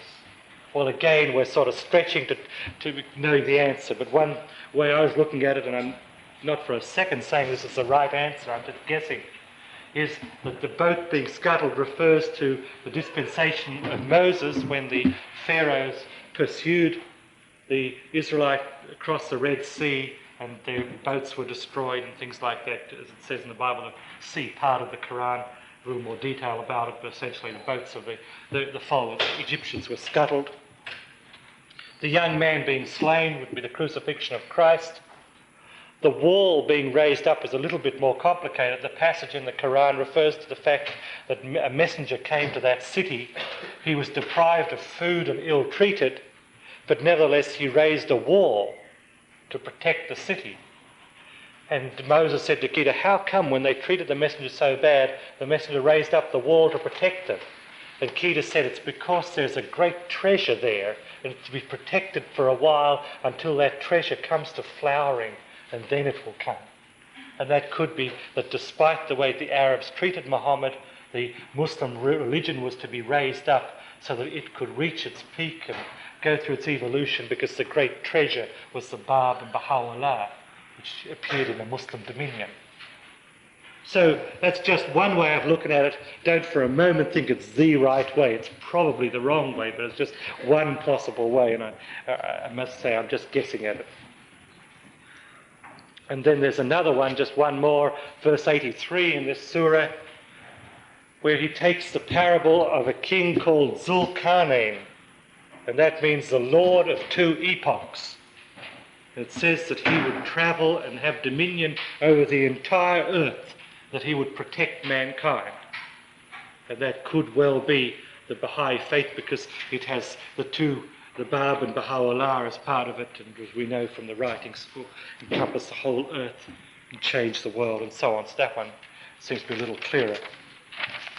Well, we come now to pretty well to the end of it. A couple of things to finish up with. The results of the Day of Judgment.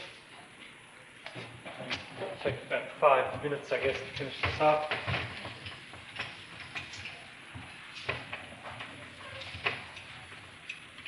Speaks about the results of the Day of Judgment, and the main point it makes is justice.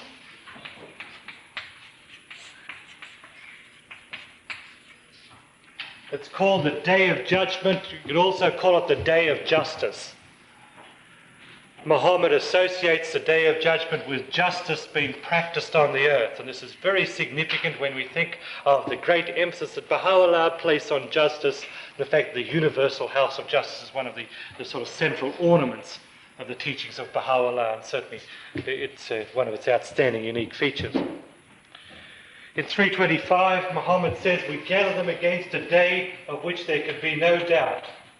Every soul will be paid out just what it has earned, without any injustice. He refers in 1047, when their apostle comes before them, the matter will be judged between them with justice. They shall not be wrong. 1771, one day we will call together all human beings with their religious leaders. They will not be dealt with unjustly in the least. And I'm sort of labouring the point, but 2147 says we shall set up scales of justice for the Day of Judgment, so that not a soul will be dealt with unjustly in the least. And other statements, God will judge with justice and truth. And this seems to be very much a reference to the universal house of justice, because Baha'u'llah tells us that it expresses the will of God, so the decisions of the universal house of justice represent in a very literal way God judging with justice and truth. Also 21. No, God judging with justice and truth is 40:20. There is one very interesting place in the Quran. A translator translates it this way. It says there'll be so much justice on that day that God will render justice even to a very small matter. And then the commentator who's translated the Quran says the literal translation is this, that God will render justice even to a tiny speck on a date stone. But the commentator says, I've translated that as even to a little thing. Well, it's kind of a pity he didn't use the literal translation, because the Bab uses precisely the same phrase. That justice is administered even to a speck on a date stone. You'll find the statement of the Quran in 449 and the Bab statement in Promised Days Come, page 88. In Promised Days Come, page 88, you'll find the statement where the Bab says, in this day, justice will be rendered even to a speck on a date stone. Tiny, tiny, weeny amount, even to that.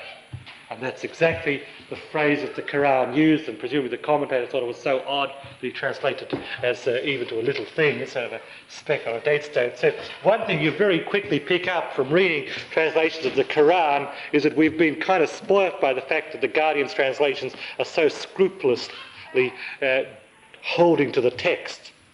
The translators of the Quran are not as scrupulous in that regard. They change it to what they think it should be or what they feel makes sense and stuff. There isn't the same degree of integrity, and so it's a little bit frustrating with any translation. The condition of the believers is described in that age. It says the righteous... Oh, this is one more point. This is really about the last thing we have to straighten out. What we're dealing with here is what's called the Muslim view of paradise. And Christian missionaries who have attacked Islam said Muhammad is a bad man because his view of paradise is so terrible. They've said Muhammad's view of paradise is people sitting around in gardens, drinking wine and having relations with virgins. We will see why they have formed that opinion when we read what the Quran has said, and then we'll see how this has been interpreted by Baha'u'llah. Okay? Firstly, what the Quran says. It says, I guess I should put up some references, 1545, it says, the righteous will be amid gardens and fountains of clear flowing water. Their greeting will be, enter ye in peace and security. Remember that was what Mullah Hussain, that's how what the Bab said to Mullah Hussain when he came to the house. Remember the Bab met Mullah Hussain outside the gates of Shiraz. They brought him to the house, they opened the door of the house and said, enter ye in peace and security, exactly what the Quran said. Okay. So we will remove from their hearts any lurking sense of injury. They will be brothers joyfully facing each other on thrones of dignity. Those who believe and work deeds of righteousness, to them shall we give a home in heaven, lofty mansions beneath which rivers flow. And they will say, praise be to God who has removed from us all sorrow. He said they will dwell in gardens of felicity, facing each other on thrones of dignity, round which will be passed a cup from a clear flowing fountain. They will suffer no intoxication therefrom.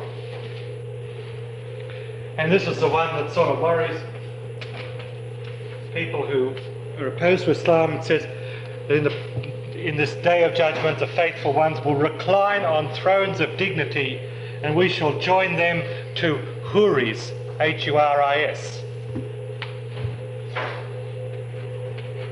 And Huris have been taken generally by Muslims and by opponents of Islam to mean virgins, putting it very bluntly.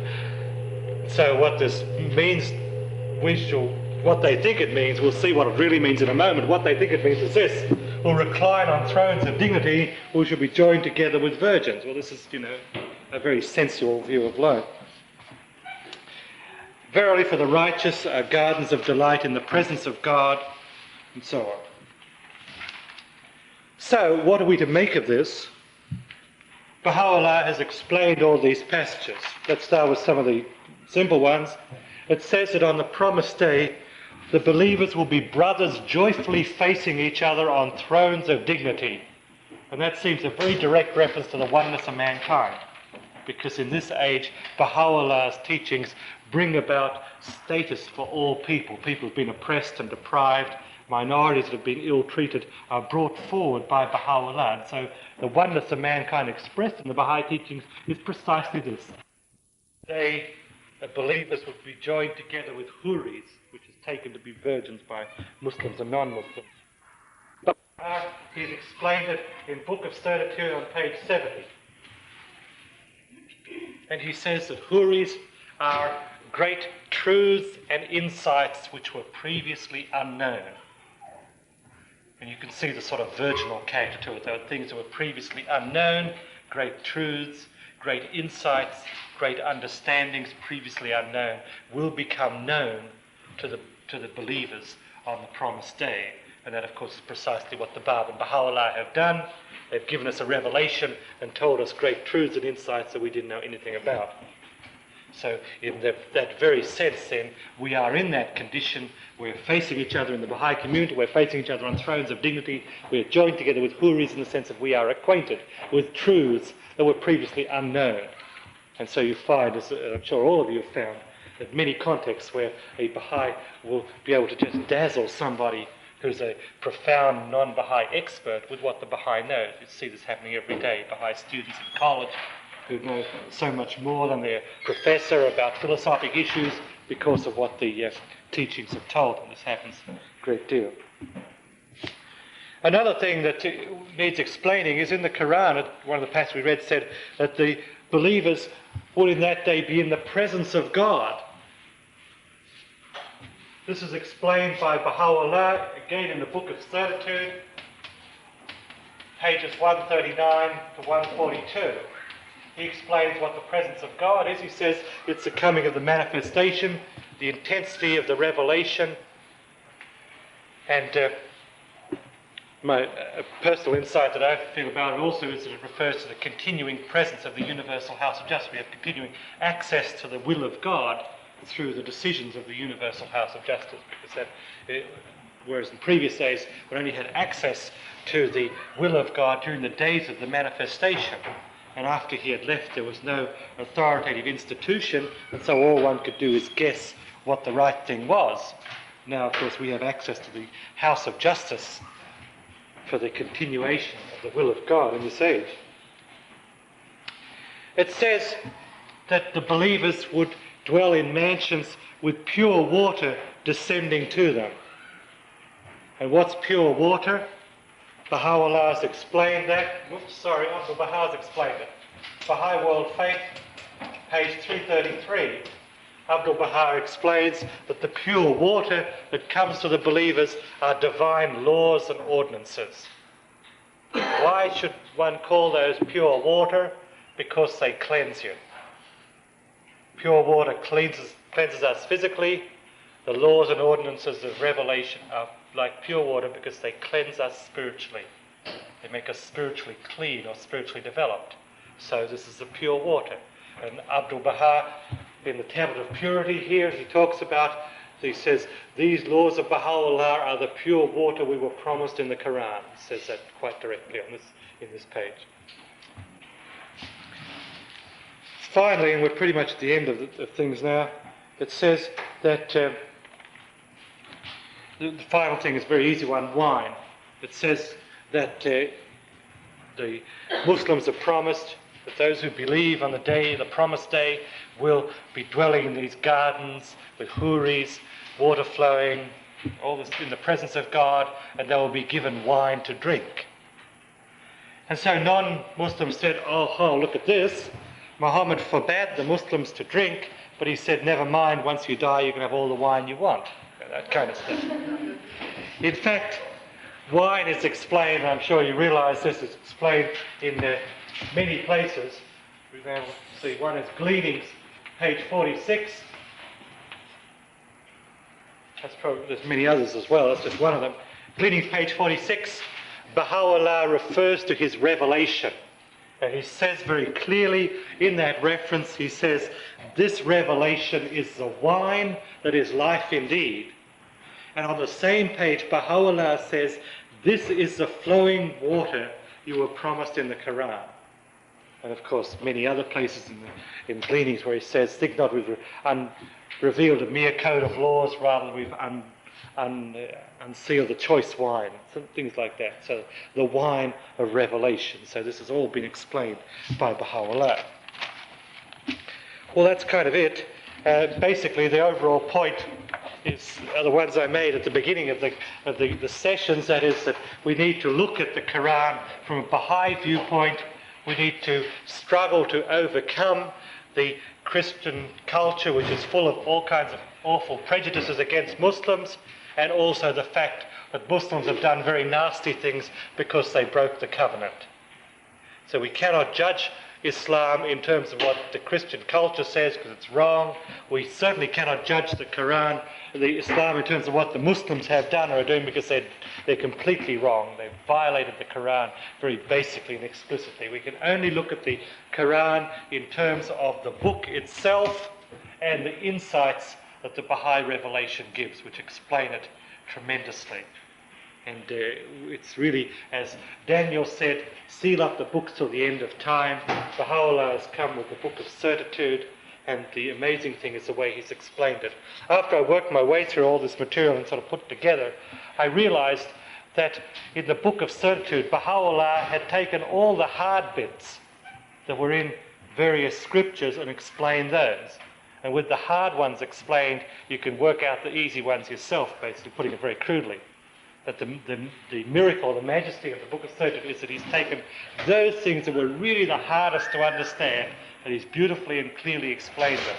And when you read some of the theology and see how for literally 1,000 years people tried to understand them and got nowhere, you can realize the magnitude of what Baha'u'llah has done. So overall, out of it, perhaps we come with an even greater appreciation of the intensity of the revelation that Baha'u'llah has brought. Thanks.